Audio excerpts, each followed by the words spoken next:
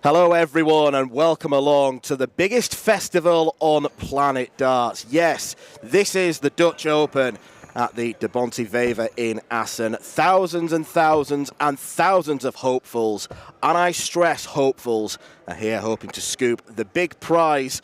The winners of the men's and women's tournaments will get a place at Lakeside in around about 11 months' time. But today the focus is on the men's pairs tournament.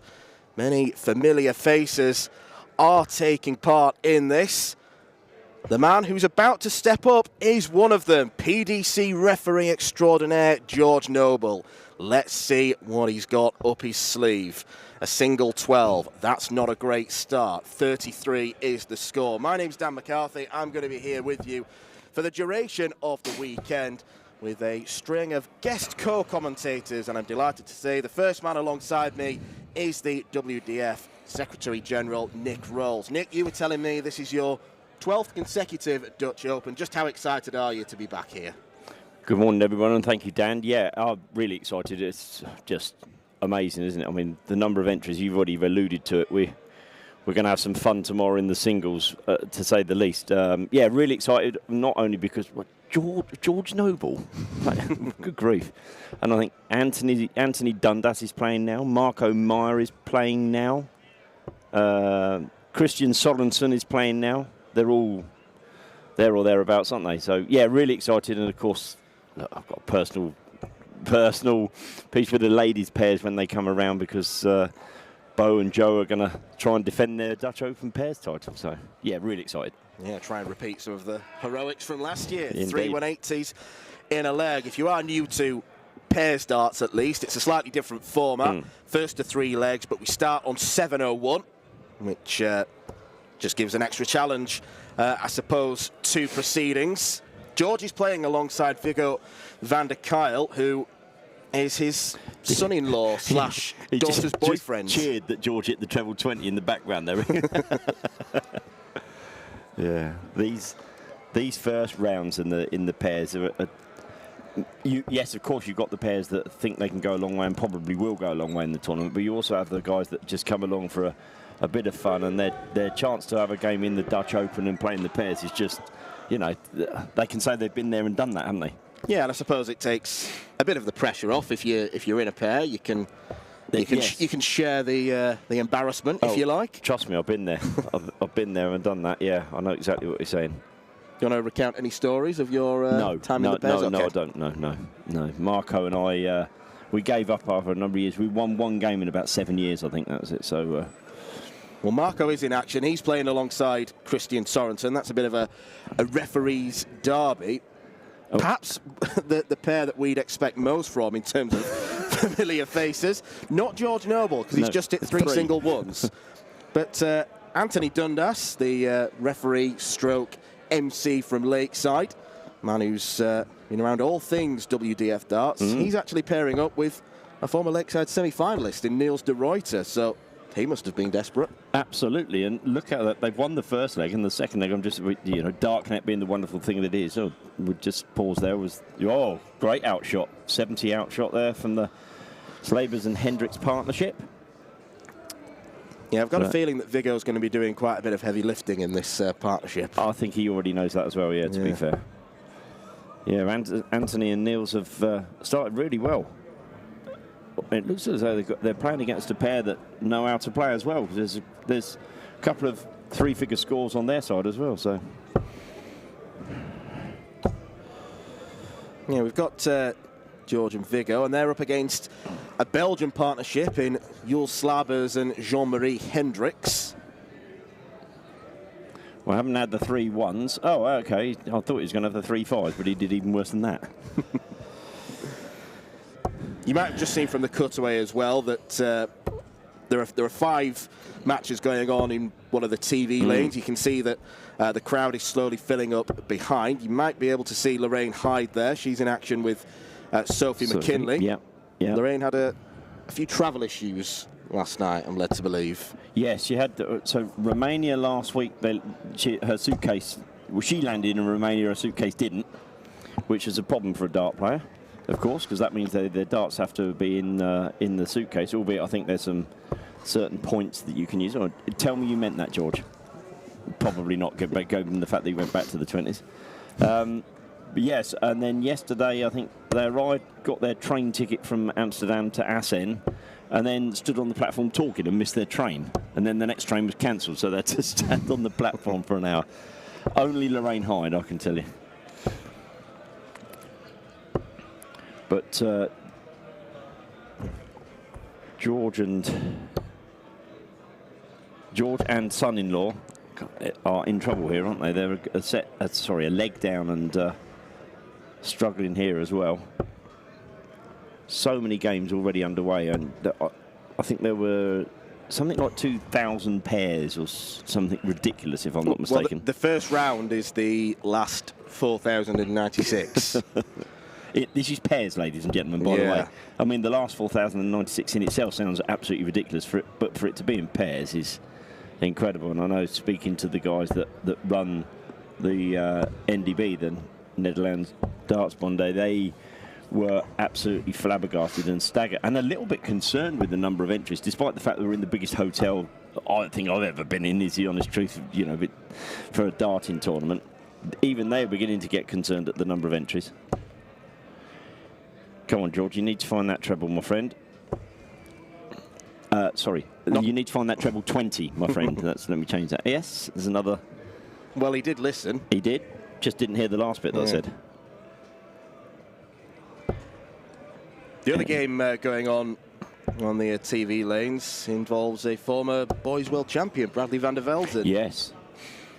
Yep.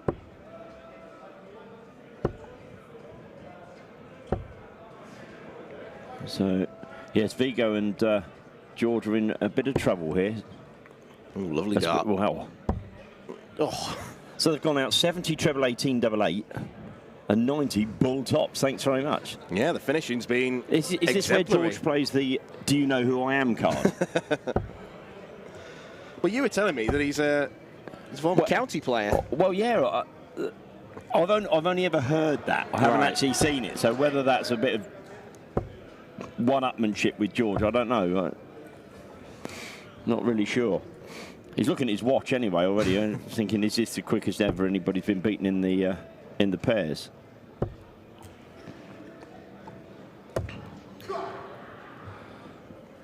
So the pairs both play down to and including the semi-finals today. So you can imagine from, as I said, you can see it on the screen there, last 4,096, we get down to 4 by the time that we quit. You could see George there just rolling his shoulder, Pete Townshend style. He did pre-warn me that he's carrying an injury, a rotator cuff, is it? I think in your shoulder or something like that. Somebody with far more knowledge of medical things will tell me about that.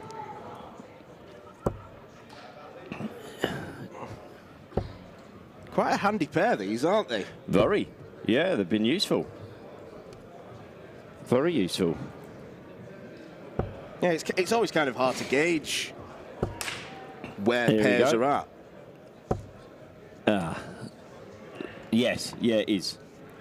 We always say when you go to these big tournaments, I mean, the seeded players, and listen, I do it as a referee. You look through the draw and you think, oh, okay, well, no, in my wife's case, there aren't players there that you see on the tour, so you think, okay, we must have a chance there. But you have to remember, a lot of the players only come to this, well, fairly obviously with 4,000 entries, etc. They only come to this tournament. They don't do the tour because darts is their hobby to them, and this is their one sabbatical, if you want, for the whole year. So therefore, they come and just play in the pairs or in the singles, and some of them are very, very good. And you will, I guarantee it, Sunday morning in the last 1 to 8 in the men's pair singles, there'll be some names in there where you'll just go, don't know that name. There were a couple who got to the stage last year who clearly didn't play darts to any degree of seriousness because they didn't even have dart shirts. They were just in t-shirts and jeans. You're starting early on the dart shirts and jeans. Ladies and gentlemen, I should let you know that Dan is actually playing in the singles tomorrow. Tomorrow, isn't it? So it is. I'm looking forward to the dart shirt. I mean, I don't have one, sadly. It's just a T-shirt. I thought, you know, I'm not the greatest player in the world. Do I really want to put myself down that rabbit hole and look like a swear word? Well, the fact that you're playing is brave, in my opinion. And of course, ladies and gentlemen, you will see Dan on the streaming boards. He's already told us that you've been allocated one of those. Yeah, I have. I'll be having a word with the officials to say make sure it's the middle one so as we get coverage. I'll be going right to the end. You told me I get to pick the board, so it'll be the end one. Oh, did I say that? Yeah. I think that was I was misguided at that particular moment. Anthony Dundas and Niels Doruta are now 2-1 up in their game. Put it away, somebody shouting. I think that was Vigo. Was it? Yeah. So 204. Well, interesting way to go on 204, to be fair. Treble 12 first dart. It'll take 76, though. Levels your devils on the scores.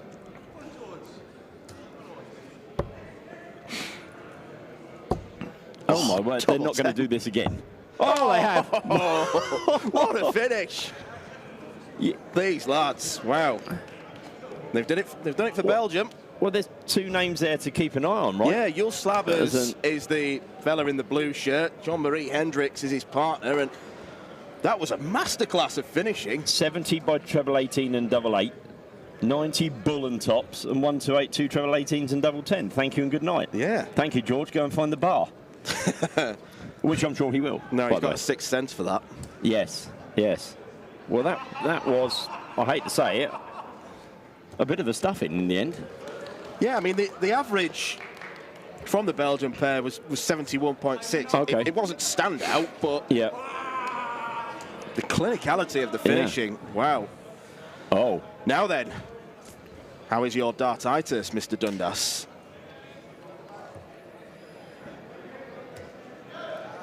Definitely throwing with more fluency than I've seen him of late. Yeah. Which is good to see. Yeah, joking aside, I mean, he's had some horrendous stories with his... Good grief, we're following the big scorers around here.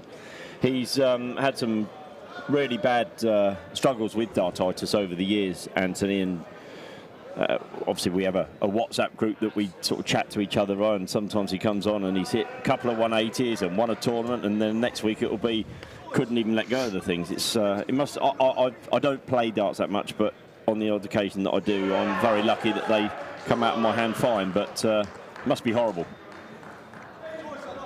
And impossible to sort of understand as well, to be fair. Why can you just not let go of a dart? There you go. There you go, you see it.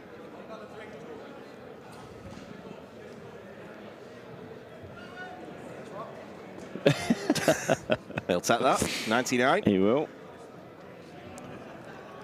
That's not a textbook throw, is it, from Henri Haverkamp? No, it's a bit of a flick rather than a throw, isn't it? No follow-through, and yet still seems to be scoring all right. Yeah, it's threatening to go 2-all here as well, isn't it? As you say, Neil's... funny enough, Neil's last year, I'm sure he won't thank me for saying this, he played in the pairs and then forgot to mark.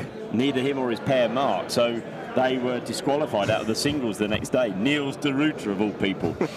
Look, he took it in the spirit that it was meant.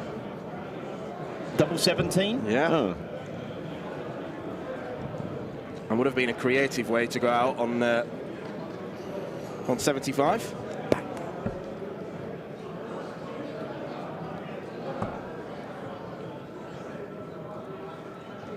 Should look at the 19s. That's what he did look at, but didn't execute it. Anthony does get himself a bit wound up or stressed out about, you know, not scoring well. Well, that wasn't a great dart. Back to double 17. The one would have been handy there. We'll start on the 19s. Or the 7s. So for Niels... For Niels, this must be really difficult, having played to the standard that he's played at. Oh, he's hit the double 17. So, to have played at the standard that he's played at, and now to be playing, you know, not as well as that, must be quite difficult for him. Yeah. Certainly Pups holding his own. And that's not a great start from Marco Decker.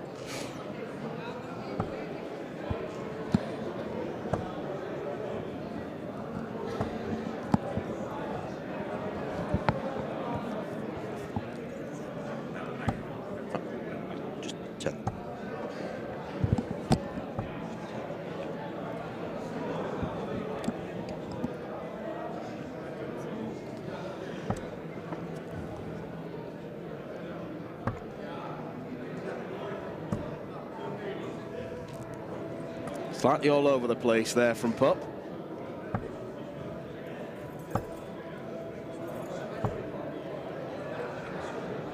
Was reliably told that Marco Meyer would be in comms at this moment in time because he was convinced he was going to be losing by 7 minutes past 10. Although Marco and Christian managed to get the win. 3-0 success over Michael Winters and Lars Conrads.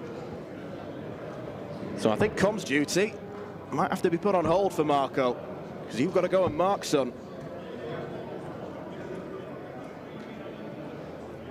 Just looking at Dart Connect at the scores, and generally seems like Christian did most of the scoring. A couple of tons in there. Just looking over to my right, Christian is in a buoyant mood right now. He's celebrating his win. The Danish master caller. He's the man, says Marco. It's 95 here.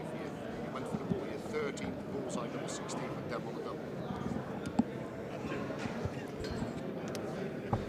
Just been told that Christian was on 95, hit 13, bull, double 16 to win the leg. Denmark's finest.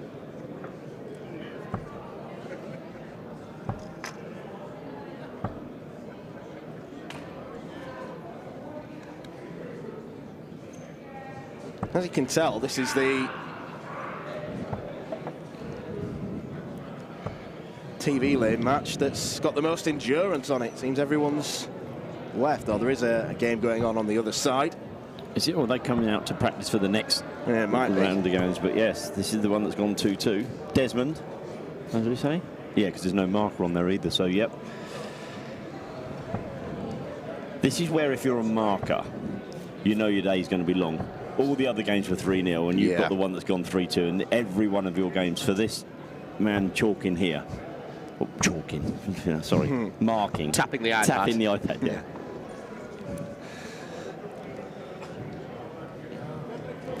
We are literally sat just around the corner from the TV lanes or the streaming lanes, and as the players walk past to go to the board, getting taps on the shoulder, and Wayne Hyde's just come back and said hello. I must admit, I didn't see how they got on. I'm guessing they won, but that could be a... I would assume so. It's a pretty strong pairing. Yes. But you know what assuming can do. That's the problem. They did win 3-1, Lorraine and Sophie. Okay, good. All Scottish team. Mm-hmm.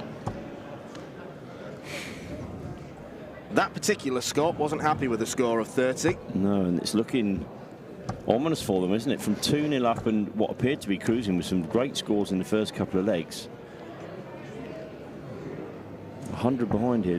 Really need the Deruta of old. If you could find the treble here, it would open it up. I'm not sure that Neil should be wearing a Scotland shirt either, if I'm honest. If you have a look at the back of his shirt, if he gets another throw, he's actually got a whacking great big Scottish flag on the back of it. Yeah, did he have to lend that off Pup or something? Maybe the case, yeah. There's Anthony with his struggling to let go of the darts.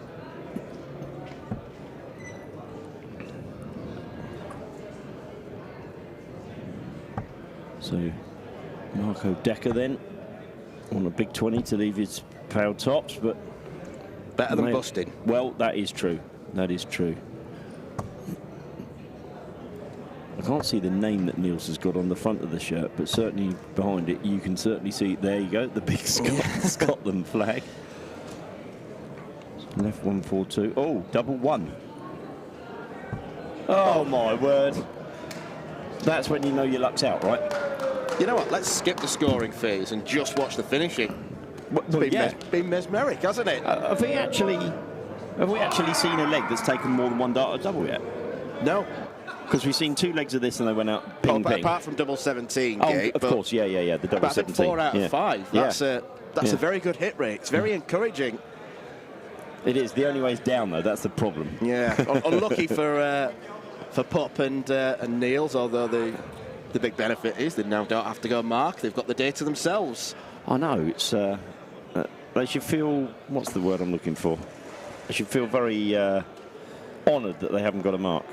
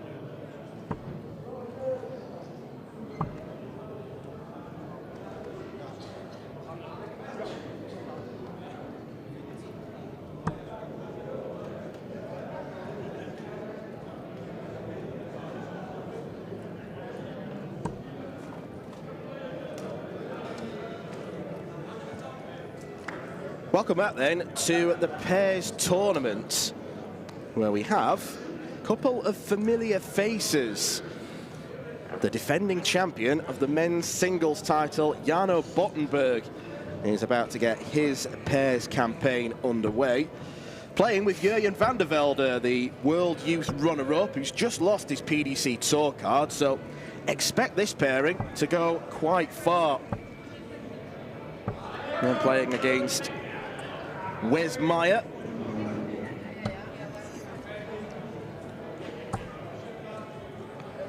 Van der Velde steps up with a steady ton to start with, and Glenn Van Loo, who's got triple X on the back of his shirt. I'm not sure what kind of websites he accesses on a regular basis, but each to their own. There is Mr. Bottenberg, who won the Dutch Open title last year in pretty sensational style. Nominated for Checkout of the Year on the Weekly Darts Cast podcast, which just goes to show how special it was. Treble 17, 2 tops to defeat Wesley Plowsier and secure his passage to Lakeside, where he was undone, as many were, by Paul Lim. Yeah, I think it was that finish was also, it wasn't only the finish, it was the state of the game at the time that they hit the finish as well, because it was literally, I think it was final set, wasn't it, that they were playing. So, and it was a match in which I think even Jarno would admit he was second favourite for. Yeah. Because Wesley Plowsier, not only with what he's done in darts, but how well he played throughout the tournament. You could just see Jarno there, seemed to be blowing on his hands. It doesn't feel particularly cold in the arena. No. We're actually just behind where the stands are, where all those fans are sat. And I mean, I'm wearing a jumper, but I don't feel cold. So. No, it's cold outside, but it's warm in here. And that is true. You're going to be a little bit distracted during this one, aren't you? Because you'll be keeping a keen eye on Jobo, who's there on the adjacent board. Jobo. Christened by your good self last year, if I remember rightly. Joe being the senior player, the captain, of course. Well, I'll let you tell her that. Or more to the point, I'll let you tell Bo that. I'll keep it to myself. Yeah, it's amazing for Jo. I mean, she's been practicing all week, you know, just to try and make sure that she doesn't let Bo down, which is, I said to her, don't go into it with that attitude. You've got to go into it with a I can do, you know, my own damage, etc. It's quite funny. The last year, you've already alluded to the 3 180s and the 2 41s, or 3 41s that Joe hit in that one particular leg. But as Joe always says when she comes back, as you try and see a 91 finish there, Joe always says when she comes back, yeah, but I did hit 2 of the doubles in that particular game. So yeah. Yeah, it was a real historical moment. Bowgreaves hitting 3 180s in a leg as Jarno Bottenberg, backed by his typically frenzied support, seals the first leg, so he and Jurjen take a 1-leg lead. We'd expect these two to win this game fairly comfortably. Yeah. Because we don't know too much about Wes or Glenn.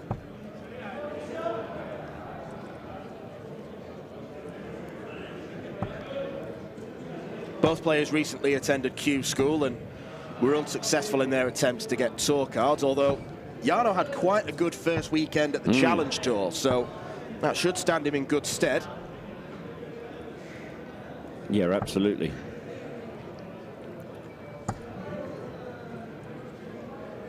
Great guy as well, Jarno, and obviously winning the singles last year. But a couple of very privileged to have a couple of iconic pictures. I gave Joe a peck on the cheek when she won, and he gave his wife a peck on the cheek when they won, and we sort of swapped photos. So it was almost like we'd both done. They both made exactly the same move. So it was a.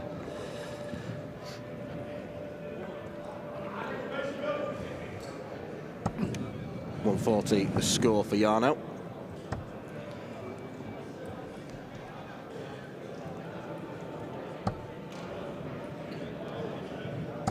Interesting throw that Jurjen's got.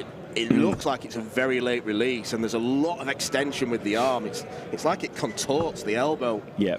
Doesn't look the most comfortable. For a non-dart player like myself, it always amazes me how many different styles of dart of throw there are. I just find it, you know, you've got people that flick, there's people fully extend, of course, there's people who throw from their eye line, round the side of their ear, etc., etc. But there are some throws, look, we're looking at bows for me is just, wow. Yeah. That's how people should throw darts. But it makes it more exciting that they don't all throw darts like that, otherwise it would be quite robotic, right?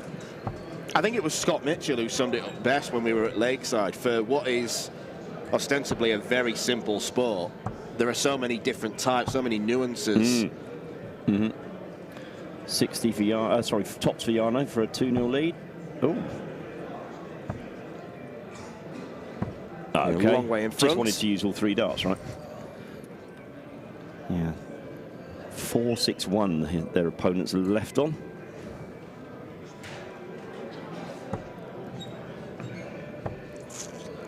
I do wonder what goes through the mind of players like Glenn and Wes when they see the draw come out. They know they're up against 2 very good dart players. They realise straight away we're probably going to be on the TV lane. Yeah. They've probably never been in this environment, although they've got some pretty striking dart shirts for, let's be honest, players who are averaging in the 40s. It's that's better. I think there's 2 ways of looking at it. I mean, you surely aspire to play these good players. I sometimes Jarno for a 180, not quite. I think there are some times where you probably want, I want to play them, but can I have a couple of rounds first where I'm playing someone of the same standard as me, or even better, even worse standard than me? Yeah. So you can just to find get your way into the tournament. Yeah. And then I'll play, the Jarno Bottenbergs of this world. So. See on the near side of the screen when we go to the wide shot. Rhian O'Sullivan and Chris Savary are in action, and Rhian actually won the warm-up tournament yesterday, so she certainly did. And comes into this with very much a winning mindset. Yeah, she also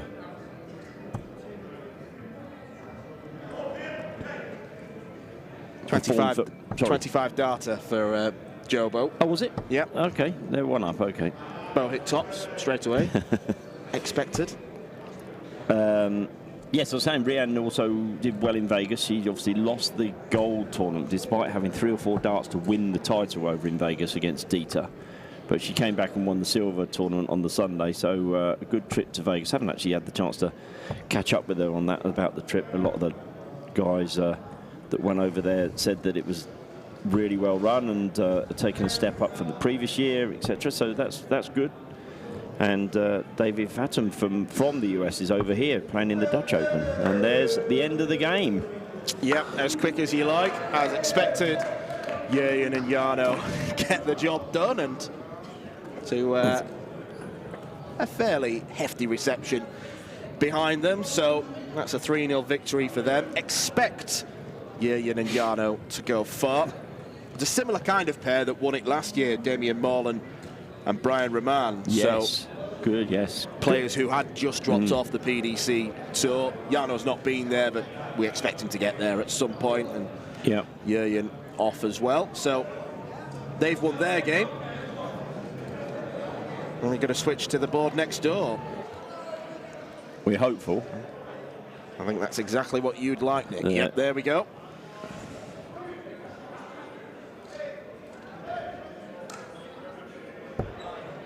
So this is Wendy Naif's throwing right now. Bo Greaves needs no introduction. No. Hat-trick of World Championship titles. She was essentially in third gear for the majority of her Lakeside campaign, and yet she was still stronger than everyone.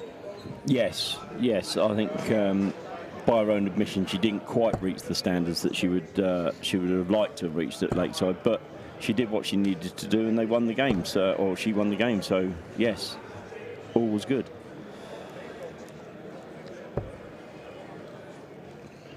I think the other thing for the players in these sorts of tournaments, Dan, is they play now, and I think they play Tuesday week is their next game. There's so many, bit of an exaggeration, but you get my meaning. There were so many pairs that you play now, and then it is literally hours until your next game. And I was speaking about David Fatum earlier. He was one that said, I play my first game tomorrow in the singles at 10:35, and if I win that, I play at 3:30. Yeah. He said, for me, this is just unheard of. Well, really? Ooh.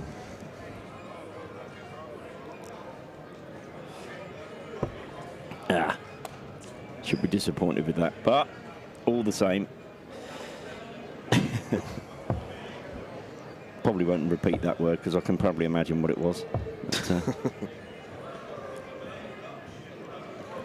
they averaged 81 in the first leg, and somewhere around that in the second leg as well. Tops for Bo for a 2-0 lead. Tops it is. 25 data followed by a 27. Pretty solid stuff from Team Jobo.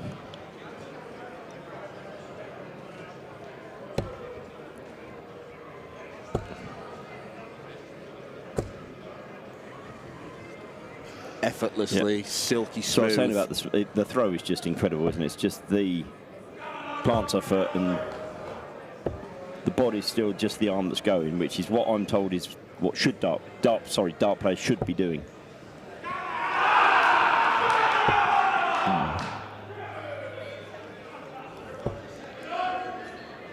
Yeah, a bit of hoo-ha going on behind. I don't know whether you catch that on the effects that back at home, but my ears are only bleeding a little bit. So. Yeah, I must admit I've turned down we've got an array of different knobs that we can play around with in front of us. I've turned the background noise down for me. But, and Bo's form has just been incredible. The Challenge Tour tournaments, and to win two of the first 5 Challenge Tours, as the female representative in the field as well. Just incredible, right? Yeah, she is top of the Challenge Tour Order of Merit, so she's going to get invites to Pro Tours to top the field up, because I don't think there's ever been, or in memory, where all 128 tour card holders play. Yeah. So she's set for a very busy few months. And it seems like the more she plays, the better she's going to get. Yeah. And the better opposition she plays, she's going to raise a game. Absolutely, I agree with you 100%. That's there's a there's a point where Vo has to challenge herself that little bit more, isn't there?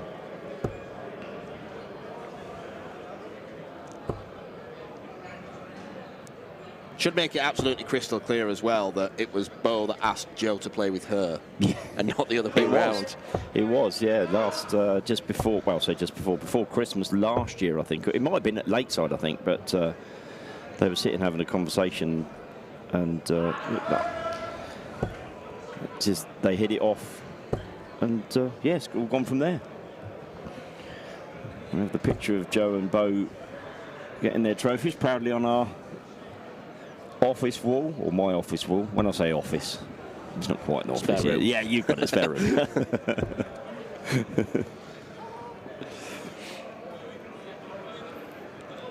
I've got a feeling Joe Bo's going to win this 3-0. Yes, it's looking that way, and Joe might be going to take off the 95, which she's failed to do. I think she's hit the 7 last start, looks like, but nothing that Bo can't tidy up. yeah, I made a mistake that before Christmas we had relatives come over from Australia. They may even be watching this stream. If you are, Monty and Jacob, hello. I sort of said, oh, you know, when you come to ours, we come into our dart room and have a dart room. I think they were expecting this, you know, dart pictures all around, massive setup, etc. And I think, oh, right, what's this? It's our office where They you were could underwhelmed, were they? one person could go in and throw while the other 3 stood outside the door, if you know that. So that sort of gives you the best picture of it. So Match-winning opportunity then inside for double 10. and that will do nicely. Good start from Team Jobo. 25, 27, No, and 29 darts. Yes, you have one. that's that's typical Joe. Yes, Joe, it's best of 5, not 7. I think she's expecting best of 7, but there we go. A win in the first round will make them feel a lot easier, I'm sure.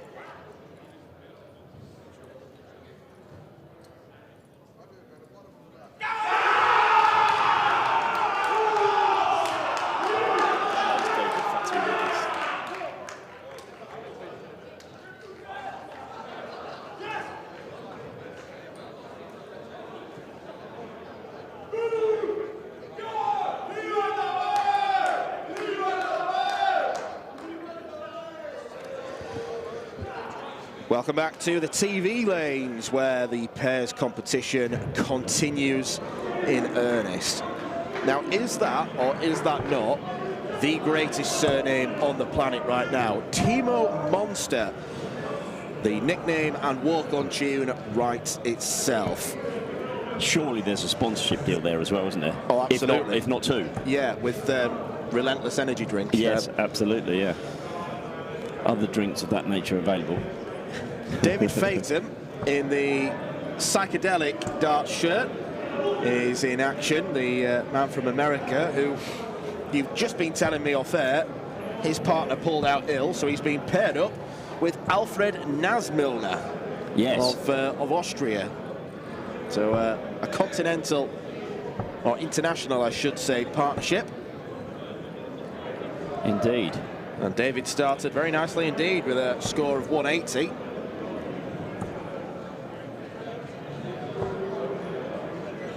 Very good player, David. So we've been playing for a number of years. Obviously does the American circuit, and has also, he's been on tour, if you like. He was at the Vegas Open, flew across, went to Romania last weekend, and has now come to Assen. So experiencing the European tour. I was talking to him last week. He said, and there is a difference. I've not had the pleasure of going over to see any of the American games yet. I mean, they play cricket and triples and mixed cricket, triples, etc., etc., and it's quite a different scene from the one that we have here in Europe. And they can be called over to play in a number of different tournaments, all at different times. So you might play a cricket game, then come off and then go and play a singles match, and then come off and then go and play a pairs game, which feels to me a little bit weird, but the Americans wouldn't have it any other way. You know, we sort of you know, you put a little bit more emphasis on the singles. No. If you did that, we wouldn't have half the people turning up to the tournament. So, you know, fine balancing act. Yes, yeah, very much so. It must take some organising as well, by the way. But good leg here. 1-3-1 left after 18. Not going to see that Dutch Open famous treble 17 two tops, but 19 for 32 or 11 for tops. What's your choice? Yep, 19 just about. It's positions like that where I think you've almost got to know your partner as well. If your partner likes tops and you like 16, you've got to get that out of your mind and go for the 11. Yeah, I relate that with the Bo and Joe situation. Bo just says to Joe, just throw what you throw. It's great. I just enjoy playing the darts, etc. But equally, if the opportunity's there, she'd prefer tops. You know, so, and that's what you're absolutely right, because there are some pairs that have played in the past, but where you wouldn't necessarily think they're going to do well in tournaments, but every pairs tournament, because they strike a balance, they play really well. And there are other singles players that aren't so good at pairs, where you think, oh my God, you know, the number 1 and number 2 seed in the singles partner up, and you think, well, it's a done deal. But actually, they don't play pairs that well, or they don't complement each other well. So there's a big part of you never know, this partnership may just strike a happy medium together. Yeah, I would assume that, given that they've been thrown together, they've never even met before this tournament. Exactly. I don't know for certain. Yeah. But a 22 darter with a 701 start was a 96 average. That's what they started with. It's very accomplished so far. Well, David would have been coming in knowing he had his partner and probably knew what standard he would throw to. He gets thrown in with a new partner and thinks, oh my goodness, what's he like? And he must be thinking, wow, now, you know, we've just had a 96 average in the first leg, so thank you. Has been playing good darts of late. Reached the final of the Las Vegas Classic, losing out to Chris Lim. But defeat some good players en route to that. Alex Spellman, James Beaton. Yeah. There's a lot of podcasts and interviews for over in America as well. A nice throw, actually, isn't it? It's fairly still and very obviously a good player. Certainly shown us his wares in this match.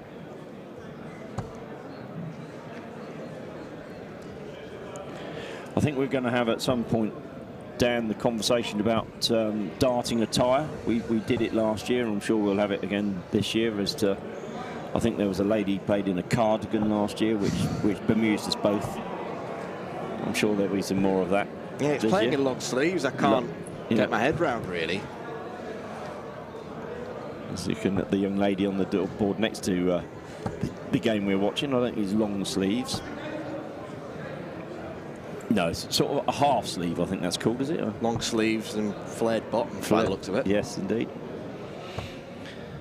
But for a 2-0 lead then, Nays Milner. Yep, double 16.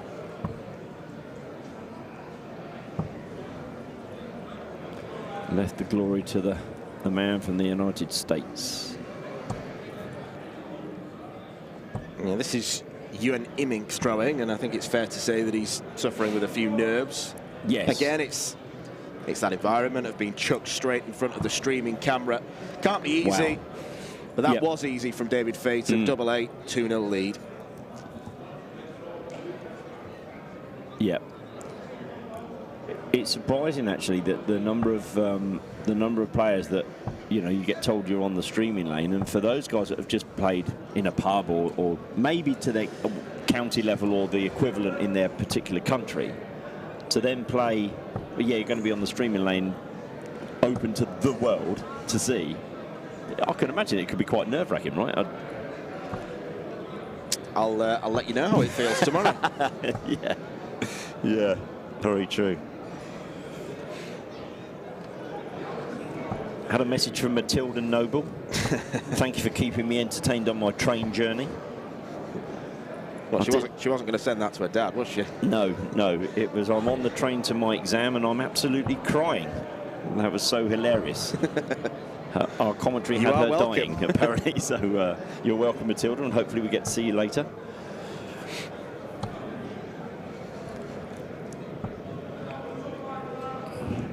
Annoyed at only getting a ton. Which is a very strong position to be in. There's a treble 20 for Ewan. So of the officials, only Marco and Christian made it through, I think. Yeah. And very well, apparently. Yeah, 3-0 victory. Played some pretty good stuff. I think Christian's always been a good player, but he did suffer with dartitis. He did. He was also the manager of the youth team for a long time in Denmark. Very big into his darts, and obviously joins us now on the lakeside stage as one of the referees. So. Good guy, loves his darts, loves playing. If we get to see him actually on the stream later, the way I can't describe the way he throws his darts, or he sort of twiddles them in his hand before throws, doesn't he? Yeah. But again, like we were saying earlier, it works for him. So it's like he's still got the dartitis affliction, but he's kind of been able to correct it and throw in a way that suits, maybe that's exactly right. Suits the problem. Yeah, maybe that's what it is. Yeah. It's so difficult, even on the great system that is Darknet, to keep an eye on all the games. I'm just sort of scrolling up and down the games that are on, because there are over 100 boards here. You've got literally 100 boards with games. Bullseye, treble 10. He went for the bullseye. Well, I think that was the bullseye. Still leaves single to double, so exactly. Alfred should come back to, if not clean up, at least leave David on something very presentable. So single 19 for tops for a comfortable 3-0 victory. This is the big number. That just about leaves double 18.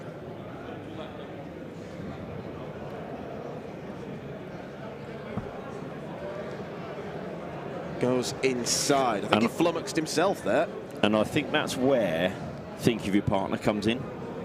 Look at the score, 2-3-7. Okay, I'm not having the greatest throw. Up the top of double 18. Double 18's a nice double.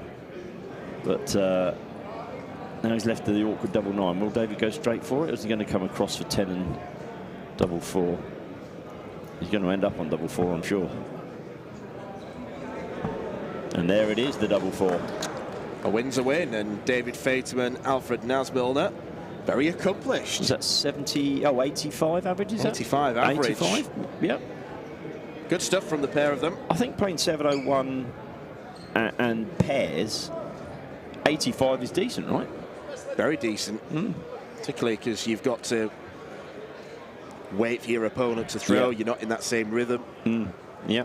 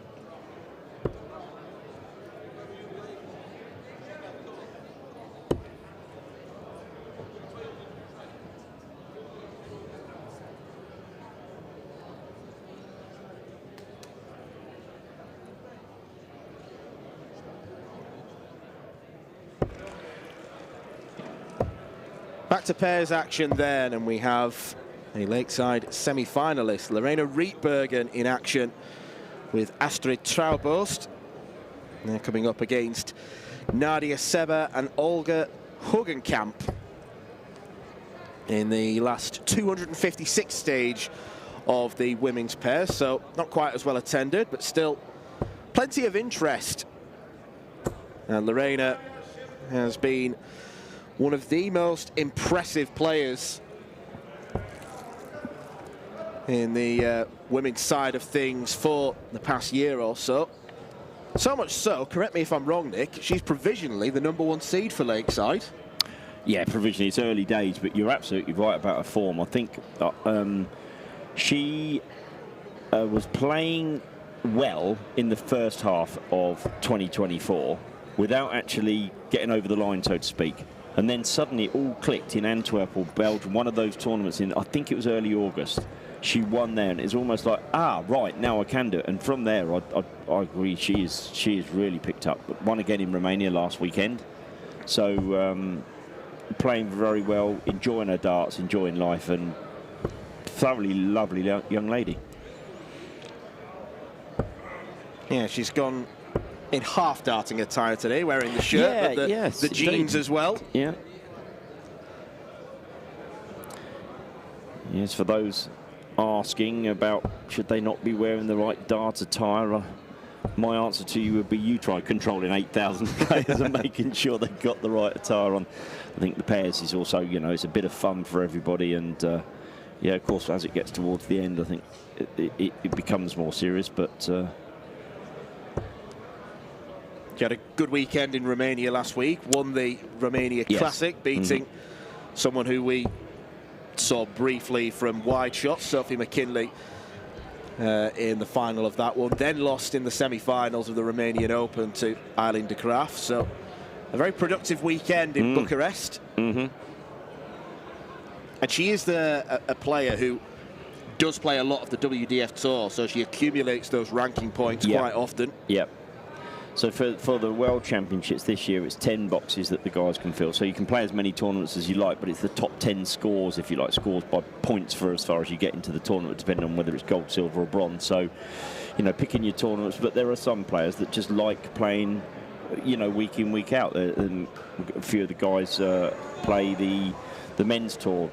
Think of Aaron Turner or John Scott from England. And other brands are available, but yeah, they just like playing the tour and enjoy it. And Lorena's doing the best of both worlds. She's not only enjoying it, but she's also doing very well. And to your point, she's the current provisional #1.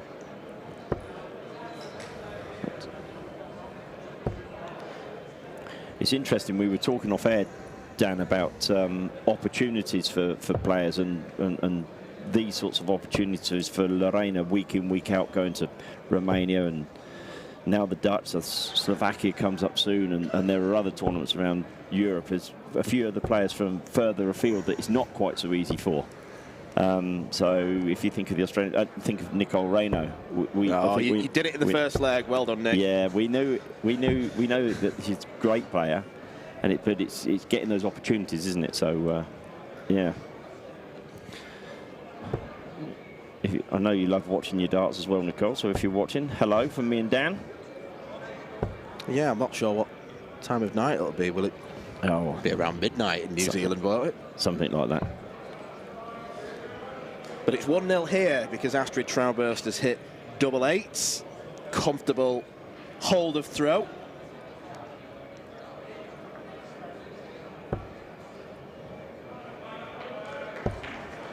Again, you see a different grip here, don't you? Oh dear.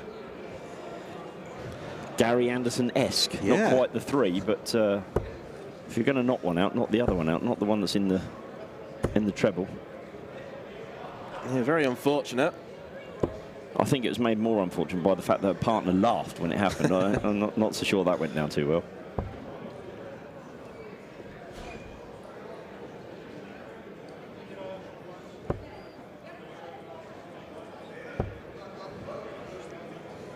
Astrid, a decent player in her own right as well.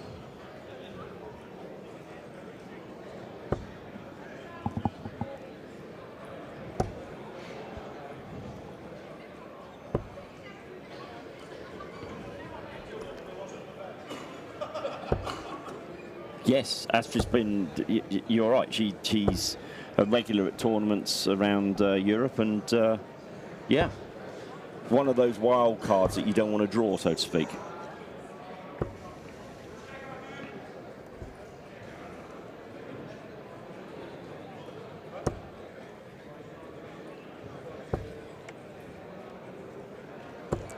It's at this point where we can try and bring you scores from elsewhere. You might see right on the very far side a very tall Dutchman who goes by the name of Martijn Kleermaker, back playing in this tournament in the pairs with Patrick Vierlenga. They're 2-1 up against a Belgian duo of Dieter van Ham and Sam de Vogt.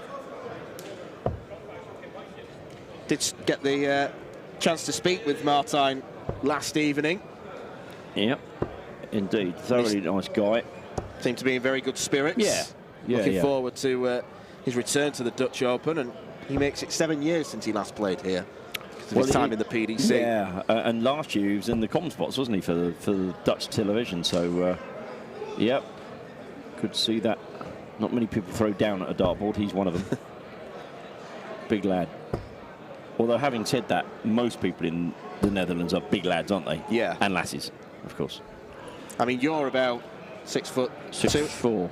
Yeah, and you're probably below average. Yeah. Yeah. Yeah, very true. Great darts from Lorena there. 136. I could tell I was in the Netherlands getting on the train last night because the luggage racks, I almost had to jump to get my suitcase up. Yeah. Good trip from Schiphol to Assen last night. Good chat, good catch up.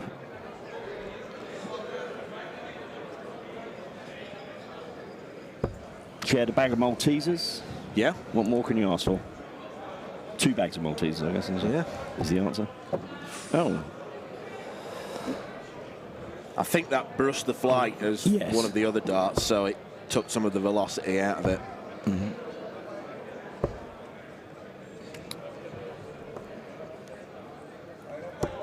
Lorena stands very nice and still as well when she throws in front of her face, doesn't she? She's rather than to the side, she's very much in front of herself. Again, it's in no way a criticism, it's just showing the different ways that people throw their darts.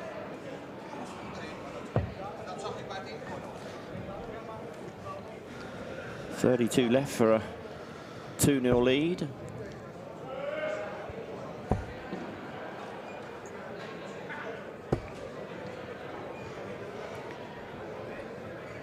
As you say, Dan, it's really difficult, isn't it, to try and keep hold of it or have a look through the scores. I'm flicking through now, but trying to find the players that we maybe know a little bit more than some of the others. Yeah, there are some lurking around the outer boards, but looking at players who are going to be coming up on this board, we've got 11:30, Connie Groeneveld, who was defeated in the very first match at Lakeside this year, a friend of Marco Myers. They come from the same part of the Netherlands, playing the same darts team, and a very, very good player. He could go all the way in the singles. We've got Vincent Campway and Juan Molenkamp as a pair at 11:30. Good, yep. Eileen and Anka playing at 11:45. At midday, we've got the Henehans, Connor and Martin, who've come from Ireland. Aletta Via and Priscilla Steenbergen, 2 players who've graced the Lakeside stage. They're at 20 past. Alexander Merckx, 12:30. And a potentially exciting one at 12:30 as well. Vincent van der Voort. La la la la la la la la la la. Yeah. Vincent van der Voort. Yes, yeah. Playing with his son. We apologise for the terribly out of tune la-laring. The nice thing about the pairs is the opportunity to play with family members as well. Yes. Just see, we saw George and Vigo at 10 o'clock. Yeah.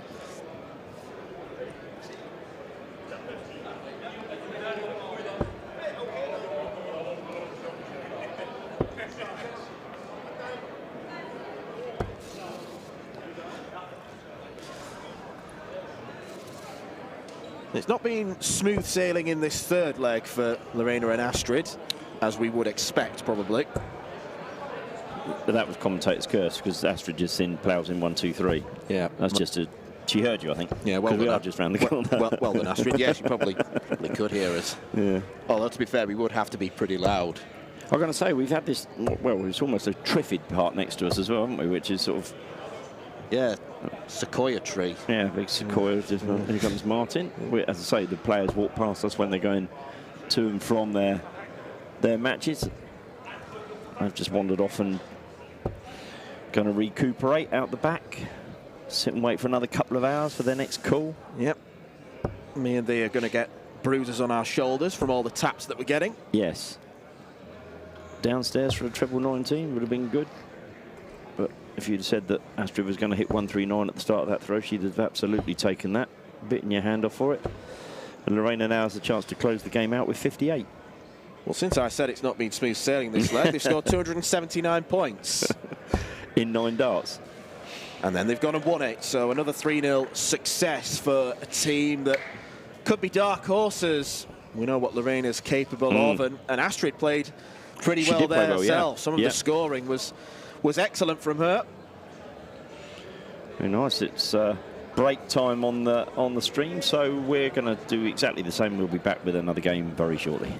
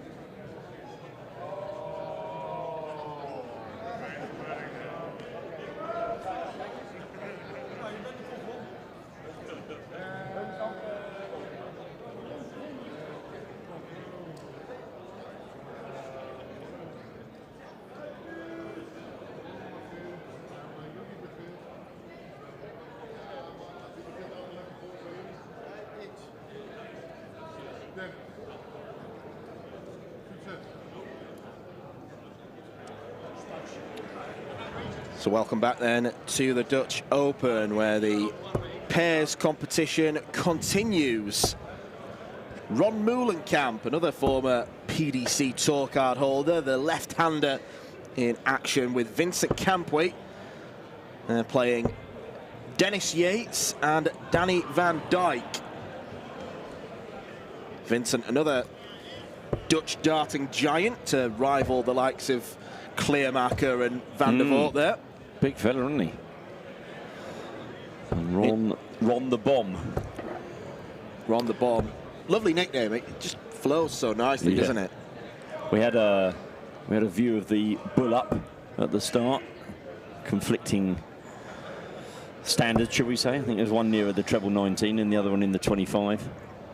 But Dennis and Danny are laughing because they've made the better start. They have. Less heralded pair of the two. Another man who's clearly quite confident in his ability, given the complexity of the darts shirt. Yeah, it does look a bit jazzy. Good word. I like the word jazzy. Yep, that's. See, Cornet Grunwald is on the board next door as well. Just warming up. Yeah, lovely guy, Cornet. Came and gave us a big hug. Not seen him since Lakeside. Yeah, not seen him since last weekend, in my case. Yeah. I think he'd missed me more. Yeah, well, true. Yeah, understandable. Totally understandable. Another player who could seriously win the singles tournament. Yeah, we chatted last week. He decided not to go to Q school, give himself another year. You know, building up, had changed his job, which was holding him back a little bit. He's now got himself a job which gives him more chance of doing more tournaments in the darting world. So yeah, chef by trade, isn't he? Yes, chef by trade, but he's coming away from that at the moment. Well, I did try and get him to take us back. They had an Airbnb in Romania last week. I did try and ask him to take me back there and cook some meal, but he refused. Can't understand why. Possibly a bit busy. Yes, yes. A challenge between two players with a stack of tattoos as well.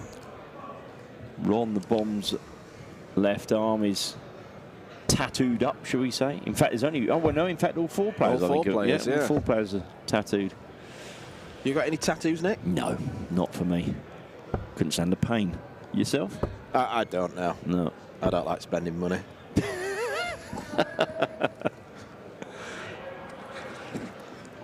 Great shout.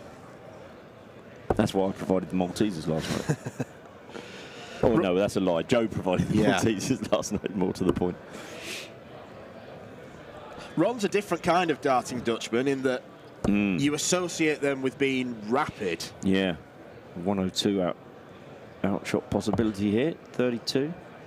Sorry, Dan, cut across you there. Could have been a break of throw there. Yeah. Once Vincent got up his sleeve. 16 for tops. Tops it is. Oh, not quite sure what that hit.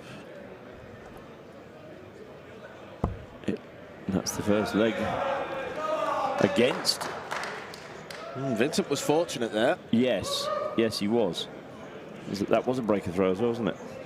Sorry, you're saying, yeah, about Ron Meulenkamp and his speed. He's not, I think you were going to say he's not, sort of, naturally we assume pace with the Dutch players. Yeah. And he's a little bit more methodical, right? I associate Dutch players with A, being very quick, and B, probably being the best overall mathematicians in the sport. Yeah. Because it is essentially the Dutch who introduced, if we like, board management and using the board creatively rather than just going treble 20 for fun and seeing what happens from there. It's really interesting because myself and Marco now have obviously worked together for a number of years, and he is always at Lakeside, you know, whether you're refereeing or you're watching darts, etc. Why are people doing this? Why are people doing that? Why didn't they go for this, etc.? So things, there are some obvious ones like 268. You know, don't go for a straight ton. Then there's also the other side of the coin where you've got I don't know, 271, slightly more difficult, but 19 or 4 19s and 25. But I think our favourite one is players that leave, or players or pairs that leave 3-4-2. So hit a 60 and then 59 in their first 2 throws, either way round, to leave 3-4-2, because you cannot leave a finish off a 3-4-2, whereas 3-4-1, 3-4-4, you can. And we have a phrase that we use, which is, if you don't buy a ticket, you can't win the raffle. So, yeah, it's interesting you're saying about the board management side of things. 299 is the ultimate test. Oh, yeah. The treble 19s and treble 18s that you need to use in there. Yeah, even if you hit the treble 19, you have to switch. Yes. To give yourself the best chance. Yeah, exactly that.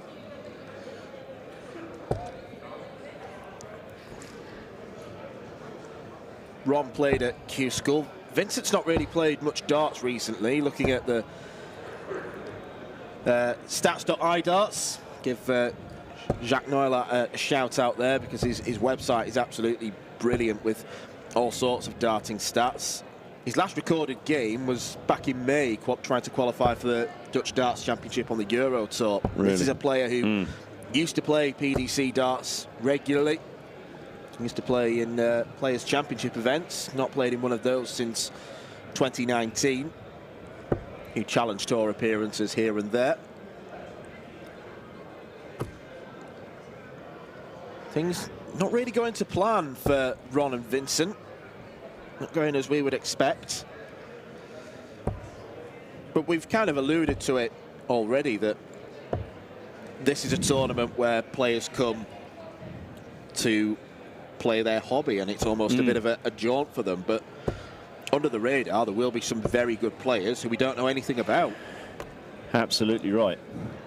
Absolutely, and you never know. There's some of those players that have been playing in a pub for a few years, and their mates have gone to the Dutch Open and said, you know what, you're good. You should have a go and see where they are. And in some cases, it will start, whether they reach the dizzy heights of the Luke Littlers of this world, who knows? But I've just said it. If you don't buy a ticket, you don't win the raffle. So some of them will be here, and you never know. They get to a quarter-final or a last 16 in a tournament, or even, dare I say, even the last 1 to 8 when you've got a tournament of 8,000 players. And it might inspire them to do bigger and better things. And for the Dutch to give as many players, I'll just pause there as we... is that going to be costly? Come back to the Dutch in a second, at the tail end of this second leg. It's Dennis Yates stepping up for 90. Had to keep straight. Exactly.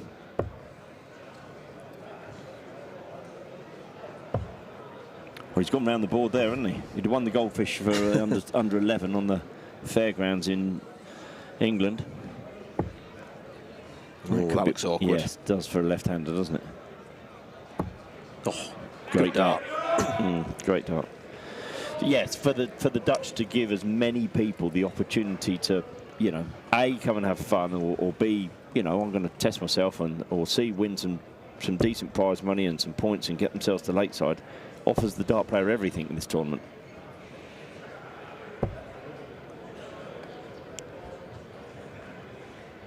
A lot of the players also stay on the hotel complex. It felt we got a taxi from the train station to the venue last night, which is about, I don't know, what, 5-6 minutes, something like that, in the taxi. It felt as though I walked all the way back to the train station to find my room. That's how big the hotel is. Yeah. It's enormous, isn't it? Yeah. It's just one endless, interminable corridor. Yeah, yeah. And you will need a lift at some point if you're on the first or second floor. Absolutely. I saw the room number, and having been here for the number of years, we were in 1600, and I won't give the complete number, but 1600, and I thought, all right, yeah, that's it. Get your hiking boots out next. Oh. Can he go one across again? No. Nearly well constructed. Different way of getting 71. That's a lovely dart.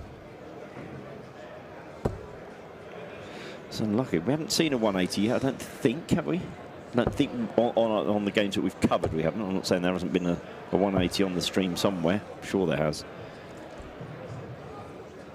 What are we in? We started at 10 AM on the dot. It's now 11:36, so we've been going for an hour and a half.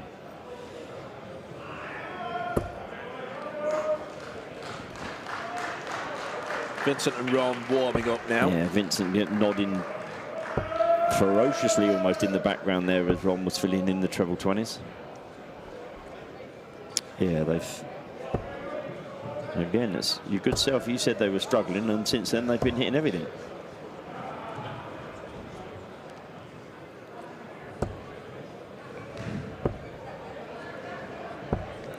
I think that's the other thing with pairs games as well. One of the players, if you're... let's turn it the other way around. When you're playing singles, you're only letting yourself down. In the pairs, you have a couple of bad scores and you're up against a decent opponents, and suddenly the pressure is that bit more because you think you're letting your partner down. So that again can come into the dynamic of having the right pair together. So invariably in a pair there'll be one of the players, well, fairly obviously, one will be ranked slightly higher than the other. And 2 goes at the ball there to try and lead 32. But he's got to tops, and Yates and Van Dijk a long way back. Yeah, the board rejected the first one, but Vincent set it up nicely. Tops and 10s, the wheelhouse of many left-handed players, and as you can see, Ron plants it straight in. They've turned this one around. Corne Groeneveld, you can see on the far side there. He and his partner Wilco Hummel 2-0 up against Rob Jansma and Juri Norbart. Matt Skees and Arnold Boersma have just beaten the Bernhardts, Christian and Martijn.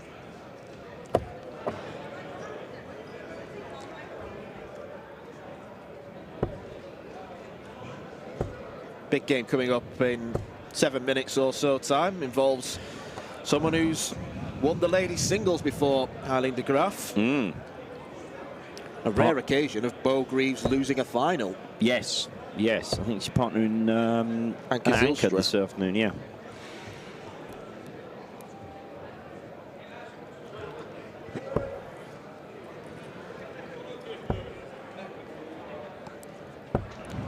For us, it's just endless scrolling down dark. Exactly what I'm doing at the moment. You can just get lost. Yes. It's like Wikipedia. You can get involved in many black holes. Yes, indeed so. Just looking down the scores. Thomas Younghans saying hello to us now. I think he's about to appear on the stream as well, or certainly on the 5. Whether we'll actually cover that game or not quite sure. We shall see. Yates and Van Dijk making that's even things up a little bit, but they're making a fist of this 4th leg here, slightly in front plus these. We've had one game go to a 5th leg that we've seen so far on the stream.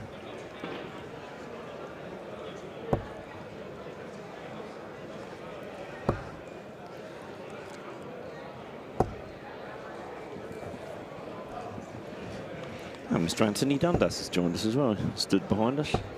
Yeah, hovering menacingly behind us. Nod or shake your head. Have you calmed down since your defeat? Yes, absolutely. Yes, he's calmed down now. He was a bit irate. I think him and Niels de Ruyter were 2-0 up in their game and somehow clutched defeat from the jaws of victory. He was miffed is the word that he's used. I like that word, miffed. So what you're saying, Nick, is they bottled it? I didn't. Yeah, please don't put that. Please don't put words in my mouth. But it was Anthony that said yes. That was the correct answer. Campus and Moulenkamp have turned this leg around and are now well on top. Another 140 from Ron, leaving them 92. Yeah, it took them a while, but yeah, 92 left. 3 consecutive ton plus scores here has turned the leg around, right? Should go treble 19. Or treble 15 if he's feeling funky, which he was. Yeah, he could afford to do that with the opponents on 263.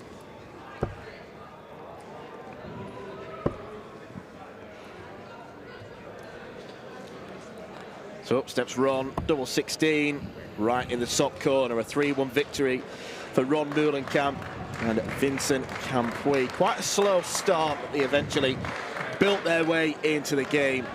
And it turned out to be a comfortable victory for the 2 experienced players. I think all the games appear to have finished at the same time by the looks of it. Cornet is just leaving as well. So I'm going to leave you for a bit and leave you down with Anthony's going to step in for a bit. So I'll catch everyone a bit later.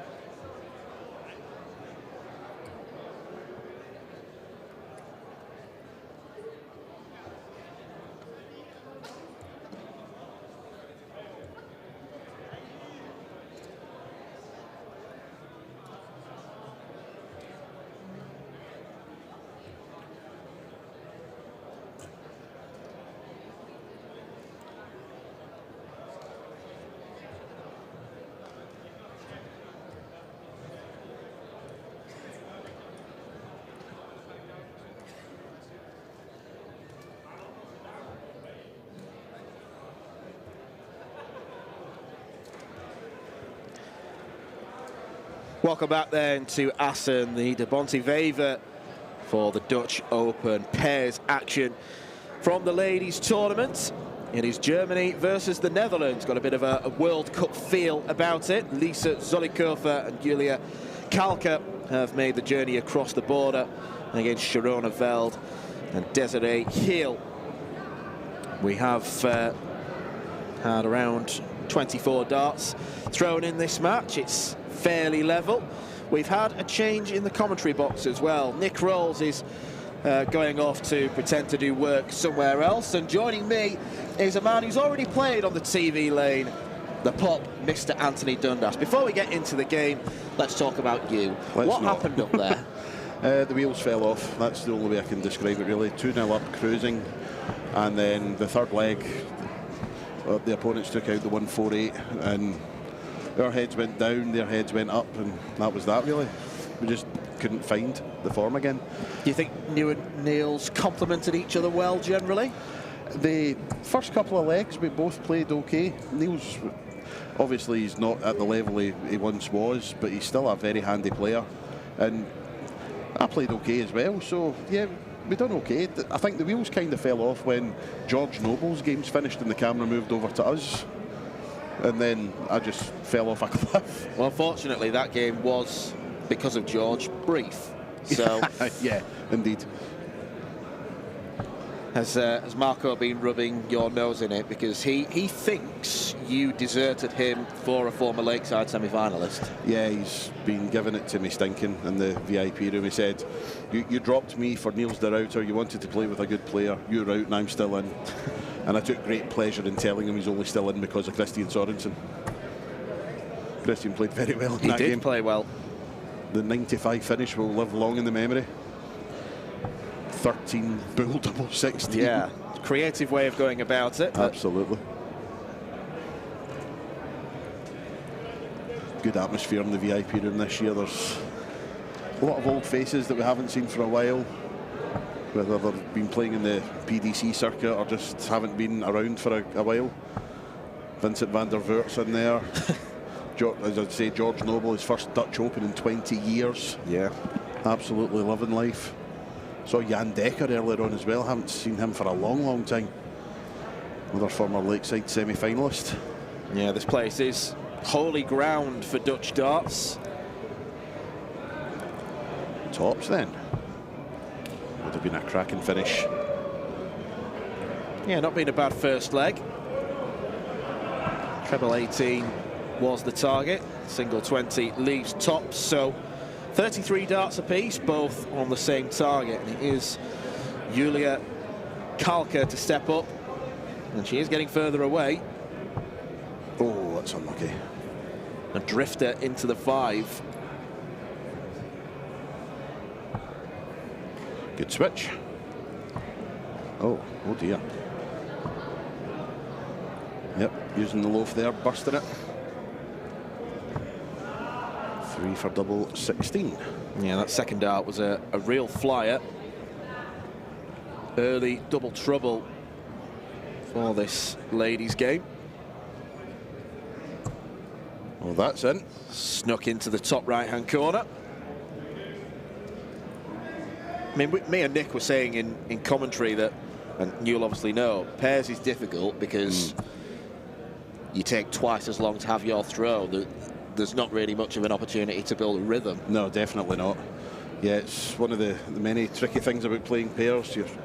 As you say, you can't build a rhythm. You're not wanting to let your partner down, which can also affect you.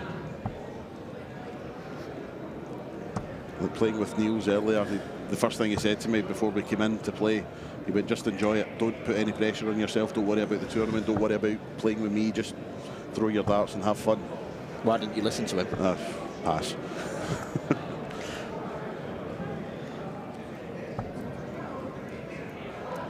We are in between games, if you like, here on the streaming board. You can just see Eileen de Graaf in the bottom of your picture. She's pairing up with Anke Zylstra. Very strong pairing, that one. Yeah, a pair that could go far. Yep, they're definitely amongst the favourites to try and wrest the title from Bo Greaves and Joe Rolls.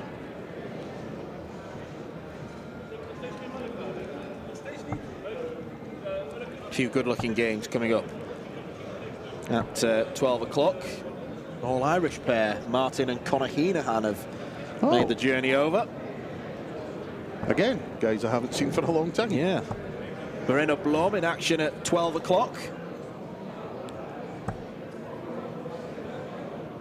Ian Conterman playing, obviously with their respective pairs. The singles tournament gets underway tomorrow.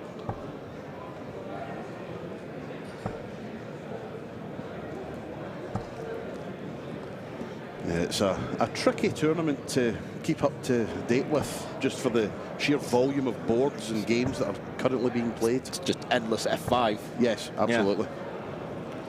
Yeah.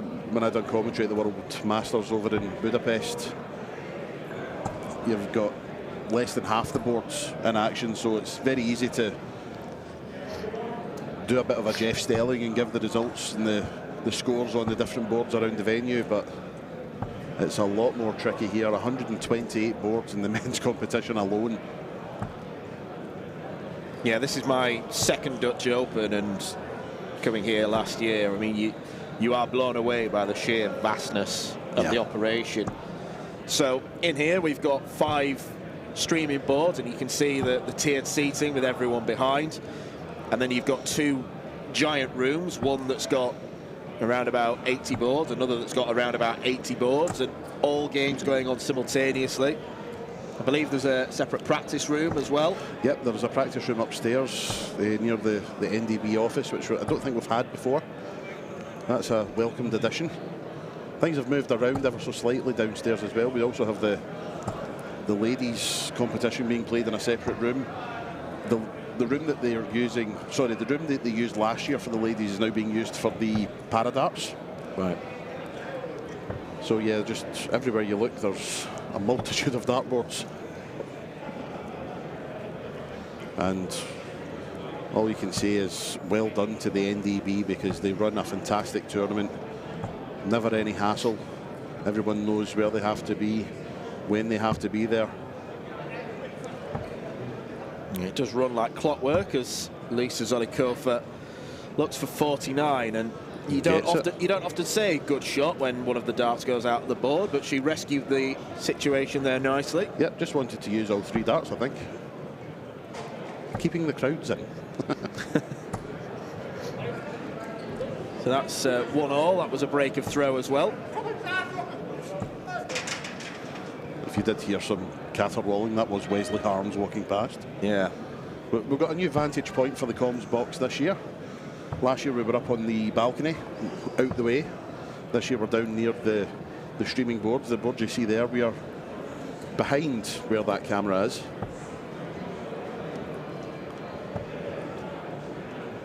Yeah, so we can see players heading towards their boards, ready for their matches. We can see them looking dejected or jubilant as they walk back. And you could possibly hear anger, complaints, cheering. And that's just from you.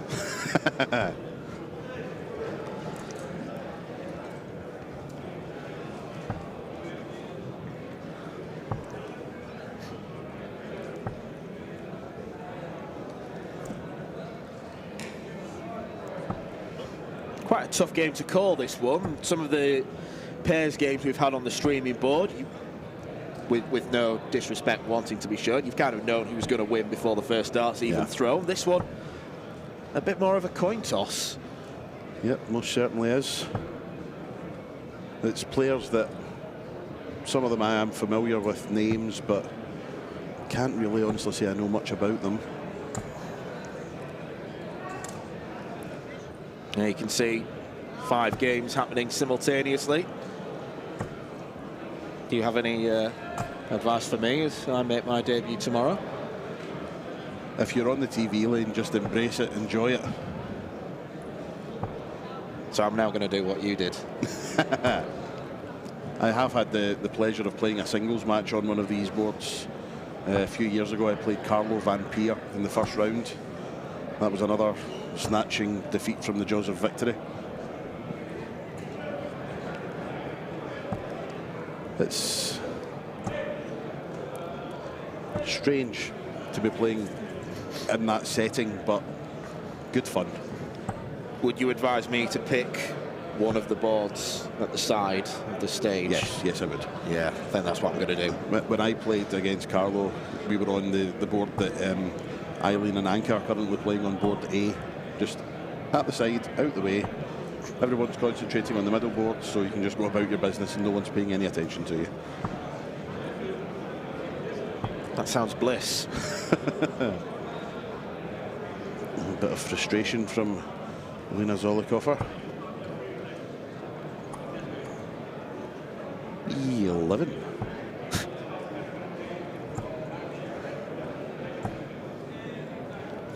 Well, she gets down to a finish. Yes. Doubling the score from her opponent.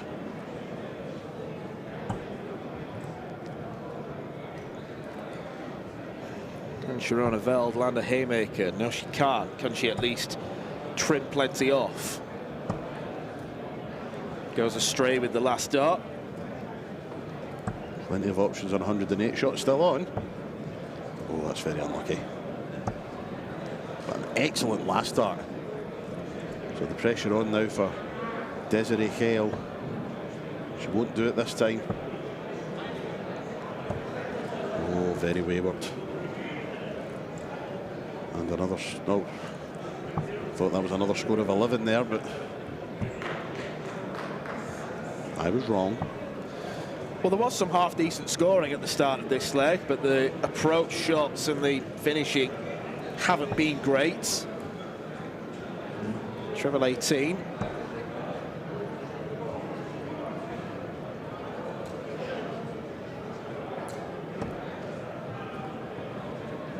And it's another very slack setup shot.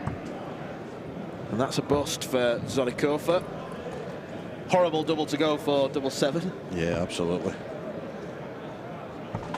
320 bull. What a way to go.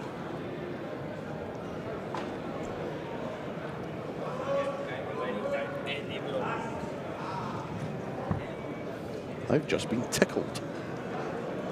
Not by me, just Passing by Moreno Blom, deciding to interfere with the commentary.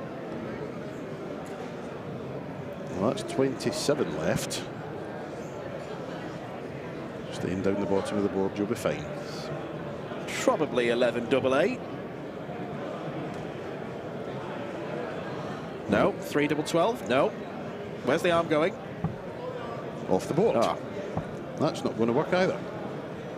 So you're better off playing the percentages in a finish like that, especially when you're slightly wayward. And another bust. And another bust.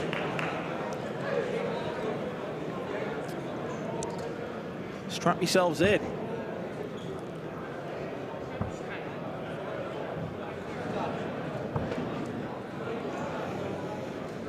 Well, at least if they go inside on double 2, they'll be able to go for double 1. Trickiest dart out of the way, double 4 now, and that's another bust. More busts in the National Museum at this rate. Getting closer. Oh, just the wrong side.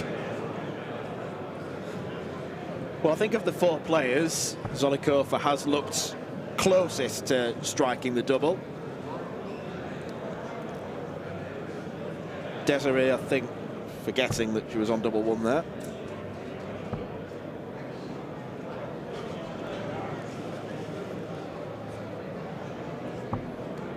Yep, make sure of the big 5, double 4. Flirting with that double 18. And at least it wasn't a bust this time. Tickled the double 4 there, like Marina Blom just tickled you. Yes. There we go. 1 in. 1 leg away from victory. Yeah. Solid 56 darter.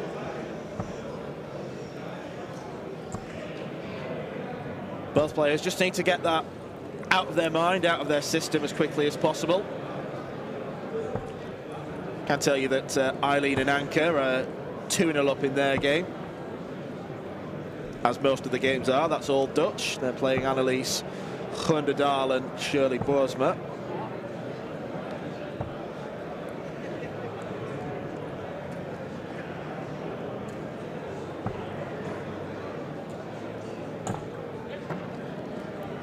Just had a Dutchman by the name of Dennis Yates on the stream, and on the TV lane we're going to get a Dutchman by the name of Nigel Lloyd coming up. Well, yeah.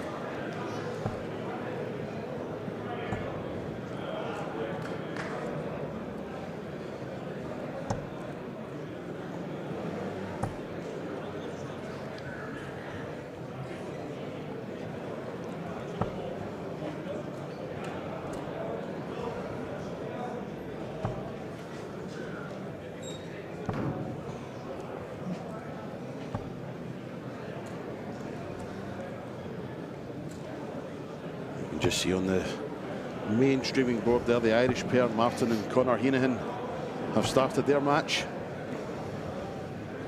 It's just turned 12 o'clock, and we are still in the men's competition in the last 2,048. It's absolutely mind-boggling the amount of entries that the Dutch Open has had this year. I think I'm still going to be sat here in 8 hours' time.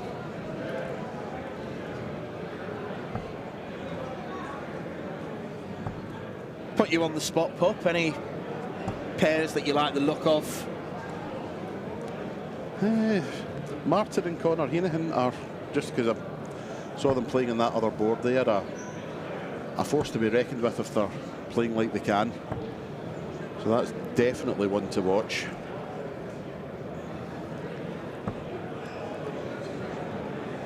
Must admit, I'm a fan of the Jarno Bottenberg, Jurjen van der Velde dynamic. Yeah, that's a terrific pairing.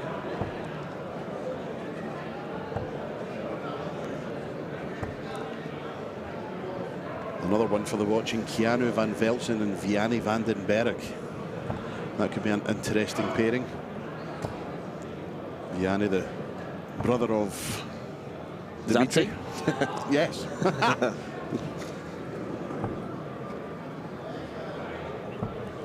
Yeah, it's not just Dimitri van den Berg. It comes from that darting family. Zanti van den Berg, who I believe is going to be here for his singles match.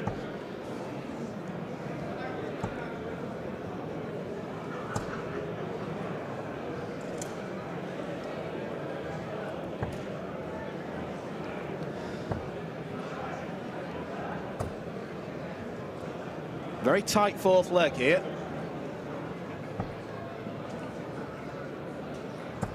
Girona's trying to change that. Excellent darts. Yeah, slight rush of blood with the third one, but it's a very good visit to leave 102. The first dart looked like it could have been an excellent response, but the last two wayward tops. Oh, caught the dart already on the board. So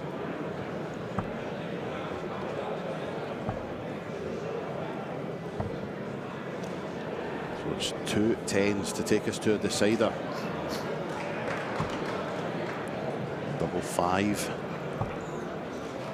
Another bust to add to the collection. Now, we saw a brilliant 1-8 in the first stream game of the day.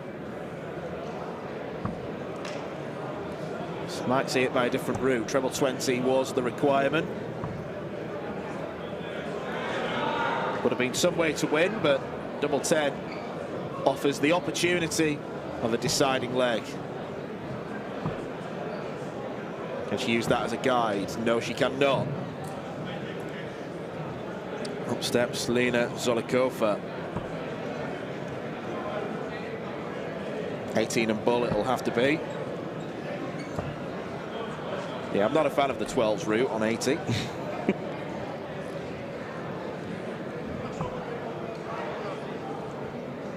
Sharona finds herself on double 5 again.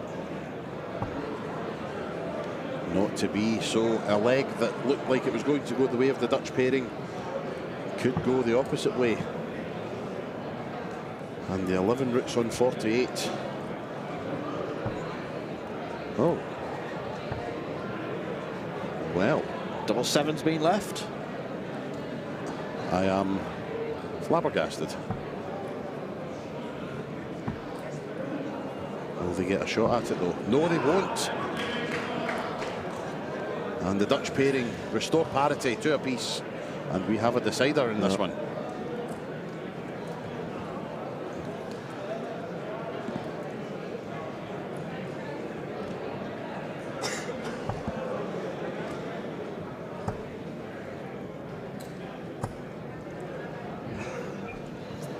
Three darts of lateral drift.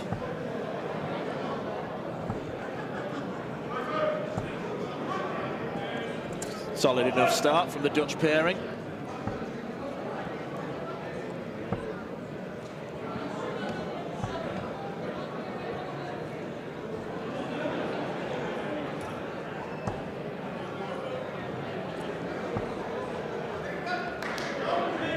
Again, as well, it's another example of players who won't be used to this environment, won't be used to playing in front of the camera. That adds its own pressures.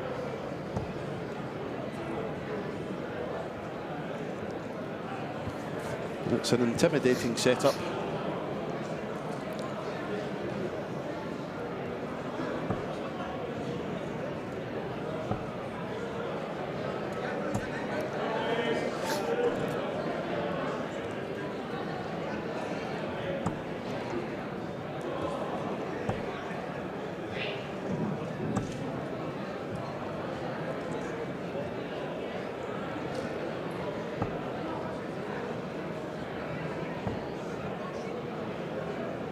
Good switch. Good visit. Dutch pairing firmly in command of this last leg. The game that's definitely flip-flopped.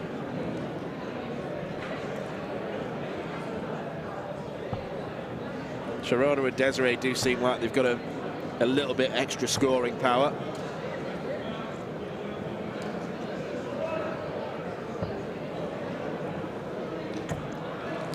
Well, not often you see a player throwing for the 16s in the middle of a leg.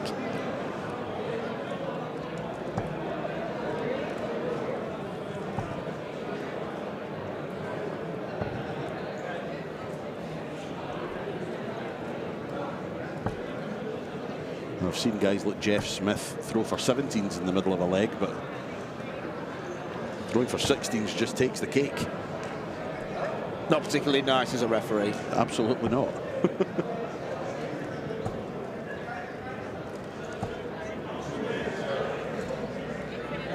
Most of the players taking part in the pairs will be playing in the singles tournament as well, so if anything, this can act as a little bit of a warm-up exercise for that tournament.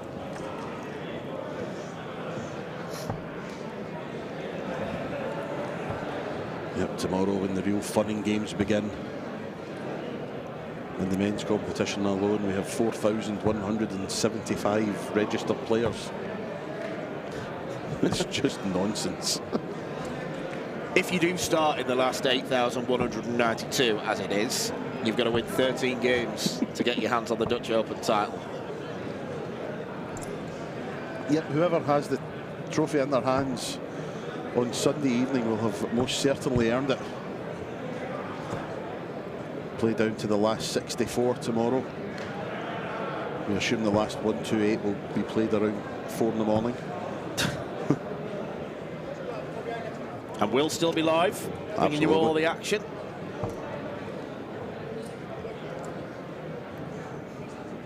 Because the Bonte Wever complex is a little bit like New York on Dutch Open weekend. No one sleeps. No. 108 then for the match. Treble 17. I like that route. Yeah, if you like tops, that's the way to go. Yeah.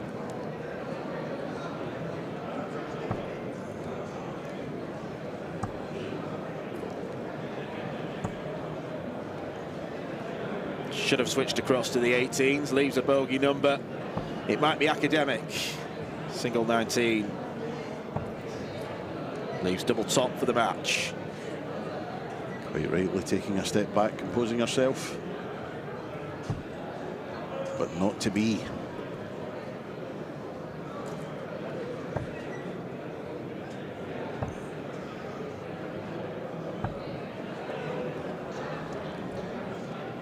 So here we go for the match. Tops.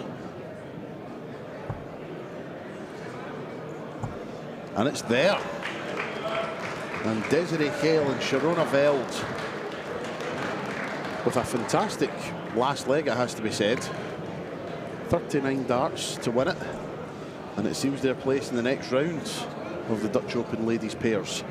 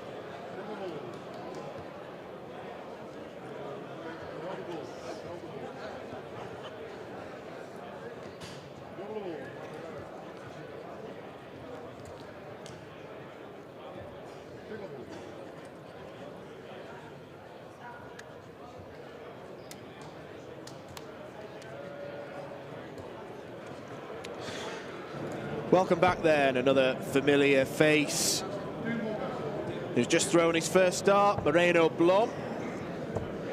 Regular Lakeside participant. He's partnering Nick Tuick, and they're playing against Wessel Wiegers and Tim van Berkel. Still myself, Dan McCarthy, and the pup Anthony Dundas alongside me. We know what a talent Moreno Blom is. He can be a little bit unpredictable on the dartboard, but when everything hooks up, he is a proper player. He certainly is that. And as you say, maybe just has to sort out the mental side of the game a little bit. But when he's on form and his head's in the right place, he is absolute mustard. Case in point, we turned 40. Yeah, he was one of many players at the recent edition of Lakeside who got limbed. Indeed. Paul did for him in very much a clash of styles in round one. Slow versus fast, calm against frenzied.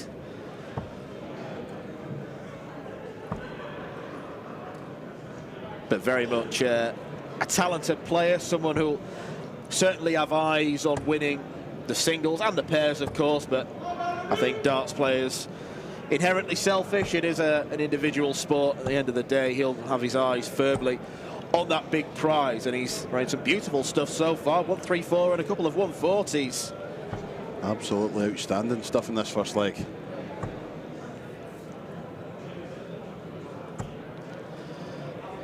Down to a finish after 15 darts.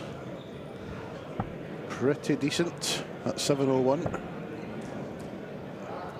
And he doesn't look like he's got a bad partner either in Nick Tuick. Yep, he's had scores of 81, 57. Then a 81 again just to set up 68 when Moreno comes back. 16 for tops. And that is a fantastic first leg. Absolutely outstanding stuff. Yeah, 21 darter in 7:01 equates to a ton average. Yeah, not to be sniffed at all. This is Tim van Berkel, whose throwing style reminds me somewhat of Mike Kuyvenhoven. That long prod forward. And he's in again, look. Oh, yesy. I make that 4 scoring visits of 134, 140, 140 and 180.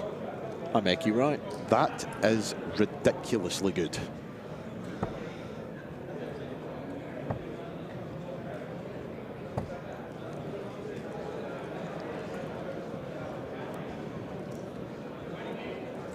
Mind you, the pair they're playing, Tim and Wessel, don't look like bad players themselves. Most definitely.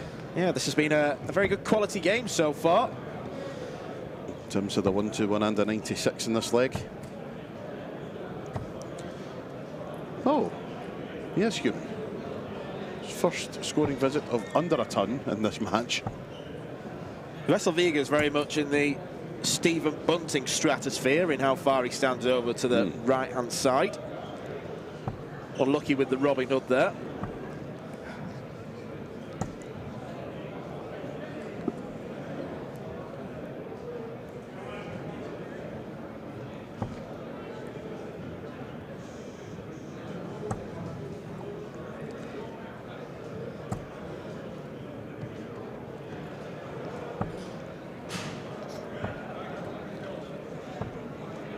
Look at that, no treble.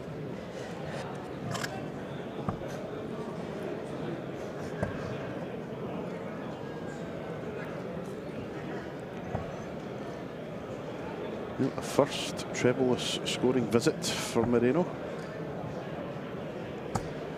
And when that happens, Nick steps in. Indeed. Leaves it handy on 120.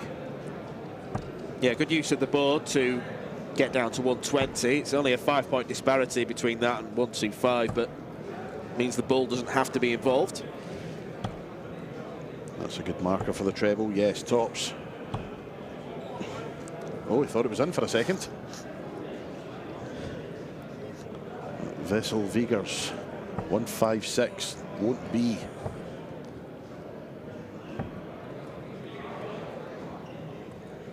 trims it down to a ton. So, double 10. Double 5. That's good a marker. Great marker. And he uses it. And gives it some also. Good performance so far.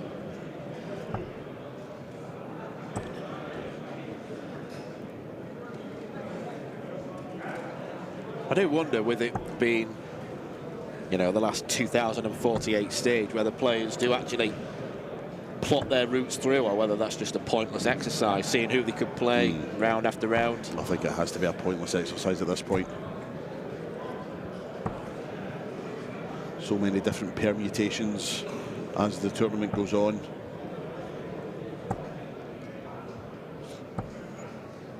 I think you're better off just taking it a game at a time. Win your game, see who you're playing next, and don't look too far into the future.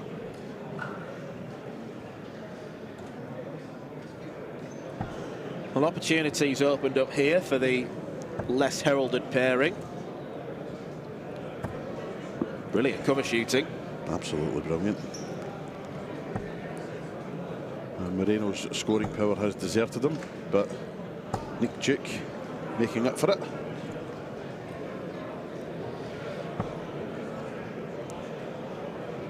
It is a tournament like this where potential stars could be unearthed. Playing in front of the camera for the first time, realising that they've got what it takes to at least be competitive. It'll give them the confidence going forwards. Yeah, absolutely. Or it could ruin players, as I'll attest to tomorrow, at around about 1:45.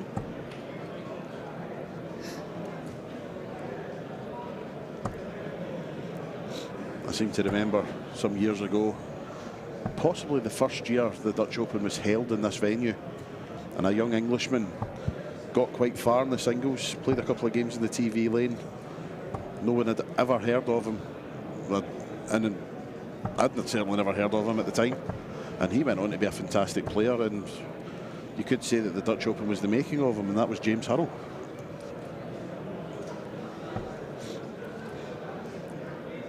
And after that, we certainly did get to know about him. And we'll know about Tim van Berkel as he leaves 24 with a magnificent maximum. Could this be the start of a most remarkable comeback?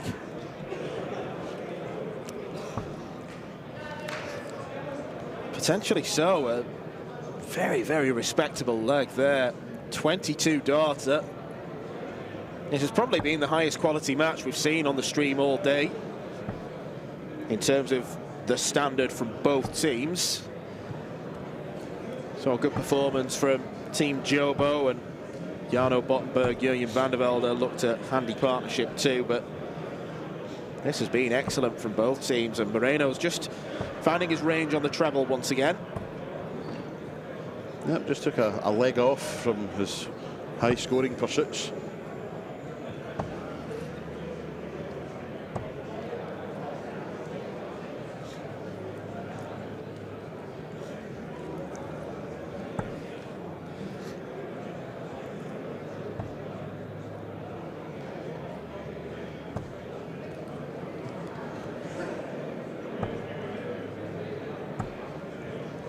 Yep, the high scoring continues. It's just so natural and fluent in the way that he throws. Yeah, it's a tremendous throw he has.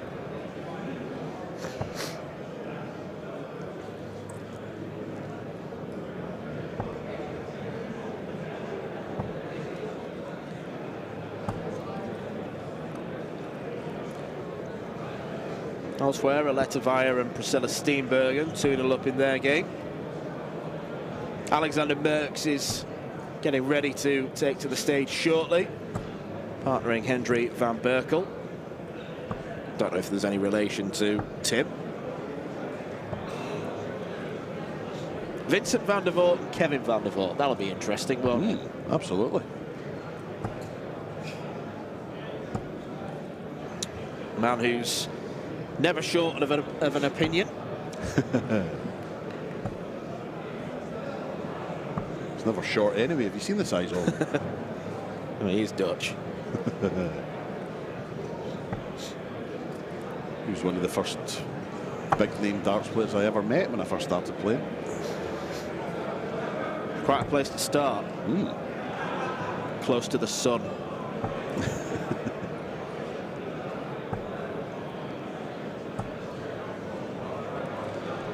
Well, Blom have the score. Yep, scored and left 85. That's a magnificent 140, just to give them something to think about. Double 14.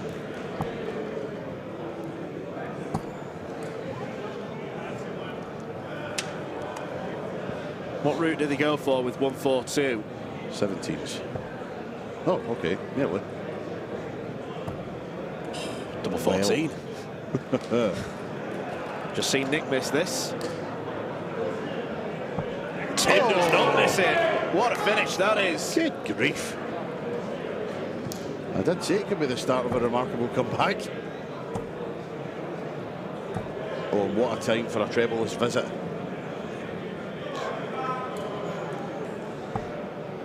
This lad can play. Absolutely.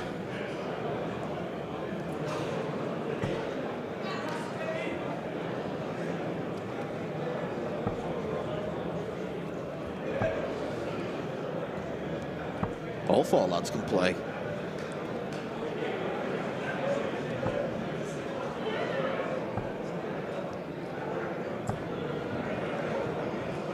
Almost seems a shame that one of these teams is going to lose at this early stage, because both could make their mark on the tournament if the draw path was slightly different.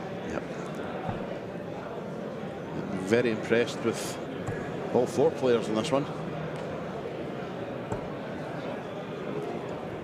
As you say, probably the best quality game I've had so far. On the stream at least.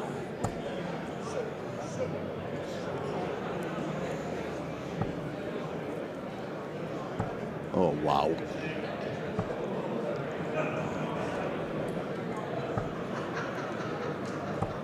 Frustrating last start, and Moreno and Nick have got the advantage.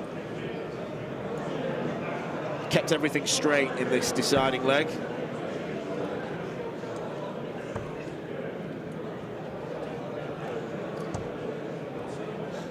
That's a good last start. Treble 19 shooting from Tim's been exemplary. Really has. Could go the bull. Would have got it now to treble to single to double.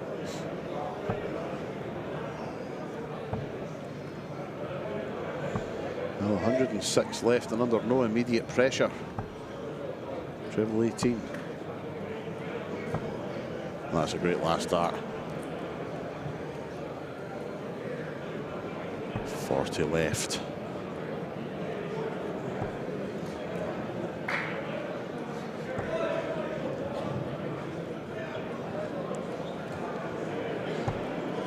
And first start, make sure of it.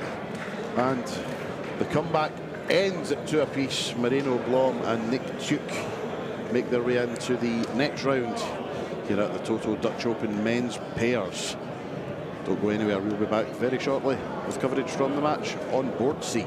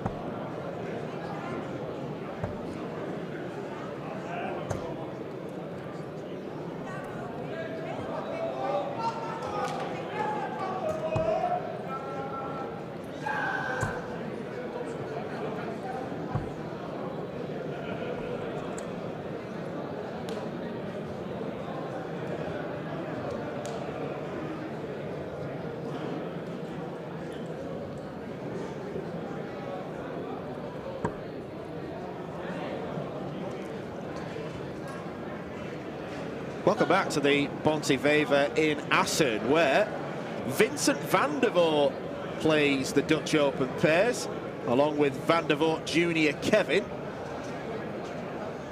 And we appear to be having a game of shirt swap, because the opposition team of Johan Meneget and Geert Dan Gekoning have decided to adorn themselves in Vincent van der Voort's playing shirt. So I will be honest, when the 4 players were throwing practice darts, there was some confusion in these ranks as to who was who, obviously other than Vincent. But a legend of Dutch darts is gracing this stage, Pop. Yes, absolutely. Lovely to see Vincent back throwing on our side of the sport after unfortunately losing his tour card with the PDC, but still a cracking player. And one to watch, not only today, but definitely tomorrow also. I just think it's, I'm sorry, I just think it's absolutely magnificent that their opponents are wearing Vincent shirts. That's just absolutely marvellous. Well, the draw came out around about a week ago, and that must have been an immediate plan. Seeing that they're playing Vincent van der Voort, we have to go wearing his shirts. Most definitely. I can't imagine Vincent would be too pleased, though, if 2 guys wearing his shirts were to eliminate him from the tournament.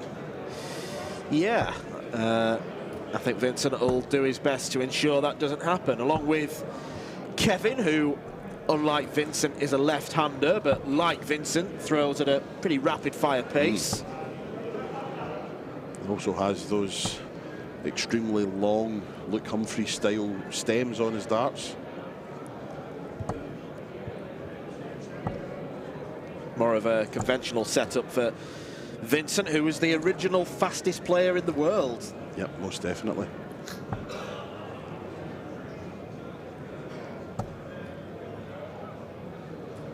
Has played at many World Championships on both sides of the darting divide. They are Luke Humphrey's darts, aren't they? I'm pretty, because the barrel is a little bit bulbous, and then you've got the skinny stem that's quite long. I'm pretty certain that is a set of Cool Hands darts. You know, something like this, it's another pull for players to play at the Dutch Open, because there's a very real opportunity. They can be drawn alongside someone who's been there, seen it, and done it all. Yep, absolutely. I think that's one of the great things about the WDF system, is you can enter these tournaments and you're in the draw and you stand a chance of maybe playing against one of your darting idols. Missed big number there for Kevin, but Vincent's going to come back for 48, and this is a pretty comfortable advantage that the Van der Voorts have got. Dad and lad duo. 16 for double 16 in the first leg. Double 8 now. No.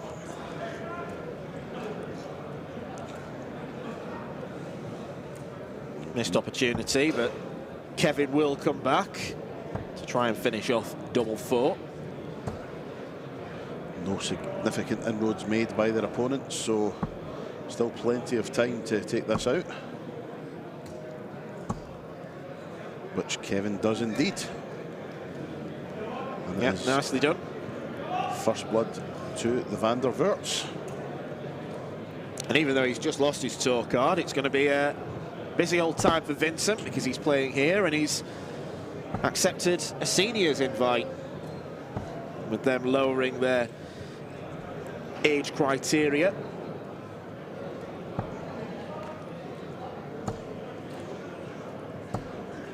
Hasn't really changed much in all the years he's been a familiar face in darts, Vincent.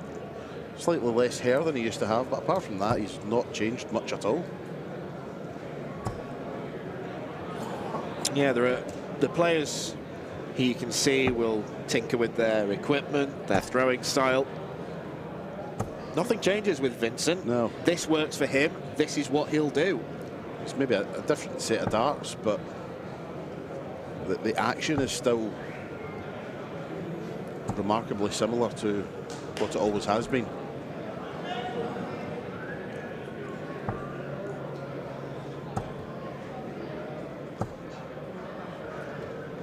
Hat-trick of 140s.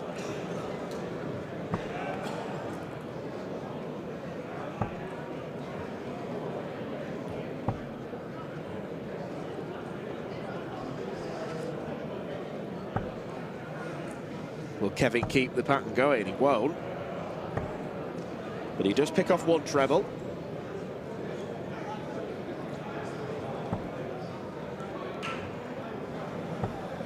I haven't seen much of Kevin van der Voort throwing before, but I'm very impressed, I have to say. Chip off the old block. Yeah, it could be easy to fall into the shadow of your father, who's obviously played darts for a long time now, but clearly his own man, clearly got some ability.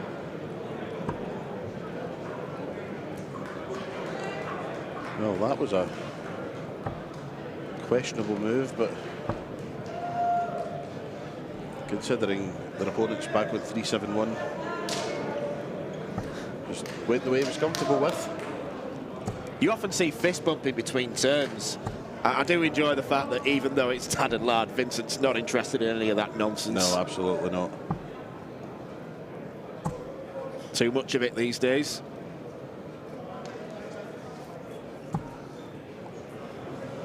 Vincent will consider that nonsense, but with their opponents back on 2-7-1, this is Geert-Jan de Koning. More measured style.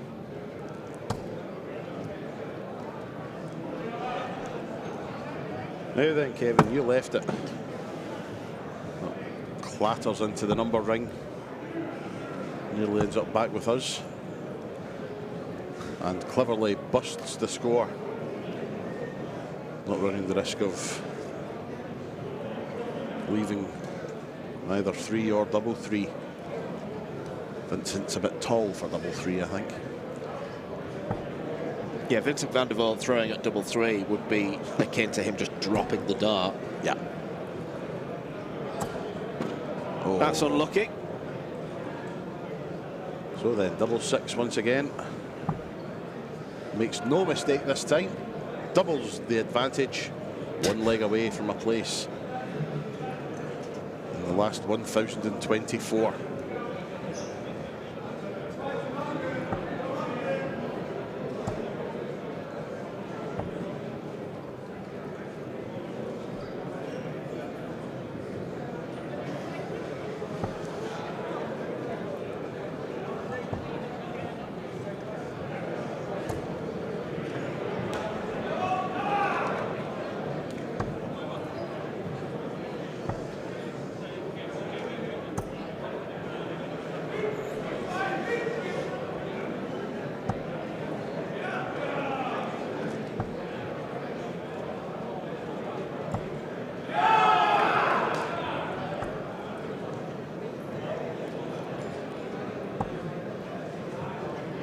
They've got some fans in the audience. Just before the game commenced, there were players doing the usual Vincent van der Voort chant to the tune of Casey and the Sunshine Band, obviously. Of course.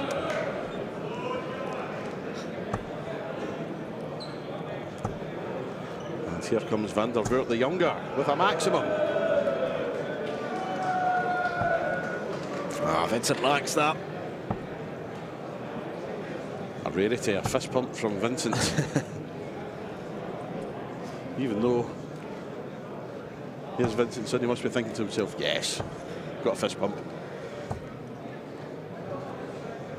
And Kevin will be back for 150 for the match. Highly doubt he'll go 3 bulls. I think his father might slap him about the head and face if he did. Let's see it happen. Come on, Kevin. No. Treble 18 or treble 10. Or single 6. 64 for Vincent when he returns. And it looks like he won't be under any immediate pressure.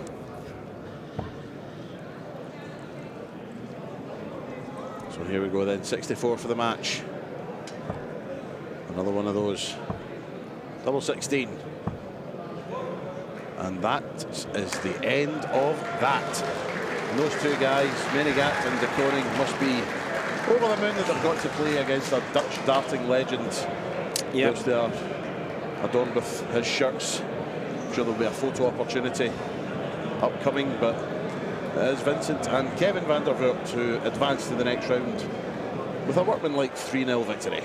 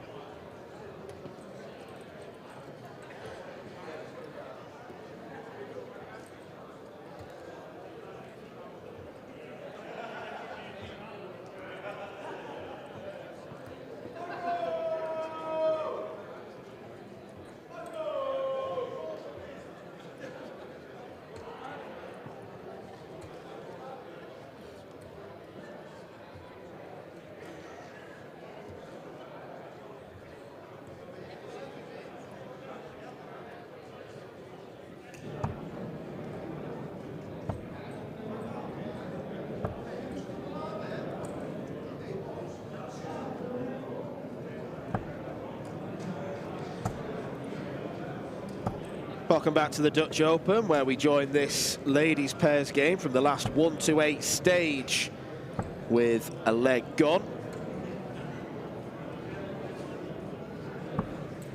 It is Lindsay Gludemans and Saskia van Zuren 1-0 up against Jana Kanowska and Susan Konings. You may have seen on the adjacent board certain Mr. Daryl Fitton getting warmed up, making his Dutch Open reappearance after quite a few years away. A Dutch Open legend, some might say. Absolutely, yes. 9-dart hero at the Dutch Open. Fantastic story about that. Usually at the Dutch Open, Marco always referees the men's singles final. But the final this particular year was between Daryl Fitton and Martin Adams.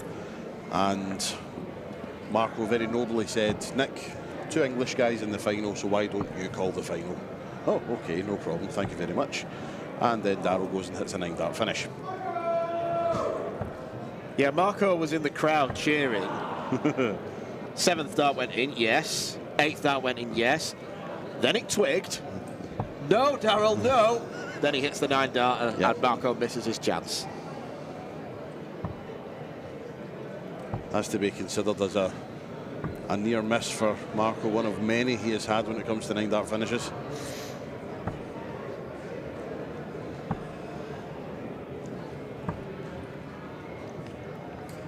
Missed attempt at the bullseye there as Lindsay Glodemans steps up for double 10 and makes it 2-0. Still first to 3 legs, so a very short format being played. I think we are going to... No, I thought we were going to switch over them, but we're sticking with this one, I believe, until its conclusion before we assumedly turn to Mr. Fitton, partnering Pedro Heinen, and they're taking on Frank Schoens and Dennis van Sluis.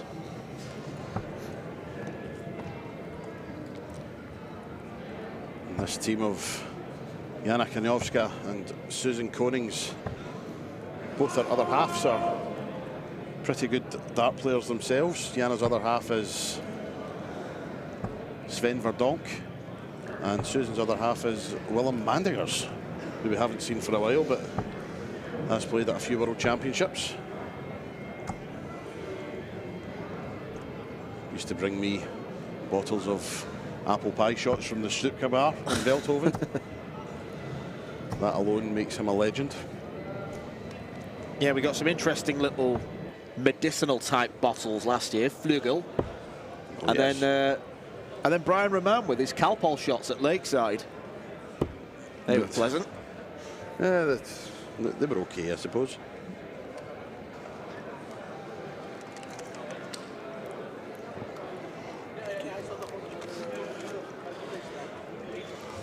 We've just been handed the lunch. Yeah. I am delighted. Yeah, we all are. But where our commentary position is situated, we are very close to not only the live streaming boards, but we're also very close to what they call the street.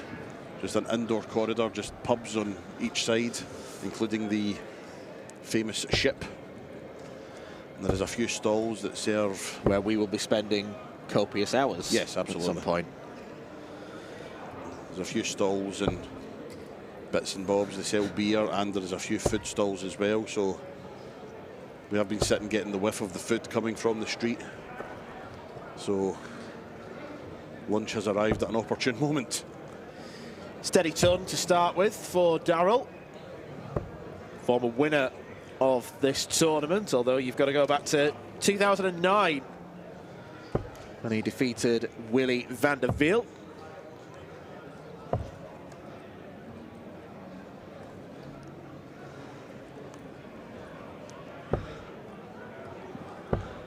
We are surveying the lunch that has been brought to us, and a coronation chicken. If it is, I'll be delighted, because I love coronation chicken, but I don't know. What else have we got? Oh, a roll. I'll have that. Lovely. It's like ready, steady, cook, this. Oh, another roll. Meanwhile, on the dartboard, I've just pulled out the world's largest banana from that bag. yeah.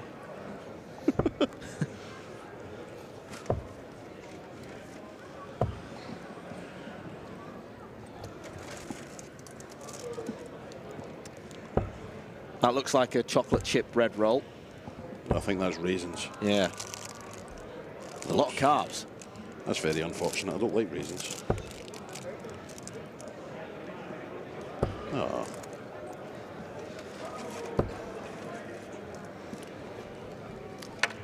Back on topic, anyway. Daryl Fitton also scheduled to play the singles events. Mars bar and a yoghurt, just to complete the lunch bag we've been given.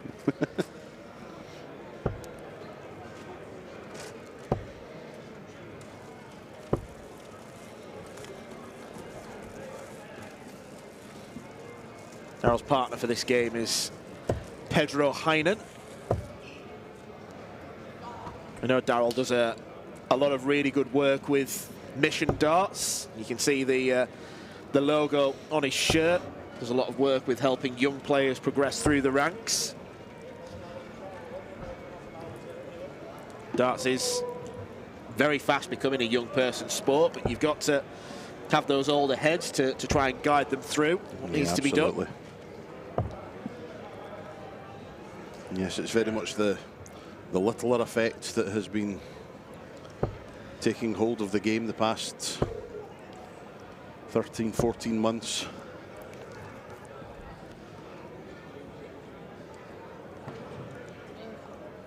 I know that the popularity of the game has risen amongst young players, especially in the pool hall I work in, McGoldrick's Pool and Sports Bar back in Rutherglen.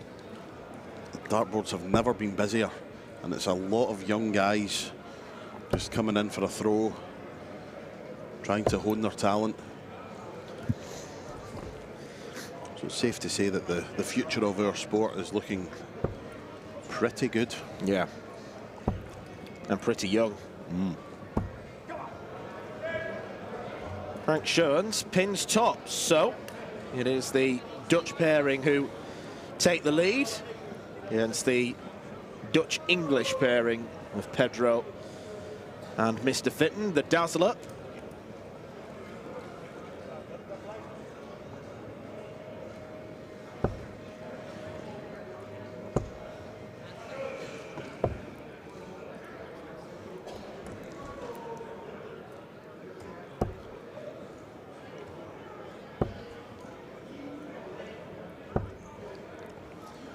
Just noticing the flights that Frank Schoens is using. It's those three. It's not.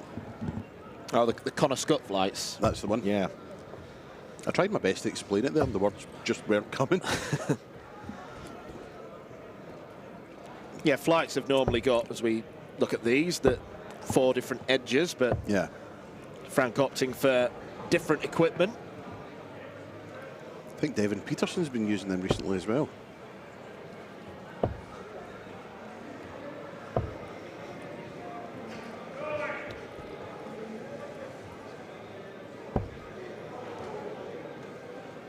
Yeah, it does affect the balance of the dart, but it's whatever works for you, whether it's a standard setup or one that's slightly more unusual.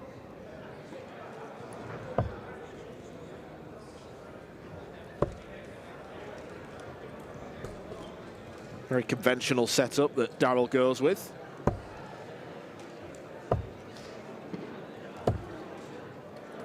Some beard that Dennis is sporting. Yeah, he certainly is. Put his head on upside down this morning. Maybe not quite Andreas Harrison levels of beard, but on a scale of 0 to Andreas Harrison, I think we can go 6 or 7. Yeah, definitely.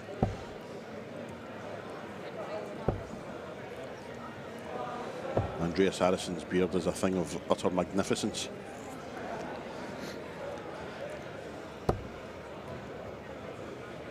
Species of bird nesting in it.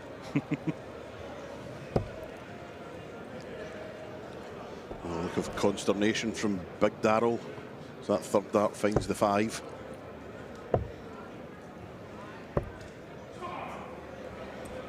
Chasing the trebles all round the board. Finally finds the treble 18.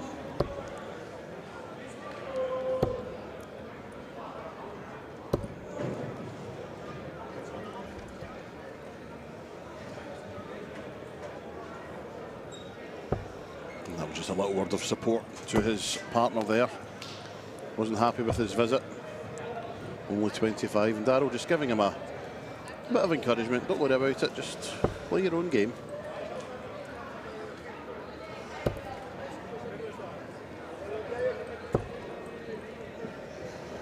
Darrell just falling short. Nicely thrown darts, but not quite reaching the treble 20 target.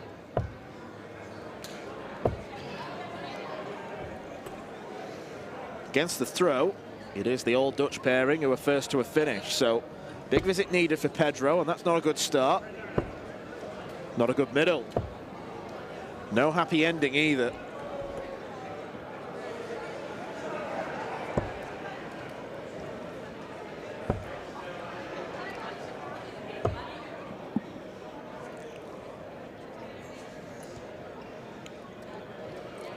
Big score needed from Darrow here just to apply some pressure.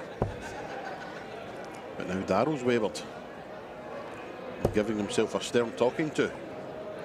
That's very unlucky, to be fair. That's right on the wire of the treble.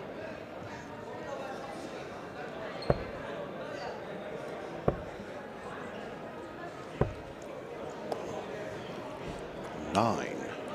Well, the idea was right. Good idea. Shame about the execution.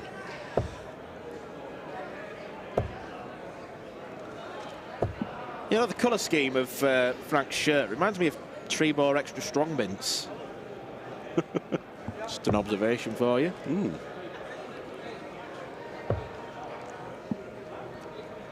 None of those in the lunch. No. Now that'd have been a rogue choice.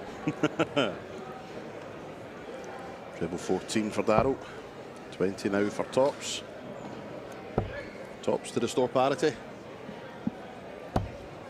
Oh, wires width away. So Dennis Van Sluis. The beard to be feared. And Darrow Fitton fearing an early exit in this one. 2-0 down now.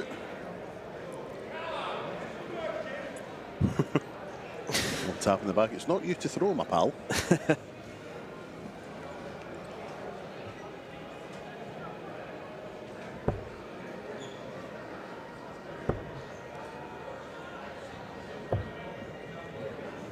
Good third dart.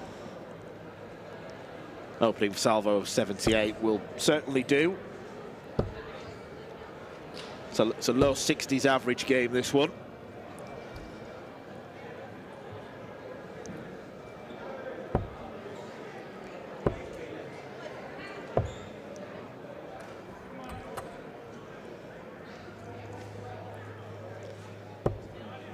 Have been made to wait a few hours, but Team Jobo will be back on the TV lanes at 1:30, along with the Scottish duo, Lorraine Hyde and Sophie McKinley. Yeah, you don't have to pump your fist. You grass.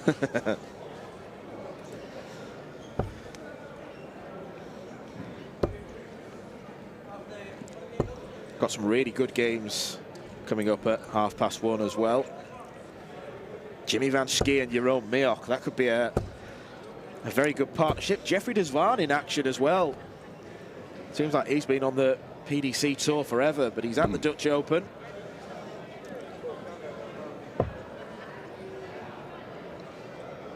Now at 2 o'clock, Marco Meyer and Christian Sorensen return. Will they push their luck once again?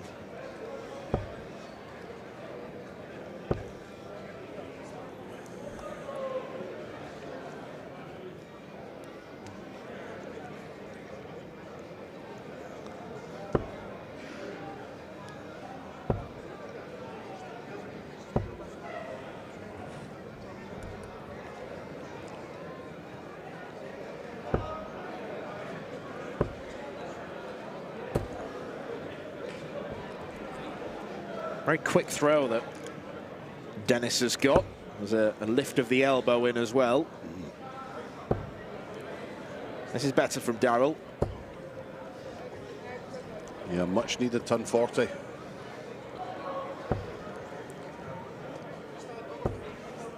Giving them an advantage of 39 points after 18 darts thrown each.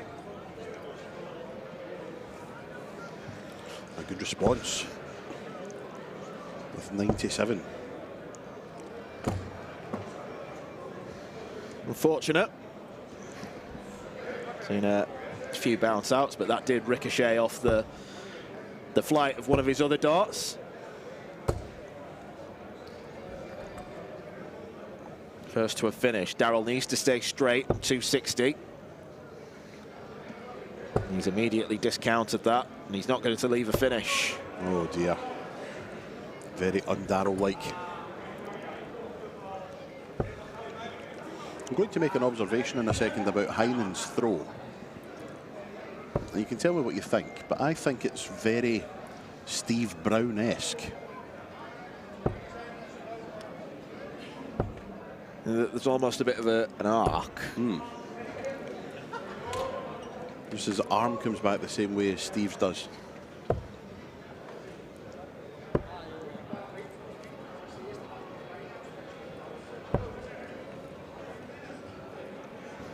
Dennis didn't like that, but leaves single to double for Frank to try and take out.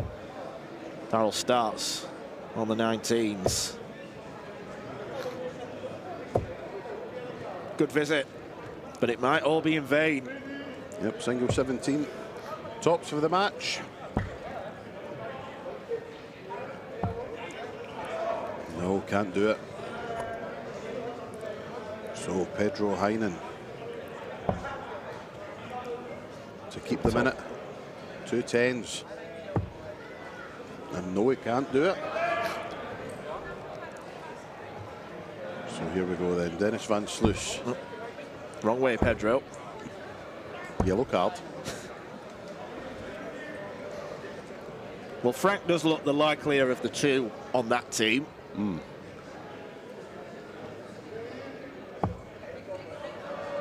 Darrell looked likely there.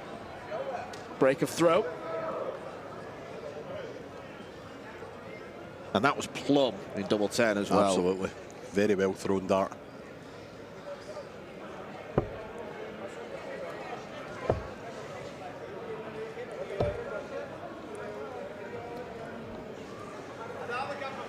Is winning that leg going to fire Pedro Heinen into action?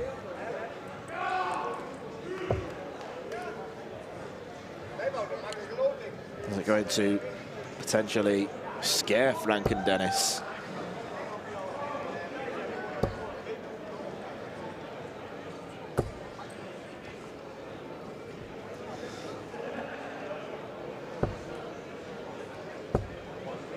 Oh, this is good.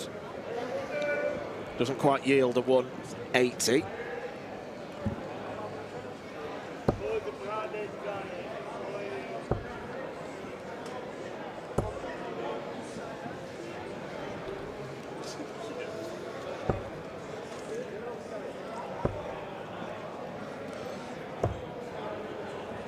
Mr. Nick Rolls has just appeared in search of lunch. We've all been there.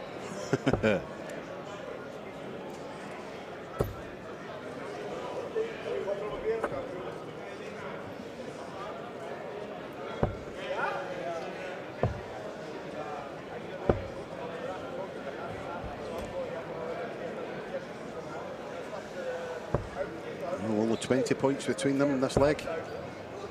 A leg that Heinen and Fitton must win.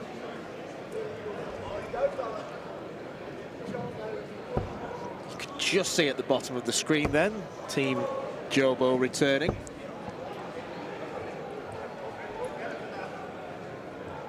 There they are, getting ready on the board. The reigning and defending champions. History-making pair. Yes. Joe has a new shirt. Oh, I'm reliably informed that Joe has a new shirt. Nick has just told us that Jo Rolls has a new shirt because she swapped shirts with someone in the party tent. If that's not preparation, I don't know what is. Matilda's boyfriend. Oh, Figo. That is just pure Dutch Open. It is. If you want the Dutch Open distilled into one sentence, it's Joe Rolls swap shirts in the party tent with George Noble's daughter's boyfriend. Do you know what I miss about the Dutch Open? There was something that used to happen in the old venue at the Koningshof in Veldhoven when they had their party area. And there was one thing that used to happen every year, and it hasn't happened to the best of my knowledge since we moved here. Bin diving. You get a bin, like a wheelie bin, if you like, put it on its side, and people would just take a run and jump into the bin and see how far they could get. That is vintage Dutch Open. I like it. I like the idea of it. Sheer hilarity. So it's Pedro Heinen going to force a decider because that last dart from Dennis, let's say, was thrown in frustration because it leaves a very awkward 23. That's to Frank make sure. Schoens. Plenty of options available. Double 10 for the match. Double 5.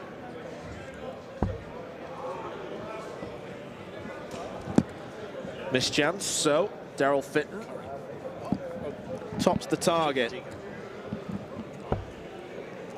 a long way short. Double 10. He pinned it so expertly in the last leg. Double Can't 5. repeat the trick. Oh dear, snatchy, snatchy. And another chance then for the match. And he can't do it. Doubles deserting all 4 players.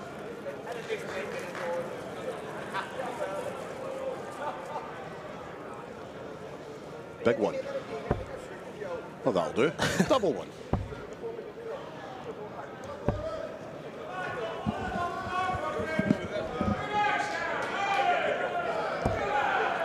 Oh dear. Oh, in frustration. This has the chance of descending into the ridiculous if... Oh, Darryl. It is these awkward small numbers. Double 2. The beard to be feared. Double 1. Can't do it. Plenty of busts yet again.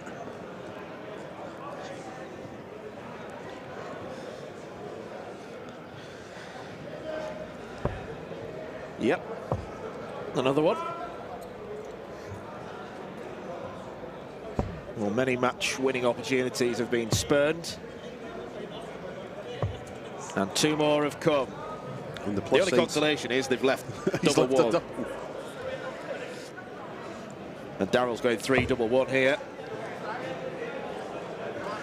Daryl was going 3 double 1. 1 up, 1 in. That's the 1 up. That's the 2 up. And he's blew it. I also have to say that I didn't get involved in the bin diving. I just want to make that perfectly clear. I was just an observer. Did you film any of it? No, I know people did, but I didn't.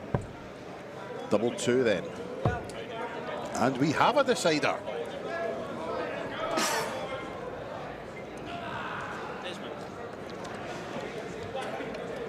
We are going Desmond. 2 apiece here.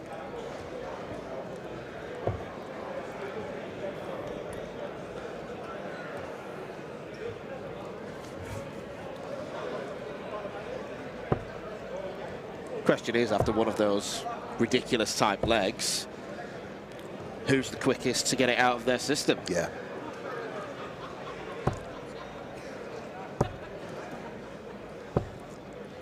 You'd think Darryl, being the more experienced of the 4 players, he would be the one to brush it off as the quickest, but that remains to be seen. Only 48 scored.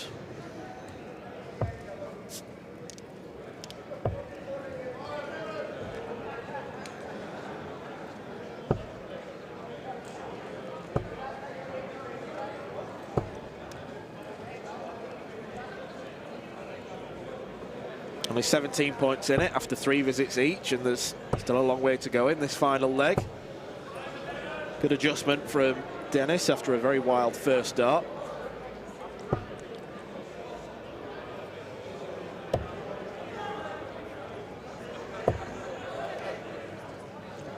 Exasperation from Darrell. He's not too far away. He's not spraying darts for fun. He's just... it's millimetres. Yeah, just finding the wrong side of the wires.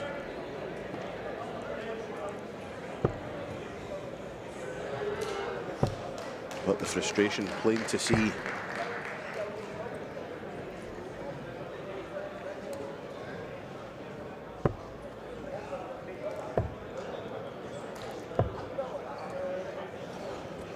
Now daylight between the two teams.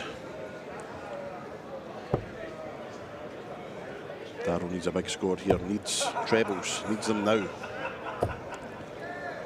And that's at least one. There's only one. And that's a lovely first start.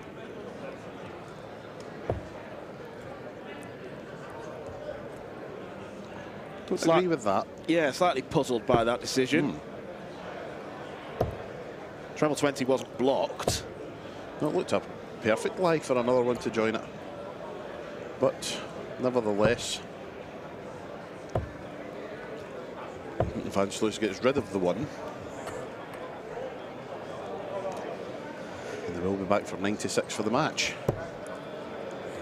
Can Darrell apply some pressure? Needs a treble if he's going to do it. No. So Frank Schoens for the match. 96, great dart. Double 18, double 9. And he makes sure of it this time. The double trouble of the previous leg forgotten about. And it is Frank Schoens who hits double 9 and sees his team into the next round of the Dutch Open men's pairs.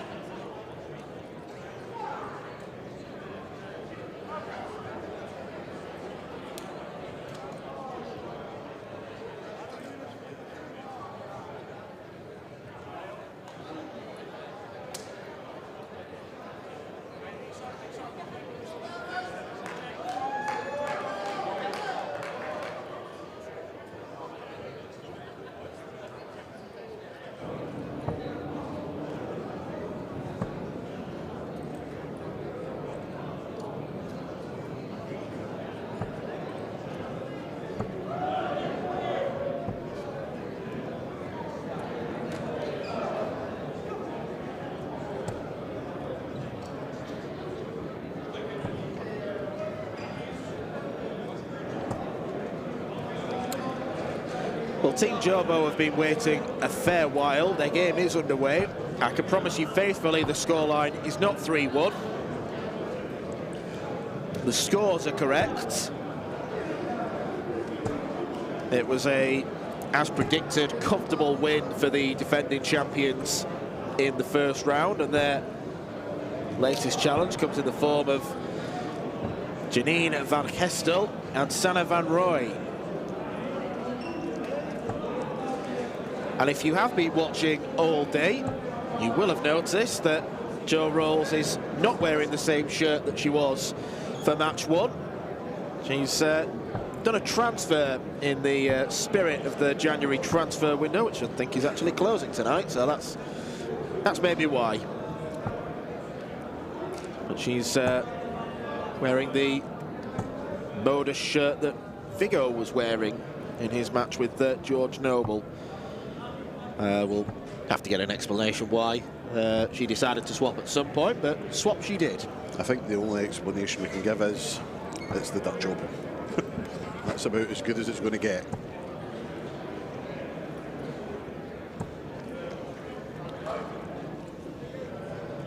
I can give you a direct quote from Jo Rolls from earlier. As she sat in the VIP room, she said, "I'm a different woman this year." I know how nervous she had been last year getting to the final. She said, "I'm a different woman this year. I'm lighter now, so there's not much for Bo to carry."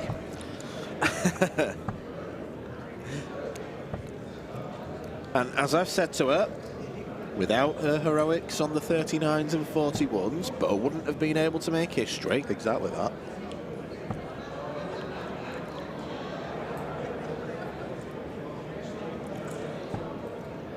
Nine.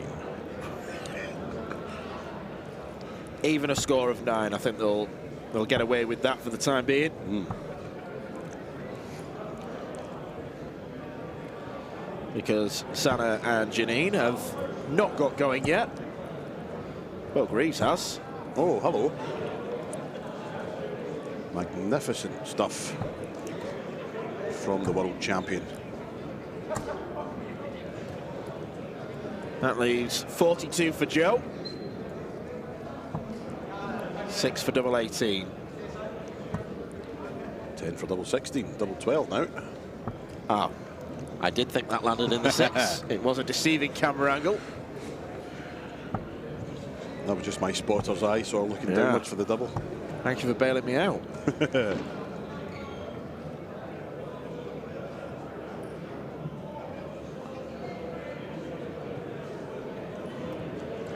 So, Score just being corrected.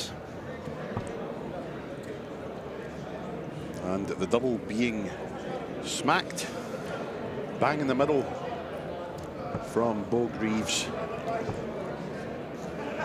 Yeah, swapped from double 12, from double 13 to double 12, and Bo's that good, you could probably give her double 12 and a half and she'd hit it. Yep.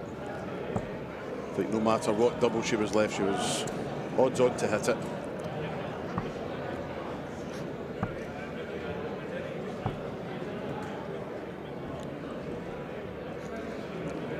Could just see in the bottom of his screen that, oh, that's unlucky. 60 points on the floor. Great last start, good recovery from Mrs. Rolls. Jimmy Van Schie and Jeroen Miuk 2-0 up against Nicholas Cardon and Patrick Dennis of Belgium. Sibren Heibels, who we saw in lakeside action, he and his partner Dimitri Hermans 1-0 up in their game. It is 1-0, by the way. It's not 1-1. The scoreboard just not resetting itself properly after the previous match.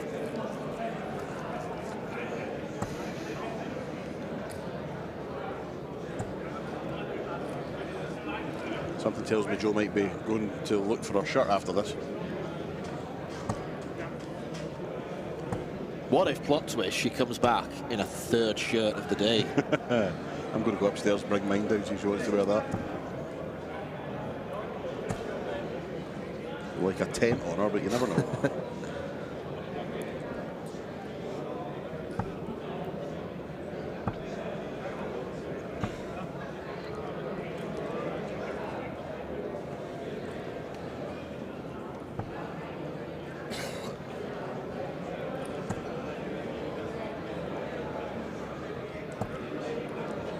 Yeah, good darts from Joe.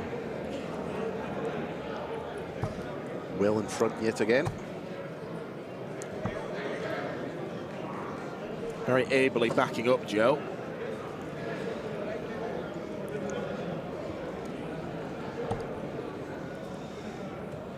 Go for the 118. Yeah, leave 4, why not? Coward. Very talented coward. Yes. She'll take the 168, of course. Double 8 then for Joanne, and she makes sure of it. First dart, 2-0. One leg away from a place in the last 64 of the Toto Dutch Open women's pairs.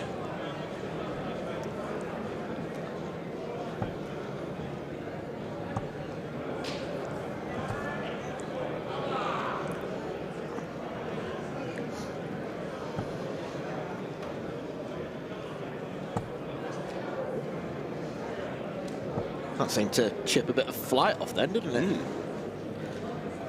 Maybe need some running repairs.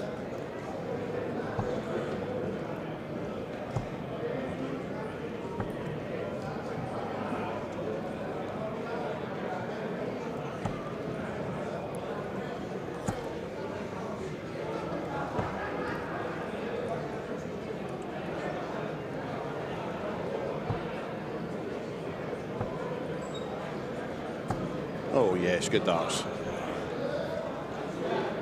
Yeah, Van Hestel has had a few good visits in this leg, 95 and 140.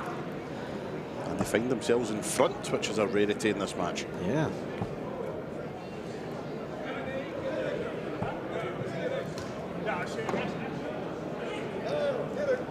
A rarity, even though the scoreboard is crediting them with a leg that they haven't won. Something tells me that lead is about to be wiped out. Yes, indeed. Another marvellous maximum from Bo. And it's those moments where the opposition think, we can't do anything about that.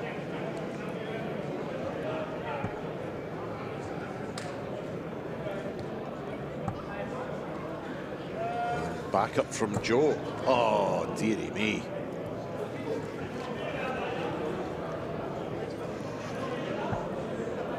The dreaded bounce out, the bane of many a dart player's life.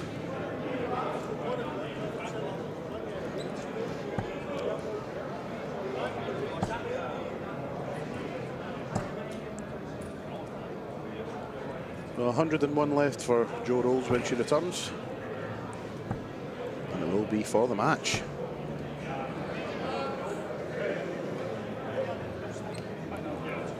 Start treble 20. Well, can still go. Treble 20 for double 19. Yes. No. Fantastic reaction.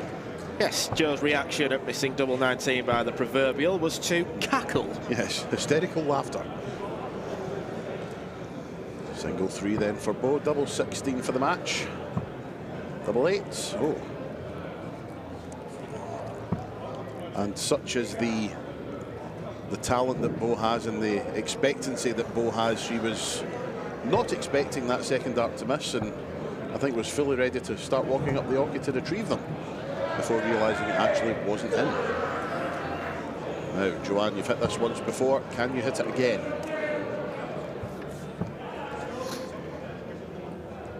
There could be another laughing fit here if she misses this. She has to decide where she's throwing from first. The line dancing didn't work. Ball double 16. Yes. Oh, well, that's a wide.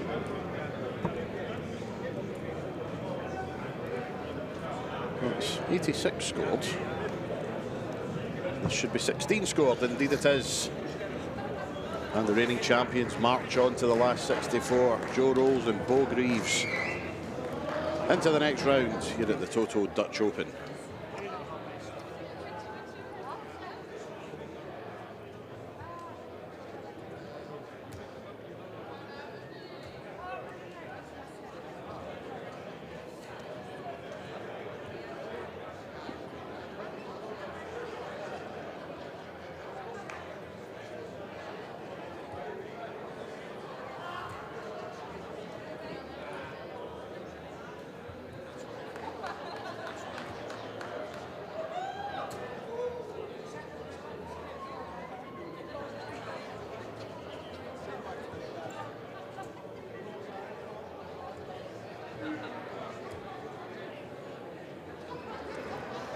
Now then, another familiar face.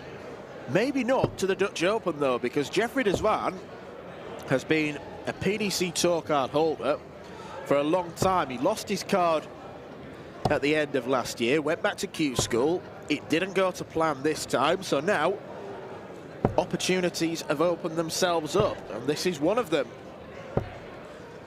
Player who is a former match play semi-finalist, a player who many, I think, thought was going to be the heir to Michael van Gerwen at one point, but injury and a lack of form hasn't helped his cause, unfortunately.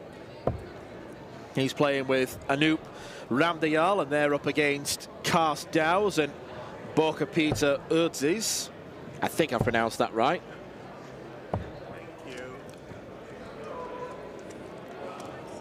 And it is 1-0 to de Zwaan and Ramdayal.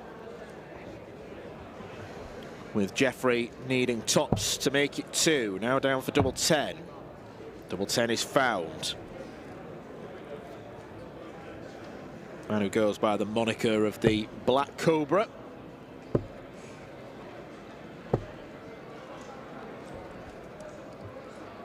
Possibly got the most powerful throw in darts.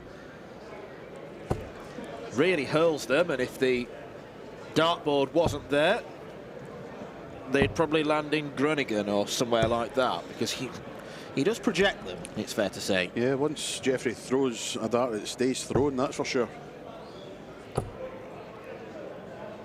Need a vice to get them out the board.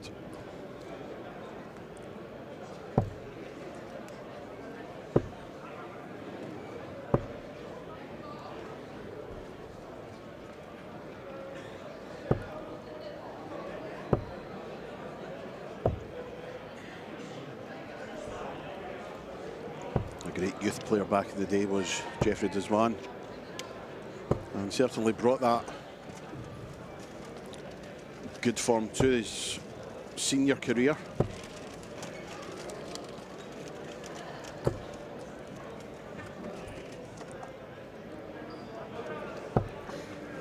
Yeah, a player who has undoubted talent.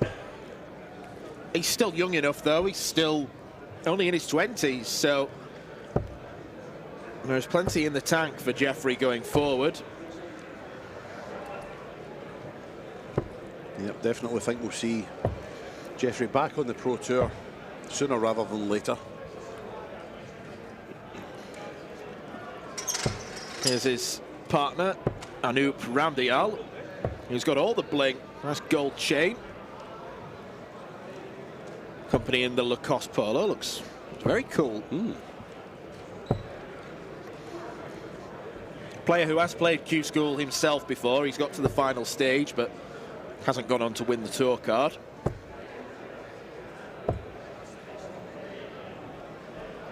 Just had a handshake from Jimmy Van Schie after his victory with Jeroen Meok. Often it's an exaggeration to say that a player's hands are like shovels, but not with Jimmy. No, definitely not. Also got a handshake from Severin Geibels as he was walking past.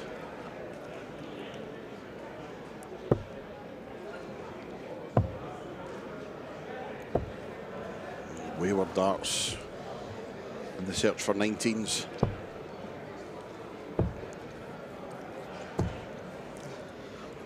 And more wayward darts in the search for the match-winning double from Jeffrey Deswan. Yes, we did join this match late, so they're already on match-winning doubles. Anup steps up.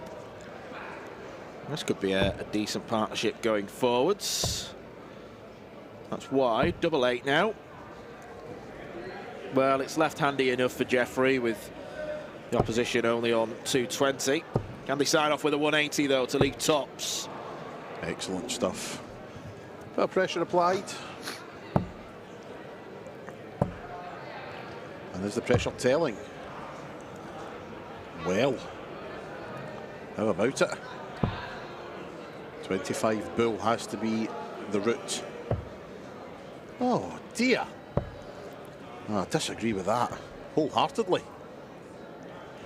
I think I disagree most with the first start. I don't really know what the well. attempt was there, but Anup Ramdiyal seals the win. So that was only a brief look at the talents of Jeffrey Deswan, but backed up by his partner, they've secured a 3-0 victory, a passage through to the round of 1024 here at the 2025 Dutch Open in the men's pairs.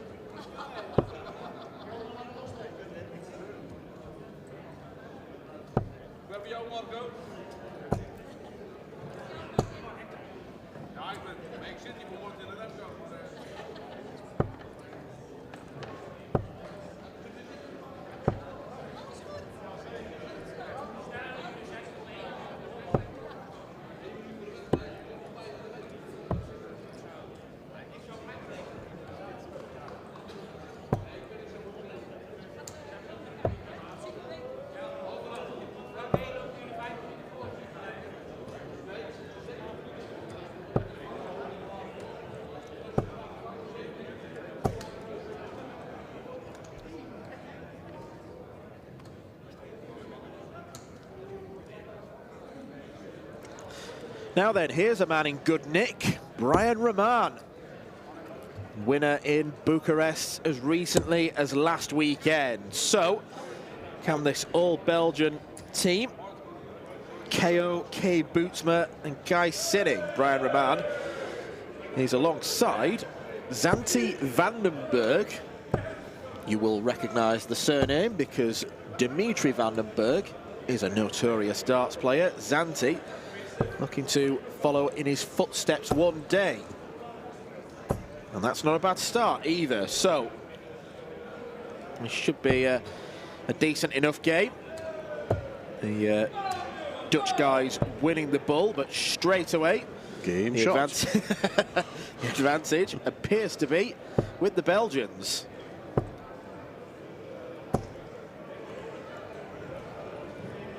Brian Rahman, who I remember speaking to at Lakeside, absolutely adamant that he wasn't going to Q school. He attended, as you can probably work out by the way that I phrased that. 80th floor.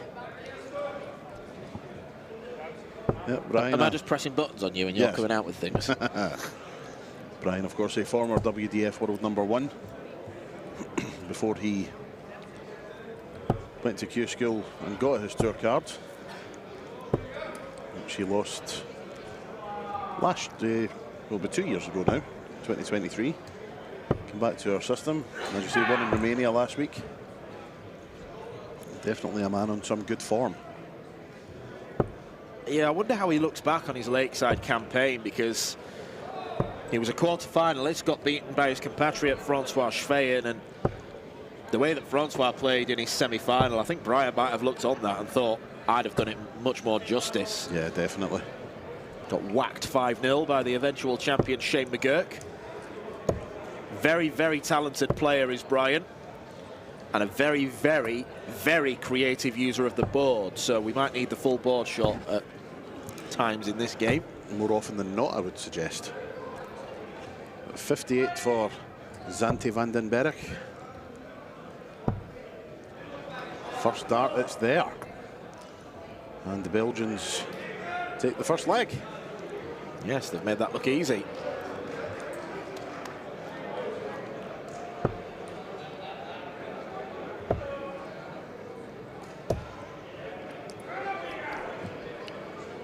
Zanti's making decent progress of his own. He's now attending more WDF tournaments. He's a seeded player in some of them.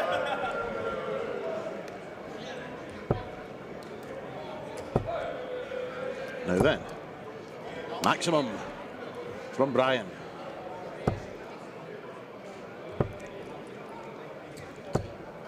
He's not the only Vandenberg here either, because Vianney Vandenberg, another of that clan, Yes. is also with us.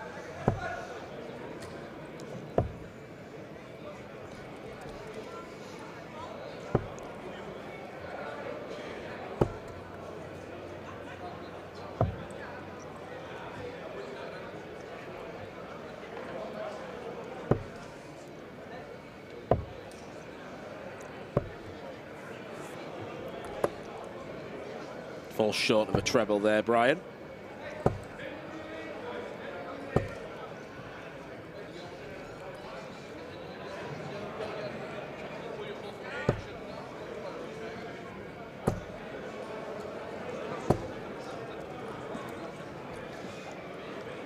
Does have a good WDF resume, does Brian. Still only 28 years old.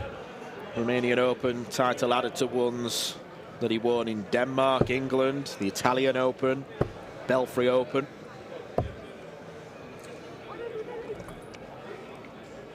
Didn't really work out for him in the PDC, but there were extenuating circumstances, injury and personal issues dogged him.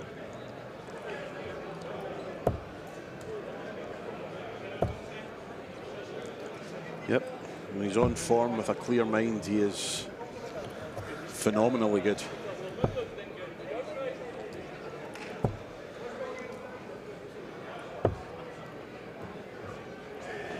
Not really being put under the pump by Kay or Heis. I was convinced that second dart was in, but the third dart definitely was. Good standard, 96 average between Brian and Zanti. Against a team of left-handers. I don't think we'll see too many of those around. No, definitely not.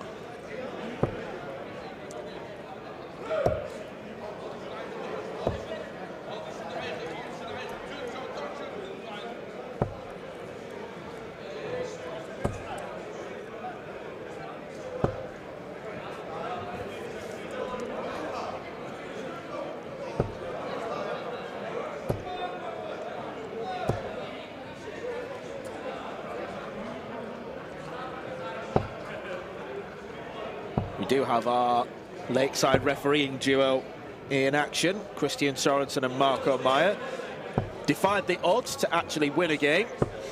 They're here in round 2 and they're in a good position to go one leg up. Christian Sorensen throwing at double 2. Can't quite see that they are on the nearest board to us, so it's not one that the cameras will pick up.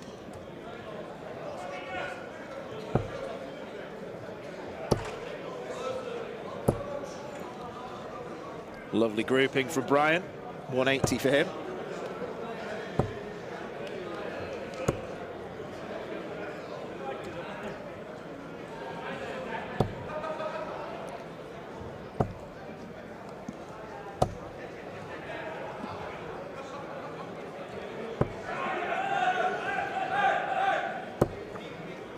Lots of fans and fellow players in the grandstand behind us.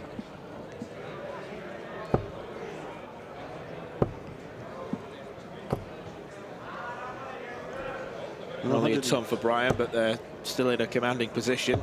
Yep, 120 left for Zanti. And this is indeed for the match.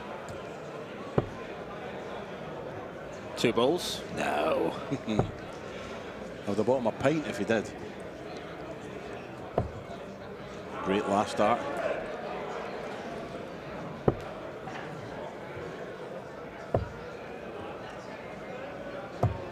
Oops, a little bit of a flyer there. But here we go. 2 19s, 6, double 16. No. But Zanti will be back for another chance. Bootsma and Sinning back on 187. Get down to a finish, but it looks all in vain. Up for double 12, that was a flyer. That wasn't though, that was straight in. Lovely dart, and Brian Roman and Zanti Vandenberg with an excellent start to their campaign. A victory in the last 2048 stage, 3-0. An average of 90 as well, which will take some beating in this format. Nice little memento for the Dutch duo to get a photograph with the winning Belgians. A 3-0 victory for the former WDF #1 and Zanti Vandenberg.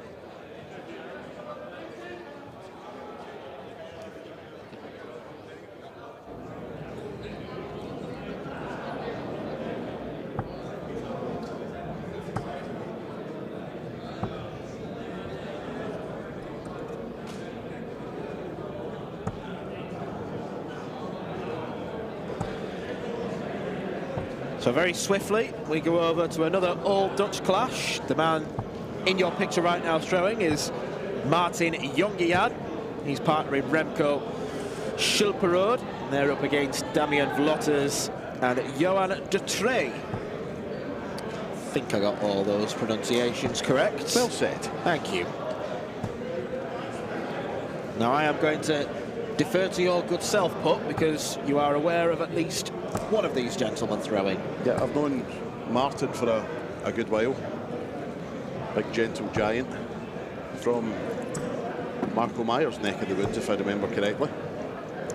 Used to do a lot more of the tour, but hasn't for the past few years.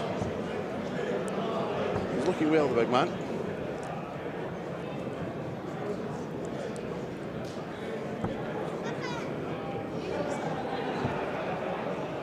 The great thing about the Dutch Open is you get a lot of help from players. Brian Roman has very kindly come over and he's scribbling something on my notepad. A little bit of useful information about the players in shot right now. Yes, it's not abuse, which has surprised me. Yeah. So, I have just remembered off the top of my head that Vlotters is best mates with Vincent van der Voort. Who knew? Thank you, Brian.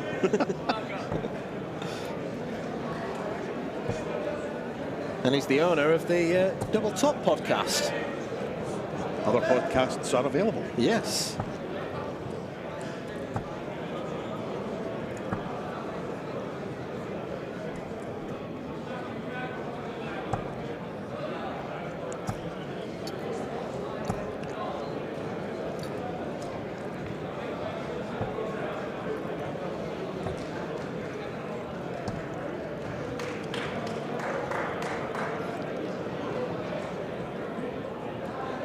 So this is Johan de Trey throwing.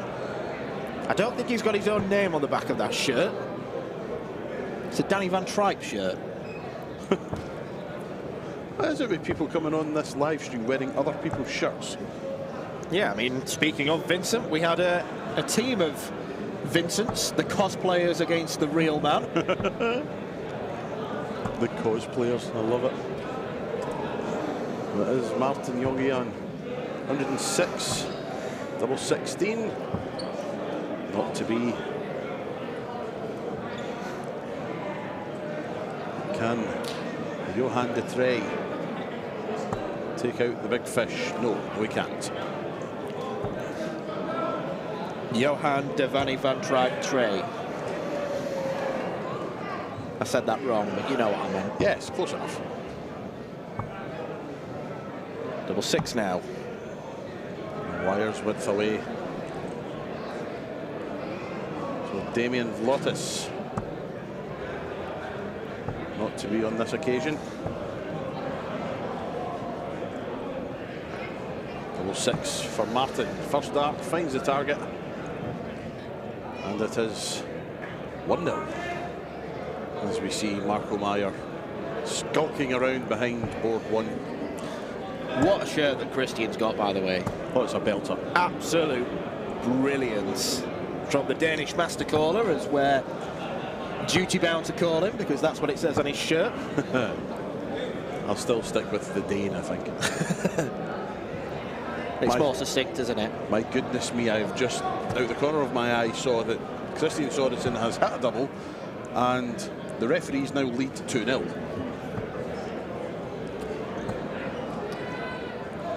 Good grief, what is happening? It's giving me confidence now. The only problem with them winning this, if they do go on to win it, is we will never hear the end of it. No. I mean, even winning one game, you're not hearing the end of it. No, that's true. Marco did walk past us on his way to the board and said in my ear, I'll come and do some commentary once I get put out in this next game. Yeah. Yeah, very good. A very refreshed Marco Meyer. Yes.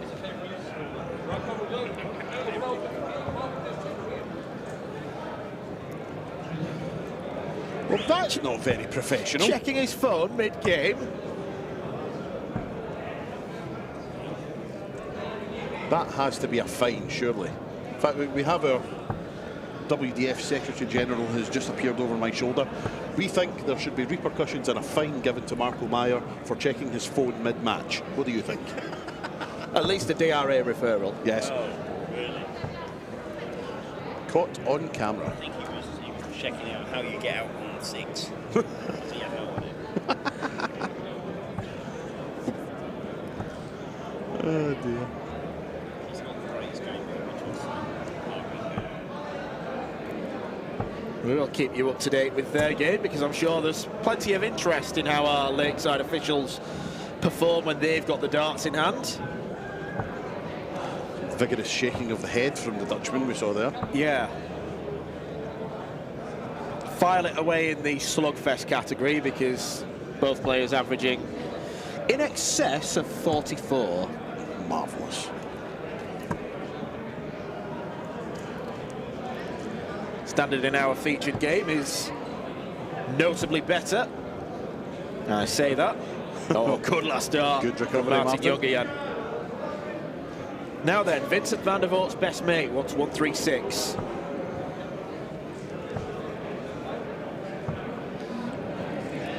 Good leave. Very good leave. Remco Schilperard making things hard for himself. Treble 19 has to be the target. Oh, he's got it. Double 16. And what an out this would be. No. And here comes Johan de Trey looking to branch out and hit tops.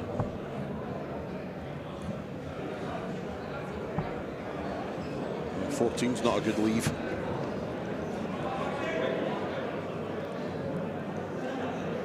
Frustration.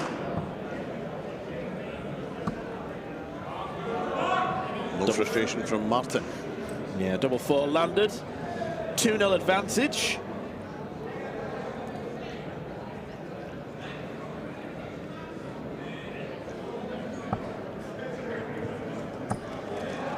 Oh, this is good. Slightly wild with the last start, but a very solid opening salvo. And now, Vlotters and de Trey have got some chasing to do.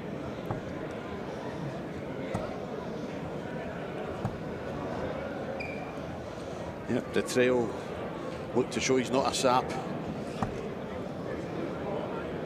Show some bark in this match. Is that enough tree puns?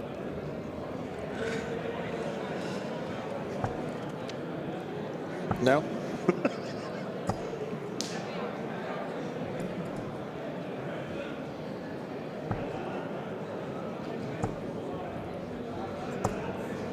Planted one there in the treble 20. See what I did? See what I did?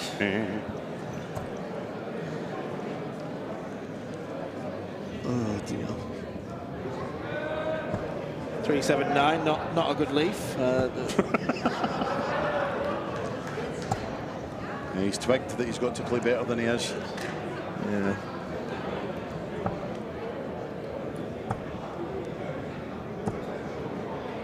Those two darts look like a blocker. He should have branched out maybe to the 19s or 18s. Now you're stealing mine now.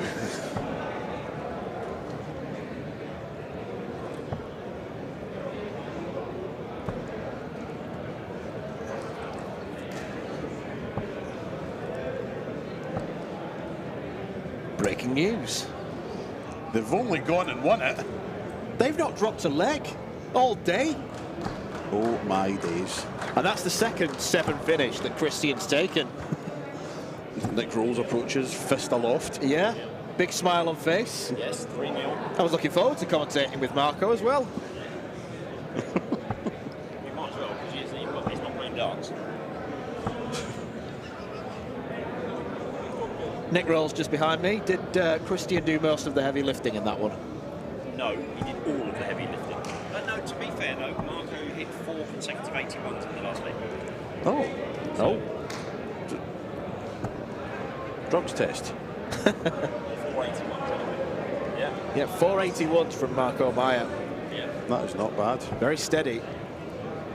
They will be walking past here shortly, so you will probably hear. And we'll be radiating smugness in our direction. 63 wins. 10, treble 13, big 7 Excellent. to leave 7. Message me, yeah. Back to the topic at hand, and Lotus has the big fish, not to be on this occasion. And it is now match point to Martin Jongian, double 8. Double 4. And his doubling has been very good in this match. He hit all 3 in 3 visits. And Jongian and Schilperud march their way into the last 1024.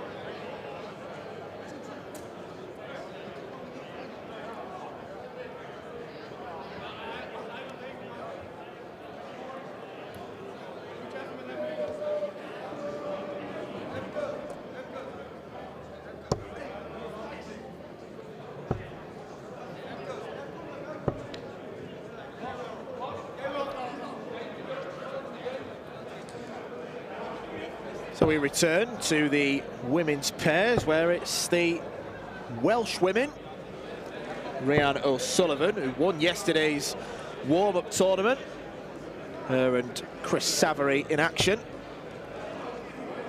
And we have a cardigan wearer in the form of Tessa Hollander. Rhian played some magnificent stuff yesterday in that victory. Marco Meyer has come and given me a very polite fist bump. Christian Sorensen as well. Just leave me on 7. I'll take it up for the match. They have not dropped a leg all day. Favourites to win the pairs. Favourites to win the pairs, says Marco. We put them with a 47 average. Average of 47. It can marginally be improved on. Still enough to win. They don't put averages on trophies. Because we won, we're still doing coach. We don't get this. I won't repeat what Marco just said then. Right, my colleague. Hey, 4 o'clock? Is it that? Good. Pop has just been to congratulate the winning referee pair. Best referee dart players on the planet. Here they are. Sorry. If you want to play pairs next year, unlucky. I'm already playing pairs with Chris. I really, really hope that the microphone caught that. It's nice to see that they haven't lost their humility. Their humility, their sense of humour. I very nearly swore at him there. So, back to matters at hand. Have you ever played darts wearing a cardigan? I can't honestly say I have. I've played darts wearing many different questionable items of clothing, but a cardigan's not one of them. And 2 ladies who I'm more familiar with in the form of the Welsh pairing, Rhian O'Sullivan and Chris Savary. Was just saying that Rhian played some brilliant stuff yesterday in winning the warm-up tournament. She won the final 4-0. There was an 11-darter in there. Yeah. Hugely capable player, someone who didn't have the best leg side, but she appears to have had a bit of a break. Went to Las Vegas a couple of weekends ago. Won a silver-ranked tournament there. She put me in my place earlier. I was having a conversation with Rhian. Happened to mention that I didn't get a very good sleep last night. I'd been awake since 3 o'clock this morning. She went, "Oh, that's nothing. I've been awake since 1." I thought, yeah, okay. Says she's still on Las Vegas time. Ah. Dreaded jet lag.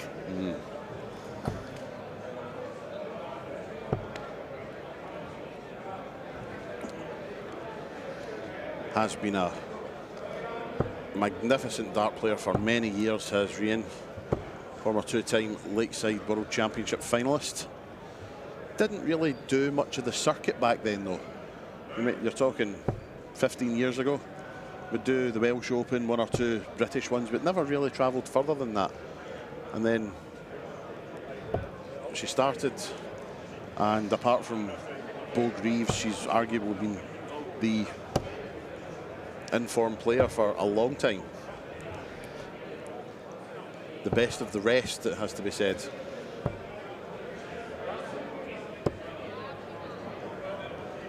They are 1-0 up, but they're being put under pressure in this second leg. 118 for a 2-0 lead.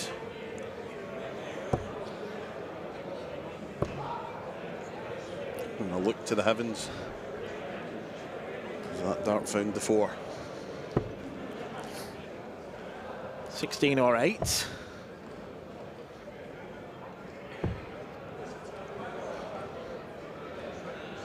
From the cardigan-adorned Tessa Hollander.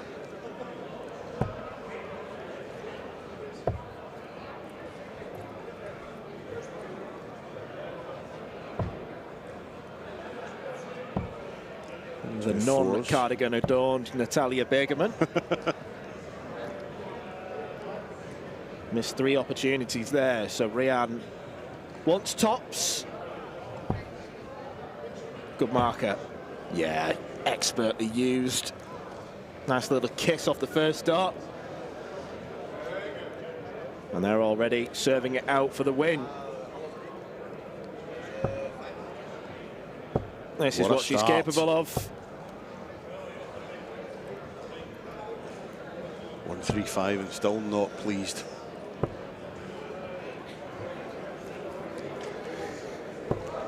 Seven. Not the best response to the 135. A great last start from Chris Savary.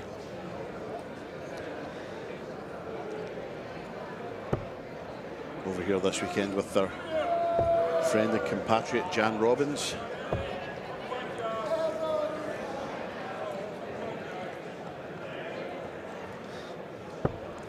Could just see there Jurjen van der Velde in the foreground. Him and Jano Bottenberg preparing to get their next game underway. There's the champion from last year.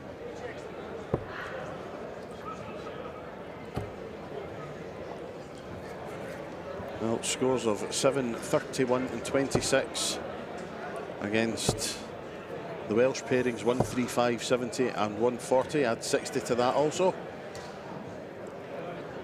The Dutch pairing needing a taxi to get to a finish from here.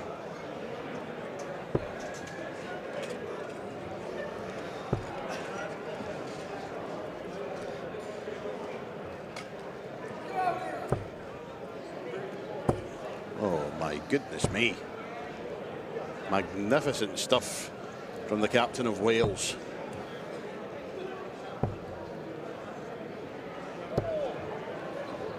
So 116 then for Chris Savary. This is for the match.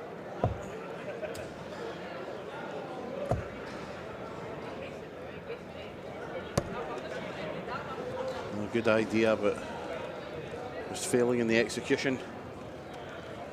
66 left for Rian when she comes back. So here we go then. Options. Should probably be treble 10, double 18. 16 for tops. Plenty of time though. Baggerman and Hollander back on 4-5-2. Mammoth task in front of them if they want to come from behind to win this, but Chris Savary 2 10s, it's 2 5s now. May go 2 double 4, no, go straight for it and hits it. Fantastic performance from the Welsh pairing, and they march on into the last 64. Super stuff from Rian O'Sullivan and Chris Savary.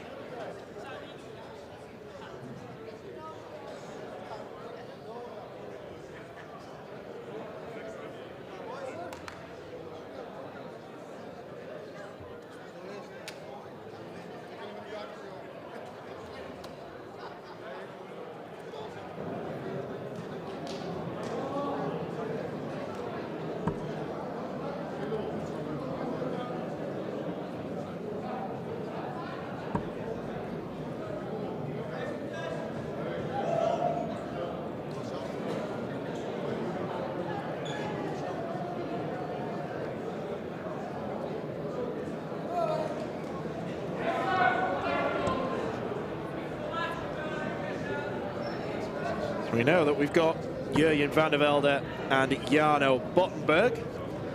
And they're playing Niels Vendel and Rima Loga.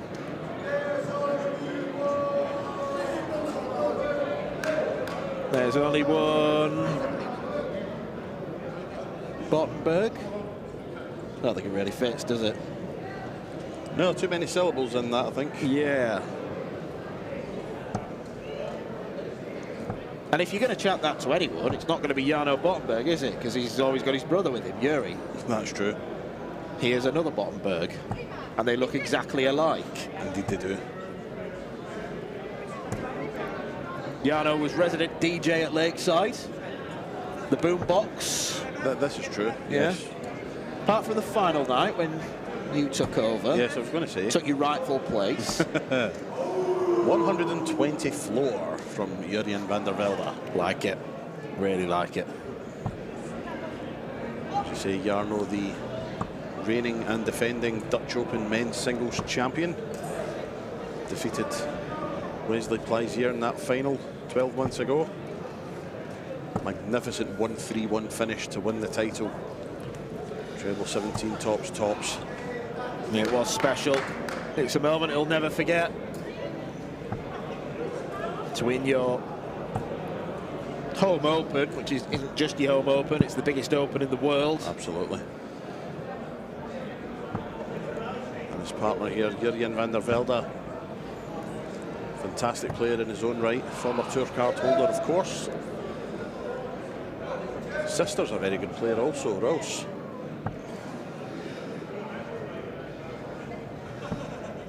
Away. That's a flyer. Yeah, that must have left his hand wrong because it landed at a funny angle. Yeah, not often we see people trying to put stackers in the fours.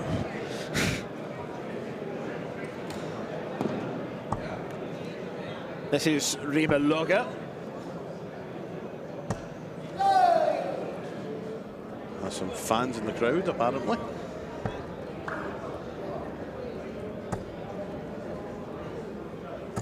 Oh, excellent stuff from young Jurjen.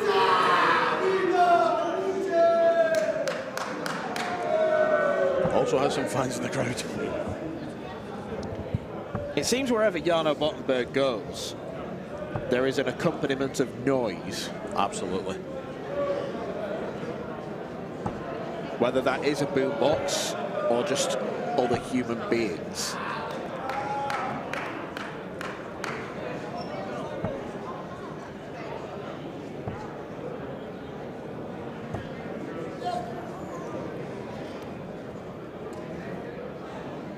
Then for Yuri, and another one in the single 20 will leave tops. It's first blood. Go on, somebody in the crowd shouts. If we had subtitles, it'd just be inaudible in capital letters. Yeah. Or a W with 47 A's after it. Yeah.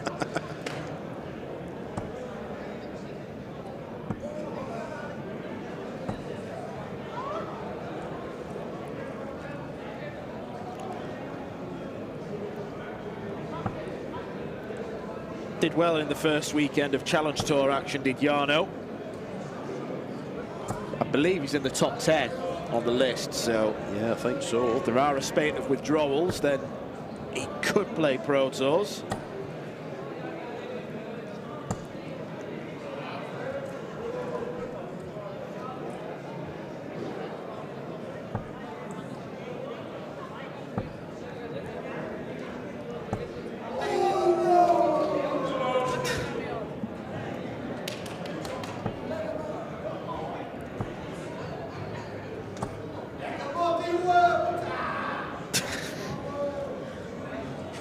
We don't need to commentate, do we? Just let the crowd do it for us. Turn the pictures off, just listen, and you know what's going on.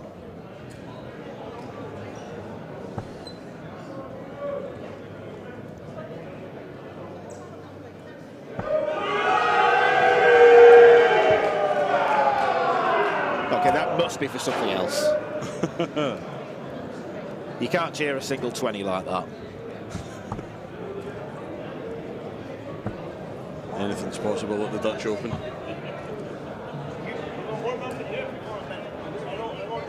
I am trying to look out for the rest of the Bottenberg clan in the audience.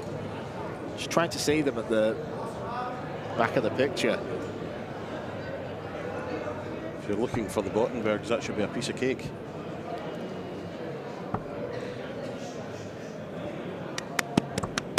Thank you.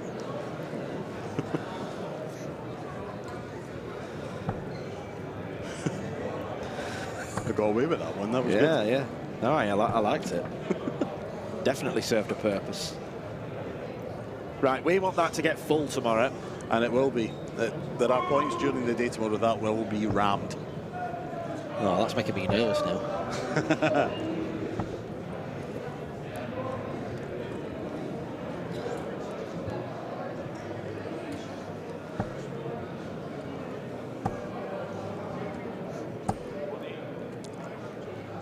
And it is Jurjen and Jarno first to the finish in this second leg.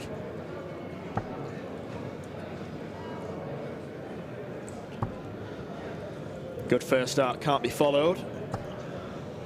That seems to be the thing with Niels Vendel's game. He's throwing one good dart and maybe 6 or 9. And far too many of them are not just wayward, but incredibly wayward. Ton apiece for Jurjen and Jarno, get them down to double 19. Does he go straight for it? That is the question. I think he will. I was correct. Apparently. Some overexcitable individuals. Is that Dutch for anything in particular? Pass. Unfortunately, my Dutch vocabulary doesn't stretch that far.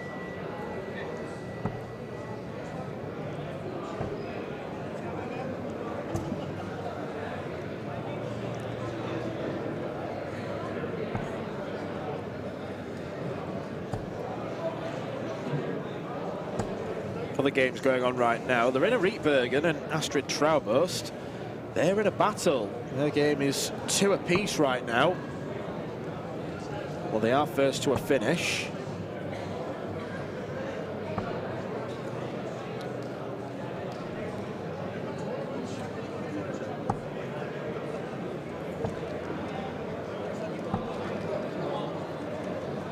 Excellent darts from Jarno.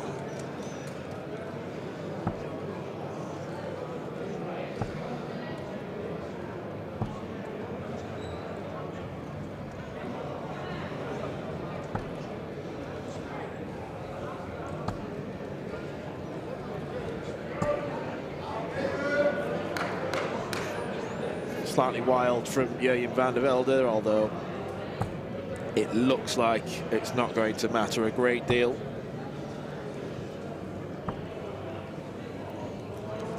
Ten darts to get under 600 just isn't going to cut the mustard.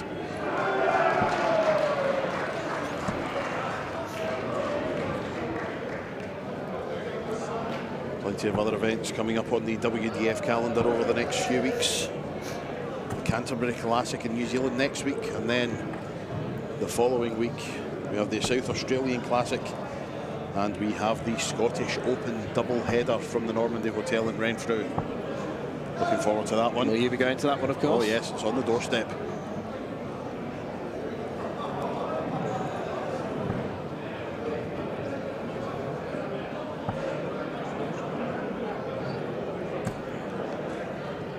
Here we go then, match point for Jurjen and Jarno. It is Jarno who has darts at the 156. That's one of them.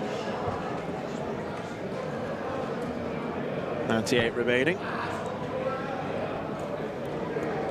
Halves his score.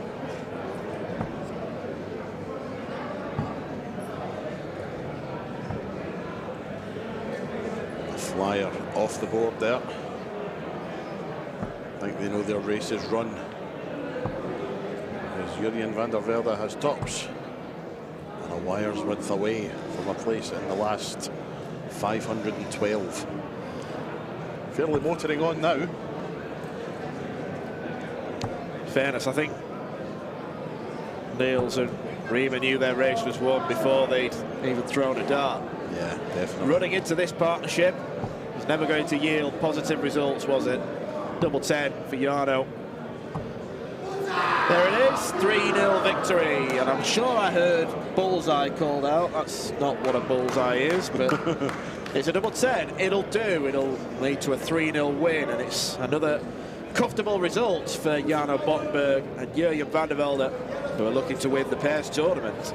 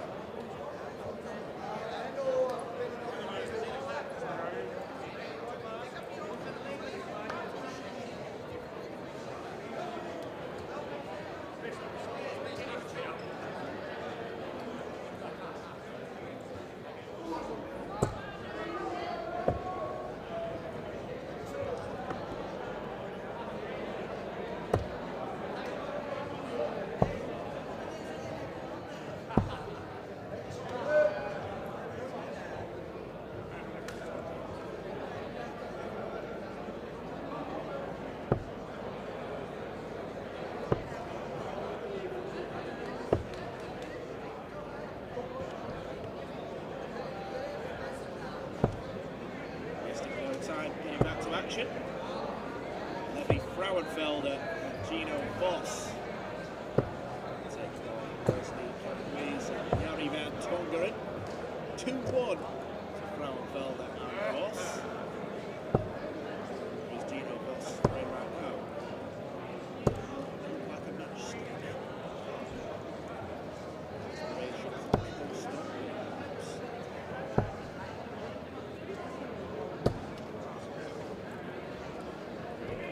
22-point disparity in the averages, so Campos and Van Tongeren have probably done well to win a leg. Frauenfelder and Voss have got more pedigree about them.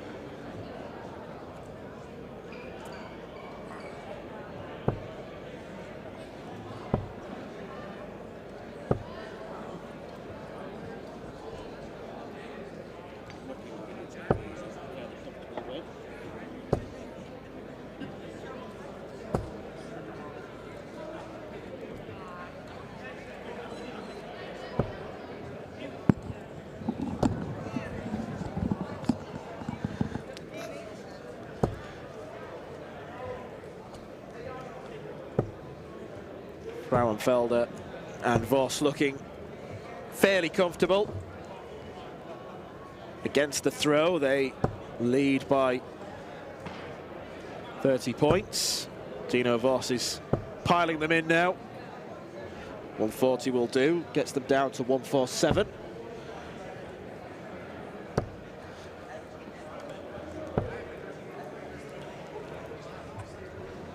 See Eileen de Graaf and Anke Zylstra in the foreground of that wide shot.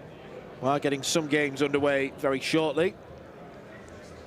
Alfred Nasmuller and David Fatum. They should have been underway at 2:30, but time has run away with us, as it often does at the Dutch Open. Gino Voss wants a ton then. Now double 10 for the victory.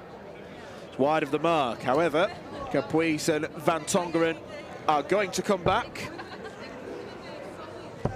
Not with a finish, so that will allow Levi Frauenfelder an opportunity.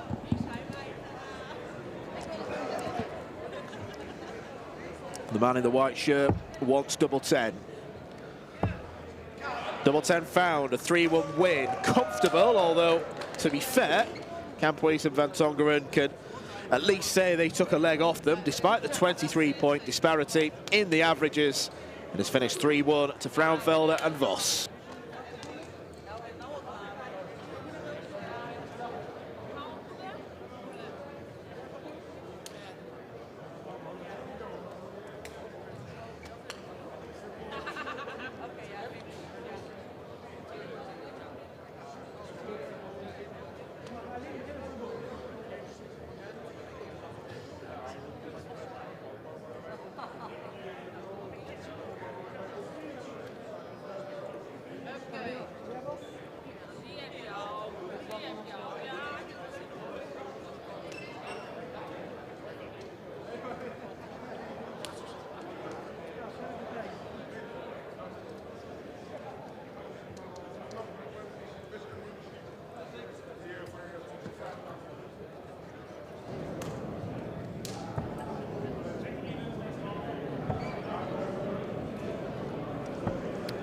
As ever, rapid fire at the Dutch Open, but we have two familiar faces involved.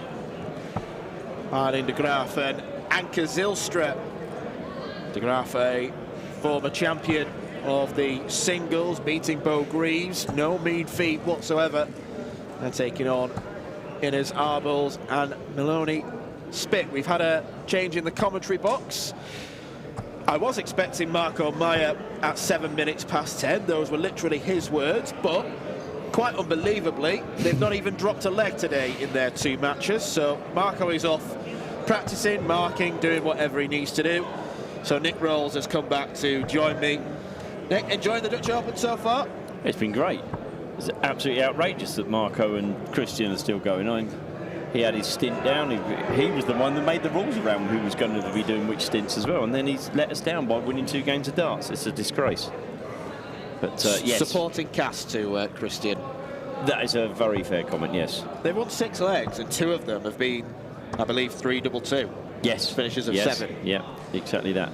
Well, Marco wanted, I watched their last game, and he wanted 63. He hit big 10 going for treble 13 to leave 53, then hit treble 13 to leave the double 7. Exactly. And then hit a 7, which was nearer the treble than the double. And Marco just, Christian then just walked up and hit 3-2-2. So, yeah. I think Anke and Eileen are going to win this game because the other pair have scored 11 with 2 visits. The grand total. And then on the opposite side, 86, 100, 87, 125. Yes, it's 201 plays 494. So, yes, a bit of a disparity. We know that Eileen will give us a big challenge in terms of her choices of numbers.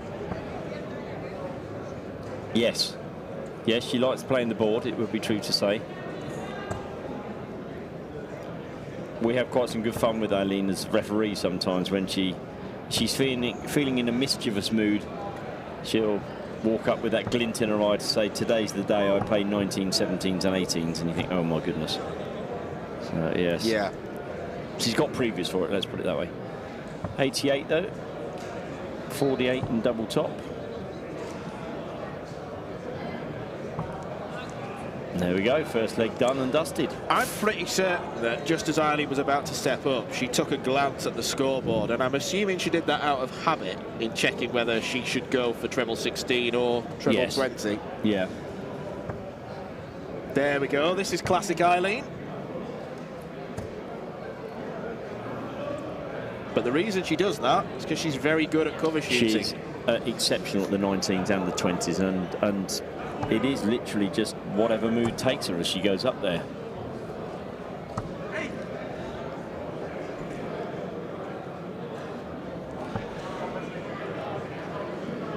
I was just about to say Anke, a very solid player, and she couldn't hold on to her darts, but very, really, really solid player in the ladies' game, and is most of the time not going to let you down until I say that, of course, and she hits 21.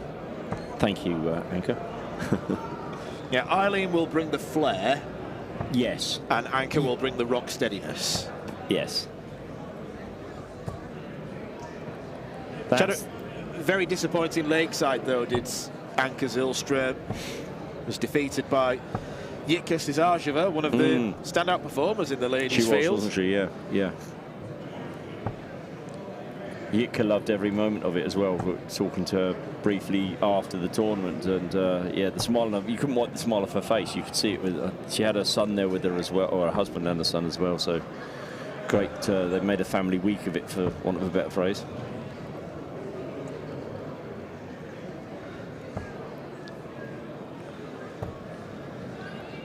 We were talking about attire the last time I was on the comms. A lovely flowery shirt there from one of the players there. Would you ever go floral if you had a dart shirt? Don't think it'd be me. I've got to be honest. No. No, it's not going to be me. Definitely not. So There we go. The very floral Melanie Spit.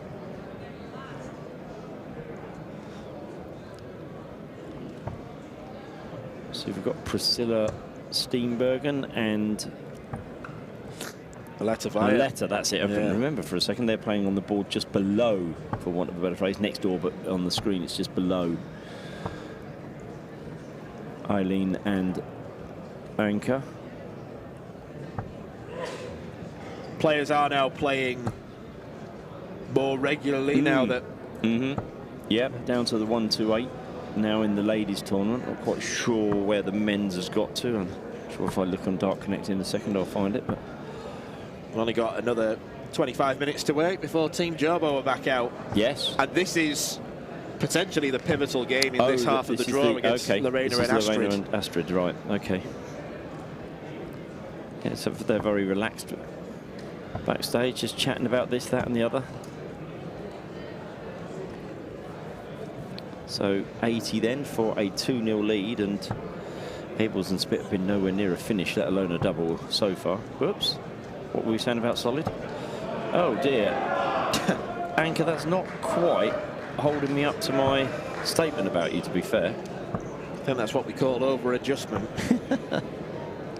Just a bit.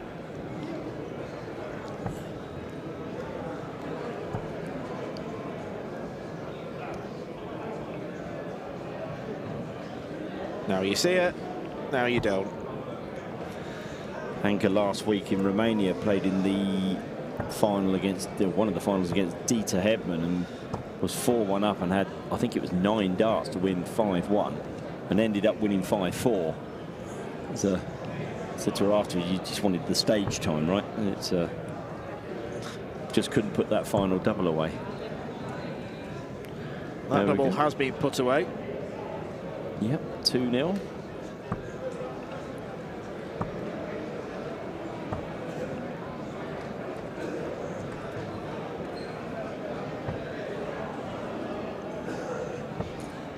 Anchor's gone back down to the 19th, although I'm not sure that... well, I was going to say I'm not sure how long that will last, but then she found the treble, so maybe there is another throw at the 19's next throw.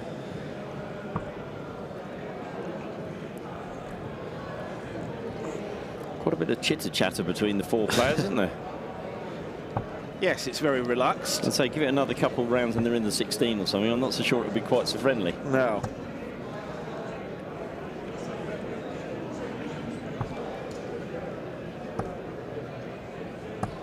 Oh, that's 130. Puts them out in front. Yeah, that's much better.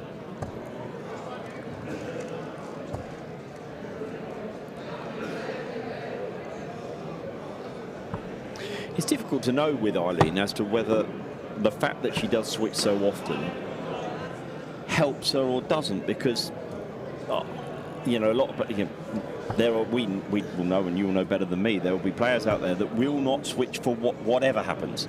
There are people who you think, oh really, you should have dived out of the 20s by then, whether it's 18s or 19s, but is there the switching between the 20s, the 19s and even the 17s and 18s for Eileen?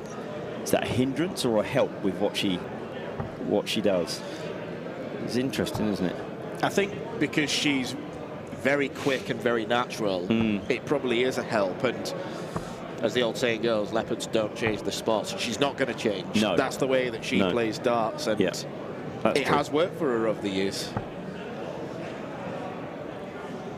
Certainly has.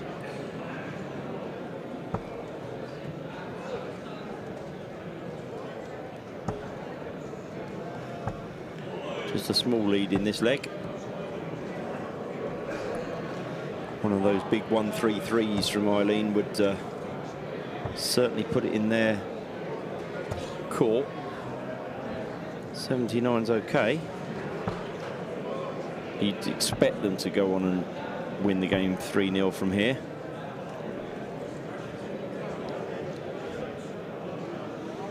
I think whilst the other couple may be able to hit a few scores that get them down there, the actual precision of requiring the double will be where Eileen and Anka perhaps just have that edge in a leg where they're fairly level in scores. But we will see. Because it is looking like this one could be fairly even. Well, the scoring from Arbles has been okay in this leg. Good thinking there from Eileen. Went for downstairs to start with, but as soon as she hit the 3, she needed 220s to lead the 170 and then managed to find the treble with the last dart. So a 130 then for Anchor. Opponents all a finish.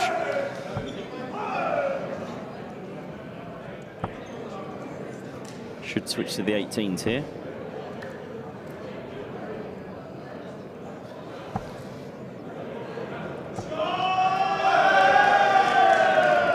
Frustration. 2 treble ones. Grouping was okay, but it's down to 140. Now then, 72 at these double 12.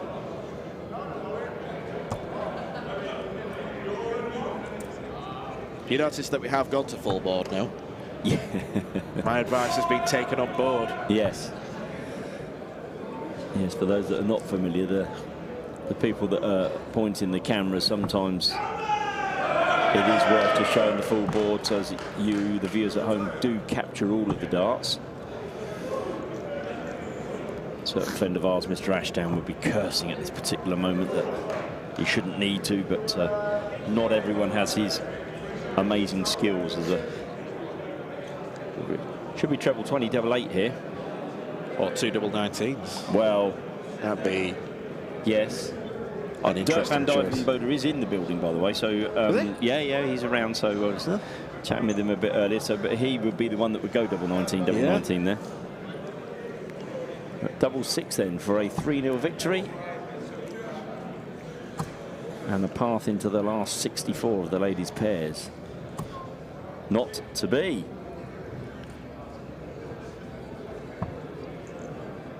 Double top then. For the most unlikely leg, and they've got it. Pinned it with 2 darts. Fair play. Is it going to be so friendly now? Well, yes.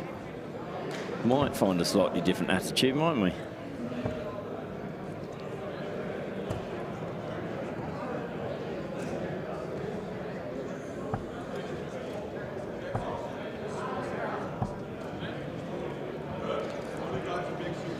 Must admit at the start, I thought this was going to be the most nailed on 3-0 victory of the whole weekend. Yes.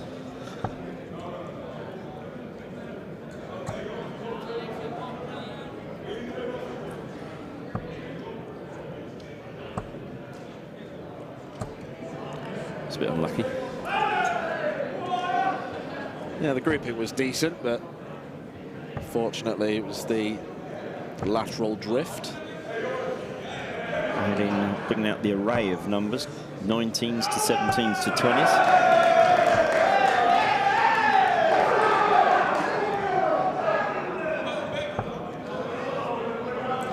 Shouting going on behind us. I mentioned earlier that we're sat very adjacent to the actual streaming boards. We're literally, I don't know, 5-10 paces away from being on the very first board ourselves. So we are in the midst of the in the midst of the crowd, and a full crowd it is as well. They've got a seat, a banking seat, which you can just about see in the background, but it's pretty full. It's a well-oiled crowd, isn't it? Yes, well-oiled is a good word, and I think it's going to become even more oileder. Yeah. Later in the day, to be fair. I think when we get to quarterfinals and semi-finals that are out here, then it could be, I'm almost going to say, raucous. Yes. Me and Pub were doing Jarno Bottenberg's game, and I did make the point that wherever Jarno goes, there is noise. Yes. We had that at Lakeside, didn't we, with his boom box of an evening after play had finished. Well, I said this in the last leg, so be careful what you say, Nick, but it does look here as though Aileen and Anchor are the ones that should win this leg, and therefore the match. Long way in front here. The Abels stroke spit revival seems to have ended as soon as it started.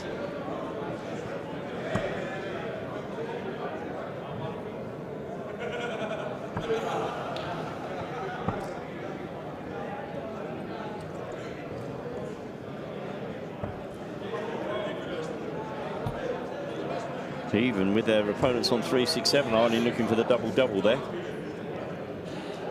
Very flashy. More regulation finish of 60 coming up for Anka. I'm expecting this to go as well. That's nicely to the side and low enough to leave. Ooh, wow. I was going to say to leave a path to the double, but distance off there. Oh, now that doesn't help the cause. Unfortunately, you're not the ones on tops.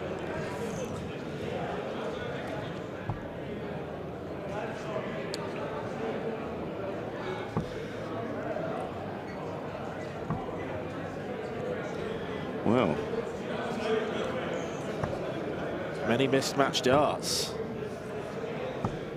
Oh, 136 to leave a finish. Yeah, Abel's taking a leaf Not out to of leave the a finish. Nick can't count. Dear oh dear. 2 for double 4 then. 2 for double 4 comes in, and it's a win for Eileen and Anka.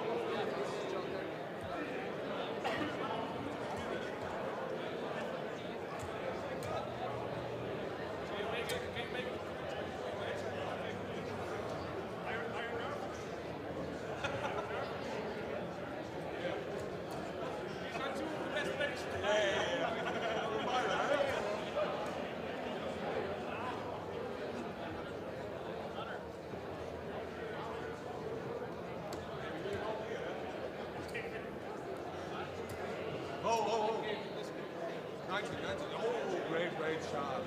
I like great shot. Go for Anka. So move that. Yes, it was.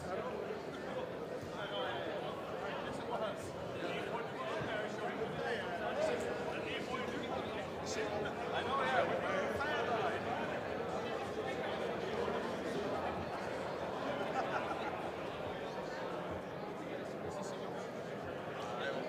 Hey, you have a pass? Go to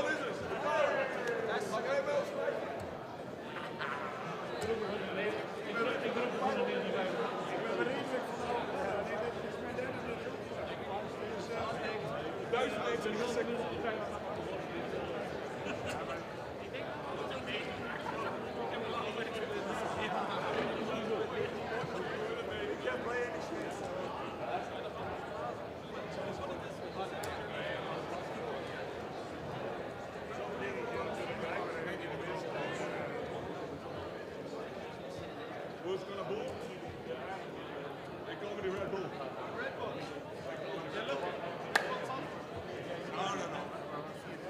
Nee, ik ga boot. Ik ben de Bart.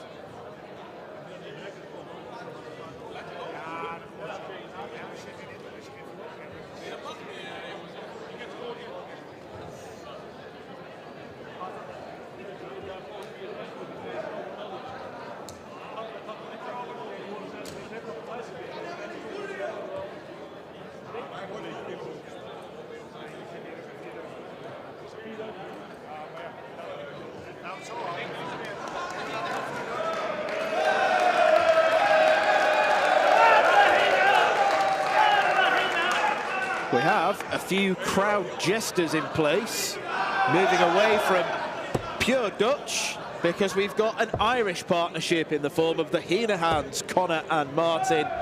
They're taking on Johan Vriesema and Bart van der Vest. Connor Heenahan in particular, we've seen bits of over the years. Not necessarily loads with the WDF, but he's played plenty of darts in the Modus Super Series, PDC Challenge Tour as well. Martin himself is a handy player.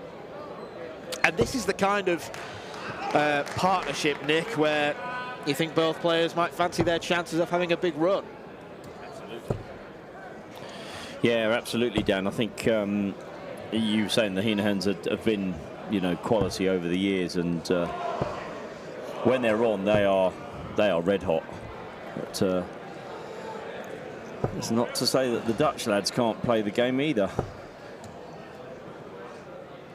Could be an intriguing game, this one. Yeah. That one was Martin. Connor's dressed in yellow.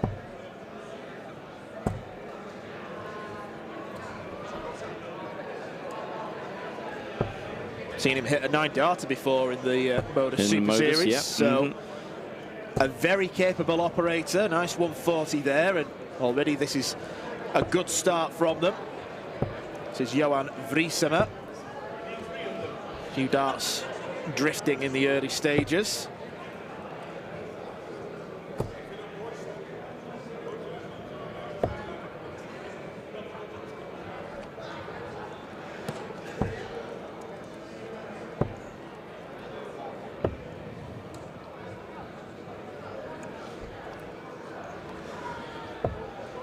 In the women's pairs tournament, there are actually a couple of results come through from the top 64 already, so they really are making some progress in the ladies' game.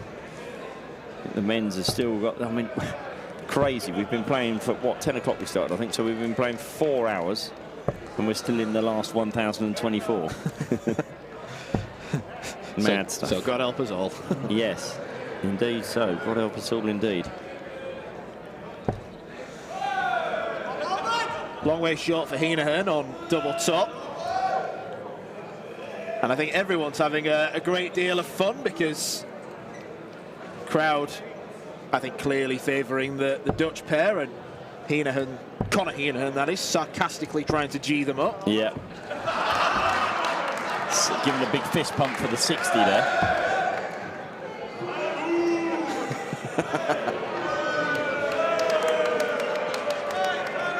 Don't milk it too much, Connor. No, be careful. Be careful.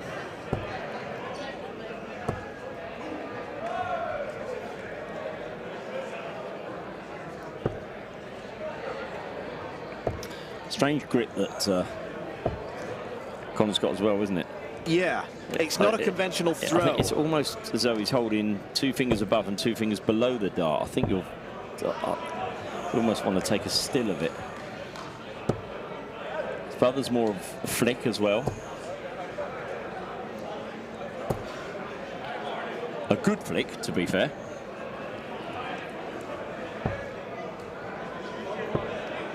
Yeah, if we examine the Heenan throw now, Yeah. it's a weird grip. There's a jerk back of the head when he throws. Yeah. It's not conventional, No. but he's making it work for him. Yep. Effective enough.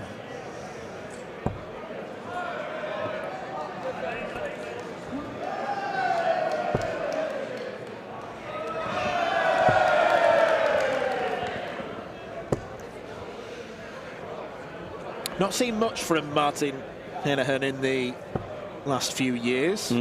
Played the Europe Cup in 2022, played the Spanish Open, but since then, nothing recorded. No. Contrast that to Connor, who was in action in the Challenge Tour a few weeks ago. Q School, it didn't go to plan for him there. Played in the Irish Classic and Irish Open, which you'd expect Yeah, in a home tournament. Represented Ireland in the Europe Cup as well.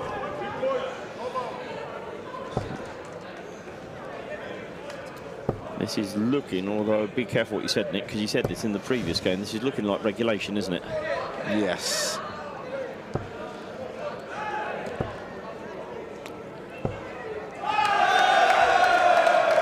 Let's give him shelter. Sun visit for Joa.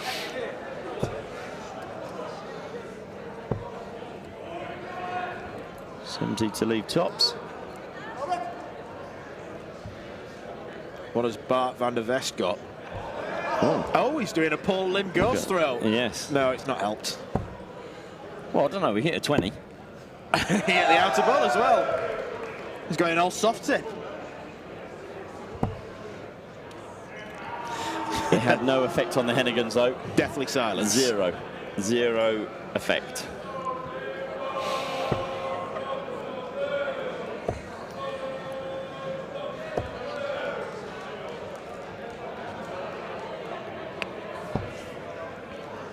This is just part of the fun, though, of the Dutch Open. You've got two guys who, they'll come into this fixture, they'll know they're going to lose. They just want to embrace it as much as possible. Yeah, yeah.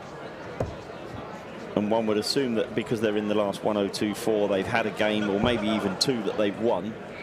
So, you know, they're embracing it.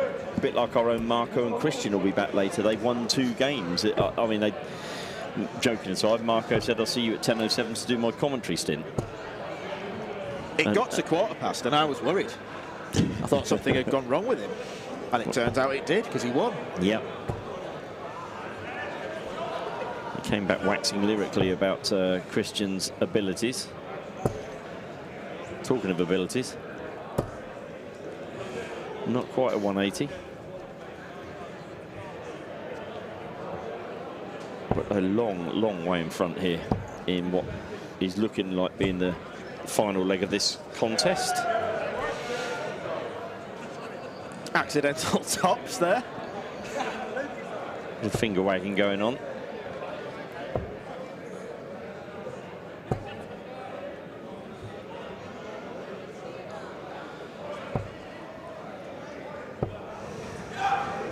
First the 3 legs, remember, so a very cutthroat format. Another ton scored. Treble 18 here. Oh, stayed there for the 140 to leave his brother 34. He's not going to thank him for that, surely, to goodness.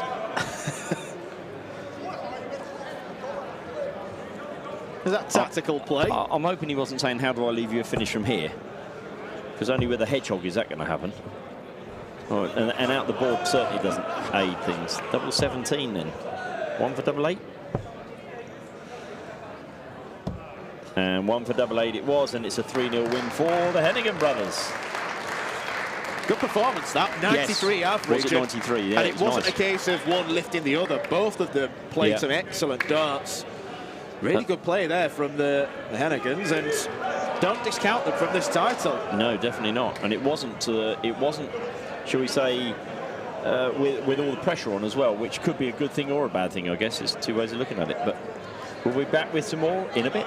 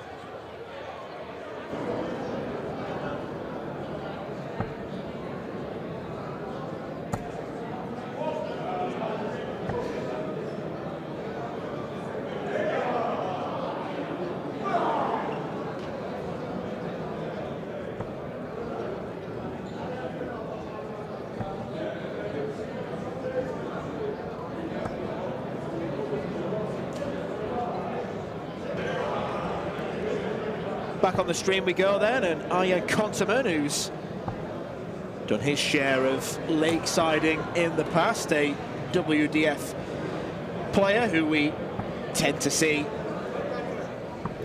go around the system with tournaments. He's in action alongside Robert Hoff. They're playing Richard Lugers and Ruud Verhoeven, brackets 1958. I don't think that's his birth name, but I'm assuming there's been another Ruud Verhoeven in the past, and they're using dates of birth to differentiate them. Playing in long sleeves. I'd say that's a jumper and a bit, glasses round the neck. And he's going the wrong way. Yes, he's walked off the wrong way, so he walked straight across our camera, which doesn't help a great deal. Has he got clogs on as well? We had one last year with clogs on, did we not? If I remember rightly. Yeah. Either that or I'm dreaming it, but I seem to remember they did quite well as well, because yes. we kept talking about it throughout. Yeah. We're about to find out. It might be me. It looked a bit cloggish, but oh, now he's walked in front of the camera again. There we go. Oh no, it just shoe. They look a bit like Doc Martens. Yeah, could be.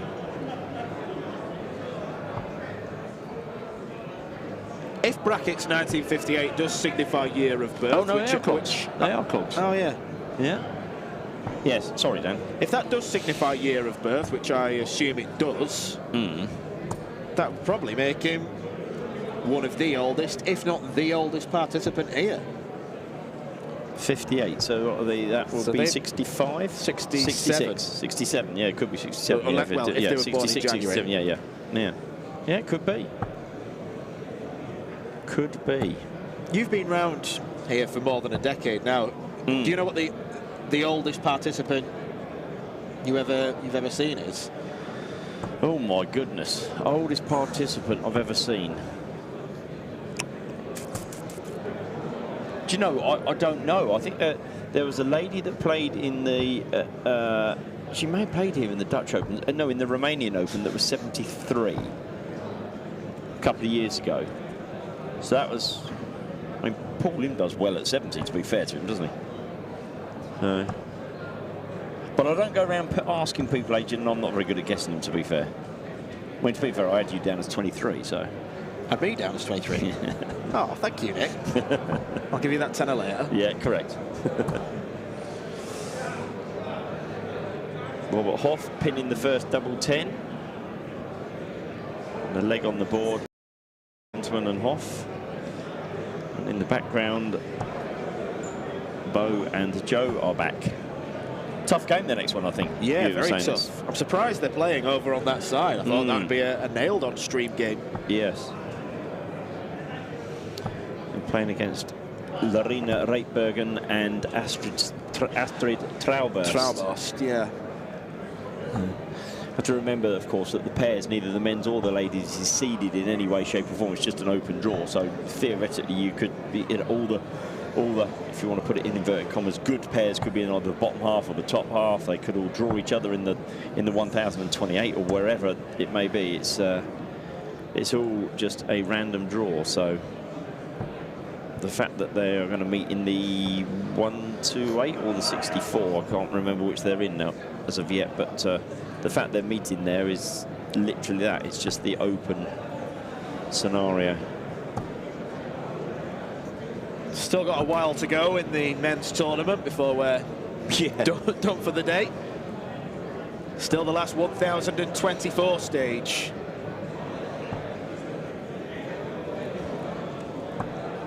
Right now, this game is only going one way, in the direction of Robert Huff and Arjen Konterman.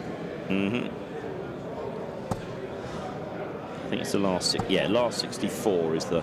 And sadly, we're not seeing too much of it, because Ruud Verhoeven is camera blocking. Yes. He's become a very good door and not a very good window. I'll tell you what I'll do. I'll leave you here, Dan, and I'll just go and have a quick word with him. Okay.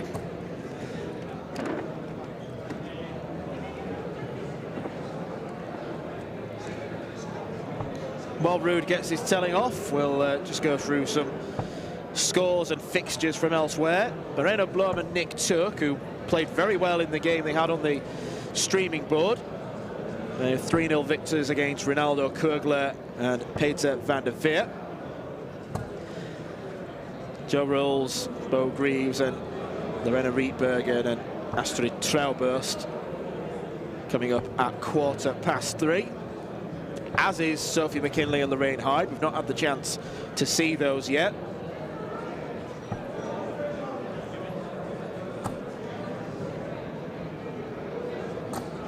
Oh, that's unlucky. 180 turned into 60. Arjen Konterman had 2 darts in the treble 20, only emerged with 60 points. Hugely unfortunate. Don't know if you just got a glance at that. I literally was looking, putting my headphones back on, and saw the 2 drop out. Now, hopefully, our man will. Well, clearly, my words meant absolutely nothing. Although, having said that, he is now standing at least out of the way of the camera. Yeah. Was his English all right? Did he understand you? No, I had to tap him on the shoulder and explain.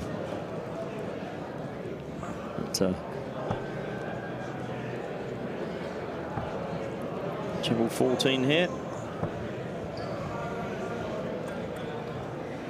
It's a natty jumper though, isn't it? Must be very warm. I must admit I've just taken my sweatshirt off, or took it off 10-15 minutes ago. It's getting a bit warm. I guess that's to be expected with the number of people we've got in and around the TV lane. Got a close-up of the face then. Yeah. Double 4, is he going to go 2? Oh, he did go for it, and good job. Good job, well done.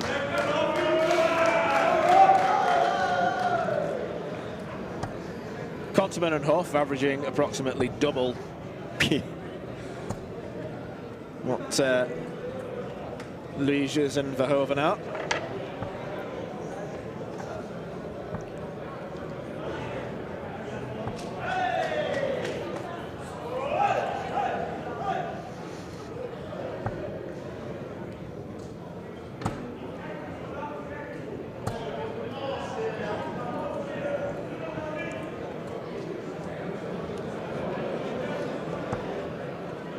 He's found the treble.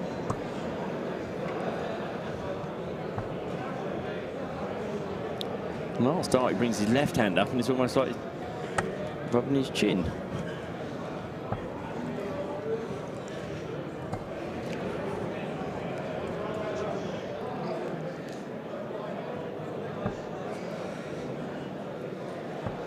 Would you like to tell us how? Here we go. Look at, oh my word! the absolute perfect 150. Love it. Treble 18, treble 12, treble 20. Dip dot dash. Thank you very much indeed. That is fantastic. And you know what? Because Dart Connect doesn't say, he could go home to his pals and say, I hit three balls. Bullseyes, yeah, he could do that. For fun of it. Yeah. Don't look at YouTube, but I hit 3 balls. Yeah, exactly that. He could indeed. Would you like to tell us how Jobo have started? Yeah, it seems to have gone quite well. Somebody called Bo Greaves, if you've heard of her, hit 180 to start with. Joe hit 140, Bo hit 100. And that was their first 3 throws, so they're 150 in front of their opponents halfway through the first leg, although Joe then hit 45 and Bo's just hit 24, so it's... Joe's going to hit 3 next then, isn't she? I like that 180 to leave 32. Yeah, we'll think positive. Yeah, absolutely.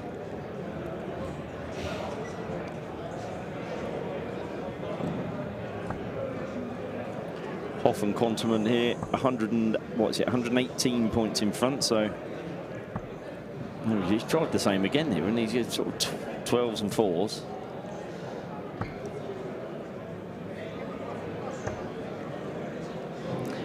This is a bit like guess the next score, isn't it? As he walks in front of the camera, okay, 20 with his first one. Where do you think the second and third have gone? It's like pin the tail on the donkey, but for darts. Yeah, yeah, very true.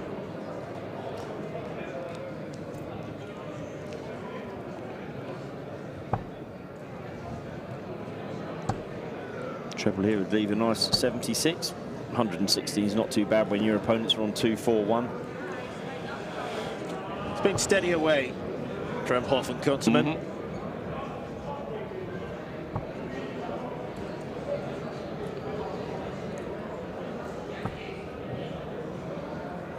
116s, 20s or 19s? 19s, I think he's looking down, yep.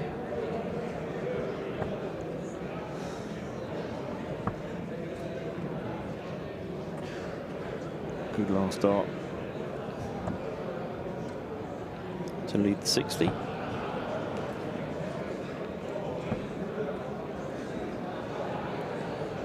Was that a miscount or a missed throw? Yeah, I think a missed throw. Well, I don't know if it's a miscount. I'm not sure he was counting in the first place, if that makes sense. Yes. I'm not so sure that he knew that, you know, he had to hit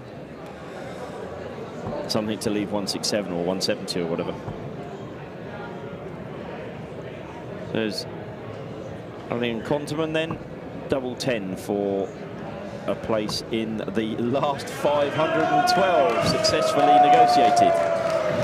Where everyone wants to be, Arjen Konterman and Robert Hoff, not put under any pressure throughout the duration of that game. A solid 3-0 victory for them. Yes, even given the 150, they weren't under any pressure there. And Bo and Joe have won their first leg against Lorena and Astrid, so one leg in front.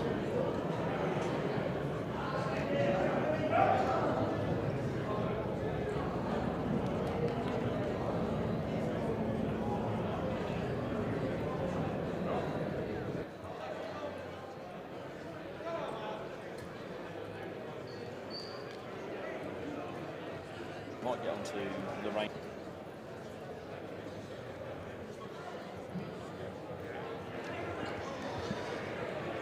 We switch over to board C then in the TV lanes, and it's the first glance we've had at the Scottish partnership of Lorraine Hyde and Sophie McKinley.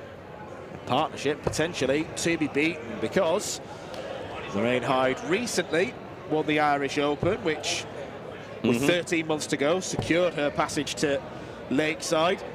And then Sophie McKinley, who made her own piece of history during that week in Frimley Green, girls finalist and women's finalist, losing out to Paige Pauling and Bo Greaves respectively, but her stock rose immeasurably during that week. I couldn't agree with you more, and I think that she deserves every credit, and that she qualified for the women's finals at Lakeside through the World Championship qualifier in Hungary back in October. And yeah, it's the first ever player to play in both the youth and the seniors in the ladies' side of the game, and to get to both finals is just look, complete and utter respect to Sophia. And she started this year playing really well, and of course she's now 18, so she can't play in the youth any longer, so she is just a fully fledged seniors player.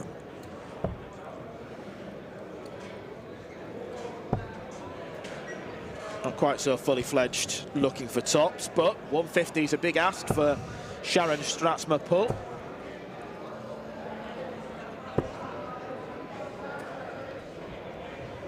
What's Lorraine Hyde got in reserve? Double 10, the target, and she gets it. So it's looking like a good day for Lorraine after yesterday wasn't such a good day in getting here. Yes, quite. He has plenty of trouble getting to darts tournaments. Does I mean, even if she had smooth journeys, she's still got to come from Aberdeen. Yes. So it's a long schleck. Absolutely. Either way. Absolutely. The commitment she puts in as well is, well, fairly obvious, isn't it? It's amazing. Enjoys her darts, though, and that's why she does it. Picked again for the Scottish team as well, to represent Scotland in the forthcoming Six Nations and home nations, and possibly the World Cup as well. What a good team they could have. Yeah, with Sophie as well now. Yes, in the seniors, very much so.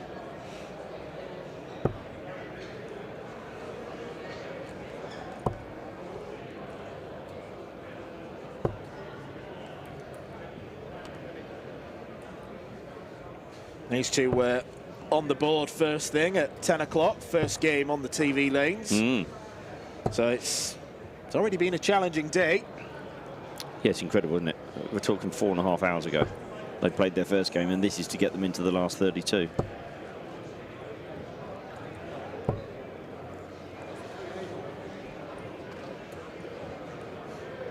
Jobo now 2-0 up against Astrid Trauberst and Lorena Rietbergen. You can see them in the far side of your picture.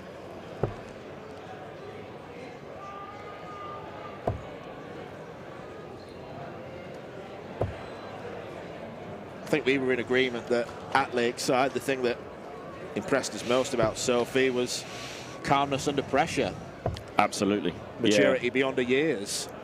I think in the ladies' final, speaking to Bo afterwards, I don't think Bo quite hit her straps, you know, to the full Bo force, for want of a better phrase. But having lost, having you know, the gumption to win the first set, Sophie, from behind in that first set was wow. You know, even if you do have those opportunities, there must be something in you saying, if I don't hit this is Bo Greaves, I lose this leg. And she wasn't like that at all. It didn't feel like it. I had the privilege of refereeing that game. It didn't feel like that at all. She was just up there to, maybe it's the young, you know, carefree attitude to a certain degree, but long may it last, because there's a talent there, definitely. She even took a set, and I don't think too many were expecting her to do that. No, absolutely, absolutely.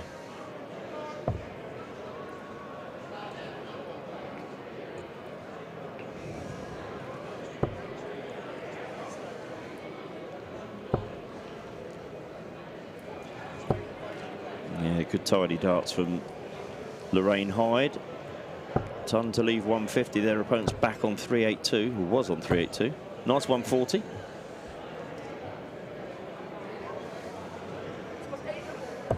While Sophie's Lakeside was brilliant, Lorraine's was a little bit disappointing. Couldn't master the slowness of Mayumi Uchi, could she? No. Simple as that. It can't be easy, because Mayumi, no offence to her, she can play at whatever speed she wishes to play at, and that's her natural speed. She didn't do anything to make that absolutely clear. It wasn't anything tactical in any way, shape or form. It's the way she played, but Lorraine couldn't handle it and couldn't get into any rhythm whatsoever.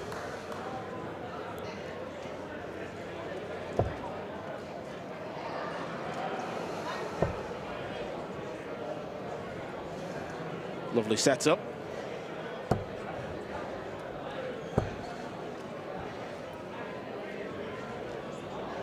I think a title defence is on the cards. A 3-0 win for Jobo against Lorena and Astrid. Yeah, they'll be pleased with that one. I know they thought that was one of the more difficult games that they would face. But so you should, I guess, 2 or 3 games down.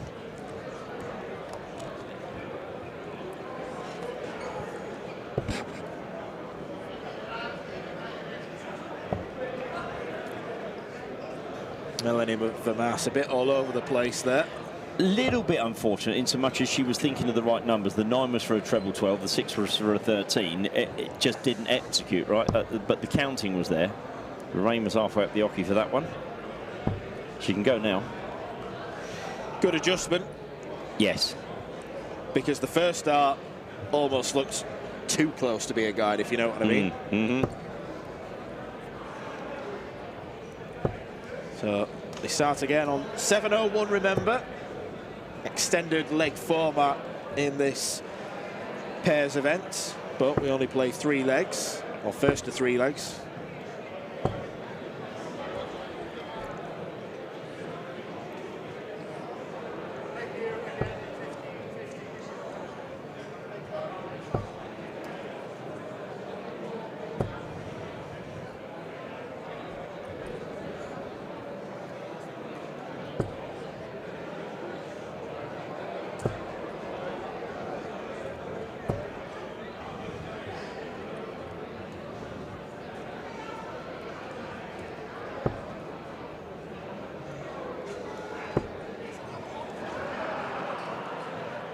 Got another all-Irish partnership up on the TV boards. Evan O'Brien and Patrick McCormack 1-0 up on Jamie Hendricks, not Jimi Hendrix, and Joey Vaulting. The Van der Voorts are coming up again at 3:30. Entertaining to see that their opponents in the first round both wore Vincent van der Voort replicas. Really? I like that.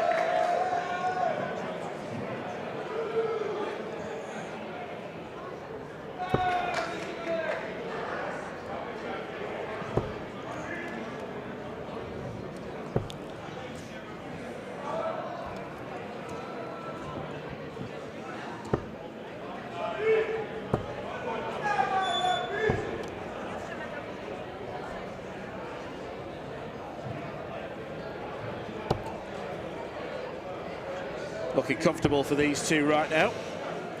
Yeah, a little bit behind in this leg, and that hasn't helped a great deal, but Sharon has played to a reasonable level before, nodding in the background there.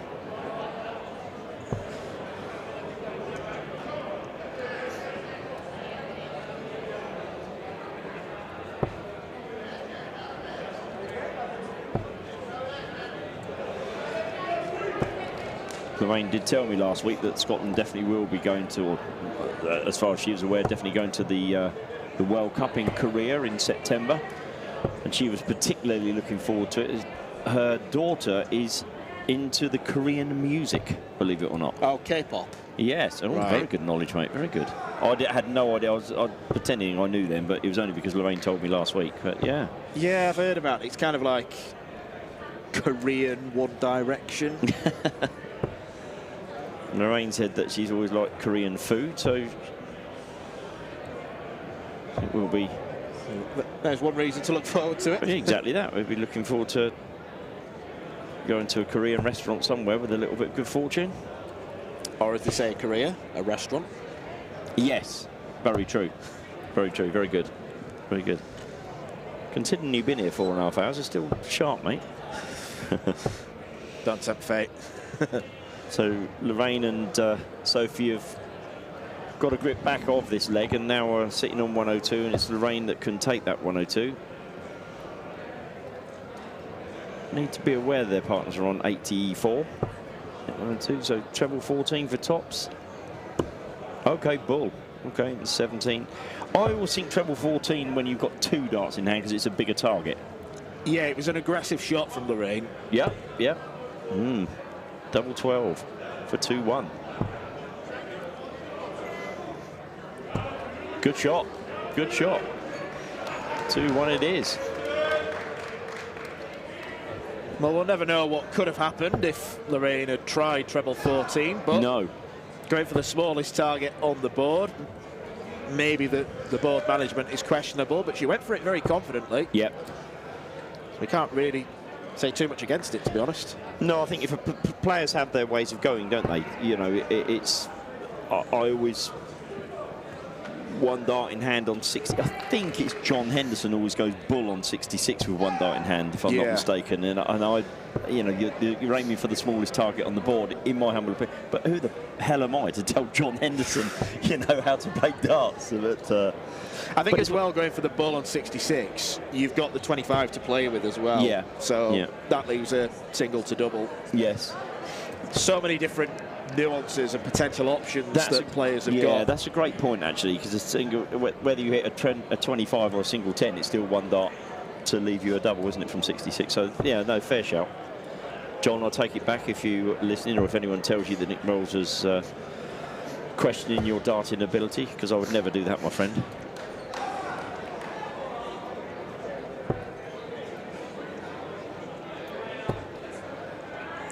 Melanie Vermas, a more than capable player. She's thrown a good straight dart the majority of the time. Hit that 84 outshot. Definitely giving Lorraine and Sophie something to think about. Yeah, and they're in this leg as well, aren't they? It's the kind of performance where a player might impress, they might not think they're good enough or might not take it seriously. They'll go away from it and think, I've got a bug for this now. Yeah, yeah, very much so. And they've got themselves nearly 100 points in front, or should I say they were 100 points in front until that happened. That's the first 180 I've seen on the stream on a game that we've covered. And it's 18-year-old Sophie McKinley that's provided it. That's not saying that it's the only 180, because Dan's been the stalwart throughout the day. Off the top of my head, I think the 180th game was Brian Roman and Zanti Vandenberg. Right. Zanti hit one with the first visit of the match. Mm-hmm.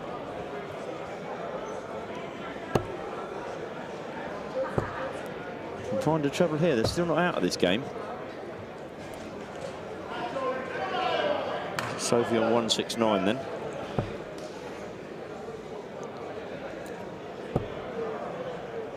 '83 would leave 86. 43 leaves 126.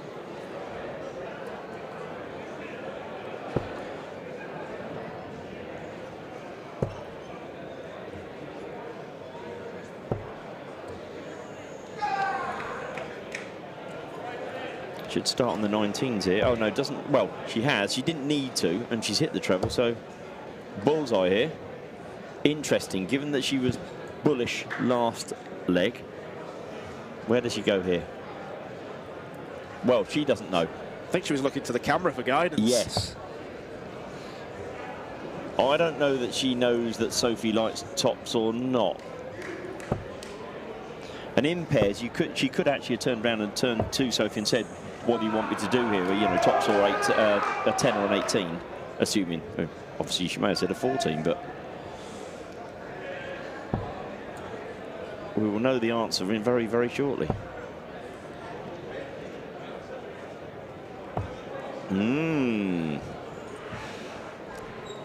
Vermas for 90. She took 84 in the previous leg. Yes. Oh, aggressive. Oh. It's strange, isn't it? Because aggressive and like it, but it wasn't the right thing to do. No. It should have been 20, shouldn't it? Treble 20 leaves double 15, single 20 leaves you 20 in bull. Seen Lorraine hit double 5 once before. We're not going to see it again. Not on this occasion. Does she bust or leave Sophie a small double? Very small double. Leaves her the smallest double. She has indeed, and that's 2-2. And suddenly, from cruising home, McKinley and Hyde find themselves in a fifth leg shootout. And do have the advantage of throw, although how much advantage is that when it's a 7-0-1 start? Yeah.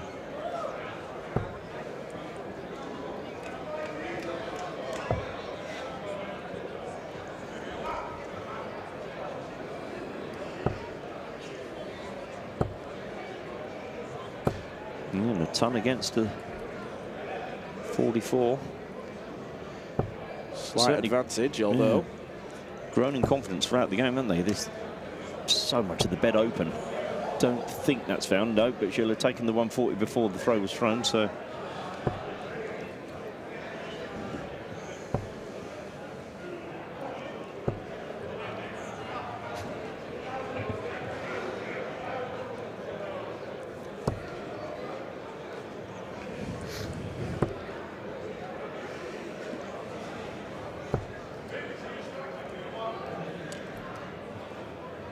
Not a great leg from Sophie so far. No, 44-41, yeah.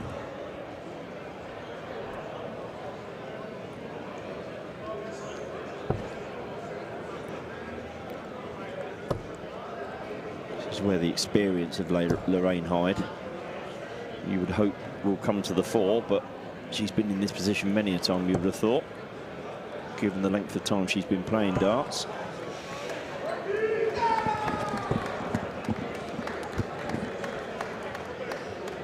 Melanie struggled this leg as well, 26-22 as well. It's, means they're 58 points behind plus these.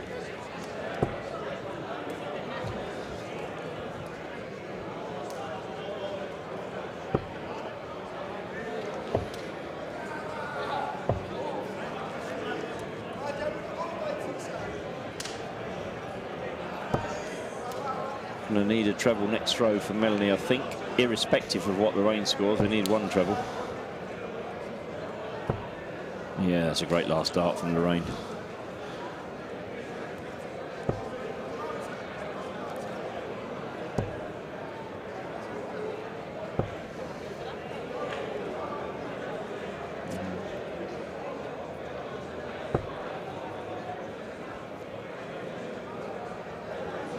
We were saying about the different throws earlier, Dan, and you look at Sophie, her as she pulls the dart back, the actual flight of the dart hits her shoulder.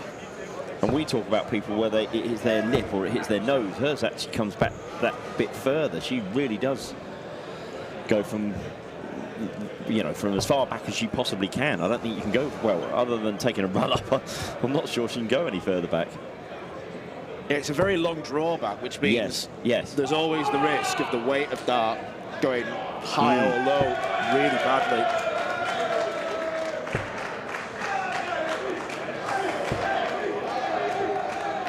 Melanie's one who throws from her nose. Yeah. Lovely dart. 140 to leave 32. But good. I like that. Nice safe dart, irrespective of whether your partner likes 32 or, God forbid, you drop in the treble. Yeah, I've got to agree. I think that's always the best course of action. Double top then for Lorraine Hyde. And a double top is hit. Saying that, I always remember Daryl Fitton saying to me that on that, you know, those scores, that he would if he's on 180 and hits 60-60, he would always go for treble 12 with the last dart, just simply because I'm not going to bust there. But there we go. It looks like Bo and Joe are back again by the looks of things. We must be really ploughing through. But yes, the Scots have made it through. They were the 3-2 winners of that ladies' game.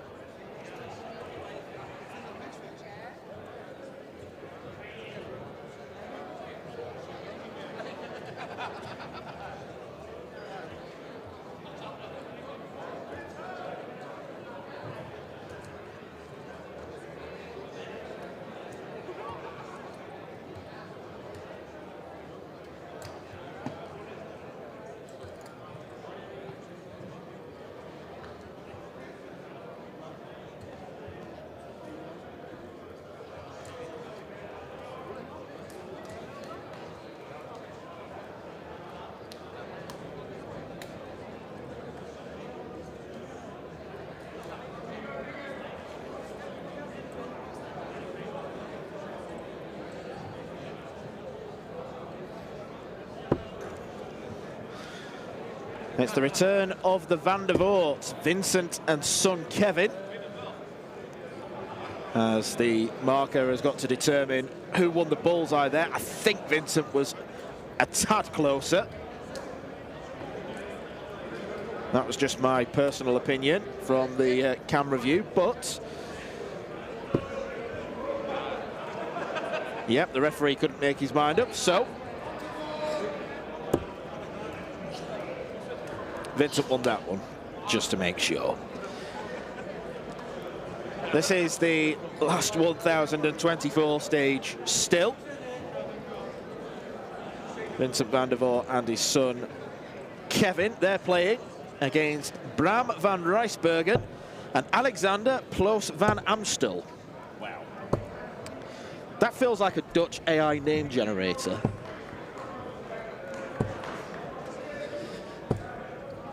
Anyway, moving on. Vincent played pretty well. Kevin's a handy player as well, and almost a similarity in the way that they play. There's that tiny prod, they're both quick, just Kevin's left-handed. But he managed to hold his own in their first match. But it is all about Vincent van der Voort, a man who's one of the kind of original trailblazers of Dutch darts, really. We go on about Barney and Roland Scholten, but for so many years, Vincent van der Voort was there or thereabouts, always qualifying for the Worlds, the match play, the Grand Prix. Yes, he's declined somewhat. I think that comes with age, but a cracking player in his day. Brilliant. Superb. And yeah, it was always it's pleasurable to watch as well, the speed that he goes at, etc. Just makes it an exciting game to watch when Vincent's playing, and crowd favourite with the song as well, of course. Were some Vincent van der Voort chants before the start of the last game.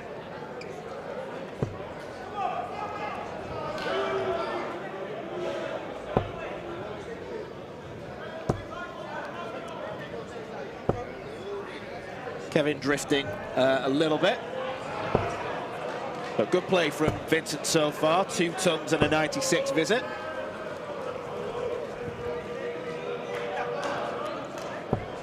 Yeah, down to 265 and staying up the top on the 265, and recognising that their opponents were back on 452, so there's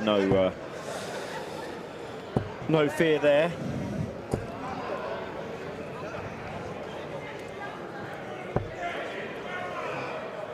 Games are coming thick and fast now, particularly from the women's side of the draw. Rhian O'Sullivan and Chris Savary, 2-0 up against Sharona Velt and Desiree Geel. Arlene de Graaf and Anke Zylstra, 1-0 up against Angelique van der Leek and Anita Velden. Jobo have just begun their game. They have indeed. I'm now saying that automatically. Jobo. Yes, you are, yeah. Maybe should stop. It's a poor start from Bo. She only started with a 140 this game. She started with a 180 in the previous game, but hey-ho. Double 5. There's a case there for going for a 2 for double 4, but or busting. Or indeed busting, yep.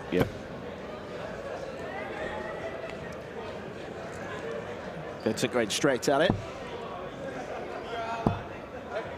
Getting closer. That looks, ooh, that second dart looked like one for a, was begging for a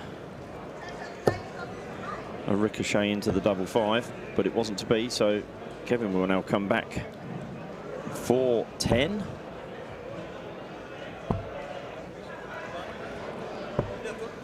He's chosen to, well, I suppose double 5, double 2.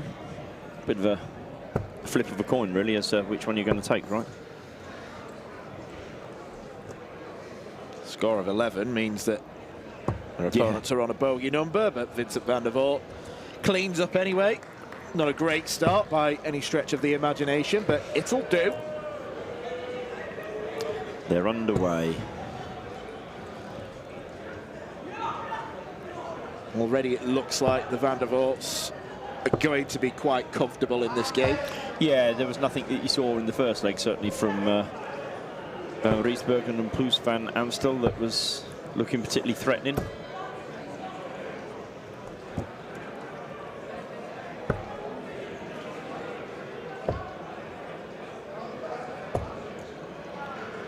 And to your absolute point, chip off the old block, flishing down and finding 2 treble 19s for a 1-3-4.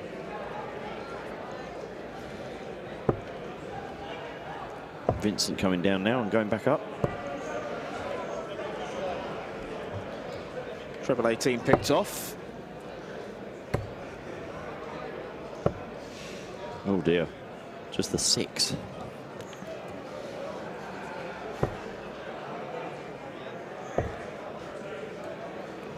Does like those treble 19s, doesn't he? It's always a really good plan B if your dart is dipping beneath the treble 20. Couldn't agree more. I still to this day do not think enough players switch after their first dart lands. The treble 20 bed is small enough as it is. To make it smaller with the blocking dart, just to me, is a no-brainer to go elsewhere. But I say it again, this is why I don't play darts, because my ideas aren't necessarily the right ones.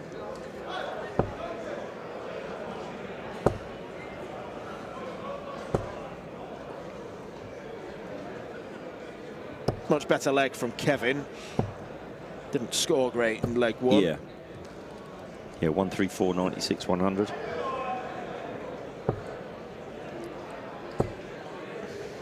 You know what Vincent can do? He can leave tops from 179, that's what he can do. Their opponent's back on 433, so this really does look like a straightforward job. Oh, bit of a wander. Again, looks like a nice dart to guide in off of. But again, they're miles in front. Even the ton doesn't get them remotely close to a finish.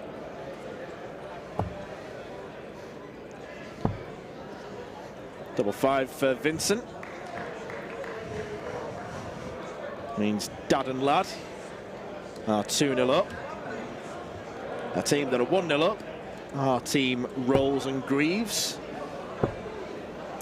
Indeed. After a bit of mucking around on double 5, I could see on Dart Connect. It was, yeah. Joe managed to hit the double, which is good.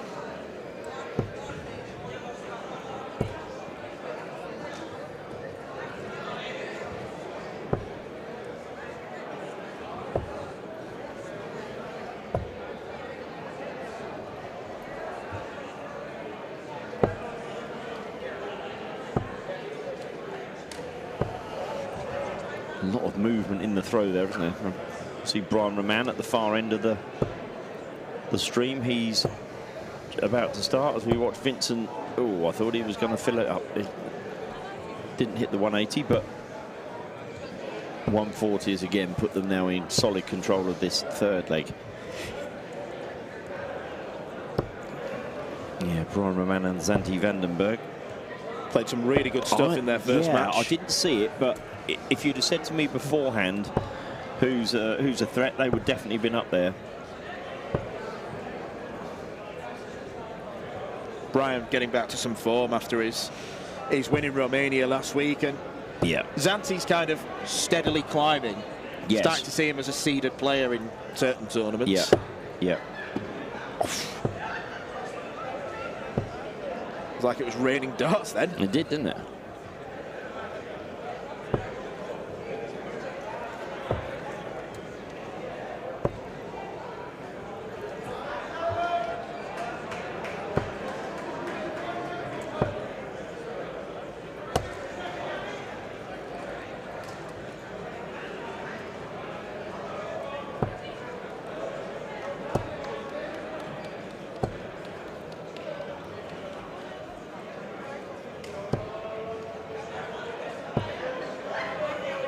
Yes, this really has been a no contest, hasn't it? Pretty much from the start. The Van den Voorts have had far, far too much for their Dutch opponents.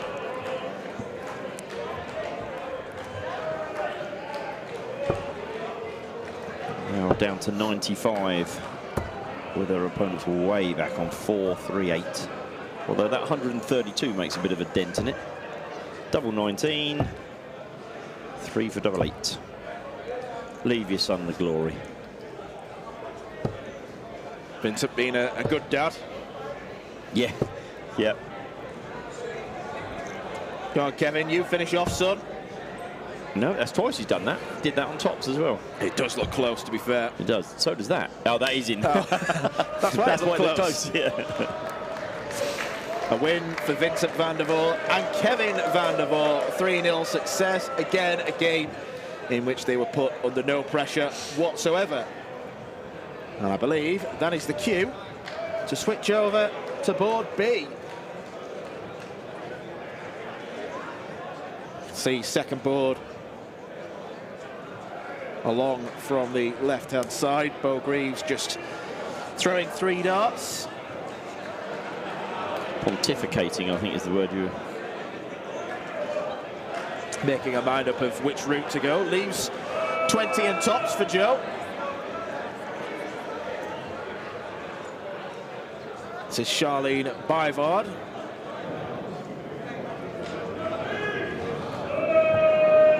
Nice safe dart at the 20. Down for double 10. Seen her hit this already, and she's hit it again. That's the last. In the previous game, Joe hit the last 2 doubles, and in this one, she's hit the first 2. So that when you have a pairing like we said before, you know, where Bo is clearly the more dominant scorer, but you know, if you're hitting those doubles and you feel as though you're contributing all the time, then it's going to be good for confidence. So.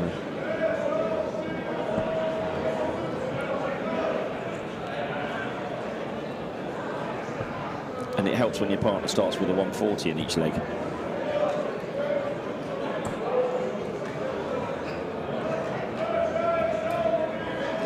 Looks like Sophie McKinley and Lorraine Hyde are back on pretty quickly then, so they really are getting down to the last knock-ins in the ladies' pairs.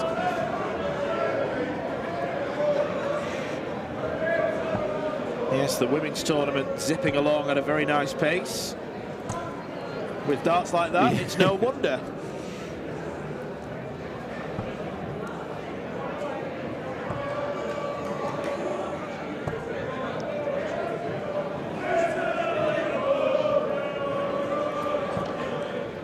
Oh, switch of scenery. Playing on the 7s now.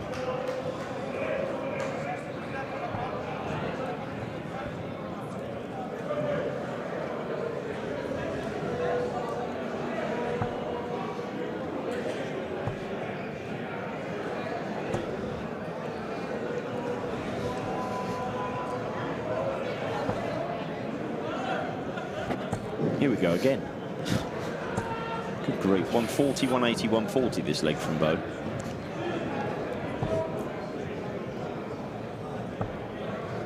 Should be on 41 after 9 if it was singles. Yes. No other way to describe it. World class.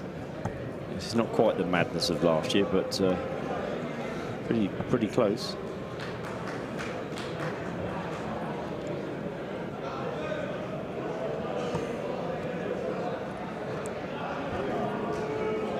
That's at 50, 116. Quite. But if Bo takes his 116 out, she will lower her average for this leg.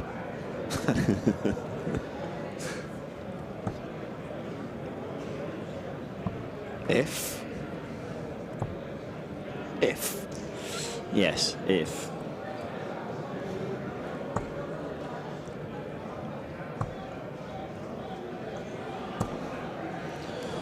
Could be the last visit to the board in this game. If it's going to be that, it's going to be double 5. That looks handy. That doesn't look so handy. But time is on their side. And Bo Greaves is on her side, so. Yeah, I'm sure Bo won't struggle too much with these small numbers. No.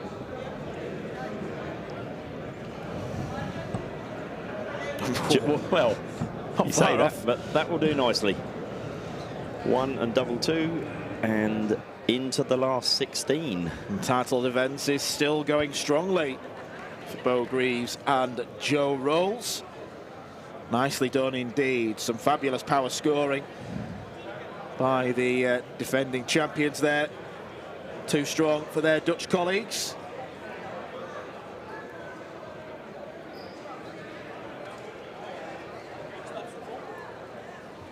Christian Sorensen and Marco Meyer on the nearest board to the left.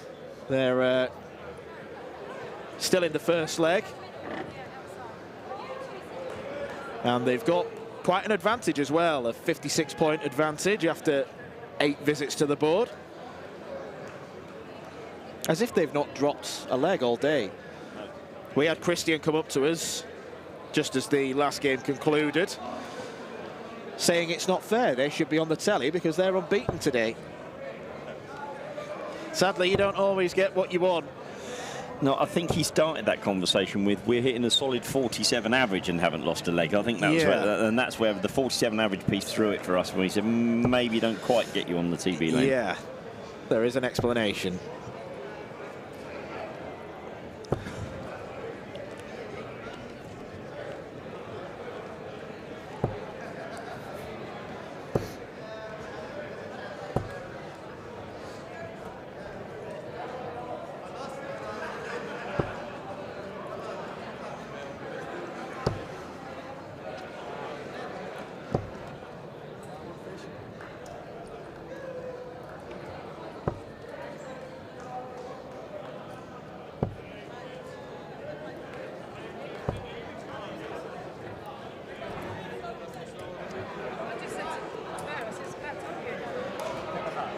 So we go back to Team Scotland, Sophie McKinley and Lorraine Hyde.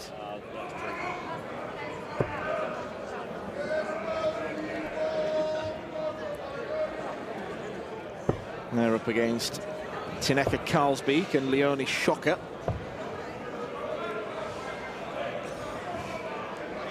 I'm certainly learning a lot of Dutch forenames and surnames today. I've been very impressed, mate, with the way you've pronounced them as well. It's almost as if you were fluent. Just try and give them a continental twang and it sounds like you know what you're on about. Yeah, yeah, very much so.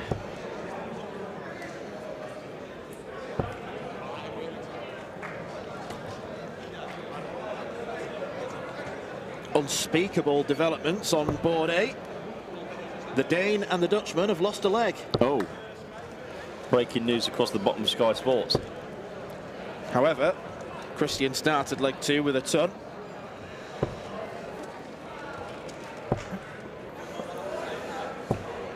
And Marco Meyer, 1998 at 28.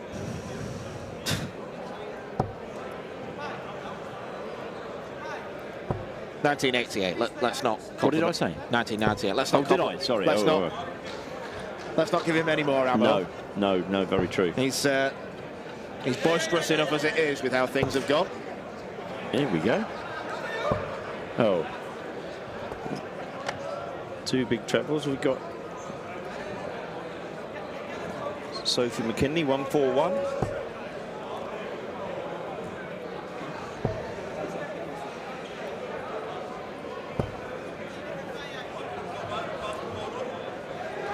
We've got our first that I've seen anyway. If you look along, it will certainly appeal to your good self, Dan. There was a player playing on board D with a hoodie on. Long-sleeved hoodie. Not quite sure where, though. There we go, that's better. Oh, there's 25 left, if I'm not mistaken. Here you go. Oh, I can see. Yeah. Yes, yeah. Playing against Jeffrey de Zwaan. No. Can't be having that. There you go. Yeah. A zip-up hoodie as well. A zip-up long-sleeved hoodie, yeah.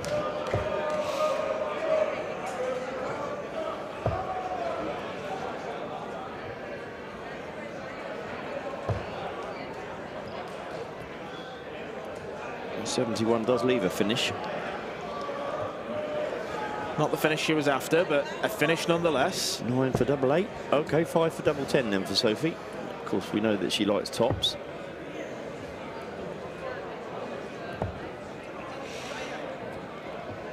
Just a little growl to herself there as she's left Levain 10. It's probably this point of the day where fatigue maybe starts to come in, because with a 10 o'clock start, doors open at 8 o'clock. Yes. Players will be in quite soon after that, you think, Yep. and then they've got to get themselves ready. They'll have been practicing. They'll have been having to mark in between games, probably. Yes, very true. Oh, wrong bed for Levain. Yeah, no, it's a good point I think you make there. It would be interesting to see the averages on a... Well, it's difficult, isn't it? Because theoretically the better players are getting through, so you'd think the averages are going up. But if it were the same players playing, you might find the averages going down because of that fatigue level. Does that make any sense? What I've just said? Yeah.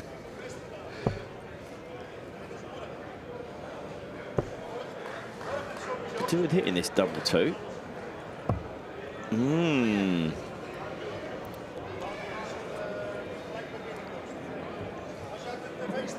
So Taneke on 96 here. Should stay there.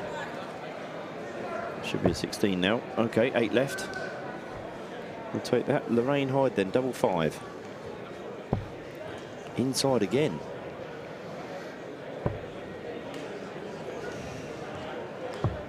I think Lorraine, well, I was just about to say, with the exception of that very last dart, you can't tell with Lorraine whether she's hit a double or she hasn't hit a double because her facial expression doesn't change. It's only until the end of the throw when she misses that you do tend to get a bit of a... There we go. That's that first leg. Well, a great adjustment after the first dart. I think hit the metal number. Yes, on board D.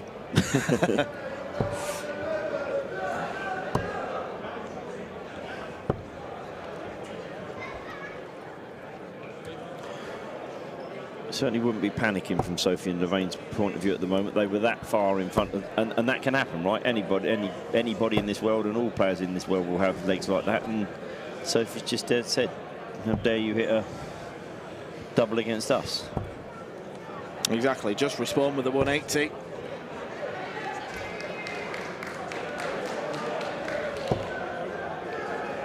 They're on for the perfect leg.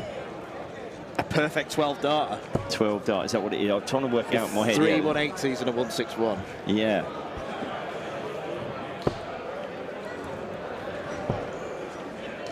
Three 180s and a 161. Have you ever seen the like? I think that's what it'd be anyway. Yeah. Yes. Yeah, it would. 540 and 161 is 701, yeah. Great leg of darts. Yes, 180, 140, 100 from the girls from north of the border in the UK, in Scotland. Almost lulling their opponents into a false sense of security. Yeah.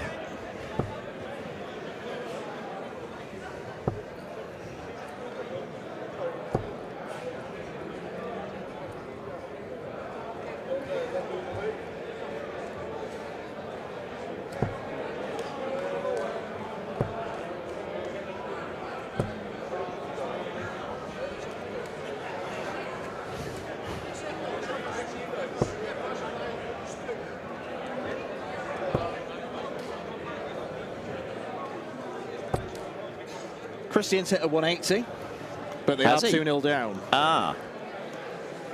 Well. But they are 170 points in front in this leg and with the throw, so not over yet. Lorraine on the 170.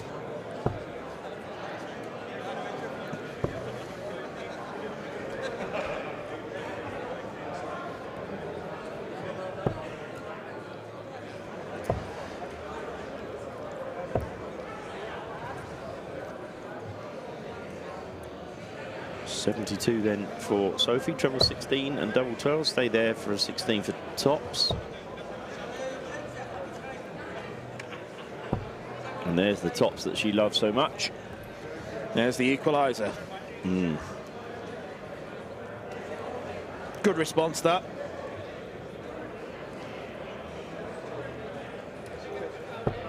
Averages sorting themselves out after 2 legs now. And Sophie's in again.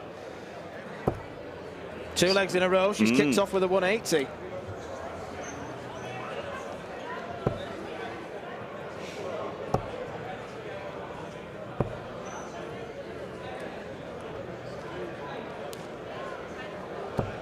They complement each other really well, I think, Sophie and Lorraine. They're very, very...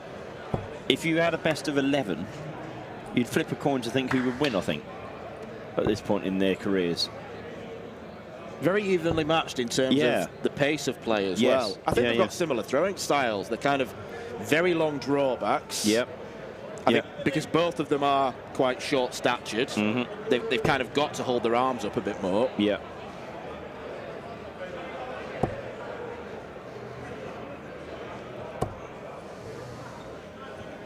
It's good stuff from Sophie in particular.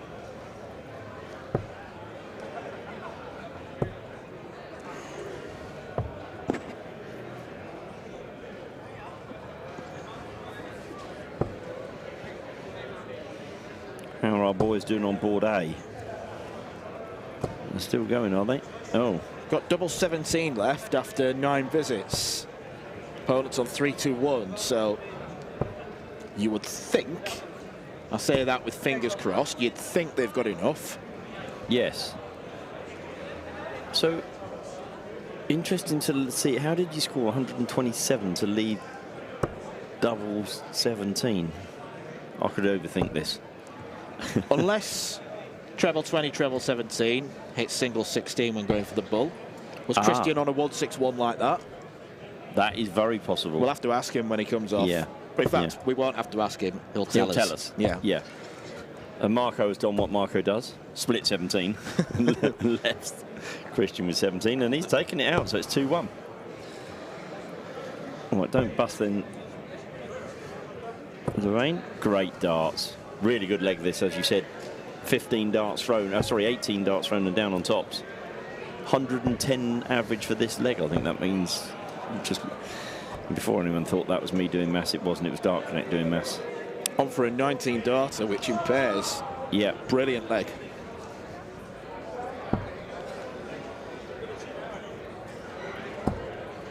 $20 darters, just as brilliant. Yep.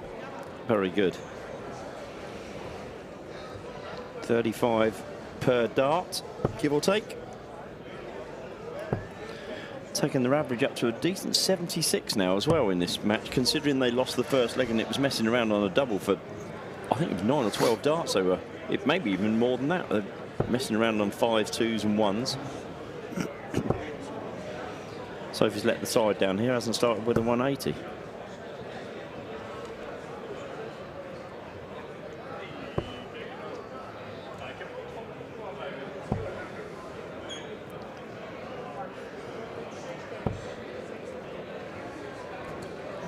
There's our boys.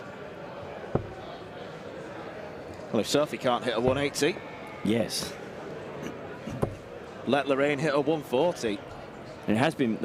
They've scored on Dark Connect. We'll be able to see later after the game the averages of the two players within the match individually as well. And I wouldn't mind betting, despite the fact that Sophie's hit 2 180, I would say it's probably going to be fairly even, because Lorraine's popped in a few 140s now, 3 or 4 140s. So I think they're a good complement to each other as a pair here.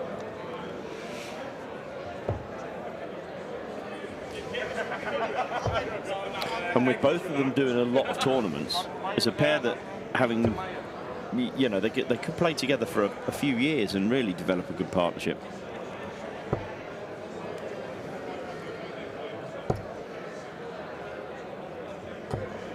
I don't feel that they'll put pressure on each other as well. I think they're just, you know, if they win, they win. If they lose type of thing, which is great. Sometimes it can be a bit, as we said earlier, you know, if you're playing with a superstar, for want of a better phrase, there can be a lot of pressure on you, as well as you know that you could be carried through. There's still that pressure on you to not completely let your partner down. But these two just feel equal the whole way through, good friends, etc. So.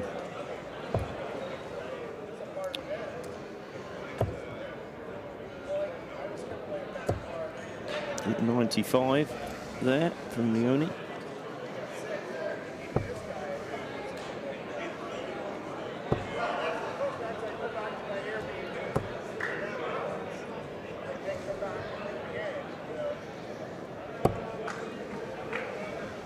Anybody's game in the board on game A, or anybody's leg, I should say.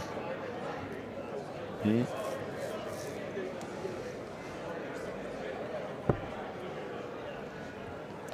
Christian throwing on 192, the opponent's on 161, so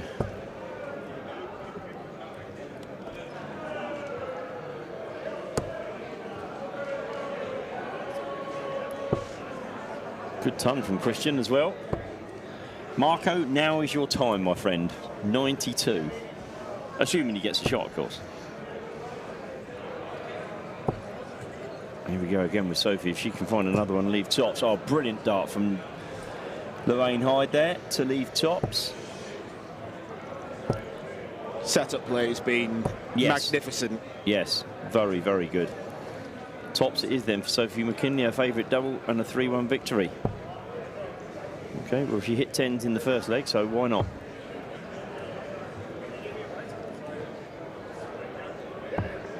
That's why not. Exactly that. Thank you very much indeed. Well done to our Scottish friends, Sophie McKinley, Lorraine Hyde. They are in the last 16. We'll be back shortly with our next game.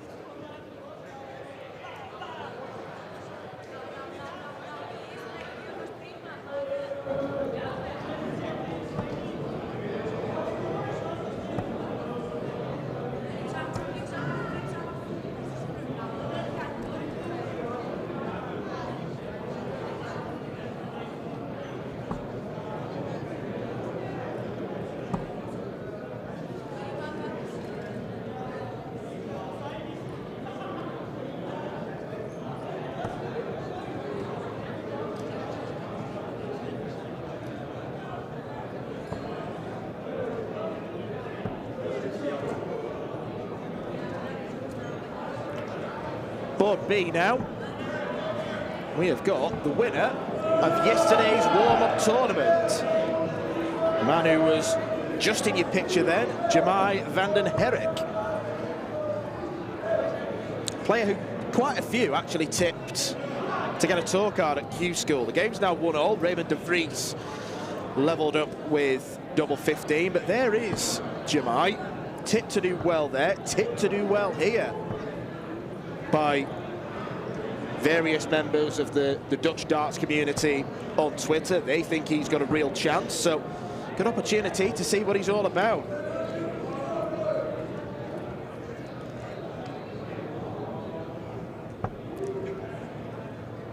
Team ref are in a spot of bother.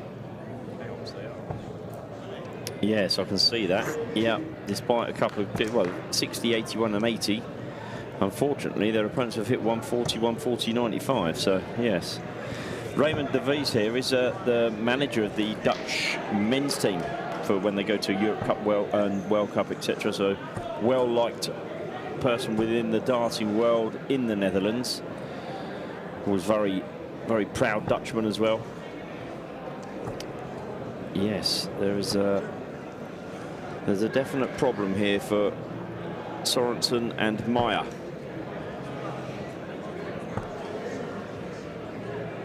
They are 211 points behind, which wouldn't be too bad if it was still in the 400s. But unfortunately, go on, Raymond.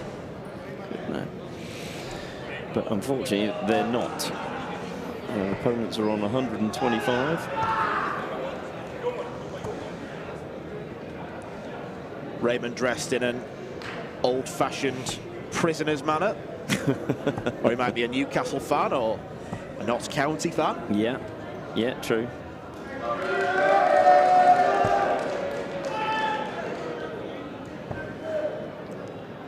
Some scoring going on here. Ooh, 136. We nearly got a much coveted 174. Raymond, I'm sure, did not. Well, no, of course, 302. He is going for the 18s. I was thinking he slipped across. He didn't need to do that. No, no, he didn't need to drop his dart or.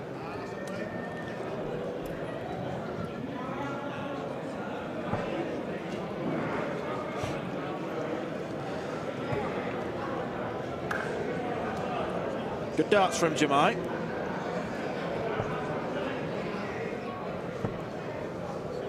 Team ref slowly but surely. Oh, yeah. I'm going to say slowly but surely, but Christian's visit of 28 leaves them on 189 with Nils de Jong, who scored well in this leg on 84.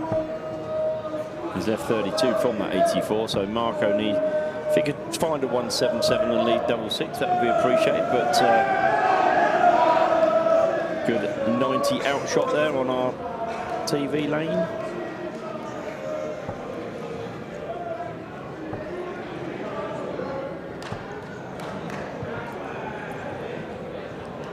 Well, Christian can make a name for himself here. I'd love to have said it, but we wouldn't hear the last of it. Go on, Christian. Yeah, 142. I think Marco will probably jump through the roof. Raymond's playing really nicely here as well. The 2 legs to 1 down, but he's certainly not letting down. And Marco's hit 96 to lead 46, so Nils de Jong needs to hit this 32. Well, Christian's coming back for 46. Danny de Bees a good player. Yes. Nice 180.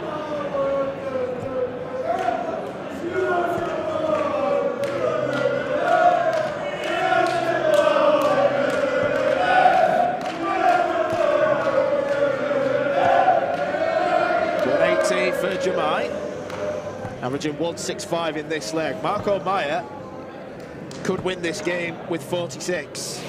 I don't think he's hit a double all day, has he? Probably not.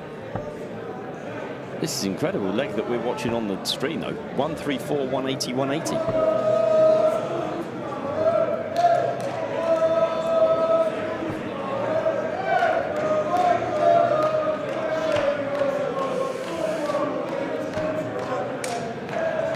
Missed it.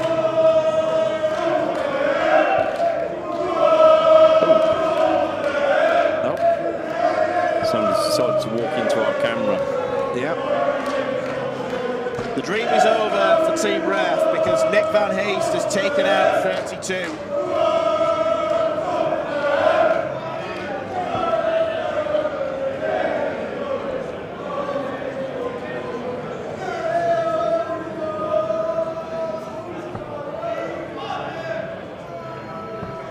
Yeah, double 12. Wow. This has been a good performance, though, and another team who look like they're capable, who look like they could do something. Yeah, we're looking at 113 average for this particular leg and an 83 average overall, and that will be about the average there with Jamai hitting the double 12 first start. Yeah, 82 average across the match. 701 pairs, 82. We'll take that every day, I think, and you're unlucky if you get beaten with that. So definitely, I think we've seen ourselves, or we've just watched on the stream, one of the pairs that we might see very much later in the tournament. Very much so. Good performance from Van der Herrik, and let's not forget De Bee as well, the lesser known of the two players, but a 3-1 victory for the two Dutchmen. They're two to look out for.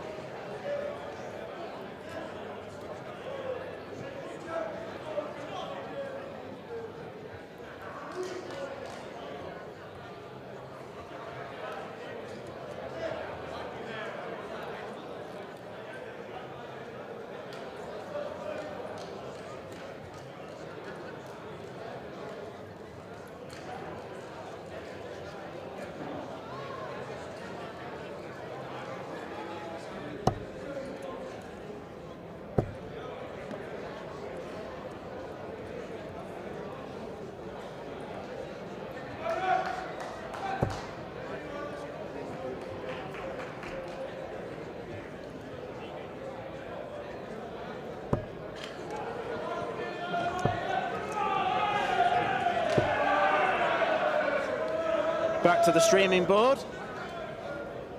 And as you can see, a team involving probably the best player in the WDF system, or at least the highest ranked, Jimmy Van Schie, currently losing. Mind you, they're not up against mugs either. Mario Robert and Mikkel van Bast. Van Schie and Jeroen Meok. As Van Schie, the 6'9.5" Dutchman, steps up. Big year for him, really, because he didn't perform as we expected him to at Lakeside. Had a very good first round match, but then was unable to replicate that form, losing out to Jarno Bottenberg. Then he failed to get his PDC tour card, despite reaching a final on the first day of Q School. He's kind of in danger almost of becoming a bit of a nearly man, so he needs to right those wrongs, and winning the Dutch Open would certainly put any doubts to bed. Yes, yeah. And as we know, more than capable, and the number of times you see on Challenge Tour or wherever it may be, 102s or 103s, or indeed even in the Romanian Open and Classic last week, we were seeing opening salvos of 96 and 98 averages, and then somewhere in the line there's one game in him that seems to just not happen, and he's not finding a way to get over the line in that game. It's almost, is there a plan B or a level B there for to go, okay, I'm not hitting the 180s and the 140s, because even I as a non-player can work out that if you're scoring like that, it's an easy game, right? Yeah. But it's when you're flipping in the treble 5 or flipping in the 1, how do you then go, come on then, right, what do I need to do here? And that's where I think the really good players can do that. Well, this is regulation for someone like Jimmy, 56, and he proves exactly that. Nicely taken in 2 darts. That's the congratulatory fist bump from Jeroen Meok. Still in the last 1024 stage. It is going along at a glacial pace, shall we say. Compare that to the women's tournament, where the last 16 will be getting underway at 5 o'clock. And that's when we start to see some of the big hitters against each other. Lorraine and Sophie will take on Aletta Vaya and Priscilla Steenberger, that kind of match. Yeah, absolutely.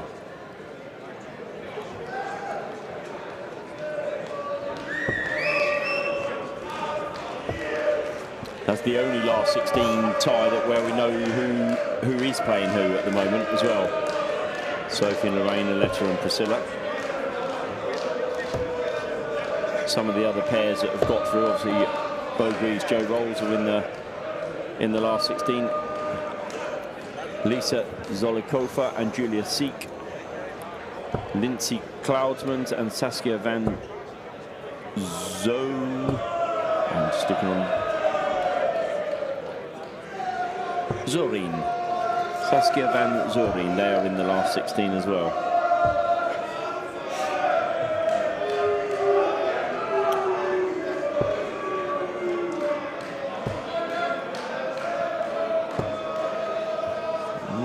Mikko on good 140 there.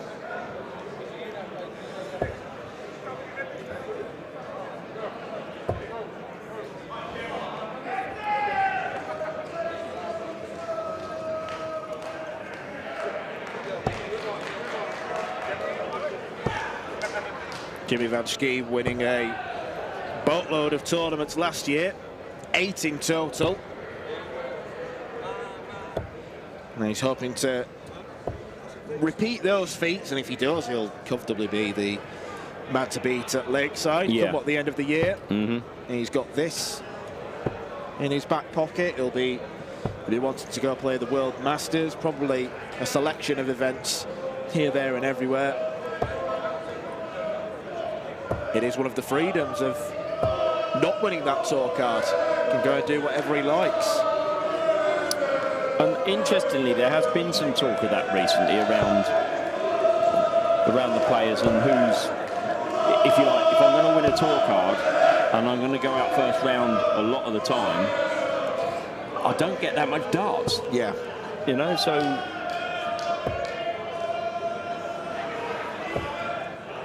there are some challenges for the euphoria, if you like, of winning a tour card. Treble 18 here for the bull.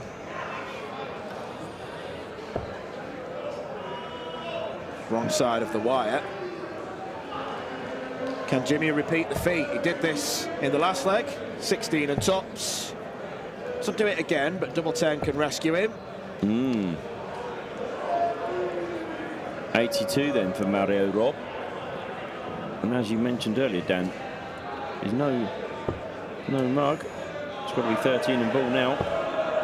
Bull it is, and that first dart might be a bit awkward.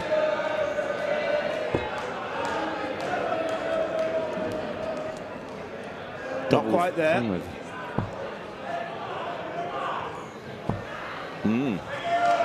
Right, Dan, I'm going to hand you over to Marco, who's going to talk you through his exploits of the day. Yeah, I look forward to it. Yeah, he's going to talk you through. I will speak in a little bit.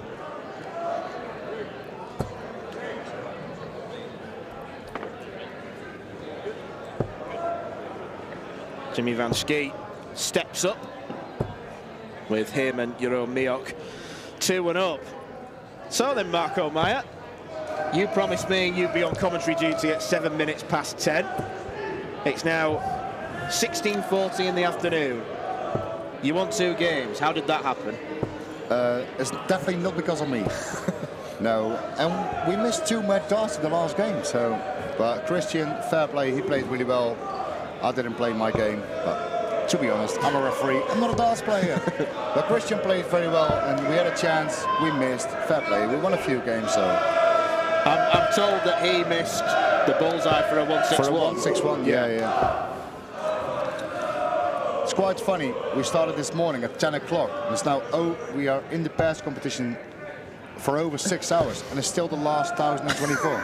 You're like, what time are we finishing? Tuesday morning? Or? I'm still going to be here at midnight. Yeah. Still glued to this seat. It's unbelievable, isn't it?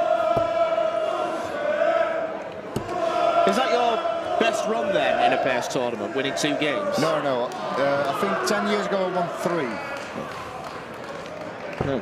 But getting back to old glory. No. It was. I'm happy. It was a great day. Yeah. And we had some fun. That's the main thing. Yeah. That's what the Dutch Open is all about.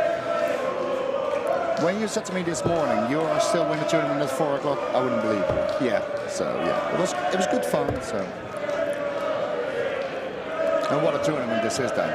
Yeah. It's your second Dutch Open. How does it feel? It's mental. It's going to be different playing tomorrow, but Yeah, you are playing tomorrow. I am playing. Yeah. Why? I don't know. I don't know why I did it. As soon as I pressed enter. Yeah. No, but this, I think for every person who's watching now, for every darts player, even if you play a local league or you play at home, you have to be once in your lifetime at the Dutch Open. Yeah. Because this tournament is like no other. It's unreal. It's a festival. Yeah. Yes, 100%. This is quite an exciting game in the last 1,024. Yeah. The team that loses this one at the start, you would expect them, they're a good enough pair to easily get through. It's just the luck of the draw. Yeah, the draw is really important in the Dutch Open. That's why Christian and me came to the 3rd round. So. This is for the match, 108, treble 17 for the bullseye.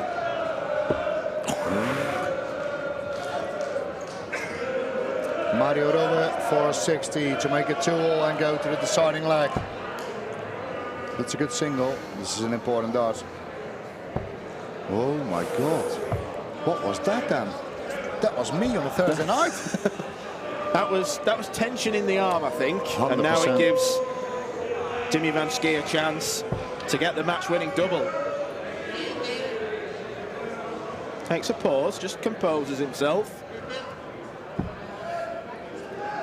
Can he use that as a guide? 2 match starts gone. So Van Baast on double 16 to make it 2-all and go to the deciding leg. Oh, we go to double 9 now. Always a difficult double. One more dart. No. No, now you have the feeling that this game is over. Don't expect them to miss again. It looked in, did it? It did. I think the shadow made it look like it was in. Double 2 now. Well, I didn't think that Mario Robert thought that he will come back to the board, but double 9 is always an awkward double. He goes straight forward. He hits a single 9. Now double 3 to make it 2-all. Why you go for a single 3 on 9, do you? the only reason I can think is just because they're next to each other. You don't really have to adjust, Yeah, but I wouldn't do it. No. And even if I wanted to, I wouldn't be able to. No. Jimmy Van Schie can hit double 4 though, and that is a 3-1 victory for the WDF #1 along with his partner Jeroen Meok. Not a straightforward game by any stretch of the imagination, but they've done enough. They're surely going to improve as the day goes on.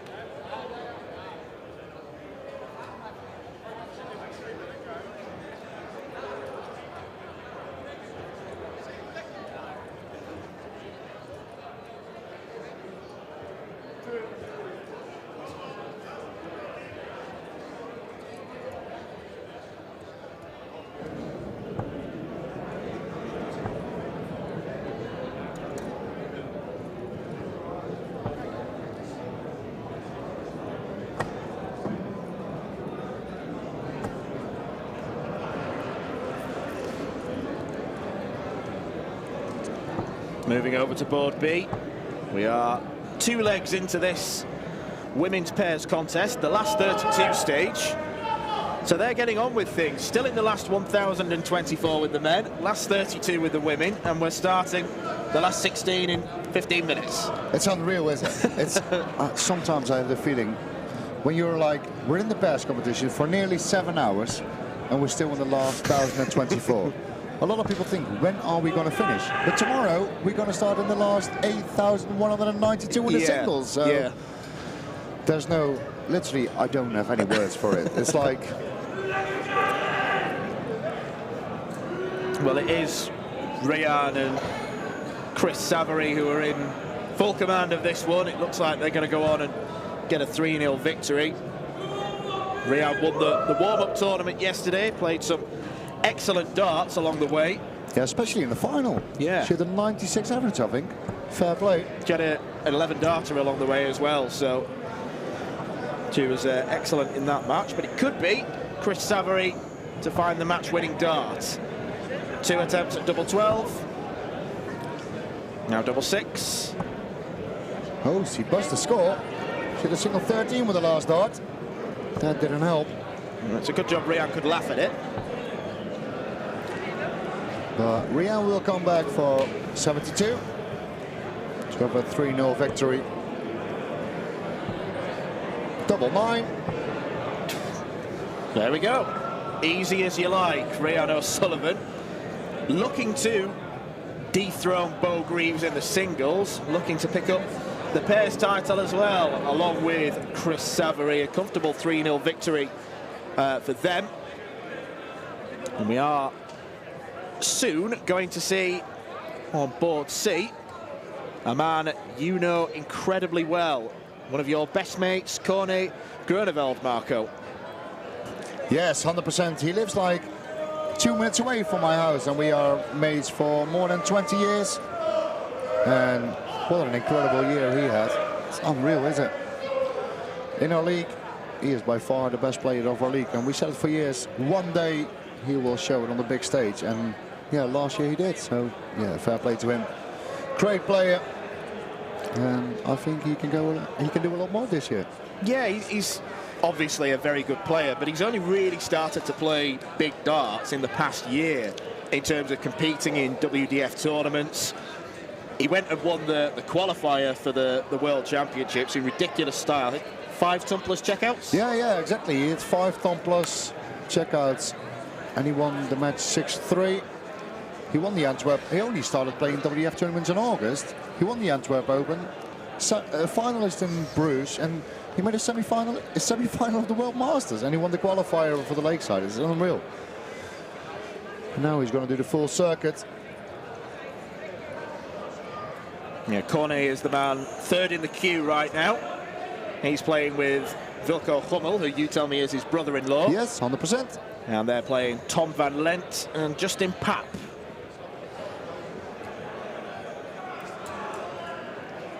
Corne stepping up to the hockey now, just throwing a few practice darts. They're waiting for one of the markers to arrive and make sure that this game goes as smoothly as possible.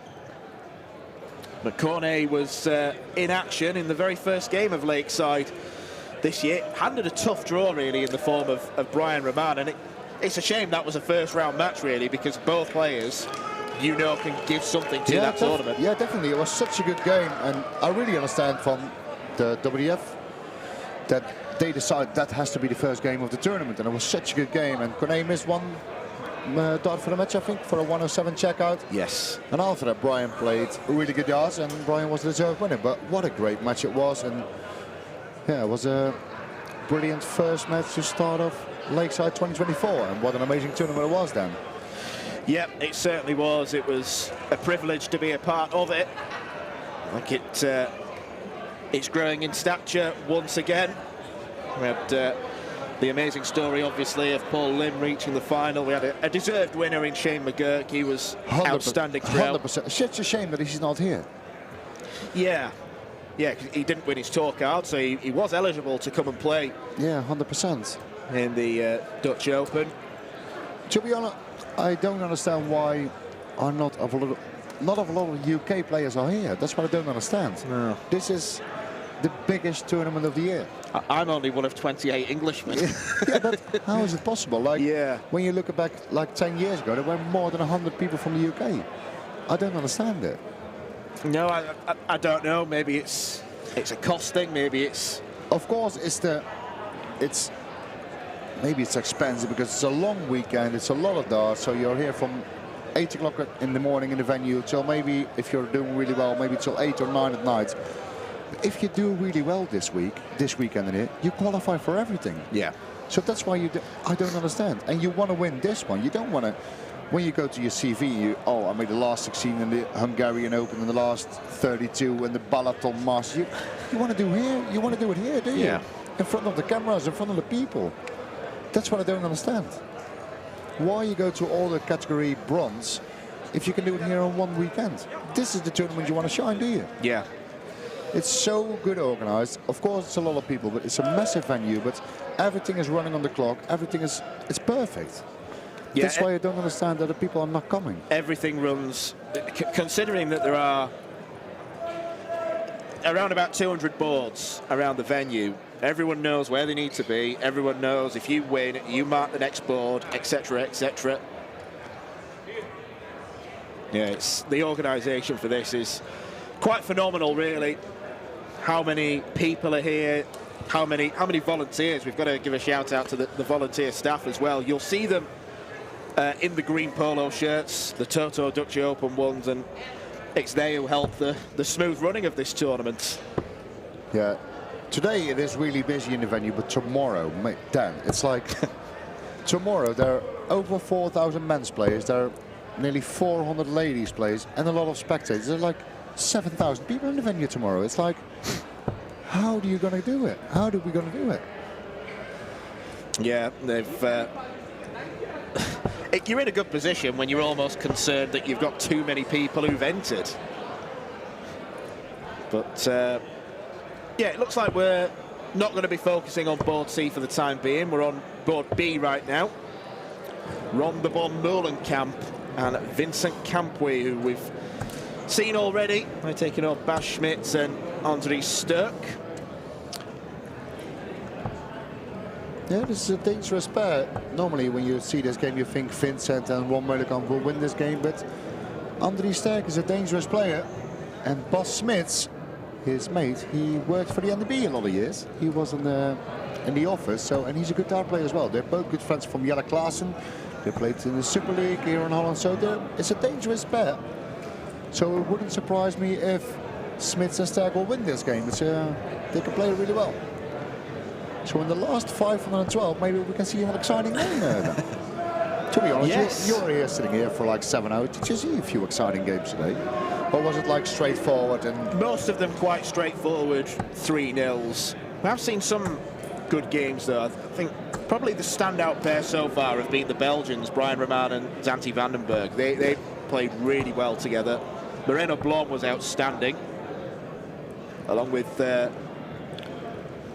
his partner, whose name escapes me. I'm going to look for it. Nick Tuik, yes. Yeah, they played well? Yeah, very well. The Henehans averaged 93. It's Connor and nice Martin. to see them here. I think they can go really far in this tournament. And I think particularly Connor in the singles as well. Connor's a dangerous player. Bas Schmitz here. See, he's playing with flies from the NDB. He was in the office for a couple of years. He knows what he's doing. 100%. Although he's playing in long sleeves, which, you know, I'm not on board with. In fact, they both are. Long sleeves and the backwards hat. That's a statement, Dan. That's a statement.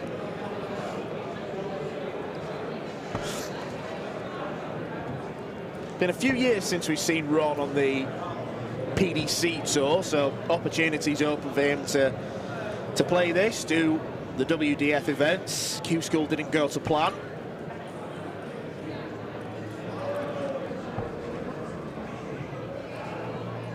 But they're in a pretty good position in the first leg of the match. Campires on 161. What is he going to lead? Maybe the ball with the last dart? No, he stays on 19th and it's a treble. It's an important dart with the last one. Left 65 for Molenkamp. Ton for Andries. They're both to the finish. Molenkamp first on 65. That's a single ball. So 2 darts for top. That's a great finish from Ron Molenkamp. And they're 1-0 up. Yeah, gets the high five from Vincent Campoué. Those Kamp Huis, Dan. Kamp Huis. Kamp Huis. Yeah, it's difficult for you, all the Dutch names, I understand. Yeah. I only speak one language and not even that very well, so. No, I think my English is better than yours. I think it is. No, you can stay here. No, I'm only joking, Dan. You're doing a great job. Thank you. Oh, that was a violent bounce out. It nearly hit us. Nearly hit the camera. We did have one game earlier where there was a bounce out so big it came the full length of the hockey back. Really? Yeah. Yeah, it's not often you see that. It looks like the game on board C has finally got its marker, so Cornet and Vilko will get underway.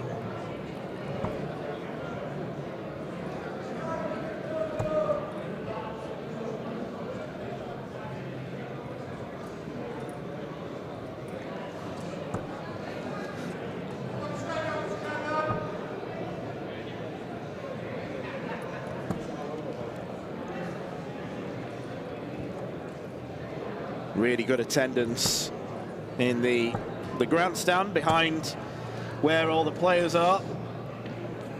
So everyone's got an audience, and the Dart Connect scoreboard is on a big screen, as you can see it mounted up, so everyone knows what's going on at the same time. We'll be able to see how many 26s I get tomorrow. Yeah. I had to play at 10 o'clock this morning, but there were already like 300-400 people in the stands to watch us. Probably not us, but to watch the good players. And here you see the big screens, and it's really nice. Even if you're back in the stands, you can see it really. It's really easy to watch, and it's so nice. Also, it's nearly 5 o'clock. The party tent is buzzing at the moment. All the people who are losing, they all go to the party tent. This is why it's a winner marks tournament. Yes, only for the first 2 or 3 rounds. After that, the loser has to mark. That's unreal. Me and Christian, we played our first game at 10 o'clock. Then we had to wait 3 hours for our next game. And we were still in the last 2048. It's like unreal. What were you doing in between? Just on the practice board? No, or? watching my mates. Yeah. Practice board. I never practiced that. What- I'm not a darts player. What's the point, you know? I'm not a darts player then. No, watch my friends. I'm here with my whole darts team, like Corné is playing, and a few other of my mates are playing. So we're watching all of my mates, see how they do. Well, that was 60 points on the floor.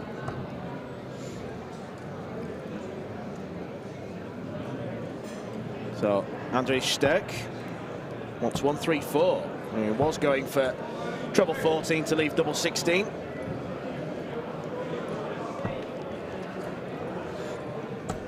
This is Campos. He needs another treble to leave a finish. Oh, he went for tops. That was sneaky. He went for tops to leave 170. This is Bas Smeets for tops to make it 1-all. Double 10. What a lovely throw Bas has, by the way. He misses, but he has such a good throw, isn't it? Yeah, it's very straightforward. It's just one pull back. This is Molenkamp. He's going to put some pressure on. Campos is already nodding in the back from. He likes this. Yeah, this is really good darts for Molenkamp. This is important for André Sterk. He needs to hit this double 10. Because if he misses, you have the feeling that Campos is taking advantage, but André Sterk doesn't make mistakes, and it's 1-all now. This is quite a good match. Yeah. Different styles with Schmitz and Sterk. One quick and one not so quick.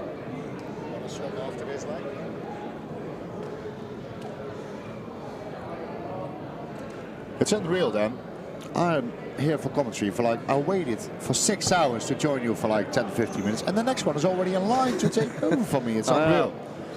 I mean, you're now just going to have to go to the beer tent. Yeah, I feel sorry for you. No, all my mates, they're out. Well, Corné is still playing. We're used to it. Corné is still in the tournament, and we don't care. Yeah. So we're going to have a few drinks with the whole crew.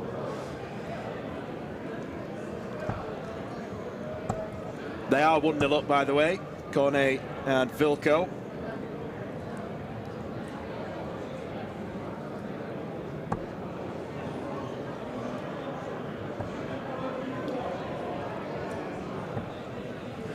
Only 42 here for Molenkamp. Still early in the leg, but still. Lovely first dart from Bas Smeets. Switches to the 19s. That's another treble, maybe another one. Nearly a 174, but it's still a 136. Still a great score from Bas Smeets, and they take the advantage in the third leg. Campos. We had a similar situation when I was on comms with Nick. There was one dart away from a 174, and we just looked at each other. Yes. We knew. Yes. For all the people who are watching this stream, the 174, I think it's nearly more famous than a 180 in the WF system.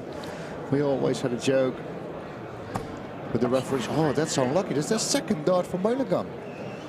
He's on the floor. And the second dart that was in treble 20. Yes, 100%. Bas Smeets, he wants to hit a treble. Starting down. Oh, he needs to hit 2 trebles to leave a finish now.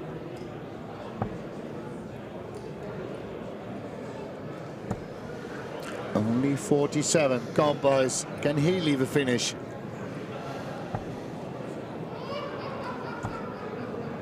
No. I don't understand why he didn't go for 19s with a second dart. That's what I don't get. He'd been on a 2 for a couple of years. He did so well on the WDF system, and then on 259, you're a single 20, and then you go for another 20. That's what I don't get. Yeah, I'm not. I mean, I'd be tempted to go the 19s with the first dart. Just get that out of the way and then see what you've got. Otherwise, you might have to bring the bullseye into play. It's a test of board management. It's a bit of a nervy end in the third leg in this game. What is Smits going to do? A treble will be nice to leave it on. Only 60. Can't buy is a 155. Yeah, hits a treble. That is good. That is good darts from Campos. 140 for André Sterk. It's a big finish. The second out was maybe a bit too quick, in my opinion. But Meulenkamp on 58 to take a 2-1 lead. Tops for Meulenkamp, his favourite double. Fair play here, 65 and 2, 58 and 2. It looks like really simple finishes, but fair play. Yeah, lovely stuff from Ron the Bomb Meulenkamp. And do you know what I like? It's only the last 512 of the best, but it's passion, fist bump. You know, you want to win this. Even the prize money is maybe not that great in the Dutch Open pairs, but this title means everything to all the players. This title you want to win. If you win the Dutch Open pairs, you are like, oh my God, you won this. It's unreal. Yeah, the defending champions, Damien Moll and Brian Rahman. So Brian's got a new partner this year, compatriot in the form of Zanti Vandenberg.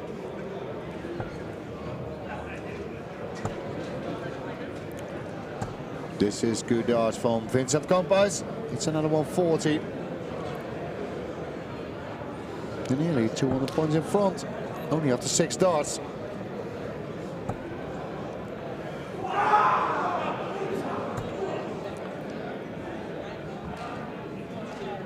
So you have the feeling in this game that Campos is doing the scores and Meulenkamp is doing the finishes. Yeah, it's a good partnership to have. Who was doing the scoring and finishing between you and Christian? Christian did both. We won 8 legs. He had 8 doubles. What are you laughing? No, it's true. He was by far the better player, and it was really a pleasure to play pairs with him. But I will promise him I will practice for next year. No, I'm not.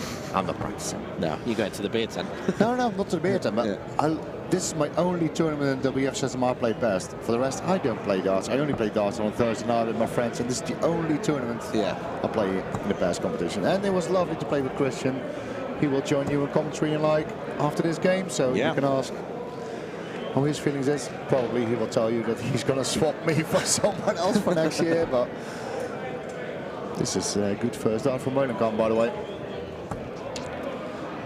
Oh, this is a dangerous dart. Maybe.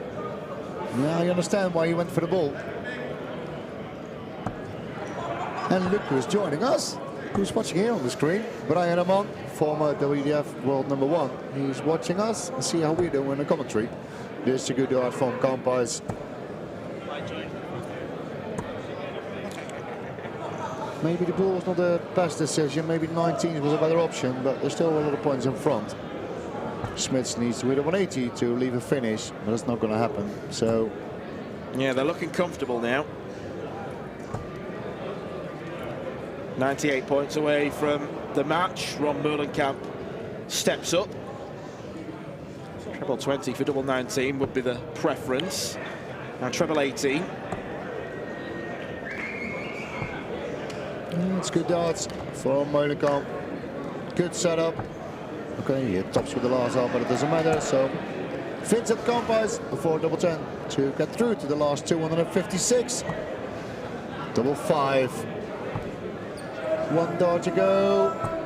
Oh, he missed. Well, Bas Smits. Maybe 151 is a high finish, but you never know. Can you imagine? No, I can't. No. We'll have to imagine, because it's not happening.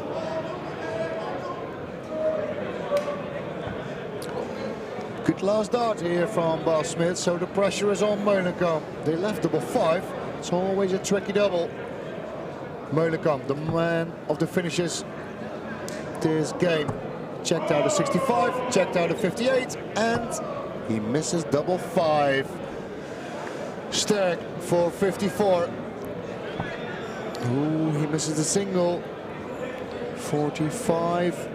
Which way does he want to go? He goes 13s. Oh, he hits a double. This is unbelievable.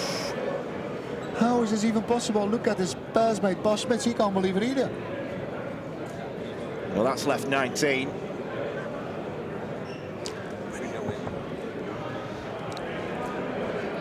I'm lost for words. Yes, that's not ideal, but 5 is a difficult checkout in its own right.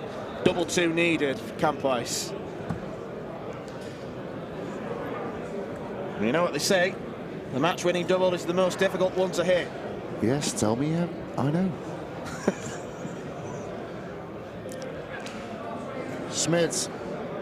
He didn't think that he was coming back to the board after a few missed doubles from their opponents. Smits for double 1.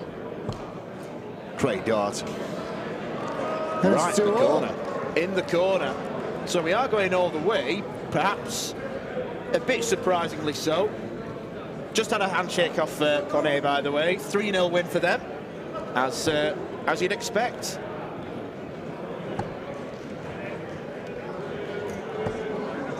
And a 3-1 win for Moreno Blom and Nick Tick. Alfred Nazmuller, Milner and David Fatum, 3-0 winners. The Heenahans won 3-0 again. In the last 16 of the women's, Bo Greaves and Joe Rolls already 2-0 up on Carola Bruns and Cara Koch.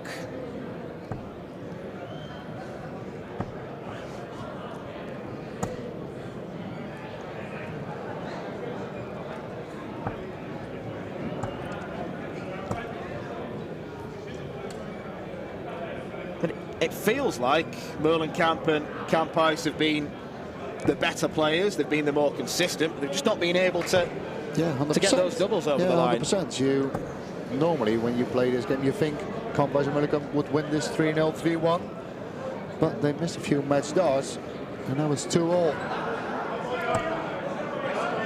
And it doesn't matter if it's 7-1 or 5-1. A last like this either is always tricky.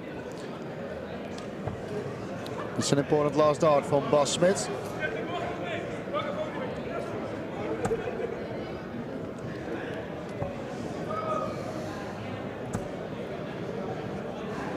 Well, very little to separate them. Well, that's unlucky. That's a bounce out, but it didn't put him off. It doesn't seem like anything will put him off. He just gets up, throws his darts, and that's that. This is a good first dart for Molenkamp. He wants another one. The first dart was perfect, and it's only 85. It's a bit disappointing for him.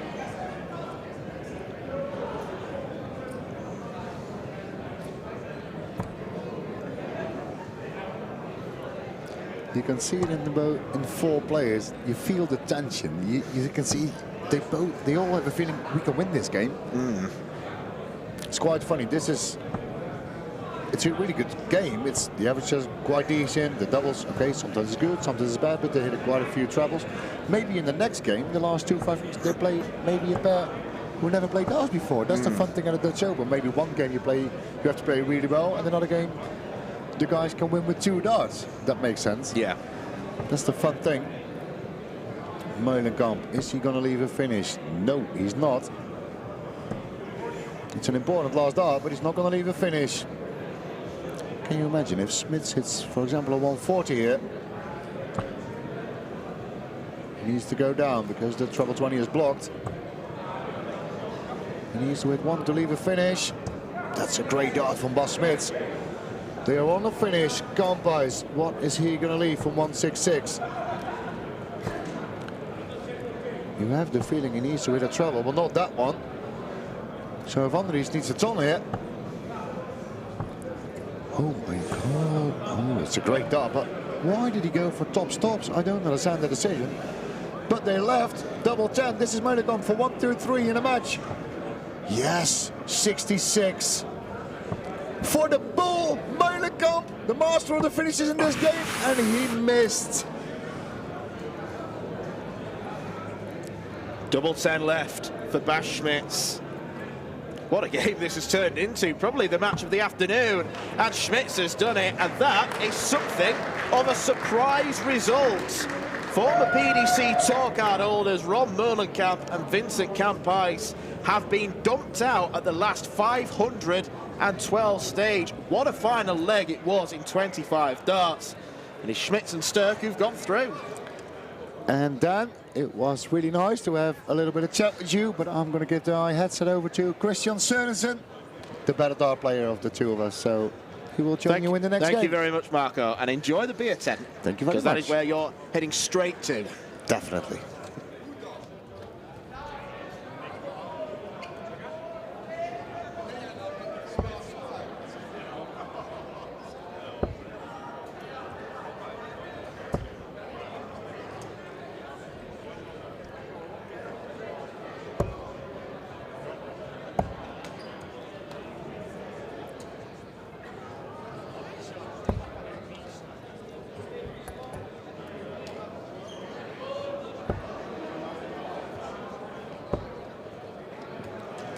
So we go across to board C, where we're nearing the end of the first leg. That scoreline is wrong, by the way.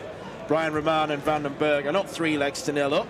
They're 1 leg up because Zanti Vandenberg has just hit the leg-winning double, averaging a ton following the first leg. These two performed really strongly in their first match on the streaming board. As you just heard from Marco Meyer, I'm delighted to say that Christian Sørensen, darts referee, and as it turns out, quite good player, has come to join me. Well, not that good because he's sat here and not still playing. But Christian, how was the tournament for you?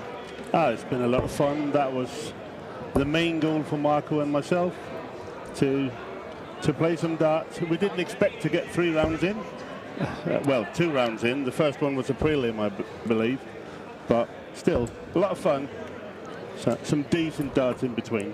Yeah, what was going through your head when you hit treble 20 and treble 17? Was it, oh my God, the bullseye for a massive finish? I actually turned around to Marco and said, we're going to go for that. And he said yes. Yes. And you couldn't see that on the big 16 that I hit. But I tried. Not far away. Well, it was in the board. So. And will you be playing the singles? Yes. Yes. 10:40 tomorrow, and probably be out by 11. No, we'll give it a go and see what happens. Yeah, you had a good run here last year, didn't you? You got on the TV board, lost to Daffith Edwards. Yes, I did. He was way too good. But fair play. Right now, it is Belgium against the Netherlands. Brian Roman and Zanti Vandenberg, we've already seen. They're taking on Kilian van Ramshorst and Rick Bokkers.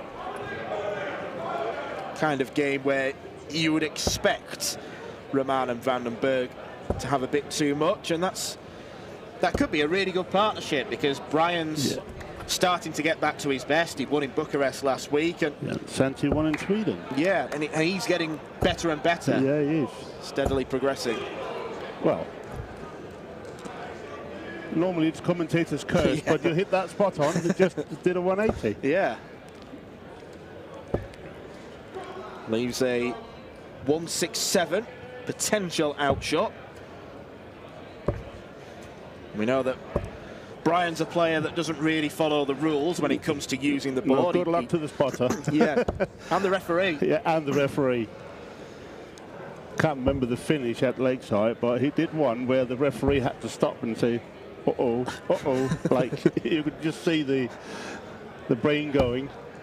But I think he ended a combination on double 17 that you wouldn't expect him to go that way. You remember that? Yeah. I can't remember the actual finish, but I remember talking to him about how he thinks, and his logic is he'll always go for targets that are near each other, so he's not swapping around the board, which makes sense. But it does.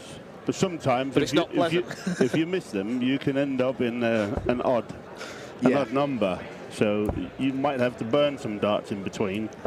I mean, the double 17 is not the one you would opt for, because if you go inside, obviously you have to burn a dart. But again, he hit it, so he's right.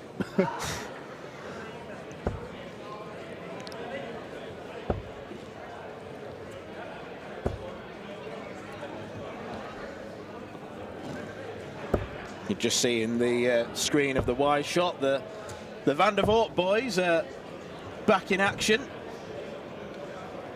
Over on this near side, Vincent and Kevin chip off the old block against Jeffrey Keane and Marvin van Deest. It's actually funny. Vincent van der Voort won the Europe Cup Youth singles back in '91 when I lost the semis, the other semi. So with a little bit of luck, I could have played him in the final, but his career just went up and mine just went down. So from there, you could have had Vincent van der Voort's career. Well, I don't know if I could that, but back then we were closer than we are today. Let's put it that way. But no, he's a good player. Yeah, still is a good player. Didn't go back to Q school. He was adamant that he wasn't going to try and regain his tour card. He wants to try different things. He'll be going to the seniors. So opportunities opening. They need a good score here, the Dutch.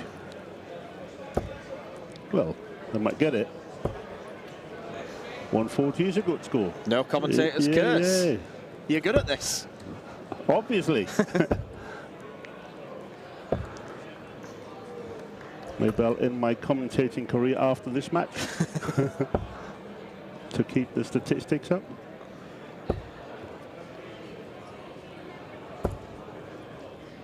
.92 for Brian. Probably will go triple 20 now. Yes, double 16 for the match. Oops.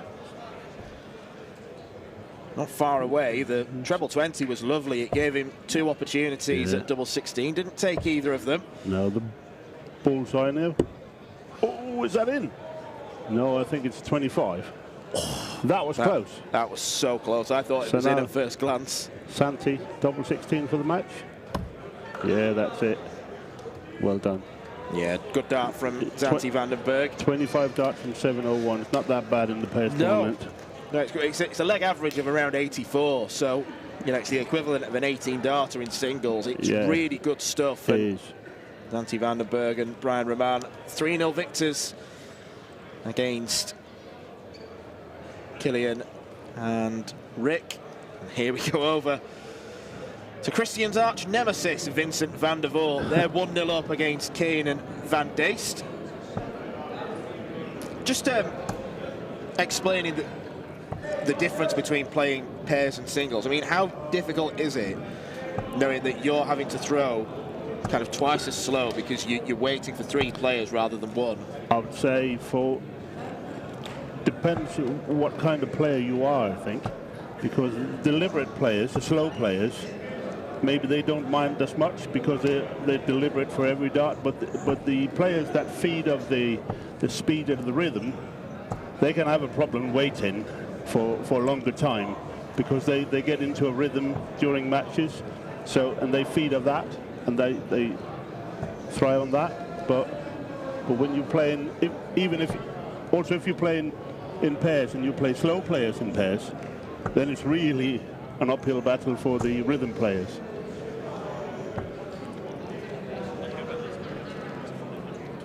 So 20 and double top then. This is Jeffrey Keane in action. Oh, it's a good shot.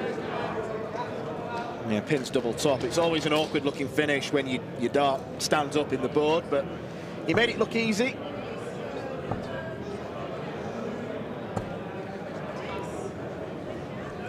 Vincent kicking off with 55. Not the greatest first visit in the world.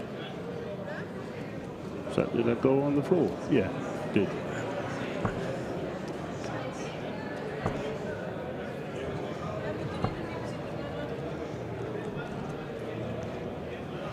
Brian Roman has been very active in making his emotions known to us. Just gave a big fist bump to the TV because he's just won his match with Zanti Vandenberg.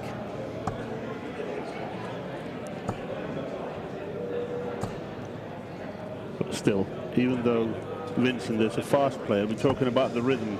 He's a rhythm player. Yeah. But he's still so good, such a good player, so he can manage the speed of the tempo of the game, and he's got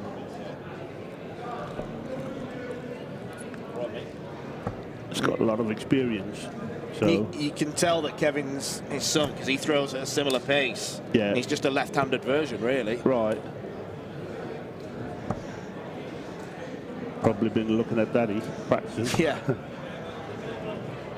It is amazing how you see sons of dart players, and they do seem to have the same throw. Have you ever watched Mason Whitlock? He throws exactly like Simon Whitlock. Very front on, very kind of... Yeah. And that takes something, because Simon Whitlock's throw is actually a bit special. Yeah. It works for him. Or worked better in the past than it does now, but he can still throw it out. Of course he can.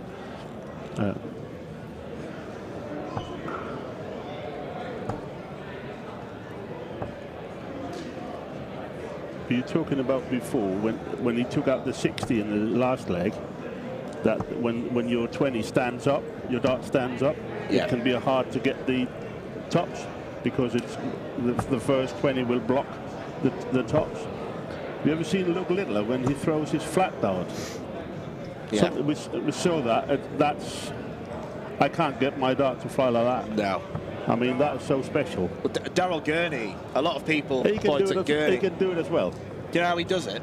No. He holds the dart a little bit closer to the point. Right. It's about half an inch, but it makes all the difference. Yeah, so it goes in flat. I mean, I couldn't do it. The dart would skew all over the place. I'm not going to try it either. Me neither. Oh, it's a double 10 for 100 finish. Now actually Keenan van Diest can go in front. Tops. Done it again. What a shot. It's a great finish, that 80, because now you had two darts blocking the target actually. Yeah, it can be. And now they got the throw. Can be very awkward, but could be on for a surprise here. That's not a good start from Jeffrey. Well, they're still in front. By 1 point. Yeah. By 2 points. Get there.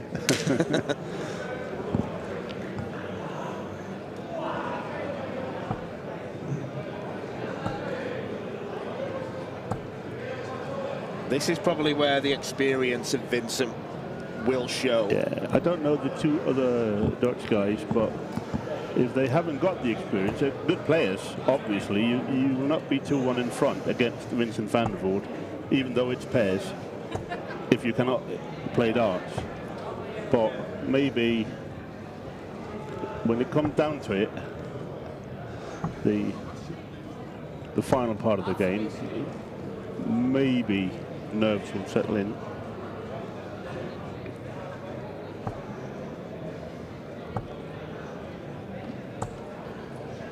Oh, he's not happy. We're only one game away from knowing our full quarter-final lineup in the women's. There's nearly a 180 there. Yeah, we've got 7 of our 8 quarter-finalists in that tournament all set.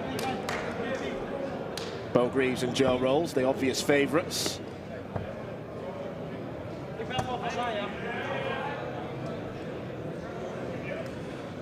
Well, Bo is always the favourite, isn't she?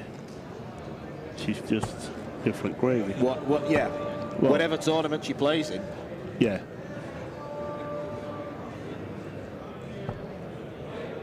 I nearly said men or ladies. Well, I mean, look at the challenge, Joe. Yeah, it's amazing, isn't it? Yeah, it'll be very interesting to see if she does take up the invites to the Pro Tours that are coming up. Yeah. Ooh, nearly. There was an opportunity there. Yeah, Might go down for the treble 19 again. Yeah, Use there's the 95 left.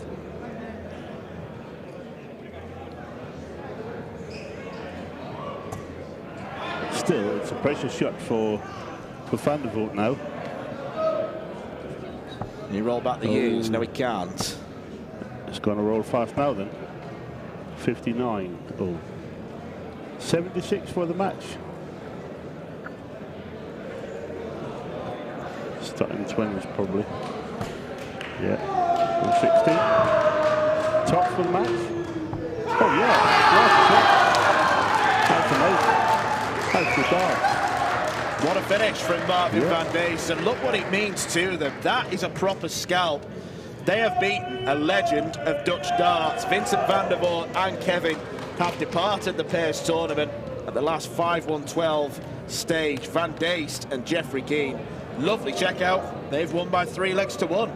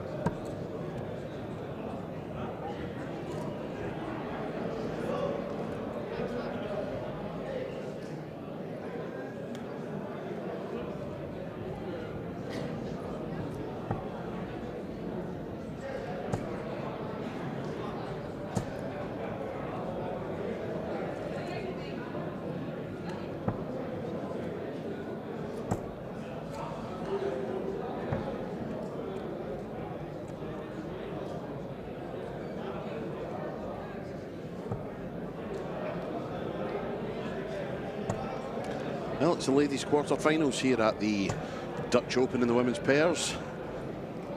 And their reigning champions, Jo Rolls and Bo Greaves,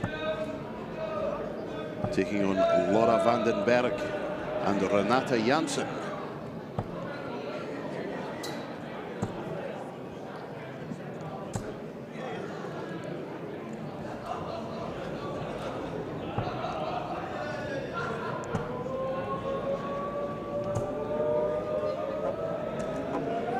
Mr. McCarthy has rejoined us at the table, off in search of a cold beverage. Yeah, they've got a fabulous selection of non-alcoholic beer here. Which you have negated to try. Correct.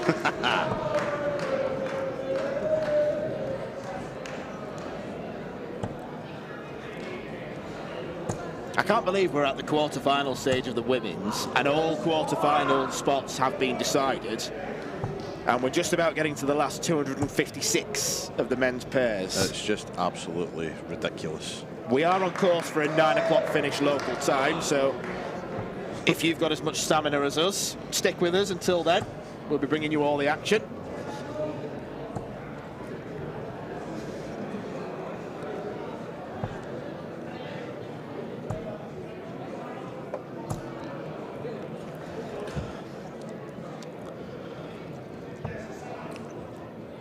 Not only has Bo got all the ability in the world, she's got all the darting stamina in the world. Yeah, absolutely. She can get through these long days and her performance levels don't drop.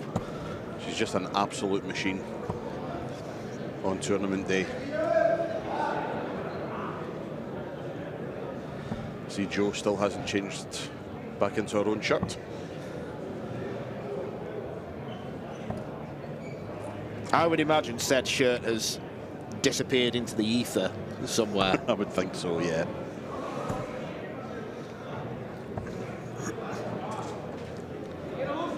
So 25 then for Bo, 9 for double eights. And the first leg goes the way of the reigning champions. Yeah, it's fair to say that Laura Vandenberg and Renata Janssen, they've done brilliantly well to get to the quarterfinals, but not only is it at the end of a long day, they get to this stage and think, oh, I'm on the same board as Bo Greaves. Yeah. That could surely get in your head. Yeah, remarkable achievement to get as far as the quarterfinals, but when you're up against Team Bojo, you've got to think that things aren't going to go your way. Well, take them all, Jo. Yeah, she meant that.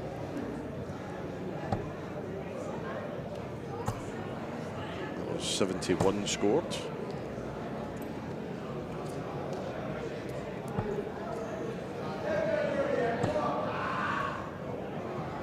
That was 180 scored. Goodness me. They have been mounting up today of the Bo Greaves 180s.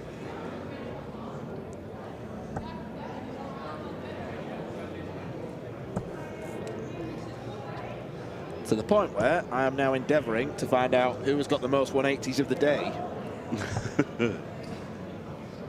If the Wi-Fi allows me.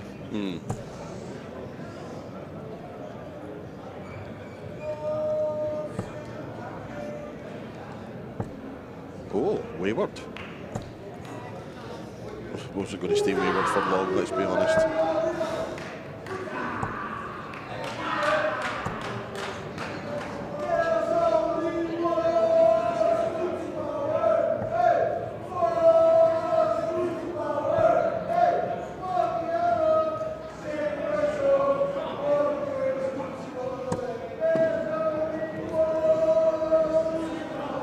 Not sure we can get the pairs stats on here. I think this is just from Dark Connect. Yeah. This is just from the warm-up tournament yesterday. So, congratulations, Jeffrey Bastings, 11 180s.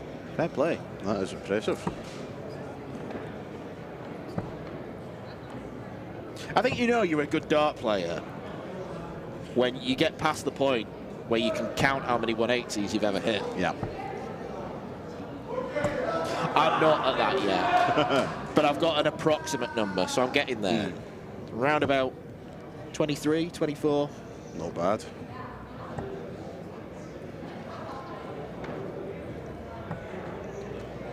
Good setup from Joe. Leaves 36 after an awkward first start.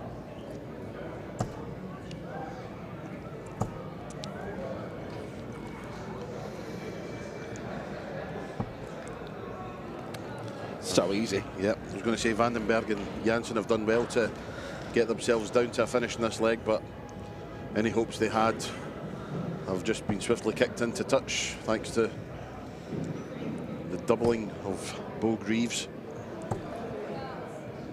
And she's gone away like a train again.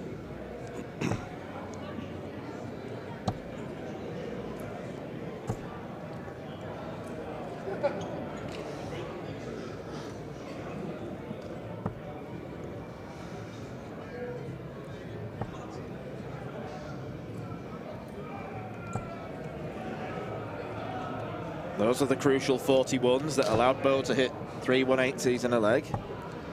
I might be labouring the point now, but still. Labour on.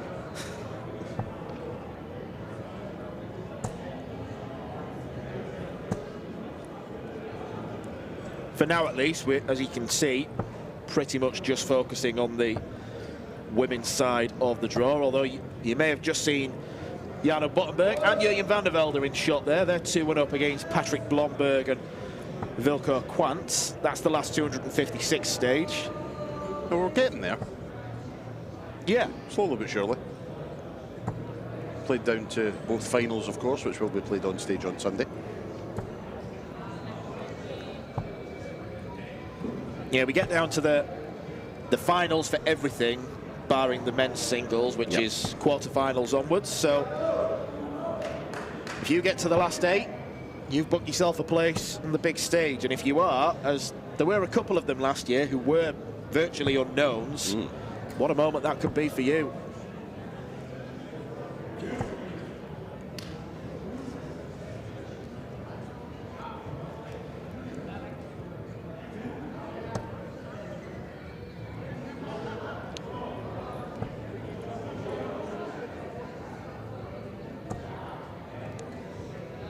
Steady stuff from Joe.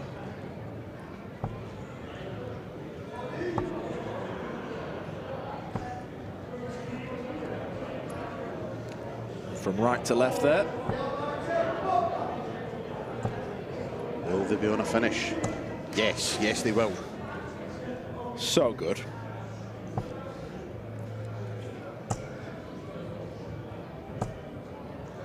I tell you what, when Laura Vandenberg throws those darts, they stay thrown. That is a very powerful throw. Yeah, the female equivalent of Jeffrey Desvan. Oh, well. 80 left. Yeah, why not go the old 15s route on 80, Joanne? Why not?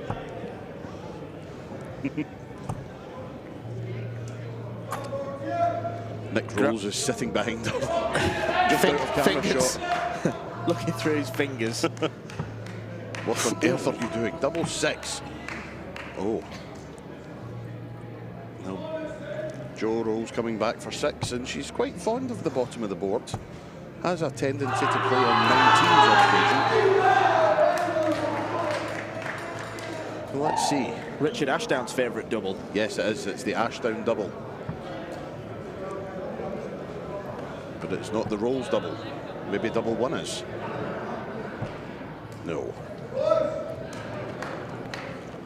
Lots of time for Bo to make any mistakes on double 1. 1 up, 1 in, as they say in Glasgow. Oh dear. Very nonchalant. Not allowed to do that.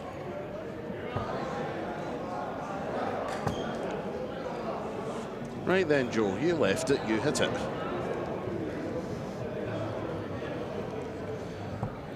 Like that. Joanne Rolls hits the winning double as the reigning champions move into the semi-finals here at the Dutch Open Women's Pairs. Great performance from both ladies.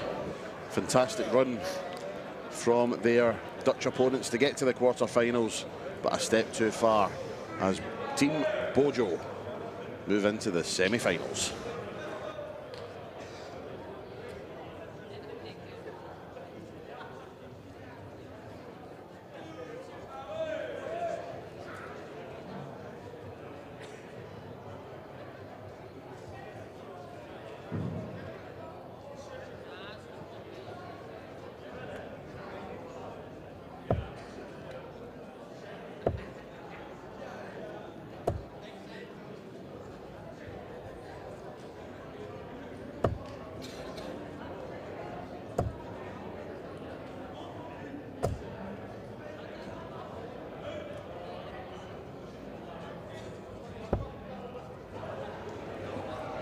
So we switch our attention over to a quarter-final involving 4 Dutch women who will feel that they can do something in this pairs tournament.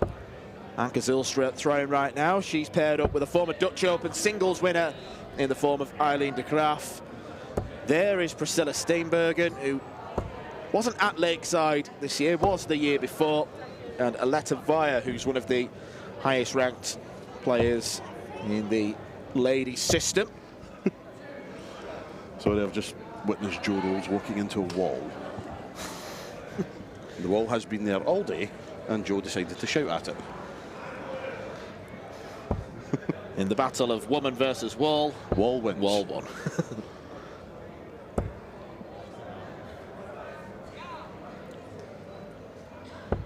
Yep, 4 of the Netherlands' finest in this one. Of course, Anke and Eileen, seasoned campaigners, been around for a long, long time. Priscilla, as you say, at Lakeside, 2023. And Aletta has come to the fore in the past few years. She's one of the best talents in the Netherlands. Yeah, she's been a seeded player. Oh, she was a seeded player at Lakeside last year, so she's progressed nicely. And with the way the WDF system works, players will opt to go to various tournaments around Europe and in the bronze and silver ones where we don't get the likes of Bo playing. You can often see Aletta as #1, so she does rack up points in that regard. It is 1-0 to the more experienced campaigners.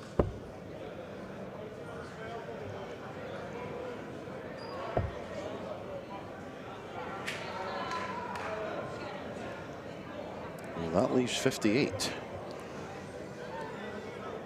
That leaves 40.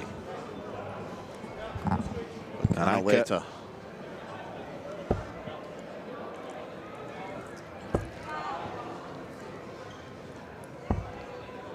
Christian Sorensen is now my new favourite person. What has he just handed you? He has given me a cup from the World Masters in Budapest because I forgot to take one. Ah. So I asked if someone could lift one for me, and okay. My Danish friend has done exactly Oh, that. lovely. I'm gonna have a look at this. That's very tidy. Good cup, that. Lovely jubbly. I wonder if the bar will fill it for me. Free of charge, of course. We should be so lucky.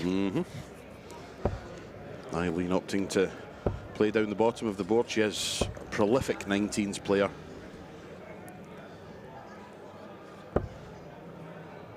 Has she ever sent your head into a muddle when you've been reffing for her? More often than not, to be fair. The past couple of times I've refereed for Eileen, I don't referee that much anymore. I have totally lost the plot on a couple of occasions. Been baffled by the combinations. And do you quickly revise your 19 times tables? Yes. Whenever? It's when stuff like that happens, you drift into the 7 or the 3, or sometimes even further. You just look and you just pass. No idea. How many would you like?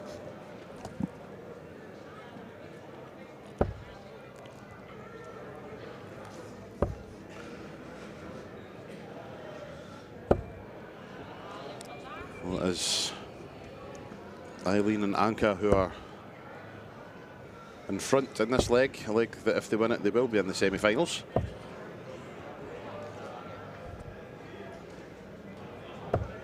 Last 1 to 8 action getting underway at 6 o'clock on the Excellent. TV lane. That means we're down to 64 boards. We'll be done in no time. 9 o'clock? Never. Yeah, we'll be done by then.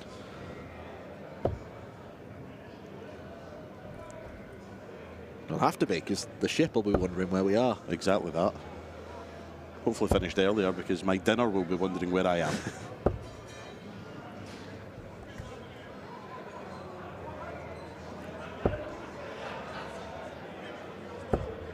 Oh, nice stuff here from Aletta.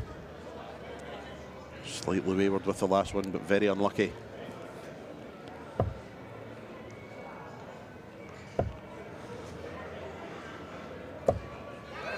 stuff on the 19s. 95 left for Anka when she comes to the hockey.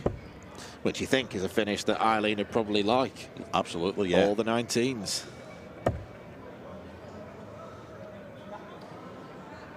.92 left, treble 20 for double 16.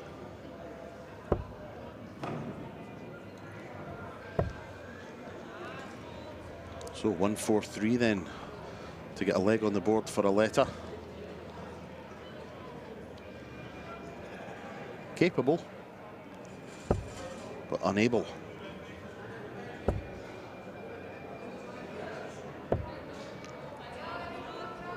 So here we go, match point once again. Eileen de Graaf 16 for tops.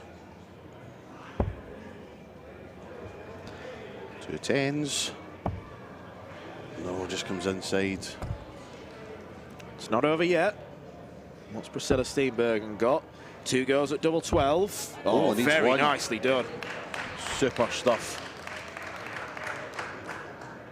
An appreciative round of applause from the onlookers in the crowd.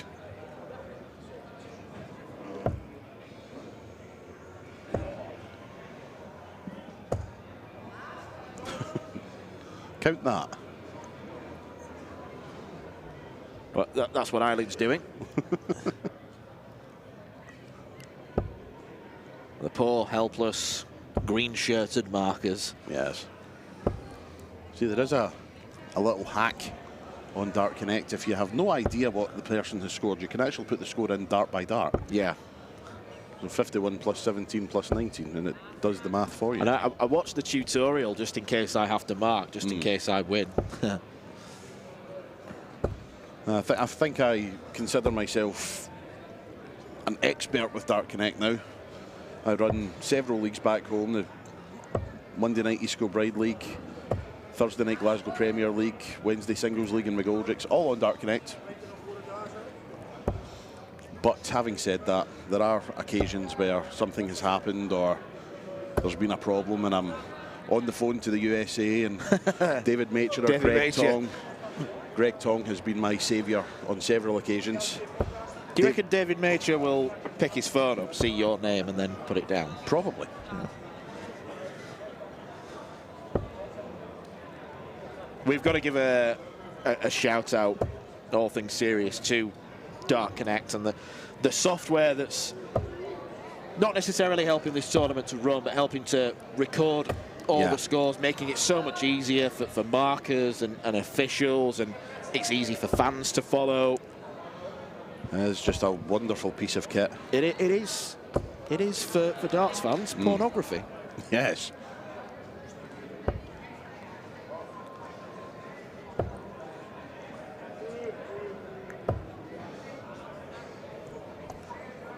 David is, of course, here this weekend over from the US.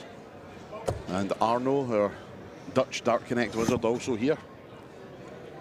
So we're in safe hands.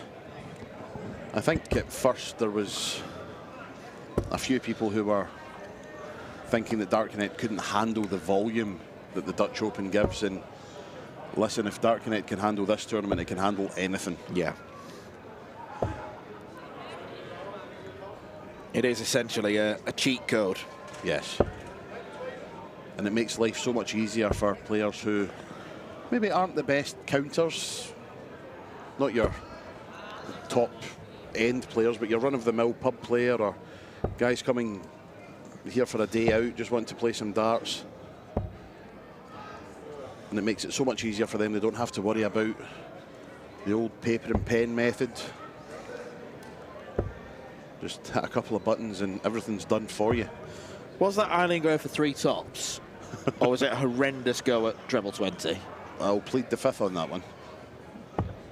That's an excellent dart at double 10 though, and we have parity.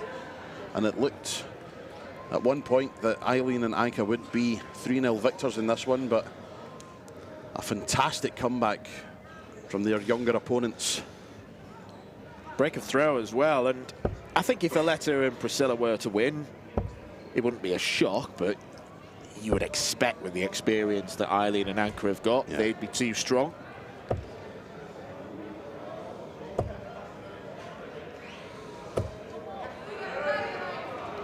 Good start from both pairs. And so it continues.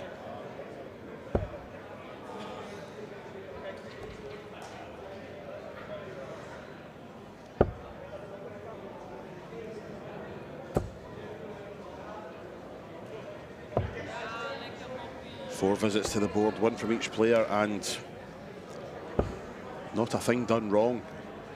So it continues.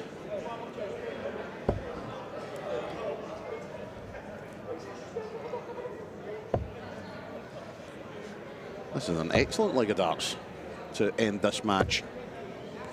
Yeah, at least one big treble a turn.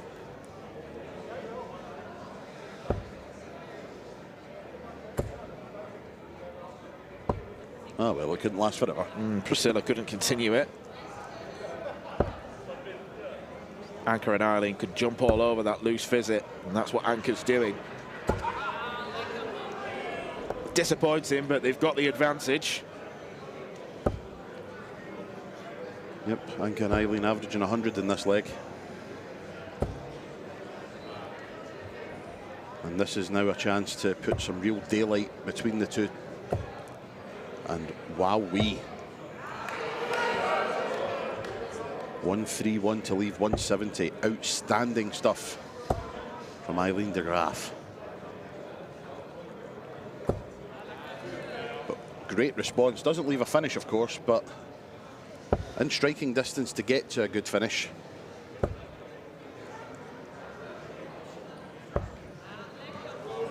This is where Aletta now needs to pile the pressure on. Looking for a two treble visit at least, but that 5 is not going to help, neither is that one. Has to go down for the 19s. It's the barest of bare minimums, but you think the race might be run. 51 left. 11 or 19. What's for 19? Now double 16 for the victory. Not to be. How good would this be to go out in a glorious hurrah? Not to be, though.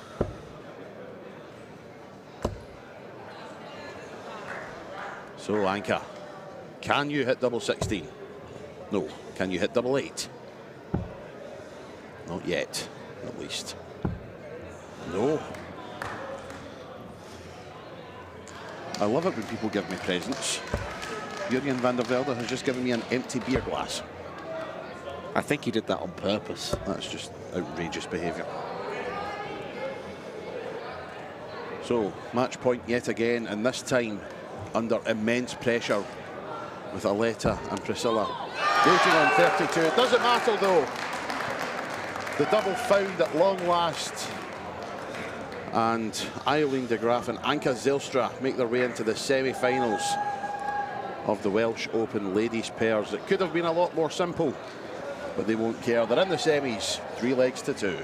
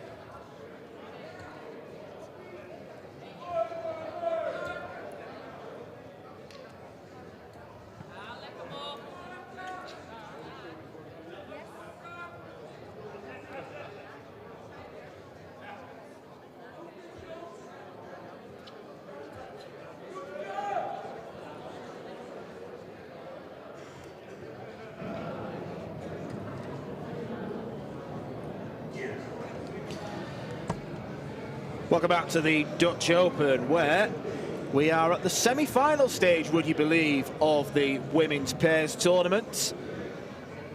Bo Greaves and Joe Rolls up against another all-Dutch partnership in the form of Gerlin van Rosmalen and Shannon Moss. A match you would expect the English pair to have a bit too much in, not really being put under pressure at any stage so far today, and Poppy, you would imagine they're not going to be.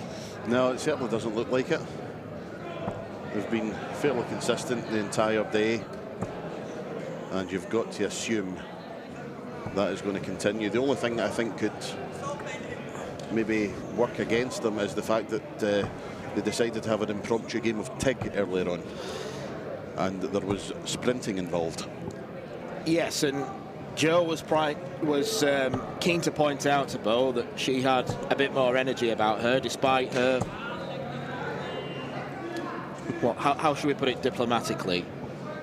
Her advantage in terms of years. Yes, that is probably as diplomatic as you're going to get. Also, I have to say this is the Dutch Open, not the Welsh Open, yes, that I randomly said earlier. I don't know where that came from. Wales probably, but there we go. Yeah, when was the Welsh Open? August, July, yeah, August, something like that. September perhaps, I don't know. It was the Welsh Open in England, hosted by a Scotsman. Worked that one out. Well, Joe and Bo have not dropped a leg so far in this tournament, yeah, which is impressive given we are at the semi-final stage. The other semi-final sees the German duo of Lisa Zorikova and Julia Seek taking on Eileen de Graaf and Anke Zylstra. Do you think we're going to get the final that we would expect? I would say quite possibly yes. Having said that, Anke and Eileen survived a scare in their quarter-final. 2-0 up, and it was forced back to 2-2. But fantastic last leg from all four ladies in that one. And it was the more experienced Anke and Eileen who came through. Well, there was Shannon Moss just throwing. It's like they've all come uniform. They're all in black.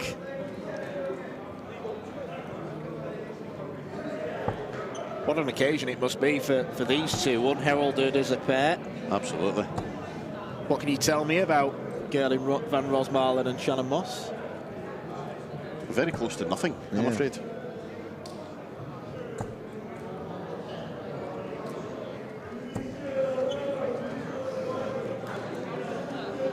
Yeah, I'm in the same boat, but they've done excellently to reach the semi-final stage, and if they were to win this game, it will probably rank as their greatest starting achievement. Let's not forget, a win here gets them on the stage on Sunday. Yep, certainly does. Slow start from Jobo, who've hit one treble between them in 9 visits. And that did come from Joe.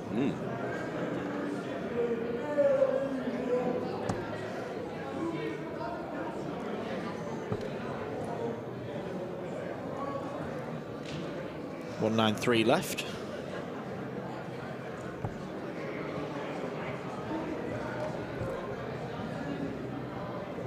I did have a word with Jo. In her last match, she had 157 left, hit the 57 with her first start, single 20 with the second to leave 80, and then randomly went for a 15, or hit a 15 anyway.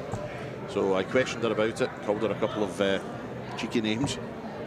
What did you do that for, you silly so-and-so? And she was oblivious. So, what did I do? It was like you had 80 left with one dart and you hit a 15. So we came to the conclusion that she miscounted and thought she had 70 left and went for a treble 10. Right. That's her story and she's sticking to it. Ah. Shouldn't miscount here, 14-20 for tops. Yes, indeedy. Lovely finish from Mrs. Rolls. Yeah, and a very loud celebration to boot. Not often you see Jo give it a bit. So, yeah.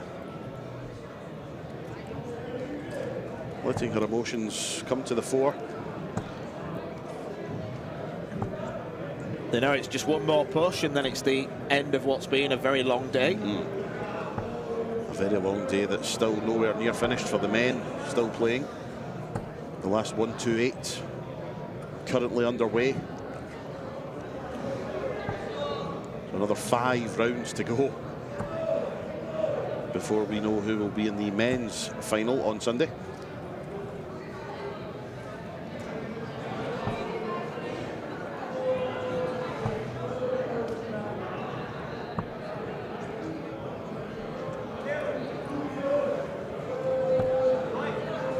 And now Bowgreave starts finding trebles, and a few of them. Oh, yesy, what a pinhead. She always looks so likely when she gets that first start spot on. No need to adjust. Rolls Royce action going straight through. You always expect at least one to follow it in.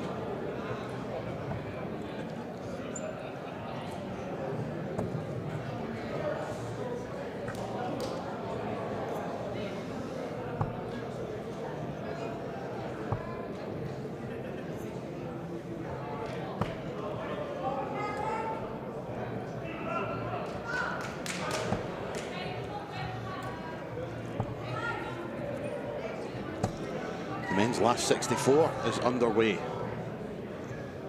And the Belgian team of Brian Raman and Zanti van den Berg currently 1-0 up against Wilbert van Veen and Jeroen Gorter.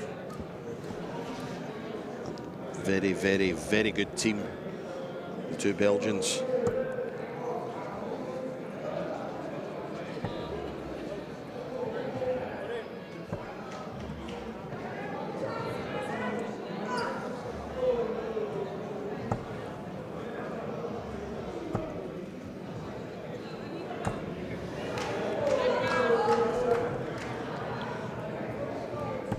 Advantage with Joe and Bo in this second leg. Massive advantage. It always looked inevitable. That's 2 180s for Bowgreaves in this second leg. Definitely got the scoring boots back after maybe losing them in that game of TIG. She's got her breath back now. 2 10s for Joe. Come on, she says.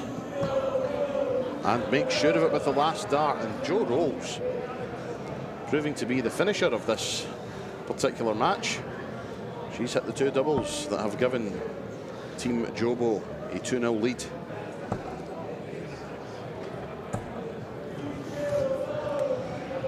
We already have 3 teams into the last 32 of the men's. Carlo Van Peer and Damien Vetchins are through. Sylvester Passen and Marvin Dijkstra are through. And the Belgian team of Sybren Krijbels and Dimitri Hermans also through to the last 32.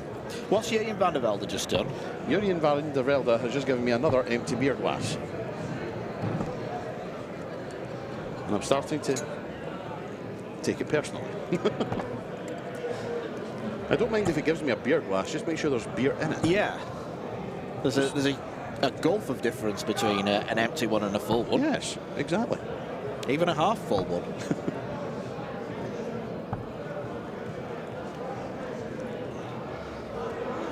Match just about to start in the men's last 64. Patrick Vilenga and Martijn Kleermaker taking on Josephus Schenk and Dirk Telnikes. That could be a tasty encounter. Dirk Telnikes had the highest average in last year's tournament. He only played 1 game, but he had the highest average. I think I've just shamed Jurjen into taking the empty beer glasses away. And the other ladies semi-final, which we have on board C at the moment. Eileen de Graaf and Anka Zelstra 2-0 to the good against Lisa Zollikofer and Julia Seek. So that looks like it could be a foregone conclusion. And we will get the final we were all expecting. Certainly as the draw whittled its way down. Brian Raman and Zanti van den Berg are through to the next round.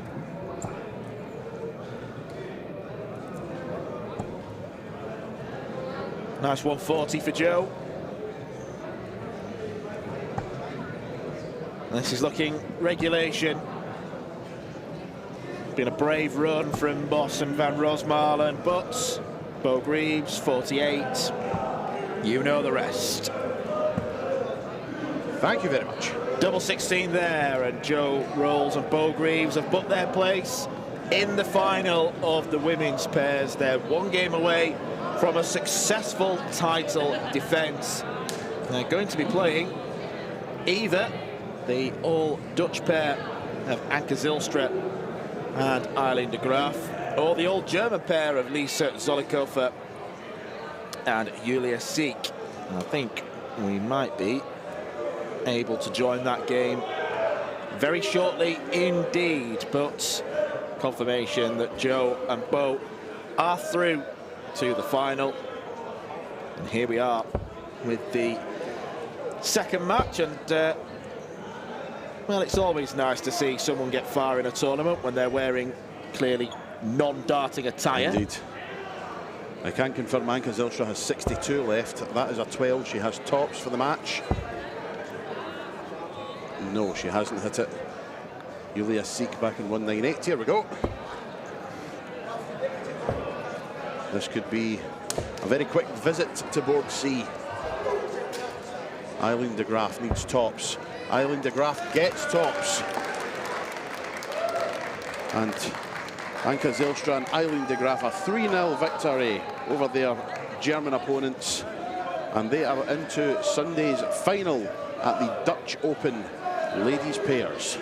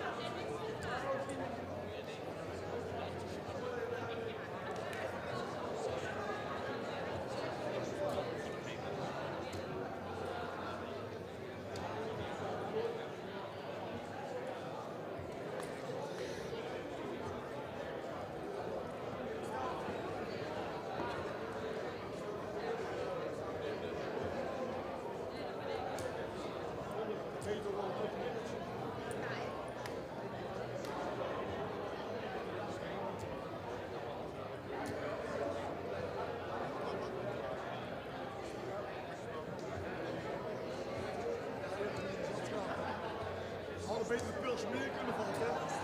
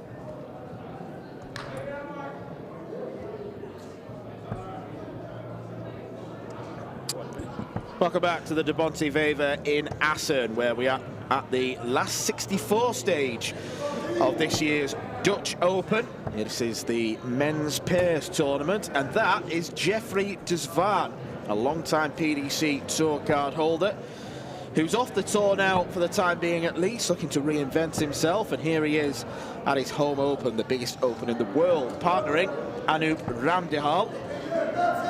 And they're up against Manuel Jonker and Danny Kronenberg. What a very fitting name for this tournament. Absolutely. I'll raise a glass to that.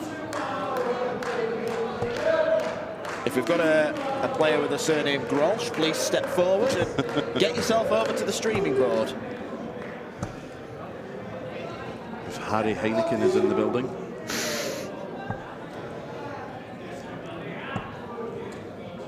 Seen Jeffrey and Anoop a couple of times already on the stream today. Jeffrey's style hasn't really changed over the years. He still hurls them like javelins. Still works for him, but a player who we know has got massive amounts of talent. It just hasn't come together for him in recent years. Yep, very true. He has shown he has all the potential in the world, and 174! Lovely job, Lee. Yes, we've got one. That's me. I'm going home now. Bye. Please welcome Nick Rolls to the...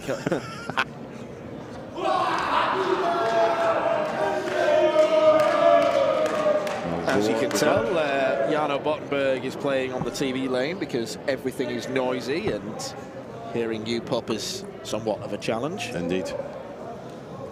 Anoop Ramdihal quite rightly busting the score there.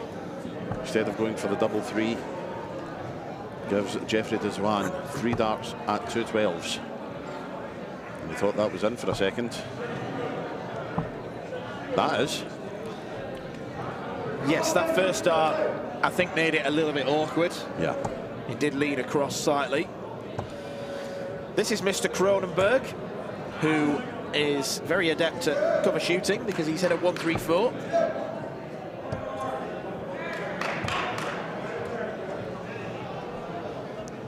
Jeffrey not matching him.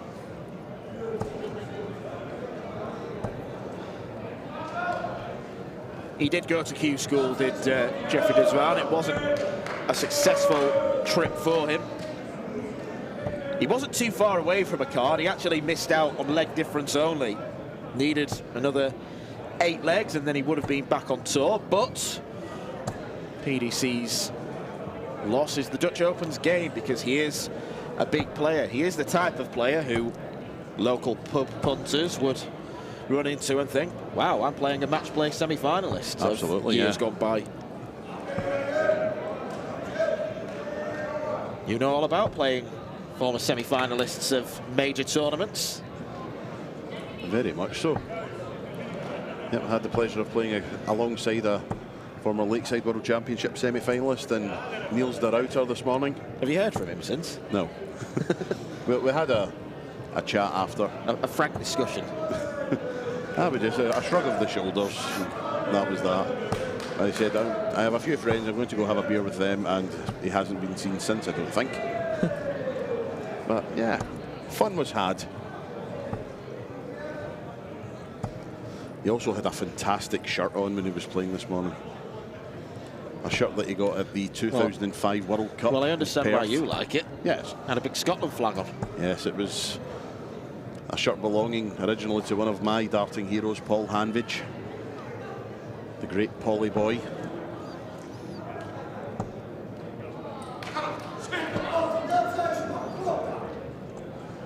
.156 the target for de Zwaan, one of the more makeable finishes in this range. Not on this occasion. Good look at the ball. It's definitely a Dutch favourite, 156. It was Barney's party piece for a long time.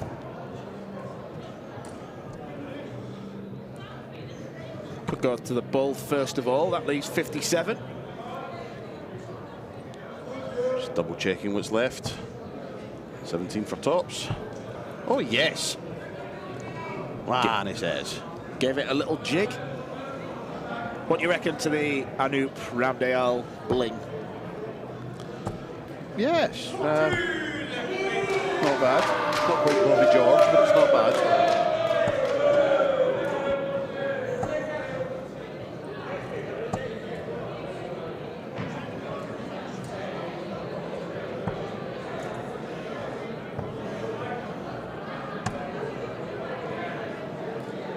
Chasing the treble round the board there. Finally finds the treble 18.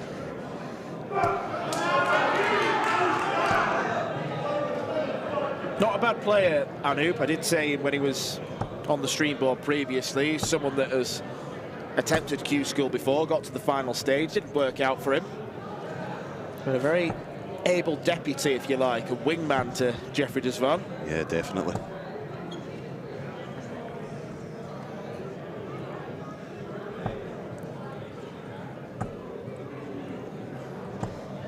Looking at other scores, the aforementioned Bottenberg-Van der Velde game. They're 2-0 up against Michael Verberg and Jaap Schappendonk. The Heenahan boys 1-0 up against Justin Tellinghuizen and Denfie Drenten.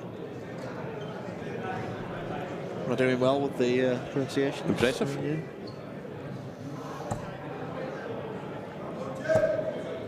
They're just the games that are going on in the TV lanes. Because I frankly don't have the brain power to compute everything else that's going on around the venue.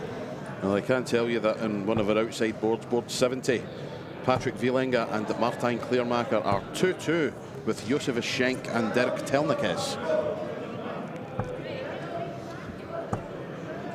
Got the chance to speak to Martijn last night. Nice guy. Oh, he is. Absolute Very gentleman. tall. Very nice guy. He is one of the funniest men I've ever met in my life, bar none. He is. I think he's an unconscious comedian, to be honest, but yeah, very, very funny man. Unaware of how funny he is. Yes, very much so. Back to the matter at hand, and we approach match point in this one. 80 for Jeffrey de Zwaan, 20 for Tops. Tops it is. Nice open target. Oh, wires width away. You feel this has to go. Treble 19. Double 16. Good attempt. Yeah, great effort. There's not been a huge disparity between the two teams, and yet it is a 3-0 victory for Jeffrey de Zwaan and Anoop Ramdahal. 80 average for the pair, including the former match play semi-finalist. A brave run for Cronenberg and Jonker, but ultimately too much quality was had by Jeffrey de Zwaan and Anoop Ramdahal.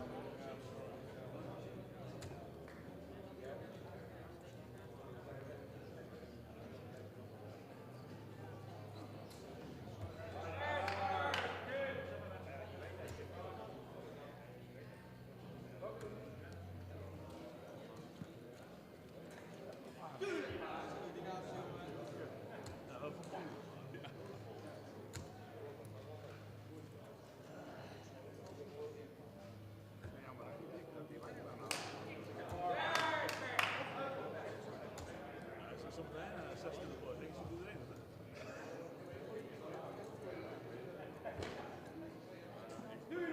Ik begon net ook met 7. Ik begon op te laag naar 3 beurten. Ik geloof dat ze niet nu kan lagen nou. Flikker alles uit. Ja. Nee? Zei die dat? Nee, maar zo. Nou, wel gezegd wat voor.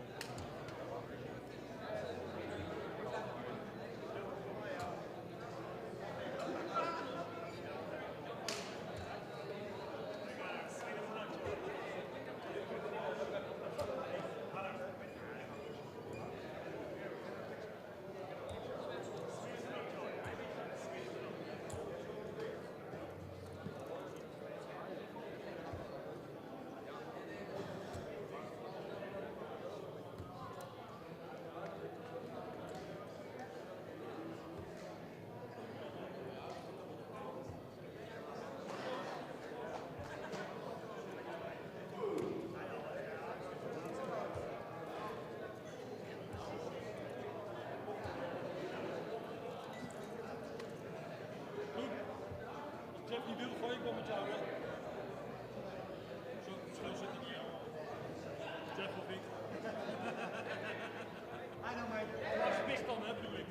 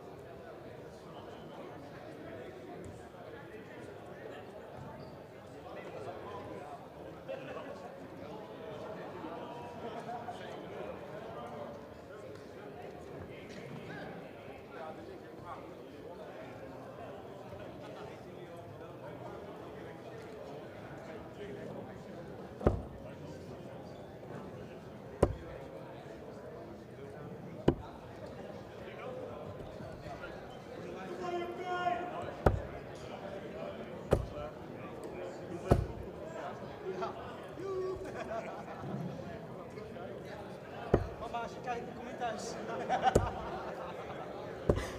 weet niet of je kijkt, dan kom je thuis.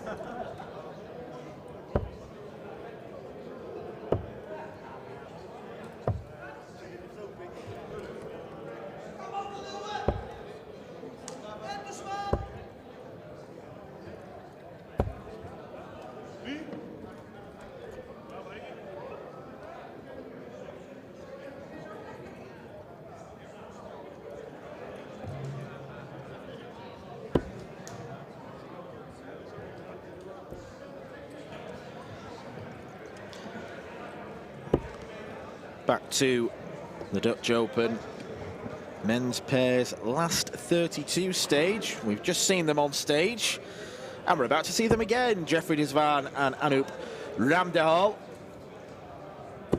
They're coming up against Henk-Jan Schriemer and Ernst-Jan Meijer. And that looked very close to call.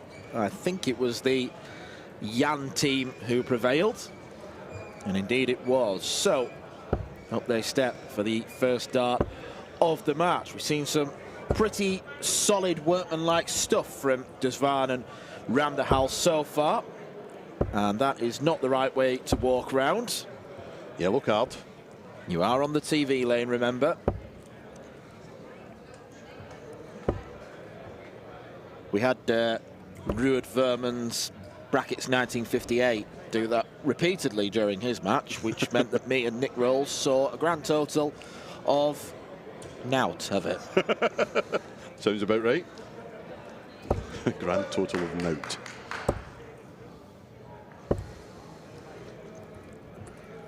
Sad to say, I think the stamina's running out of some of the people here, because look at the crowd behind. Where's everyone gone? Beer tent's closed. Ship. Yeah. Well, just went out for a wander there to stretch the old legs, and yep, the ship's looking busy. The Cafe Strat, still plenty of people hanging round, making use of the facilities. I can hear plenty of beats. Yes. Yeah. Yep, music from the ship piping through here. If you've never been to the Dutch Open, you have to experience it at least once, and you definitely have to experience not only the party tent, but the ship. Just a little drinking establishment in the shape of a boat, and what a place. Yeah. What a place. Sensational. Might go to the party tent after I lose tomorrow. Just let off some steam for half an hour. Why not? Yeah. It is very, very loud, very busy in the party tent, especially when you've got over 8,000 people here. But it's something you definitely have to experience, even if it's only for half an hour. Just go in, have a couple of shandies, and take it all in. Knee deep in plastic pint pots. Yes, absolutely. However, this is at the stage now where it's fairly serious business, last 32. Yeah, at long last, we are finally getting to the business end of the competition. Some 9 hours after we started. Yeah, these guys 4 wins away from a place in the final and a place on the stage. We're set for an early break of throw. However, Anoop has to hit the big number. And he's failed to do it twice. Committed the cardinal sin twice. Inexcusable behaviour. But Jeffrey de Zwaan will come back for 32. And first blood in this one. Double 16, double 8. Very close to busting. Oh, that's unlucky. Now, it would have been an act of keyhole surgery had he found the double 8 with that third dart. 20 or 12, it's 20 for double 16. Oh. Urgh. See, this is the point where opposites are happening. The volume from the crowd is decreasing because there's fewer of them, but because it means more, the volume of the players is increasing. Yeah. You heard every bit of Henk-Jan Schriemer's shriek then. Call him the Shrieker. Henk-Jan Shrieker.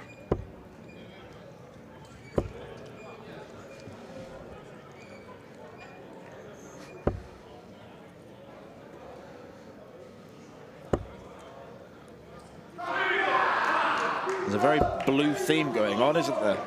Yeah, there is indeed. Because it looks like the Jans play for the same team. They're pretty uniformed. We've got a lovely blue Lacoste number from Anoop. And obviously, the Black Cobra should be renamed the Blue Cobra because it's a tint of blue.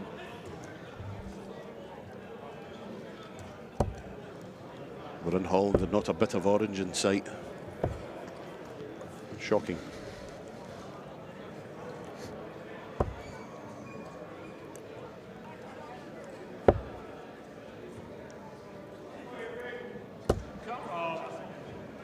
A Dutchman using the old Bulldog Union Jack flights. Actually, a former Dutch Open pairs partner of mine many moons ago, the late Jim Gilmer, used those flights.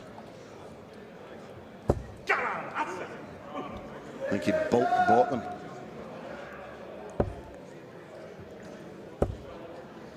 Rumour has it that the Jans are up for this. It would certainly appear so.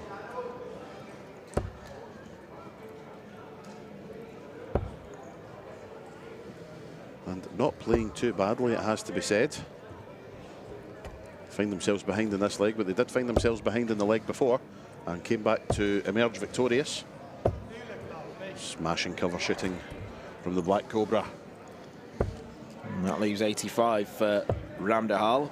So he may only get one at the bullseye, although he doesn't need to consider that now that Meyer didn't get his team down to a finish. Giving himself a mighty thwack there. Treble 10 should be the target. Or treble 18, of course. Tops.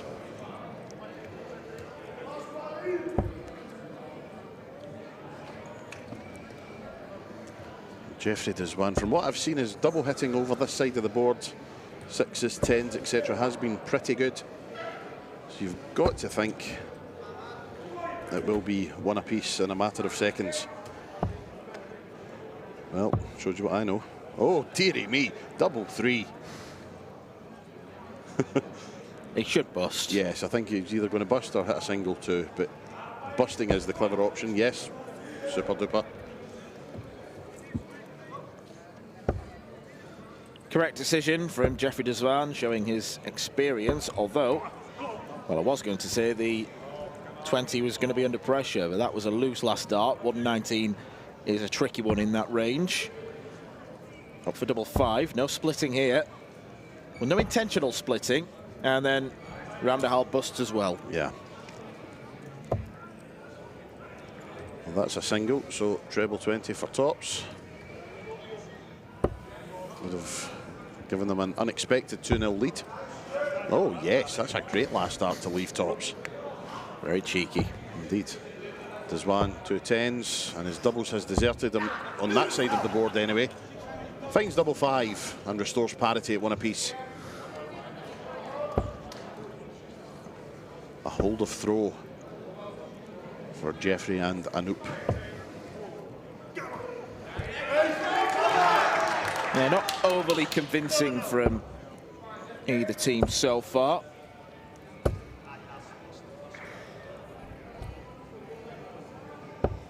You're playing pairs though, and you're averaging kind of 80 above. You're doing well because it's such a different format. You're having to wait longer for your turn. Yeah, as we alluded to earlier, you just can't get yourself into a proper rhythm. Especially if your opponents are not the fastest. No problem with the Dutch guys, of course, because most of them are lightning fast. Lightning fast and really good counters as well. Absolutely. So it's a good cocktail.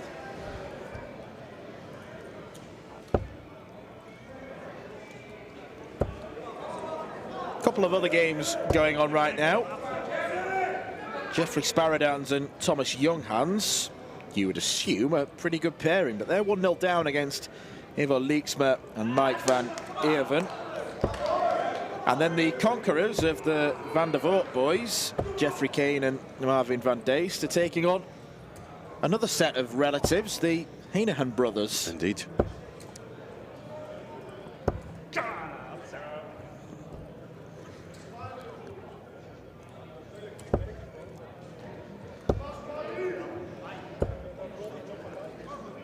We are rattling through the games as quickly as possible.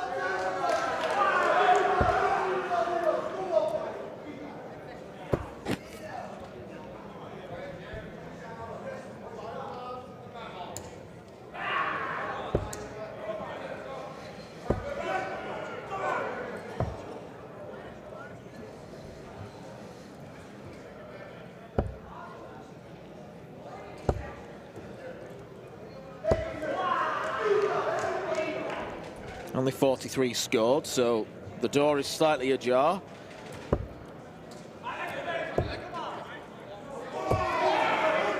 Excellent cover shooting once again, but it does leave a bogey.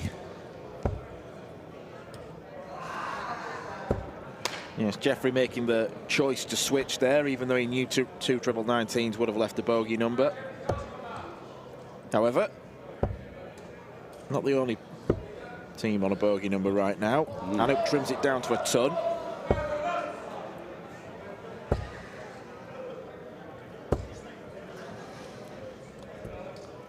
So Jeffrey does one a ton, treble 20 for tops. That was a good marker to just fall into the treble. He's very unlucky. And that last start wayward. So 106 then, shots on. Single 14 or 10 for double 18. For a 2-1 lead. Just the wrong side of the wire. And not happy at all. So single 19 leaves tops for Ramdahal. Oh no. And that last start thrown in absolute frustration. And you can't do that in pairs if it puts pressure on your partner. Even if, especially if you leave a double that you wouldn't normally go for, as was the case there to leave double 9, but didn't get a shot because their opponents taking out double 9 themselves, moving into a 2-1 lead.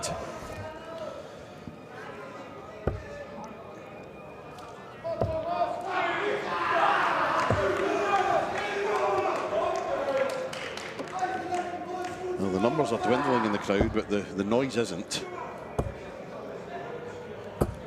He said that they've seemed to have gone up a little bit. There's a few more sets of players are starting to emerge. Well, of course, you know why there's noise. It's because Jurjen and Jarno are playing. Currently 2-1 up. How could I forget? They're taking on Jean-Paul Nettenbreyer and Jeffrey Bastings.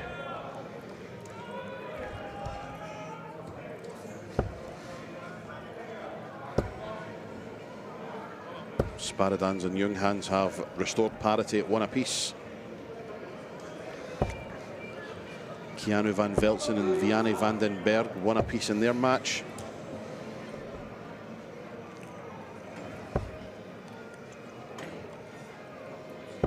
This is the time of day as well where we're getting into the nitty-gritty of it, if you like, and players who maybe weren't expecting to be on this stage are suddenly being ushered towards it. Yeah.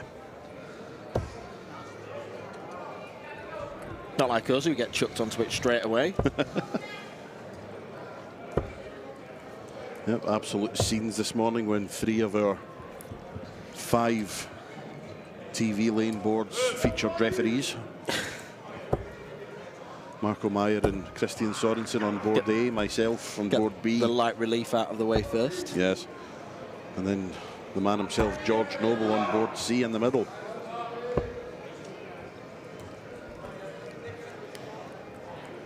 Wesley Harms and Robin Schmeis. 2-1 lead over Josef Schenk and Dirk Telnikes.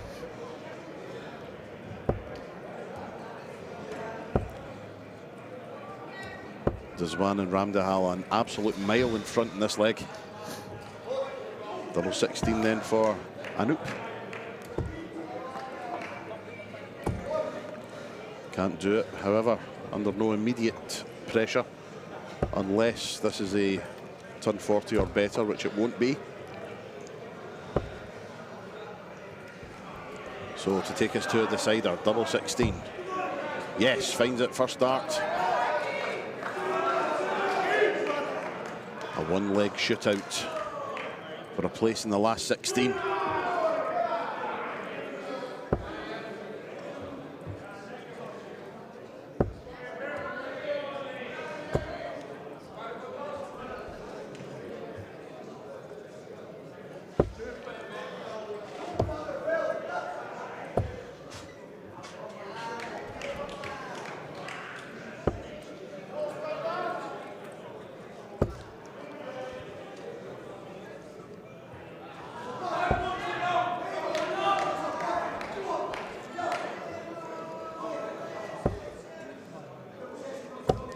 Oh, hello.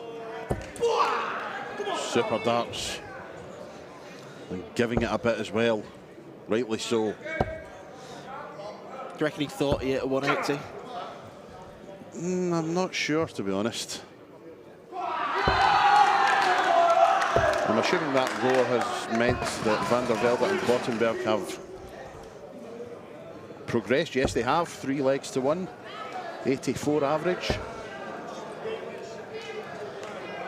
You know, I've been sat here for over 9 hours now, and it still feels weird that a 140 can get you down to 400 something. Yeah. Yeah, it's bizarre, the 701 format.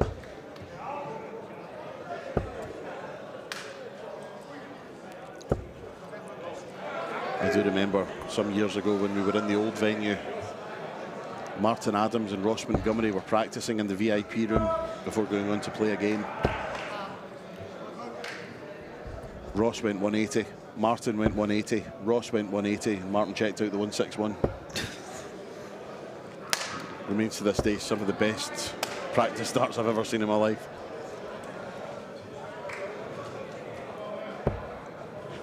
Opportunity open for Jeffrey and Anu. No, wayward last start, but down to a finish first. 1-4-1 for Dizwan. 6 at it at least. May only need 3. Treble 20 first. Well, treble 19 first, but hits the treble 7. Just finding the wrong 97. Just finding the wrong side of a couple of wires there.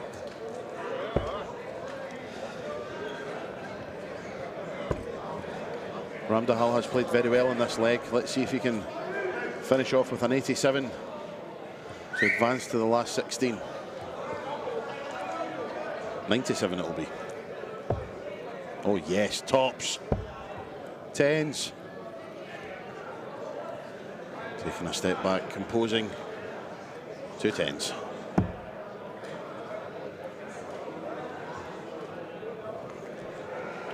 So here we go then.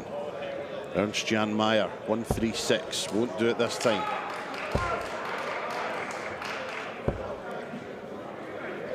And now it's over to you, Jeffrey Dizwan. Double 10 for a place in the last 16.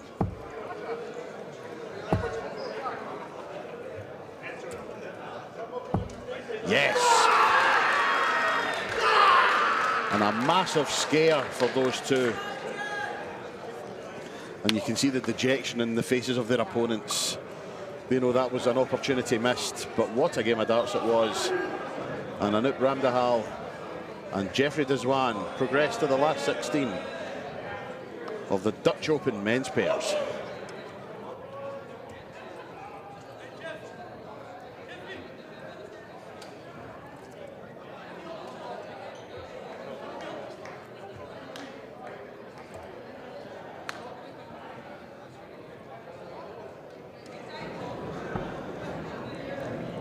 Progression then for Jeffrey Dizwan and Anu Ramdahal.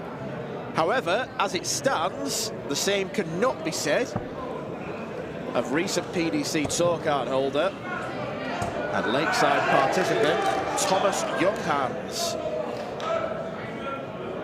They are 2-1 down against Eva Lixma and Mike van Leeuwen. And they're under pressure with their opponents on 115. Oh, double 18 for the match. Very unlucky and now Sparidans. Don't like that route. I'm indifferent.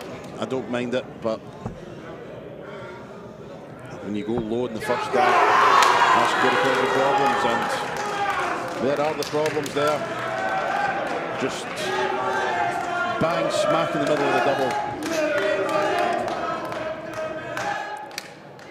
And it's all over. Ivo Lixma and Mike van Leeuwen make their way into the last 16 at the expense of Jeffrey Sparidans and Thomas Younghans.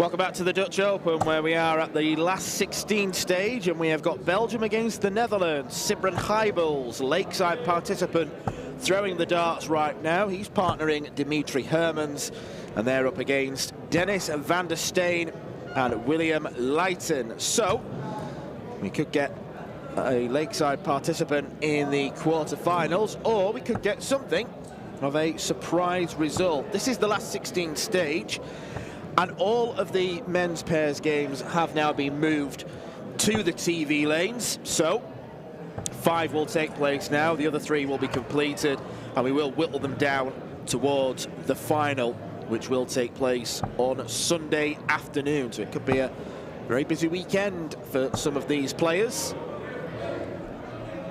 Sybren had a fairly decent run at Lakeside. Defeated Kevin Luke in his opening round match. Then beat Liam Mandel-Lawrence, who was the number 6 seed. Ultimately crashed out to the eventual semi-finalist, Jason Brandon of the USA. So had plenty of dealings with Americans at Lakeside. But it's all about the Dutch on their own backyard.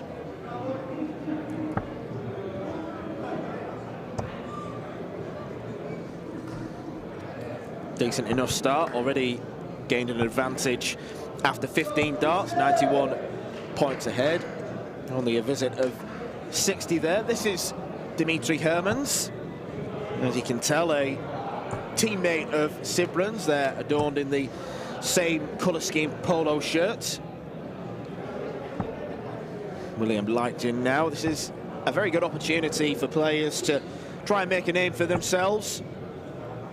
Playing in front of a crowd on the YouTube stream. Sybren opted to go for another treble 20, would have left double 15.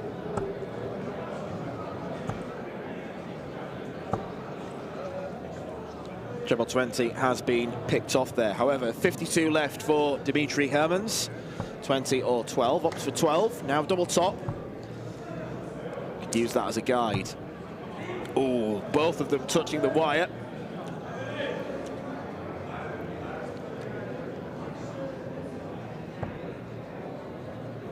Double 6 now for Leighton.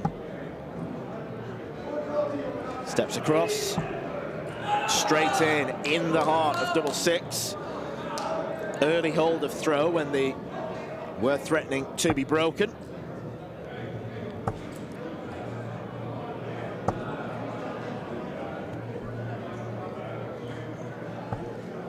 We'll keep you up to date with the scores that are going on elsewhere on the TV lane. Jurgen van der Velde and Jarno Bottenberg, perhaps the favourite of many people to advance through and win the tournament outright. They're up against Carlo Vampire, brother of Berry, and Demian Vetjens. Ivo Leeksma and Mike van Leeuwen take on a German duo, Felix Schmidt and Pascal Virotius.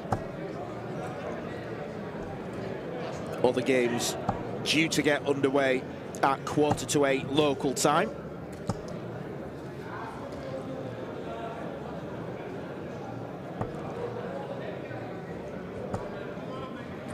This is the stage of the tournament where you watch players, watch their action, watch how they score and think they're half decent. There's a reason why they've got this far.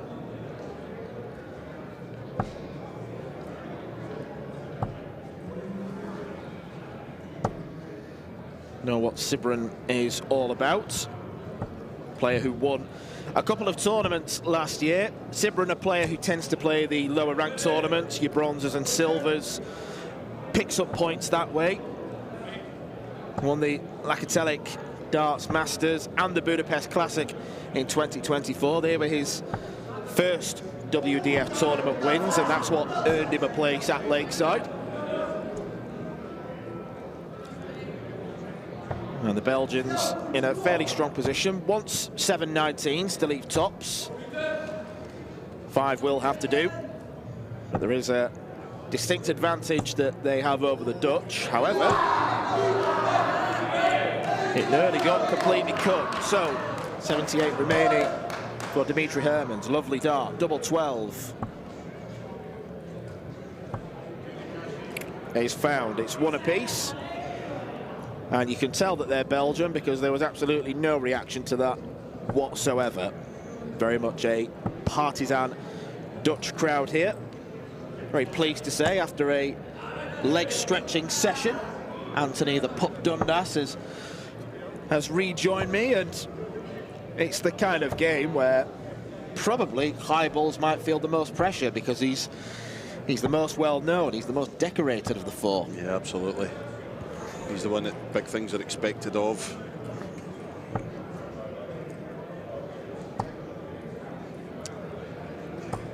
That is very, very good from Dimitri Hermans. That is a tremendous answer. And 27 years old is Sybren Highballs, so still got plenty of mileage left in the tank as he goes forward and tries to forge himself a darting career.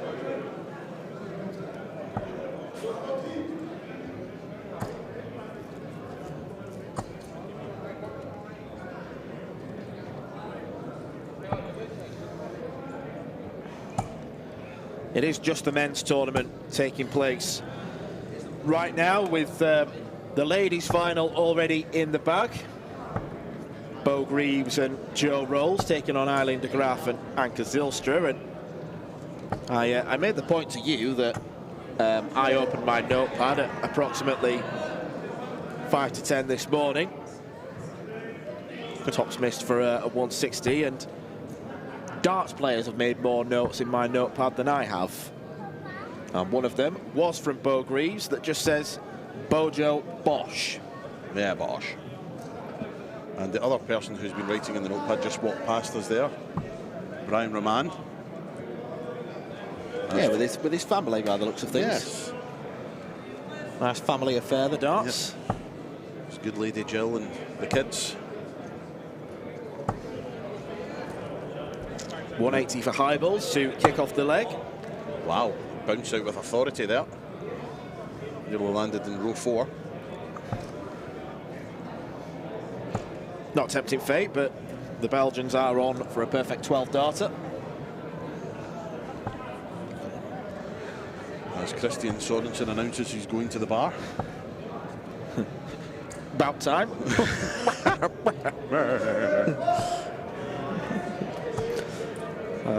It's good when you can make yourself laugh.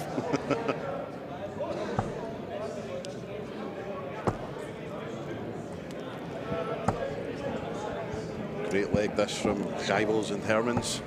Well in front. A leg they have to win, of course. 2-1 down. This, of course, for a place in the quarter-finals.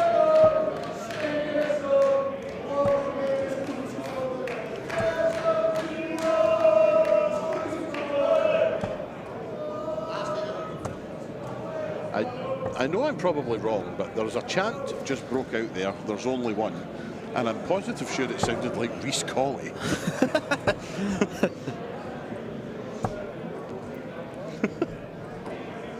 And it is true. There is only one Rhys Colley. And from the West Midlands, who's had a good crack at Lakeside the last 2 years. Absolutely. He's just run into exceptional players. He ran into a former champion in Neil Duff this time around, Wesley Plaisier the year before.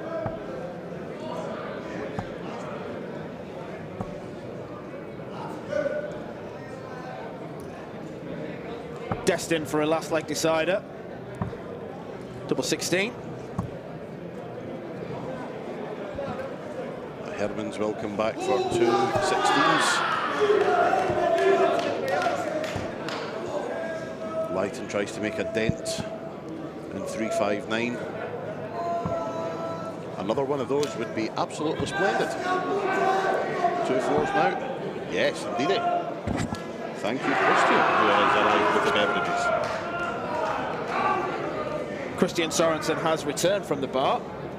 And me and Pup are even more refreshed than we were before. Yes. You've got to love those Danes, haven't you? Oh, yes.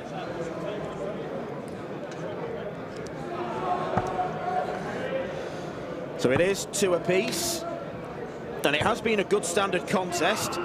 Sibren and Dimitri averaging 90. Dennis and William 83. So a little bit down, but they have managed to cling on.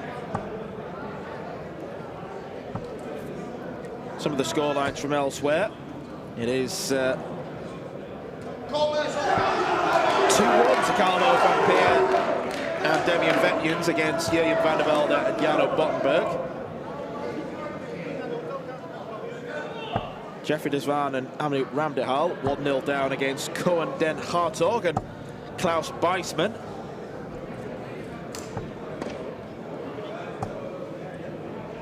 Nick Rolls has returned. Fed and watered, Mr. Nick Rolls. A fed and watered, yes. Mr. Nick Rolls.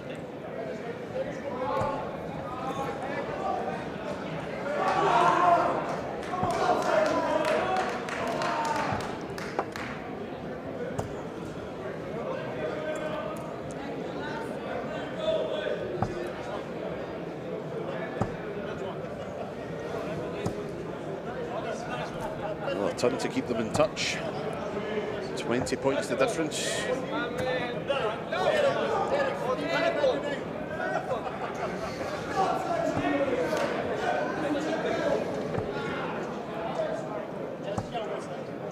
It's not enough. Neither team down to a finish, but there's a distinct advantage for Leitner and Van der Steen. 58, not a great report. Sibren needs something big, and this could be it. Oh, yes, indeed. Brilliant timing. Leaves 72, very manageable. Tops left if they come back. Herman's in 72. That's a 20 for Tops. Tops it is. For the match. Yes! What a fantastic end. Super game of darts that was. Well, Sibren knew before Dimitri. He had to lean over, and Sibren was already celebrating. Probably the deserved winners as well. No mean feat to average 90 in a pairs contest. That was a high-quality match between those two teams, and it is Sibren Eyeballs and Dimitri Herman who advanced through. Over on board C, we are down to a last leg decider, where Jurjen van der Velde and Jarno Bottenberg have got a clear advantage over Carlo van Peer and Damian Vetjens. This is the man who took the biggest prize of them all last year, and he's celebrating every treble.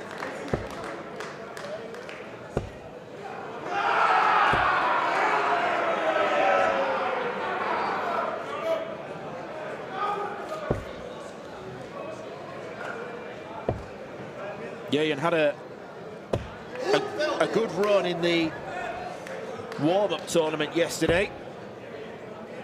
Got to the semi-finals.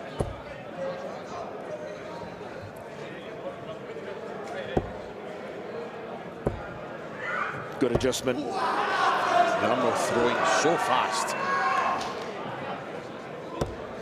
He's in the zone. What a leg this has been, 85 after 15 darts. Absolutely incredible. And now, can Jurjen van der Velde finish it off in style? Treble 10, treble 18. Also a good setup. And Damian Vetjens needs all three of these. And he gets all three. Oh, that gives him something to think about. Good grief. Double 16 then for Bottenberg. First dart and boom. What a game of darts that was. Jurjen van der Velde and Jarno Bottenberg sail through to the quarter-finals of the Dutch Open men's pairs. What a fantastic finish.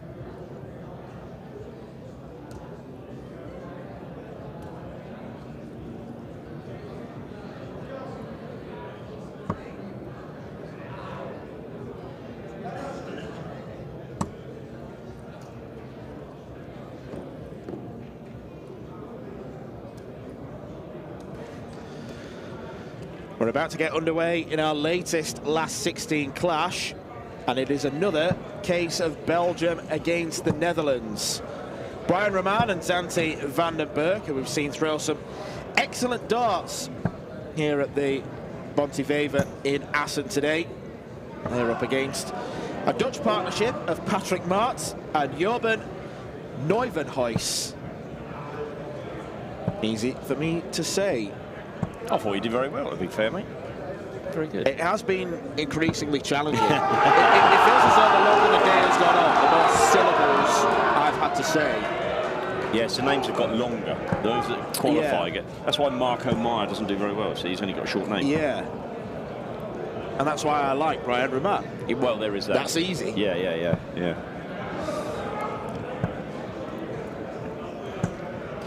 I see what you're saying. I'm just having a look at the results. I've just got back from a very pleasant evening meal, to be fair. I'm seeing about the Belgian Dutch, Germany and Dutch. So, yeah, it's been a bit of a theme, hasn't there? You do get players from far and wide coming to play in the Dutch Open. And if you are going to come from another country, it's probably because you're really good, so you're likely to go further in the tournament. Yeah. There are, of course, exceptions, as you'll discover at 20 to 12 local time tomorrow. Yes, indeed. Indeed. The cryptic clue, ladies and gentlemen, is that the man to my left, Mr. Dan McCarthy, is actually going to play in the Dutch Open singles tomorrow. So, if you've ever wondered about the voice, the face behind the microphone, you're going to get your opportunity to see it. Because I'm pretty sure he's on the TV lane, and I know the powers that be. I'm not going to belie. I know the powers that be, so I'm going to push for you to be on the TV lane. Okay. It has to be done, right? Okay, I'll pick the outer board, I think. 73 then for Jorben. That's a great dart. Double 8 then for the first leg. With the darts. Time on his side. Roman 186 isn't going to finish from here.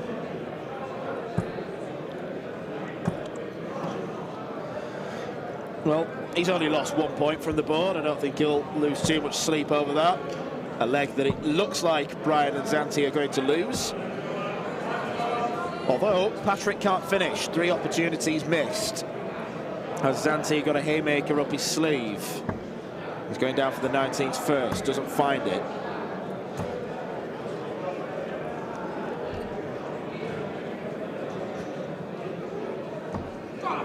Double 2 takes the first leg. Good dart that from Patrick Maart. Bit of a loud shirt, Zanti's now, isn't it, Days, isn't it? It's got quite a pronounced lurch as he lets go of his darts as well. Haven't seen him play for a while. I don't remember seeing that, but which is quite unusual, really, because you would assume he'd learn his craft off his brother Dimitri, who's got one of the steadiest throws in the game. Yes. Yeah, very true. Real lean forward from Zanti. And then flies across to the left as he releases as well. See here, there you go, there's the angle that you can see as he's coming forward. Yeah, he looks very unsteady on his feet as he throws. Mind you, for much of the last 10 hours, he's been stood up, so... Well, fair. Yes, can't argue with that. This is the issue, really. I think this, today has been... We started at 10 o'clock this morning. It's now, I think, 8, if I'm not mistaken, 8 p.m., somewhere around there. Just gone 8 p.m, yeah. So we've been going for 10 hours. And some of these guys would have played in the last 4,096, or was it? No, it was 4,096, wasn't it, in the pairs? Yeah. So it's a test of endurance as well as ability today.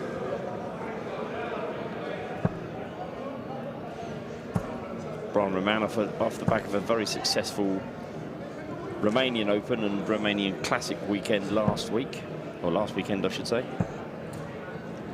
Won the Classic against the Greek John Michael. Yep, the Deadly Rose. no messing about in that final. They were just getting up there and flinging as well, which was good to see.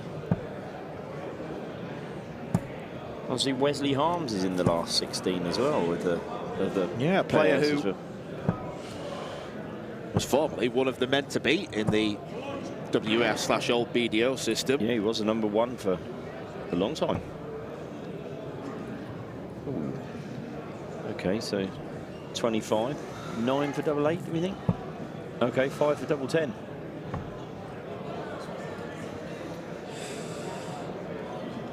I think Zanti really could do with taking this. You don't want to be 2-0 down in the best of 5, in my humble opinion. Not that with these at this ability. That's a good dart. That's a good dart. Oh, gone off to give it to someone. And then threw his dart on the floor. Zanti listening to your humble opinion.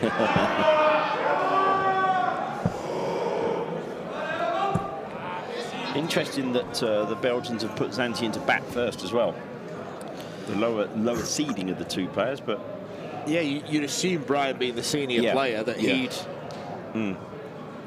say to Zanti, "I am going first," but maybe there is some perhaps tactical element behind it. Yeah, I mean, it's difficult, isn't it? Because do you sit there and work out on average how many darts is it going to take us to go down? Who's more likely to hit the double? Gets a bit technical at that point because, you know, the difference between 17 and 18 darts is a different player. Yeah, well, mind you, if it was 17 or 18 darts in the game of 701, we'd be on the ceiling anyway. So maybe I should have said 27 and 28 darts. We're still looking for that magical 12 darter. I fear we might be looking for a while. Yeah. The day that happens, that will be pure history. Oh, absolutely. Yes, absolutely. Dan, of course, refers to the equivalent of a 9-darter. In a game of 701 is a 12-darter. 3-180 is a 161. To finish it on the bull as well would be just wow. And you can't, just thinking about this, you can't not finish it on the ball because you could leave 164, 167, 170, but all of them end up in the ball. So yeah, if you had a perfect leg, it has to finish on the ball. Yeah. Yeah. Like a double in start on 501. Yes. Yeah.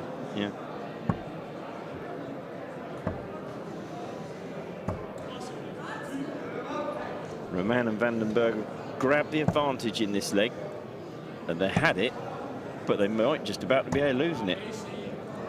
Not quite sure. Let's have a look what the scoreboard said. It was a 177. Wow.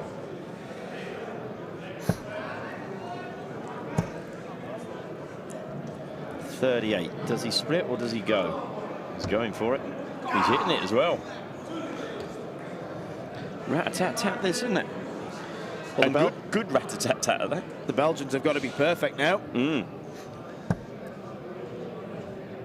Still first to 3 legs. Cutthroat, isn't it? Can you imagine if we were playing 5 though? I mean, we'd still be here at midnight. Yes. And gone. I would have gone.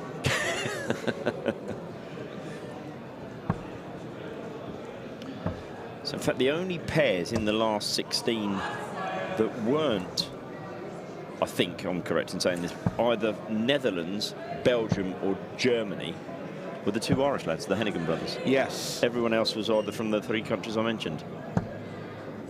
They're in action now. Yep. No pairs from the UK. They're going to play Mats Hees or Arnold Boersma.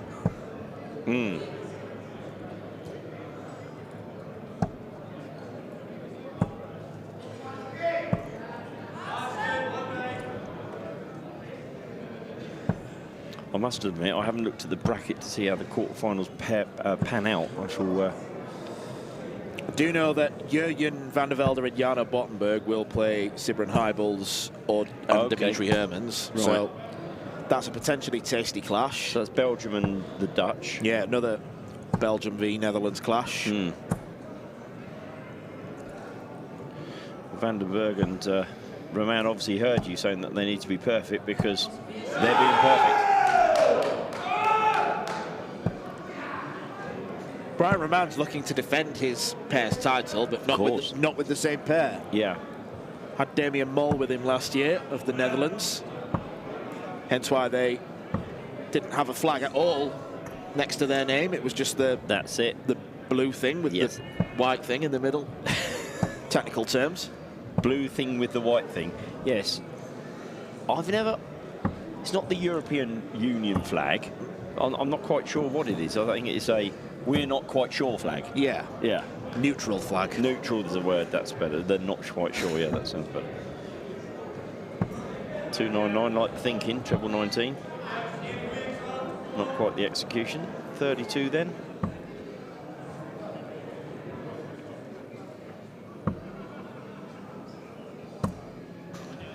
Okay, 8's okay, but Brian won't want to be leaving 4 or 2 next up. Wow. So one of them had to go. Double 4.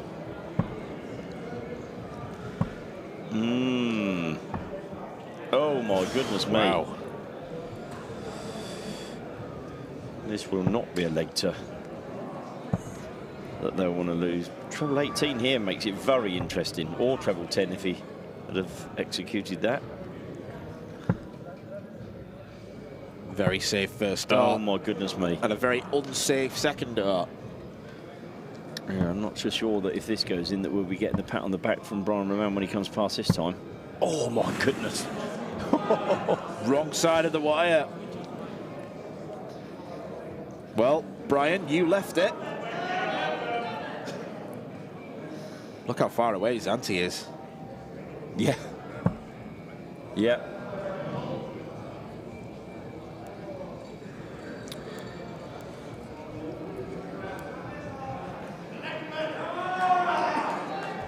Don't think Brian was happy at one of the call-outs from the crowd there. Double 19 has already been hit in this match. It's not going to be hit again.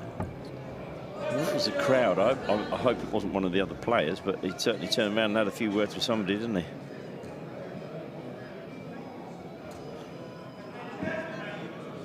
Well, Zanti van den Berg, this is your time to shine. Couldn't be much closer. Surely to goodness. Oh my God. That's when you know it's not your day, right? Must be. Still looking with a degree of incredulity at the fact that the 3 darts didn't go in. Double 8, much more presentable for Patrick Matt. Double 4 now. And it is the Dutchmen who are through. Brian Roman and Zanti van den Berg have shone on the stream at points today, but unfortunately they have been beaten by 3 legs to 1, missing a bucket full of chances to close out the victory. They're out, and that is a bit of a scalp taken, you would say, by Patrick and Jorben. Yeah, certainly is.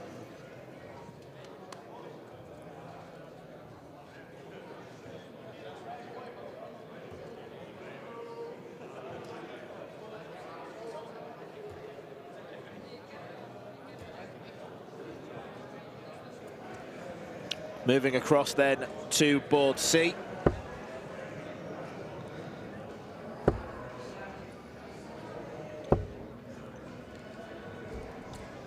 We've got Wesley Harms and Robin Smace in action, along with Patrick van den Bohard and Freddie de Gois.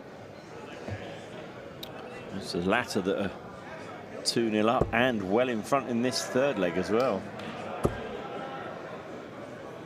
Here is the former BDO number 1, Wesley Harms, who seems to have less and less hair every time I see him. But they are 2-0 down, Harms and Smace. And Van den Bohard and de Royce first down to a finish now.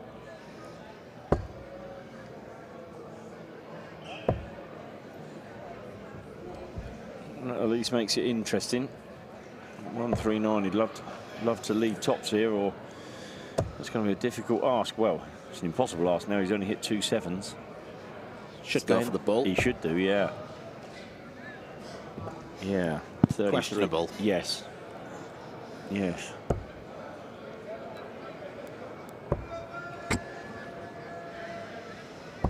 thought that was a score of 33. Well, that's a score of 118, and it's won the leg, so... Yes. We'll never know. It doesn't matter, but... You got given 47, so... may have been a treble 7 Might the have second been a goal. treble. Yeah, that makes the difference, doesn't it? But no harm done, all irrelevant. Pun intended? Hey, sorry. Yes, of course it was. Yeah.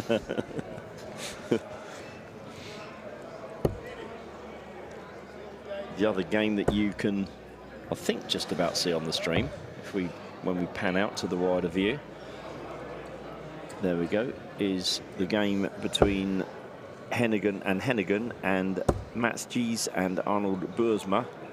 And it is the Dutch pair that are 1-0 up in that game. Down the far end, you can see them.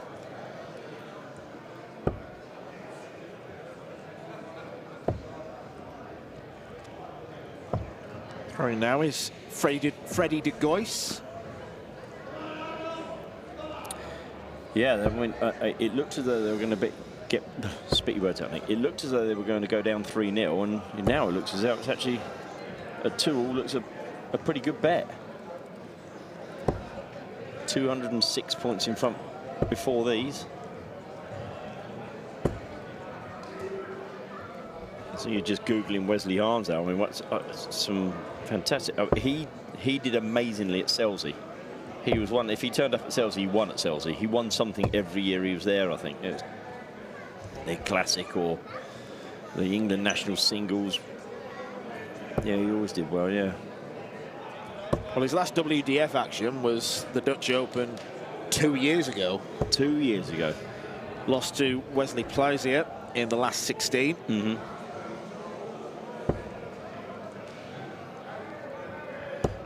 The gap has been closed somewhat, but Wesley reopens it up.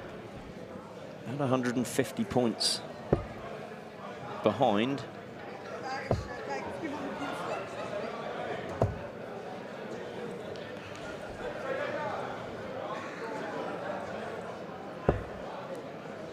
He's been away from the darting scene for quite a while as Wesley, hasn't he? Oh, that's a Robin Hood and a half. It is a bit, isn't it?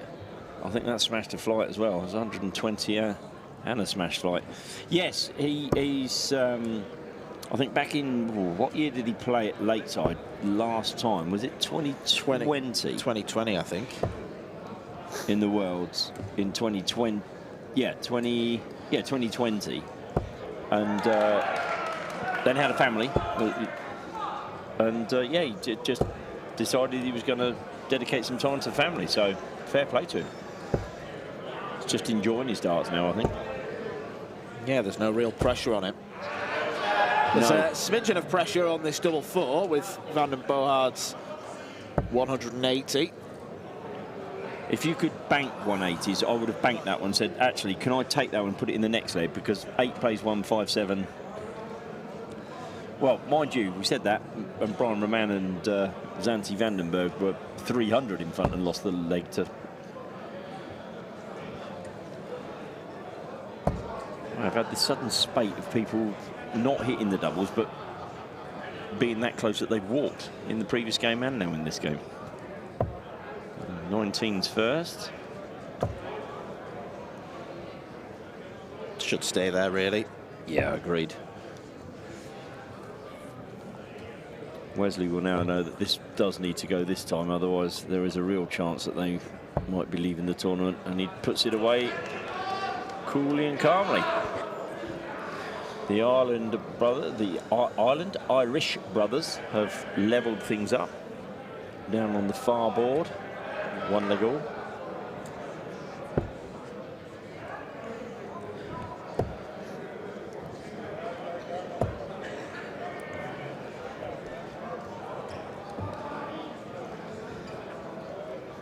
It's at this stage of the tournament as well where you think I've lasted so many hours, I've got so far. Yeah.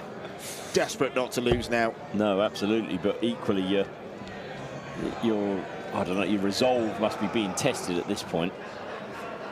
One thing that Wesley was always famed for when he played at the Lakeside was his shoes, and he's not let us down again today by the looks of things. It's a pretty snazzy grey. You can't quite see them there, but as he steps forward for his next throw, you can just about see them. They're more like pumps than shoes, aren't they? Well, they look it from this That's angle. a 180. Oh, well, are they?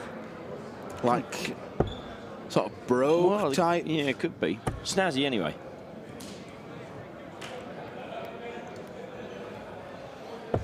Just watching his partner hit a 180 in the previous throw. Now can Wesley do the same?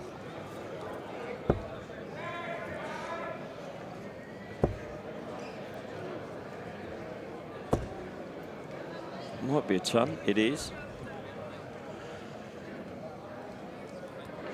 I think we'll find that Holland and Belgium are about to. Oh, it could be back-to-back 180s, I was going to say, but not quite.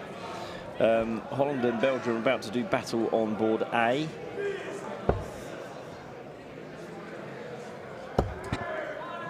Yes, Jurgen and Jarno against Sibran and Dimitri. See them there, just in the foreground.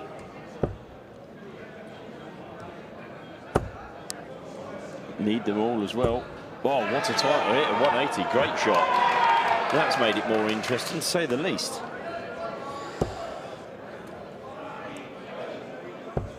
I was going to say before Wesley threw that they would still be favourites. Hitting the treble 20 keeps them as favourites, but oh, that's a great dart as well, especially with the drifter of the second dart.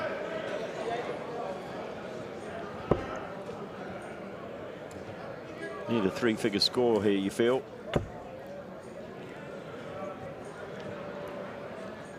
Coming down. Yeah, just the 42. 6 darts from 141 for Schmies and then Harms, if indeed Harms is required, which he is now.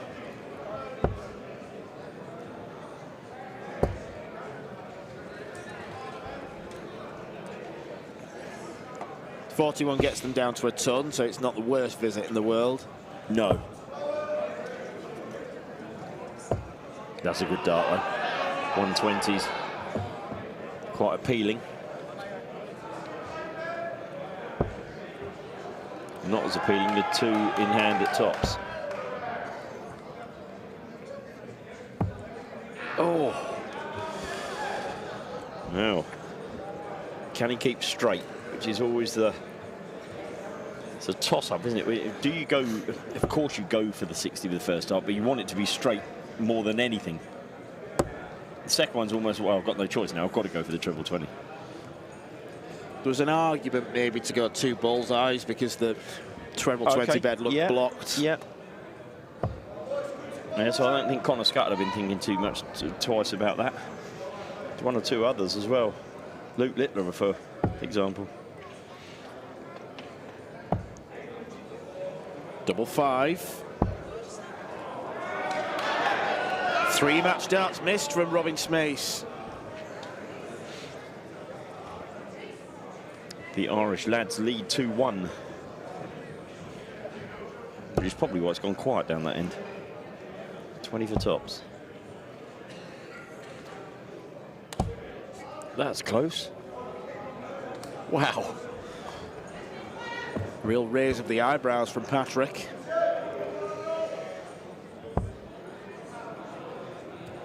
One for double 2. Or treble 1 for double 1. Like it. Oh. Had to be aggressive with the last dart. For the quarterfinals. Double 10, usually a favoured target of left-handers. And you can see why Freddie de Gooy seals the victory. Wesley Harms making his return to the Dutch Open after a 2-year absence. He and Robin Smace have been dumped out. Patrick van der Baan and Freddie de Gooy through to the quarterfinals. Yes, Wesley was putting his darts away before his opponent went up for that double 10. So we're going to switch our attentions now to Belgium and the Netherlands.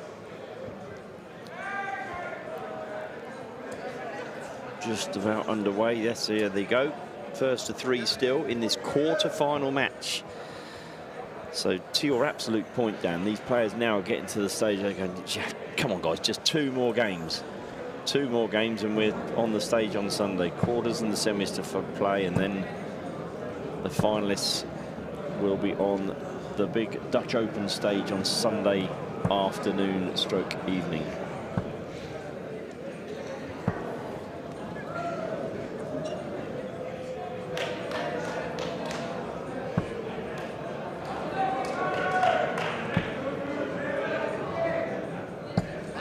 Good rescue.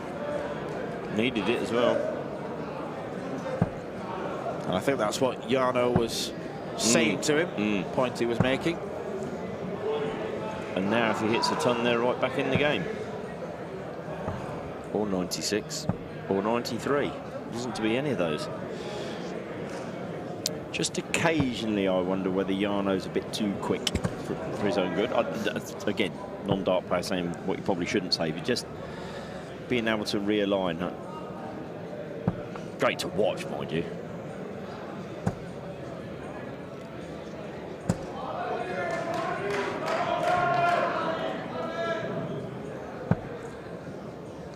Sibren Jeebles had a good run at the Lakeside in 2024. Yeah, got to the last 16 stage before losing out to Jason Brandon of America. Yeah. Double 8 then for Dimitri Hermans, and he pins it first dart in hand. Lovely stuff. Dutch boys have got to pick themselves up. The Irish boys have gone to 2-2 in their match with Mats Gies and Arnold Boersma. Literally starting that 5th leg.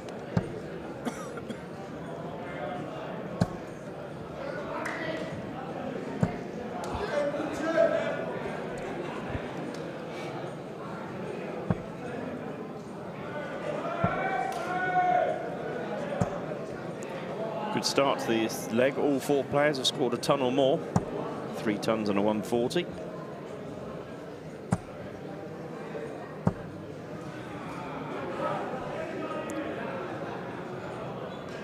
I know we'll be round to tell me to shut up after that.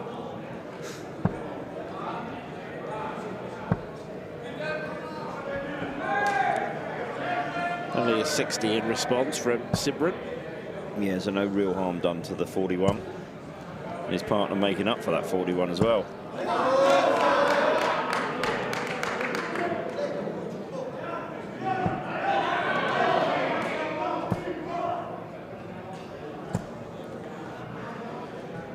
Dimitri definitely the odd one out in terms of age, isn't he? Yes. Yeah.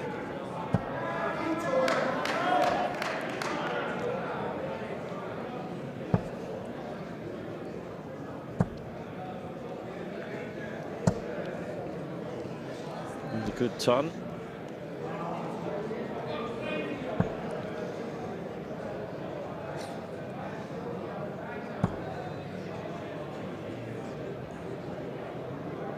Okay, going to change and come downstairs. Sorry. Interesting that he did that.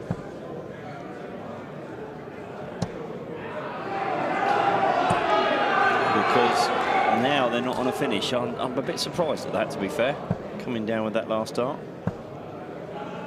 Yeah, and even if they'd have got the treble, they'd have left 1, 2, 3, which isn't exactly tempting. Yeah. 14. Oh, wow. Sibren. Wow. Wow, wait. That's what you call throwing too quick for your own good. Let's say the Ireland game of it, Ivry on his chance, has really kicked into gear the last 3 throws. It's 180, 180, 100. Hennigan on 161, and it's 2-0 to the Belgians on the game that we're watching.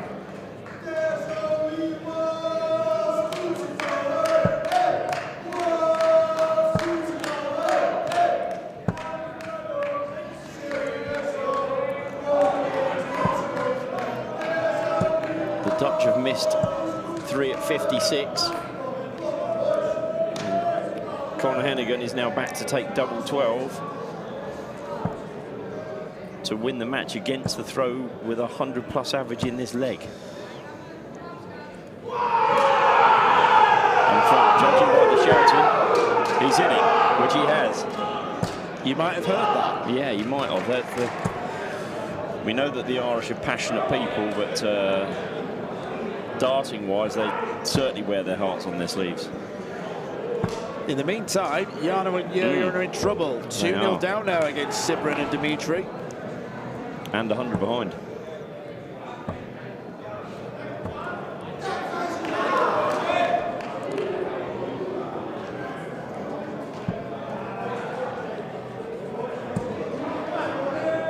Great darts.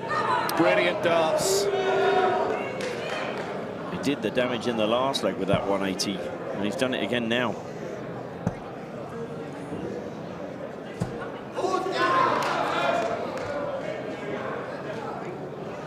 Keep straight on 256. Try and nestle one treble in. Oh, that's lovely. Well, they do get down to a finish at least. They do. The 140 in the previous throw from Jurgen was absolutely crucial.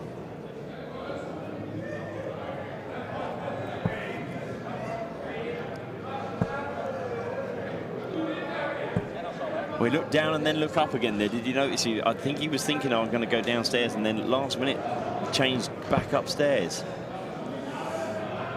Over to the 18s. Good ball management. Leaves the big fish.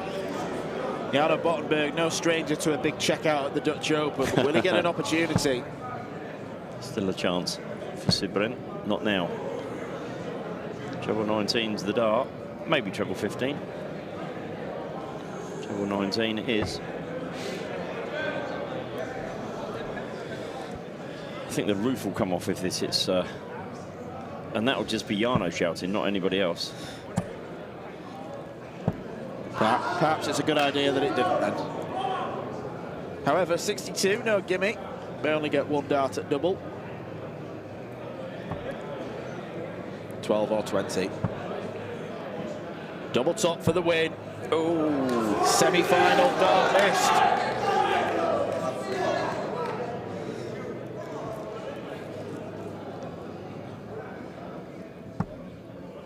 Oh, ouch. Got to go 16 and bull now. Bull it is. Oh! Why not? Ice cool. Not a flicker of emotion. The Dutch boys are still in this. And there is a real contrast between them, isn't there? Yes. Yes. Jarno's very animated. Jurgen isn't. Yeah. It was almost, what did you expect? Of course I was going to hit that. No problem. Let's not panic. Fair play.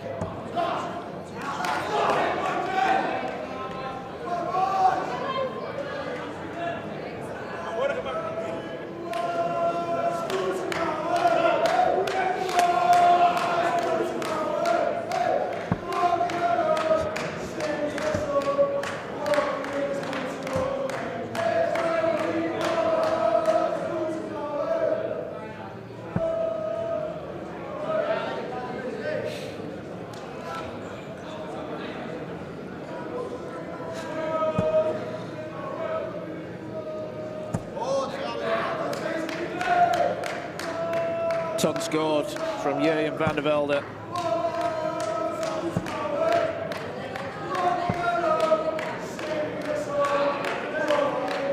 Not in it. One visit apiece in this fourth leg. Oh, this is good. 180 for Jarno Bottenberg.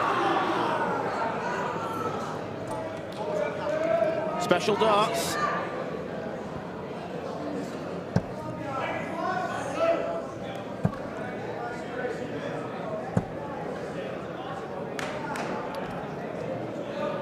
Looking like 2-2 here, isn't it? Having had a match dart.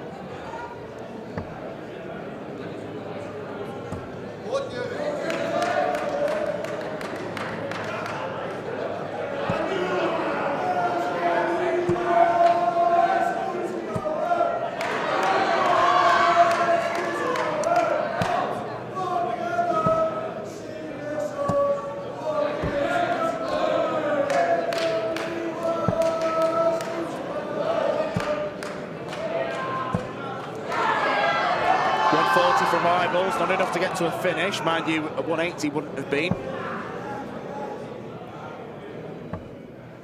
Nothing you can do on 3-4-5 to get to a finish.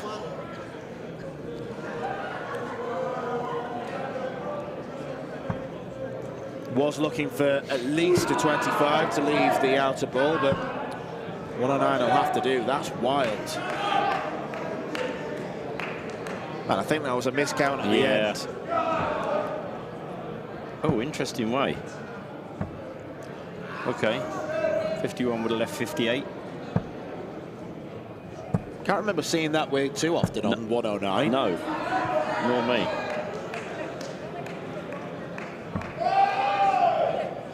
Might need to hit this. Tops. Jurgen. Oh, not to be. 66 then for Dimitri. And another opportunity again. You said it in the previous where he had 62. He might only get one dart at a double, and he did last time. Let's see single 10, I think. Yeah, I think that's single 10, 16 or 20. That leaves double top. Same double top as in the previous leg. At the same distance away, maybe not quite the same hole, but Jarno loves these situations, I think. That's what he lives for, isn't it? Yeah. God. He loves tension. I think he'll give this plenty as well when this goes. If it goes. It needs to go. Oh! Well, we can't really tell from this angle whether that was in or not, but it wasn't far enough. No, I'm going to say I think it probably was on the inside of the wire, if I'm honest, but Sibren then double 10 to put the Belgians into the semi-final. Oh, one at double 5. He's got it. He's got it. Yeah, as much as he wants it, I've always seen he always goes up to the person that beats him and gives them, the respect they deserve and congratulates them for their victory. And he'll have to concentrate on the singles again, won't he? Yeah, he'll just have to go and win that again. Yeah, exactly. And I'm sure he will give it a good go. But another favoured pair out of the tournament. Sibren Heibels and Dimitri Herman have beaten Van der Velde and Bottenberg by 3 legs to 1.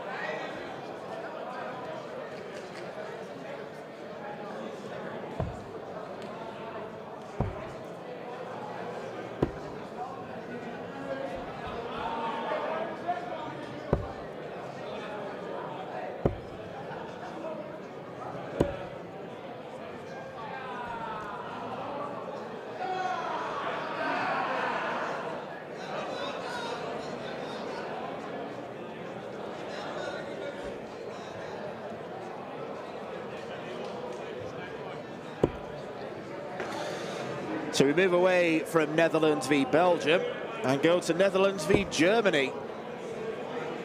Many a World Cup tie in years gone by, but this is the Dutch Open, and this is Patrick van den Bogaard again with Freddie de Gois against Felix Schmidt and Pascal Virotius. This is the quarter-final stage of the men's pairs at the Dutch Open.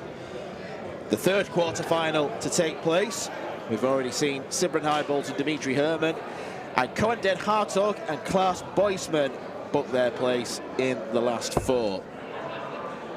It is Patrick and Freddie to throw first in this contest, and that is a good start at 1:15. I think looking at all the pairs we've got left, there's kind of no one maybe that we expected to get to this stage. No, I think we were saying that.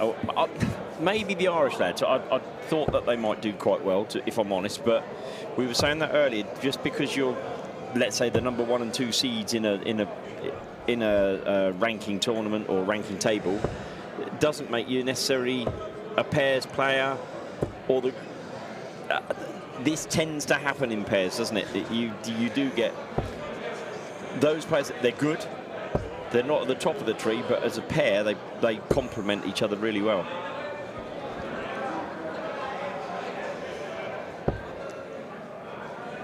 Both Van den Bogaard and de Gois have got Phoenix monikers on the back of their shirt. Not sure what it signifies. They can't be both their nicknames, surely. Well, it'd be interesting if it were and they were to get to the final. That would put 3 Phoenixes in the finals, wouldn't it, with Anke Zylstra? Yes. As well as being a Phoenix.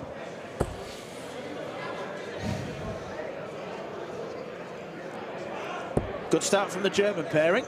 Very good start. Down to 242 after 12 darts. Yeah, a 180 in there from Felix. Certainly helps.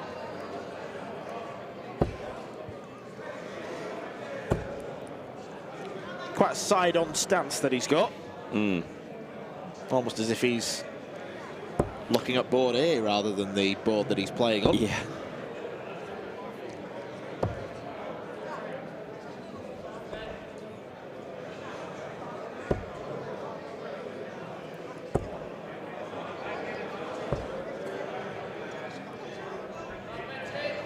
.58 leaves them on 84. Quite a way in front against the throw, which is quite ominous for the two Dutch lads. Yes, it is. Only a ton for Patrick. Doesn't get them down to a finish. Doesn't need to entertain 14 and bullseye. Goes treble 16. Very aggressive. Misses the double 8. But they will be back.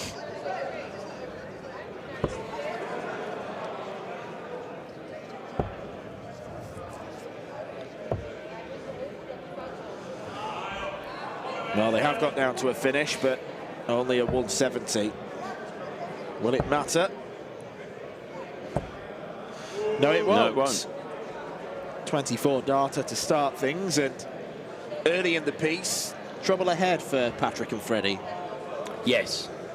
Yes, they were.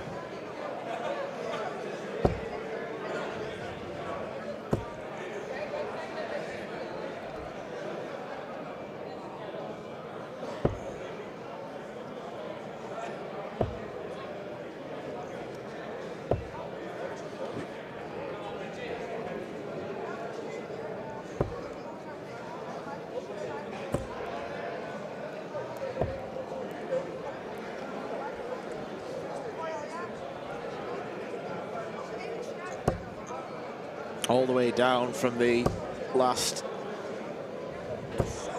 2048, 4,096 actually, I think it was in the pairs. Yeah, it was. Down to the last 8. Yep, just 2 quarterfinals and 2 semi-finals to play. Lots of blood, sweat and tears has gone into this.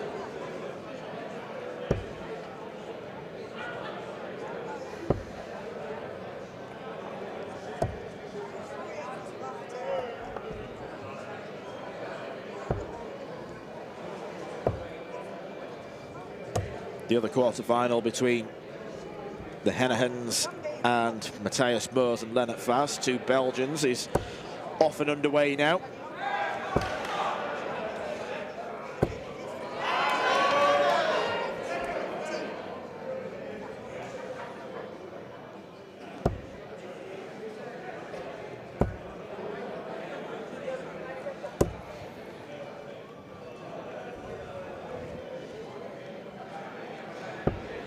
Yeah, we'll keep an eye on that game. The lads from Ireland have won the ball, which in a game again best of 3 could be quite significant. It certainly could.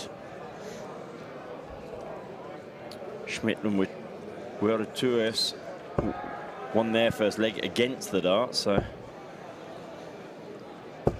they had to break the throw at some point, and they've already done that. Well, they're not exactly doing a good job of holding in the second leg. No, definitely not. Quite a way behind as it stands.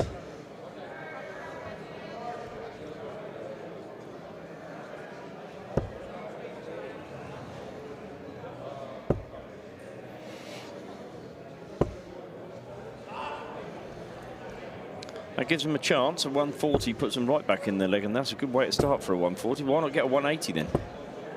140 puts them slightly in front. Albeit you still say the Dutch pairing, well, they were the favourites for the leg. Oh, they're not now, I'd suggest. Slack visit from Freddie de Gois. 156 is too big an ask for Felix Schmidt. Mm-hmm.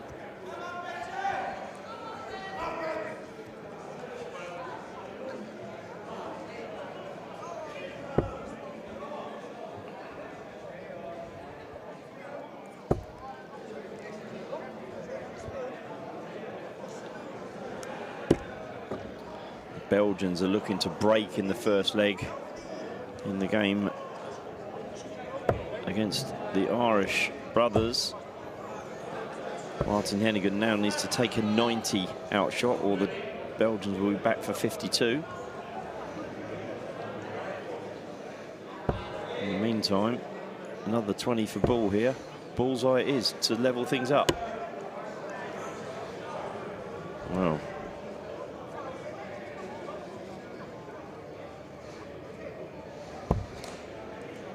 Double 6. I think that looks as though it's pinned in the corner. It is. Yep. And the Henegans are 1-0 up against the Belgians. So, yeah, potentially on for only 1 Dutch pairing in the quarterfinals of the men's Dutch Open semi-finals. Unless Patrick and Freddie can turn this one around.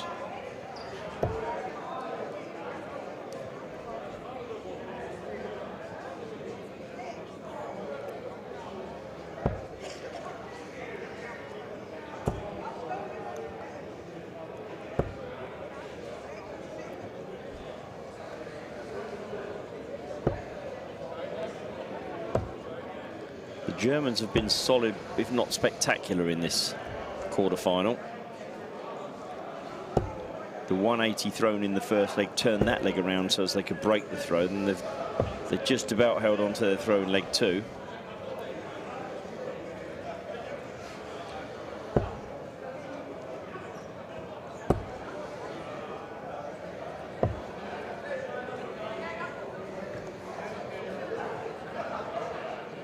As we've been saying in the last couple of hours, though, Dan, the fatigue factor's got to start coming in for these players, hasn't it?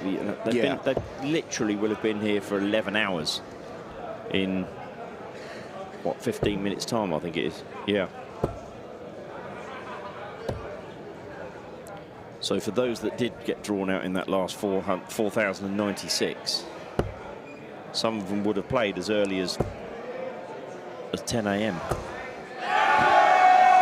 That is a much-needed 180.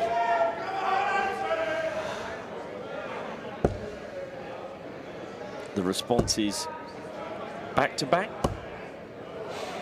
Wow. Of course it is.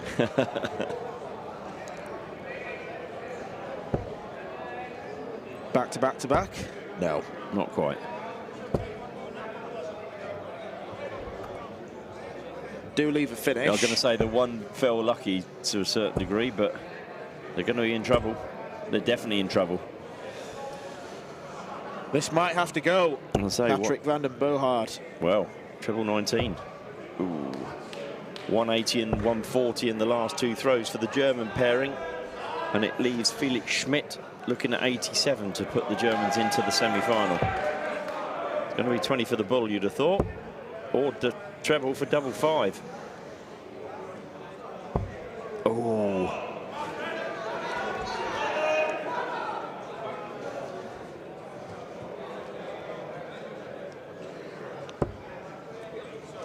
Another single. Freddie Dugois needs this tops. And he found the tops to keep the Dutchman in the tournament. Lap of honour as well. Purposeful stride back. Meantime, on board E, we're going to have another close finish in leg 2. The Irish have fought back from a distance behind. They're now on 112. They've left themselves 78. The Belgians are on 80, and it's the Belgians throwing to level things up. Pascal and Felix have just got to think that they have the advantage of throw in this fourth leg. Yes. Although don't overthink it, because he might score 27. That is not a good visit.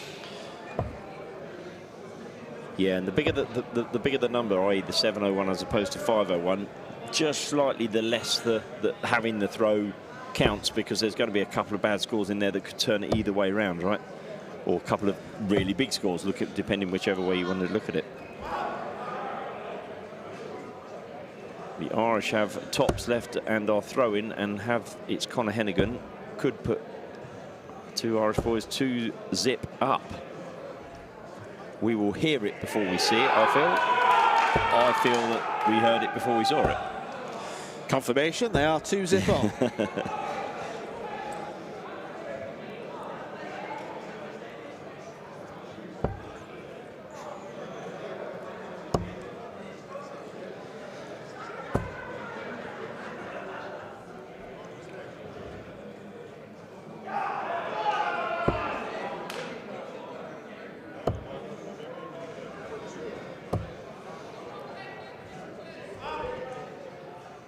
.96 scored. The Germans in full command. Even the 140 might not be threatening enough. No. Oh, this is so good. Well, darts is all about timing, and they've timed that to absolute perfection. Yeah, since the 27 that you called, it's gone 96, 140, 96, 180. Almost picture-perfect darts, particularly from Pascal. Yep. And there's the treble 10 to lead the double 16.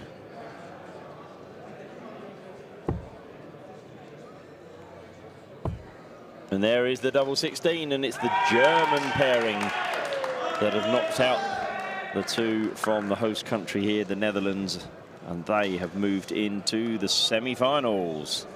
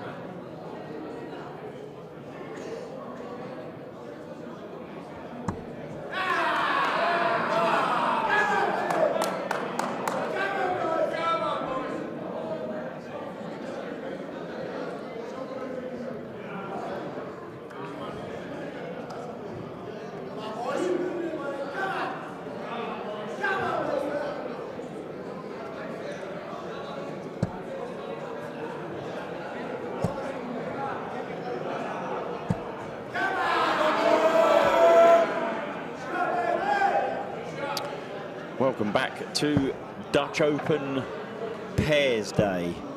And the final 2 games of the day, or the first of those final 2 games, is just underway. Germany against the Netherlands. And for the first time today, I'm working with Anthony Dundas. Good evening, Anthony. Good evening. Nice dinner? Yeah, it was lovely. Meatballs to you, sir. And to you. Yes. Dan McCarthy, having literally worked since 10 without a break, has finally given in to the fact that he does actually need something to eat. Yes. So he's disappeared for maybe the last 5-10 minutes of the day, but he's done a sterling job and just for some idiotic reason decided he'd be best leaving us 2 in charge of these last couple of games. So yeah, he's done a magnificent shift today, has our Dan. So Felix Schmidt and Pascal Werotius against Cohen Den Hartog and Klaus Buschmann. I hope, gentlemen, I haven't done you too much of a disservice for those pronunciations. And it's even Steven in this first leg. The Dutch have won the darts. We do actually play to the first of 4 here today. We've actually for this game, we've extended the format. It's been the best of 5 all the way through the day in both the men's and the women's pairs, except for the men's semi-finals, which are, as I say, best of 7. If there's anyone out there that's been watching this stream since 10 AM this morning, fair play to you, I say. Yes, absolutely. That is a shift and a half. It is. And that's a 180 and a half. That's a visit and a half, yes. Yeah. Much needed at that point as well. They just found themselves off the pace, the Germans, but depending on how many get scored here, they might be, and they are indeed, they have the advantage now. Quite interesting to note that in our semi-final lineup we have a pair of Germans, a pair of Dutch, a pair of Belgians and a pair of Irish. Indeed, 4 different nations represented in the semi-finals. There were no pairs from the UK at all in the last 8. And unsurprisingly, therefore, none in the last 4. That wasn't a great throw. So Pascal, 114, should go across treble 18 and back up for the 20s. Found the treble 5, so 61 left, not the worst result. Kuhn won't be taking the 157, but can he leave a hole? He certainly can.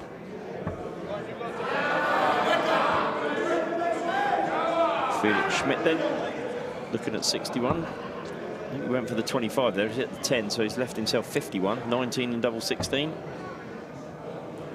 for first blood to the Germans. And he pins the double 16, and it's 1-0 to the German pairing. I know we've had viewers from all around the world who've been listening in today, and it's been fantastic to be able to provide pictures and commentary from the now legendary TV lane. We go back all the way back to the start of the day. You might not want reminding of this, Anthony, but you and Niels de Ruyter started absolutely superbly. First game on the stream, 2-0 up. And do we want to talk about the rest? All I can say is the wheels fell off. Yes. In a magnificent way. 2-0 up and lost 3-2. Mr. George Noble then donned the Yoki as well. And shall we say I'm led to believe that he was up early practicing. It wasn't practicing the dart throwing either, but he was up relatively early. Yep, he said his alarm was 6:15 this morning, I think he said. Yeah, to get himself prepared. Then he told me what he had for breakfast. Yes, there wasn't any cornflakes involved either, was there? Absolutely not. No. George then partnered his, I'm going to say son-in-law. Yeah. Vigos, and yes, they were dumped out unceremoniously. The pairs that they played went out on. Let me think. I remember the score. It was something like 86 in 2 darts. It was definitely 90 in 2 darts for the second leg, and then a 3-dart outshot in the third leg, which 114. 114, yeah, something like that. They literally had 3 darts of doubles, and I said to George, did you not use the "Do you know who I am" card? But he said, no, it wasn't to be. So.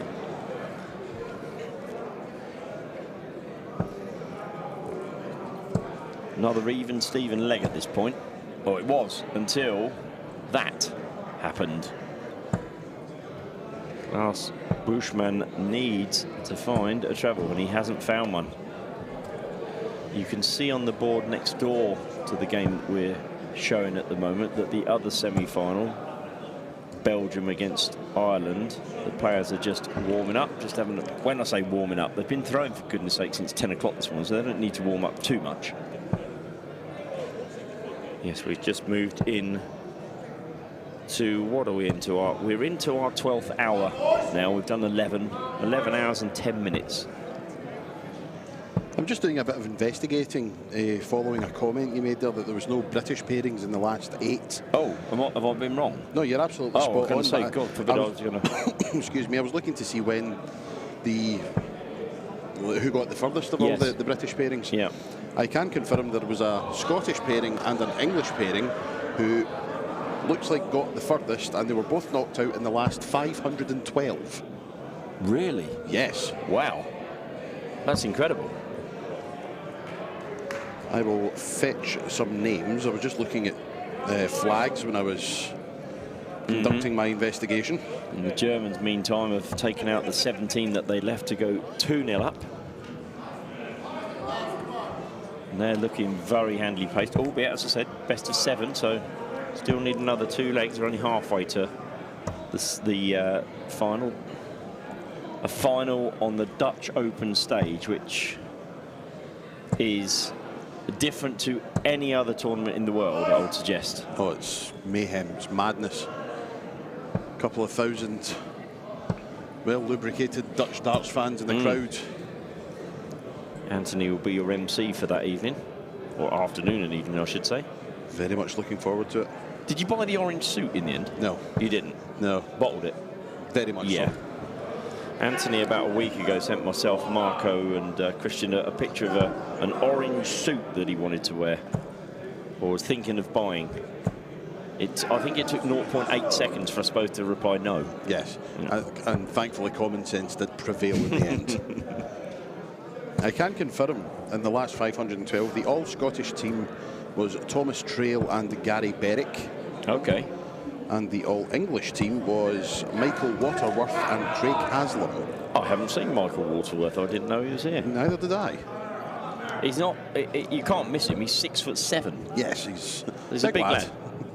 But albeit we played with 4,096 players today, so perhaps you can miss him.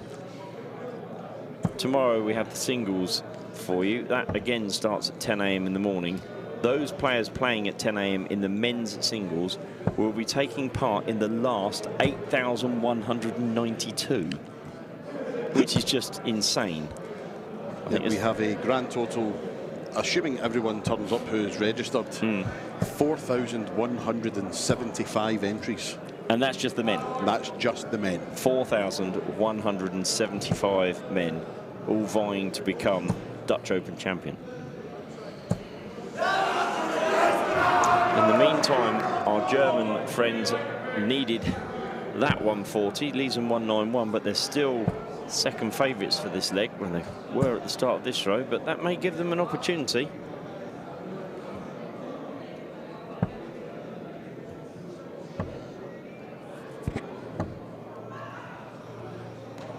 No, 117 then for a 3-0 lead to go one away from a place in the final.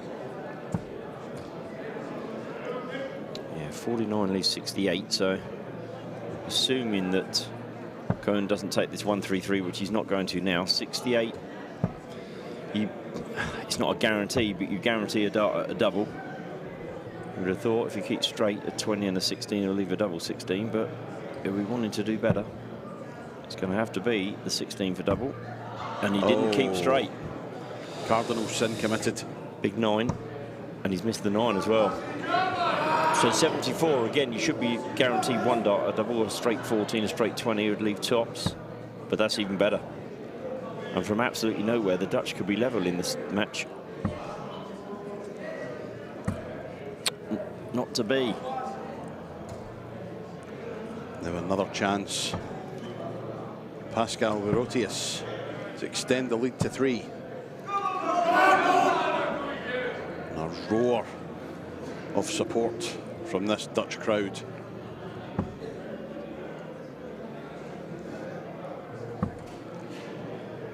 Another one of those would be very handy. Just like that. Just like that indeed. We will keep you up to date with the game that's on the game that's on the board next door. The Belgians and the Irish. The Belgians won the bull and have literally, you've just seen in the background there, Sivren Gibels take out tops to win the first leg. So they are 1-0 up. As opposed to the game we are watching on the stream, where the Germans are 2-1 up.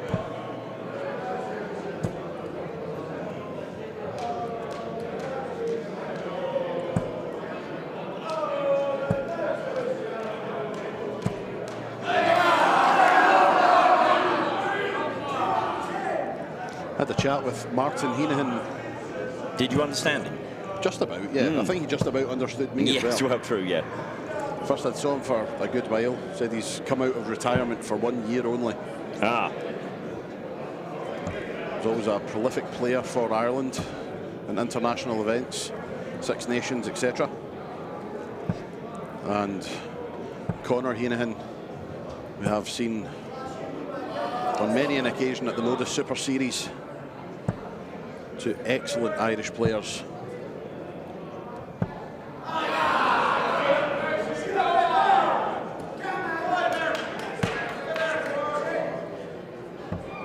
This Dutch crowd very vocal in their support for their countrymen. And so they should be. Absolutely. Doing it at the right time.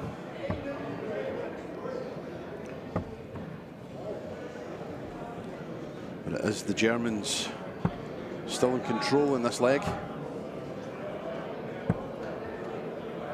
Although that provides an opportunity. Yep, door left. Yeah, I was going to say it will need to be a 140 opportunity.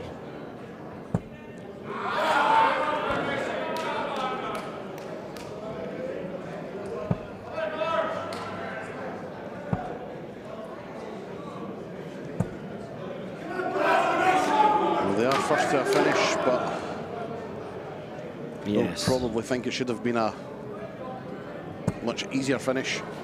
It's going to be. This is very much taking the part of the third leg, where the Germans looked odds on to take it, and they're now second favourites. I'm a fan of that way for 1-3-4. I'm not. We'll discuss at the end of the leg. Yes. We'll arm wrestle. I know exactly what you're going to say. Ah, yeah, because I say it all the time, right? Yes. Yeah. Stay tuned, folks. We're about to fight. You're bigger than me, I'm not fighting. 61. There's the 2. Has to make sure of the big number. Does. Tops then. Come on! And that clatters into the number wing. On the game next door, exceptional finish to leg 2, which the Belgians have taken and lead 2-0. But from absolutely nowhere, just Dutch missing their opportunity. From absolutely nowhere, the Hennigan brothers hit 140, 180 to lead tops, and the Belgians went out on 120. And the Germans have just struck to go 3-1 up. So, treble 17, you like it because you're staying there for the second dart, and then you don't like it because you don't throw for 17s at any other point in the leg. Exactly my point. Exactly my point. Yes. So, hold on, what are we doing? 1-3-4, so 68 from 2 darts, left 66. So, is that right? Yeah, 60, yeah. And our man went for a 20 and hit a 20. So he hit 86, which sort of, so it almost he wasn't quite aware of what he needed to do if he hit the single with his second dart. I'll admit it looks good. It looks fabulous. 2 treble 17s and double 16 looks great. But yeah, you don't throw at 17s at any point in the game other than the odd dart. So What's wrong with 54 or 60? It could be a long debate had about a few different combination finishes. 100%, and it's what makes the game enjoyable, right? 104 is another one. 16s for me. Yeah, same. Oh, shake hands. Yes. Shake hands on that one. Yeah. 16s, the reason for 16s as a useless dart player is what's either side of the 16. Yeah. The 8 and the 7. As we watch our German friends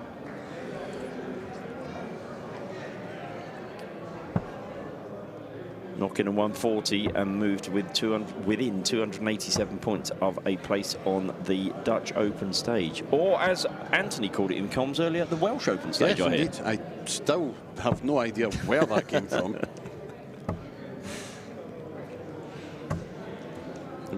I got a message from Duncan Hastings. Ah, good Scottish lad. Yes. So you've just said the Welsh Open. I went, no, I haven't. Oh, so you didn't realise you'd done it either? No. Oh. But Dan McCarthy also said when we came off, he went, Welsh Open? No, I didn't say that. Then when Duncan mentioned me, oh, yeah, I did. Dope.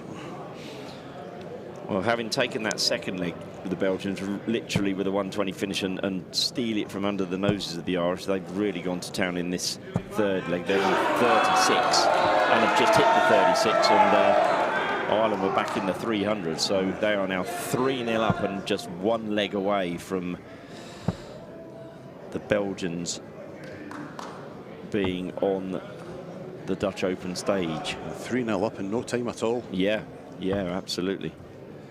And Sibren Giebels and his partner Dimitri Hermans for Belgium. It's Pascal Wirotius. 8-8 for the match. 4-4. Oh, tension, nerves. 3 match darts have been and gone. And now to stay alive. 2 10s. 2 5s. Wow. What a roar. Germans have the darts. Dan and I have been speaking about this a bit over the last hour or two. Not quite such a big thing winning the darts in a game of 7-0-1 because there's more scope for the bigger scores or the lower scores having an effect on the game. But you'd still rather be throwing first, I think. It's almost like that psychological thing, isn't it? Yeah, it's a definite psychological advantage. Ireland are trying their heart out. They're 100 points in front in leg number 4, down on 284 against 376 for the Belgians. Oh, now then. Oh. A magnificent max. Perhaps we, or should I say more likely I, wrote off the Dutch a little bit too early.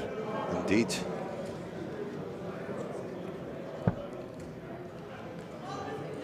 Koen den Hartog.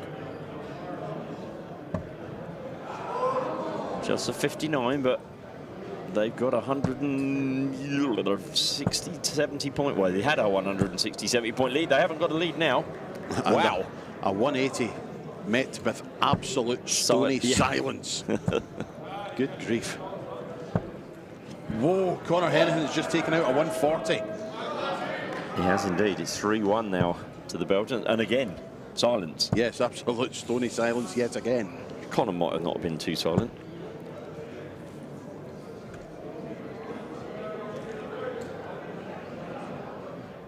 .140 checkout for Conor Hennigan.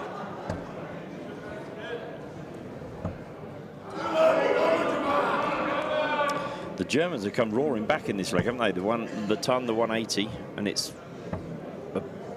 well, this could be a big turning point. 91 scored. Doesn't leave. Bogey. Yeah, he's left a bogey going for that 19 with the last dart, but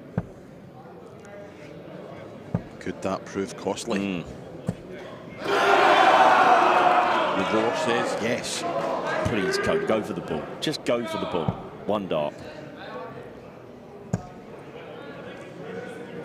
Treble 15 here. 50 it is then. 10 or the 18. Where's he going?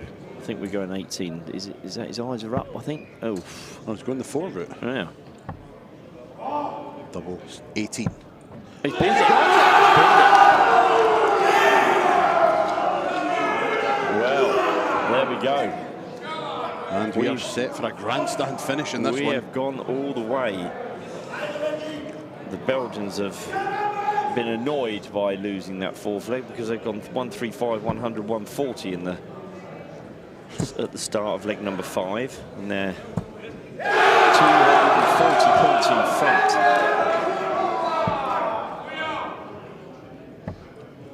Wow, the Germans had those 3 match darts to win 4-1.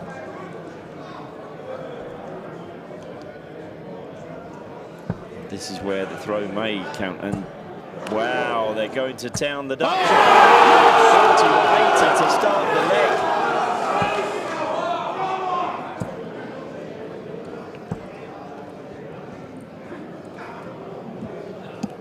There's a feeling for me that both games could finish around the same time of the way we're going here. The Dutch just have to make sure they don't get complacent, and 85, absolutely fine. Yes, very much so. Belgians are on 139, the Irish on 440, so wow. Good response there from the German pairing. Only 70 points behind now. A last up saviour. Oh, the 180 would have made it very interesting. Big score Belgium, here. 55 points. And from what we heard behind us, Belgium have won the semi-final on the board. Next door to the one we're watching by 4-1 over the Hennigan brothers from Ireland. So we're now literally watching the last game of Dutch Open Pairs Day for 2025. 11 and a half hours after we started. It's tops for the match. Oh, what a marker. What a absolutely magnificent comeback from the Dutch pairing. Koen Den Hartog and Klaas Buisman make their way into the Dutch Open Men's Pairs final on Sunday. An absolutely remarkable comeback.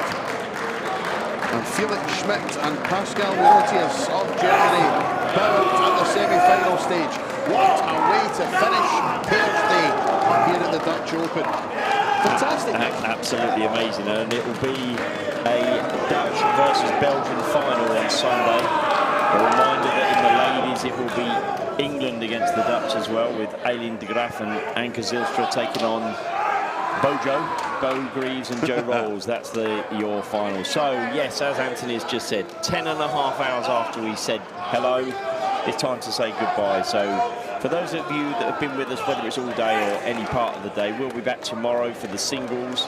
Have an absolutely wonderful evening, and we'll catch you all tomorrow. Thank you and good night.